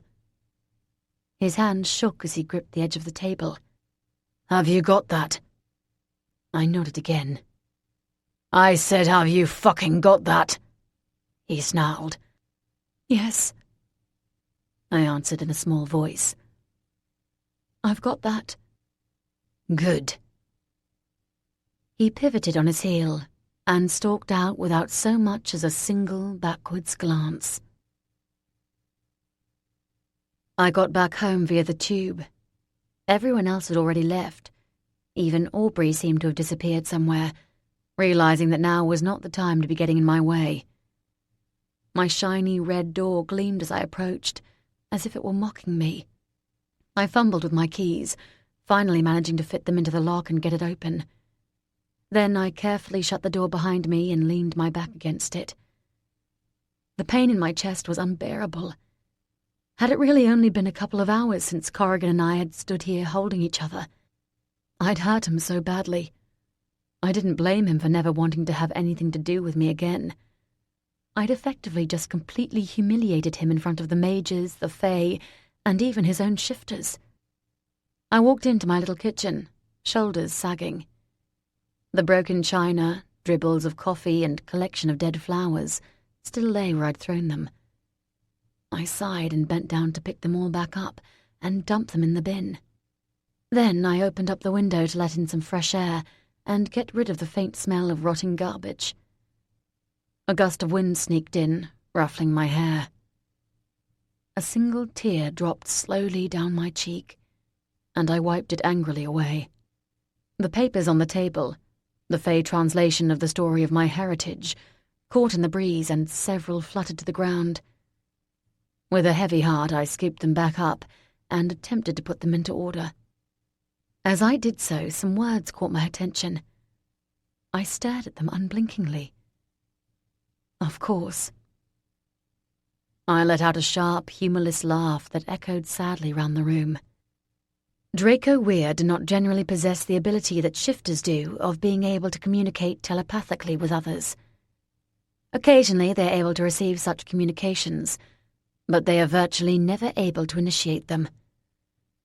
However, it is generally acknowledged that when a Draco Weir mates their soulmate, that is, the one partner in the world with whom they are both physically and emotionally compatible, they are capable of not only receiving telepathic messages from that one person, but are also able to independently send them. My legs gave out from under me, and I sank down onto the cold floor. And I sobbed and sobbed and sobbed. This concludes Blood Politics by Helen Harper. Narrated by Saskia Malerveld. Copyright 2013 by Helen Harper. This unabridged audiobook is published by arrangement with Helen Harper and was produced in the year 2014 by Tantor Media Incorporated, which holds the copyright thereto. Please visit tantor.com for more information on our growing library of unabridged audiobooks and to take advantage of special offers. Or call toll-free 877-7-TANTOR to request a catalogue.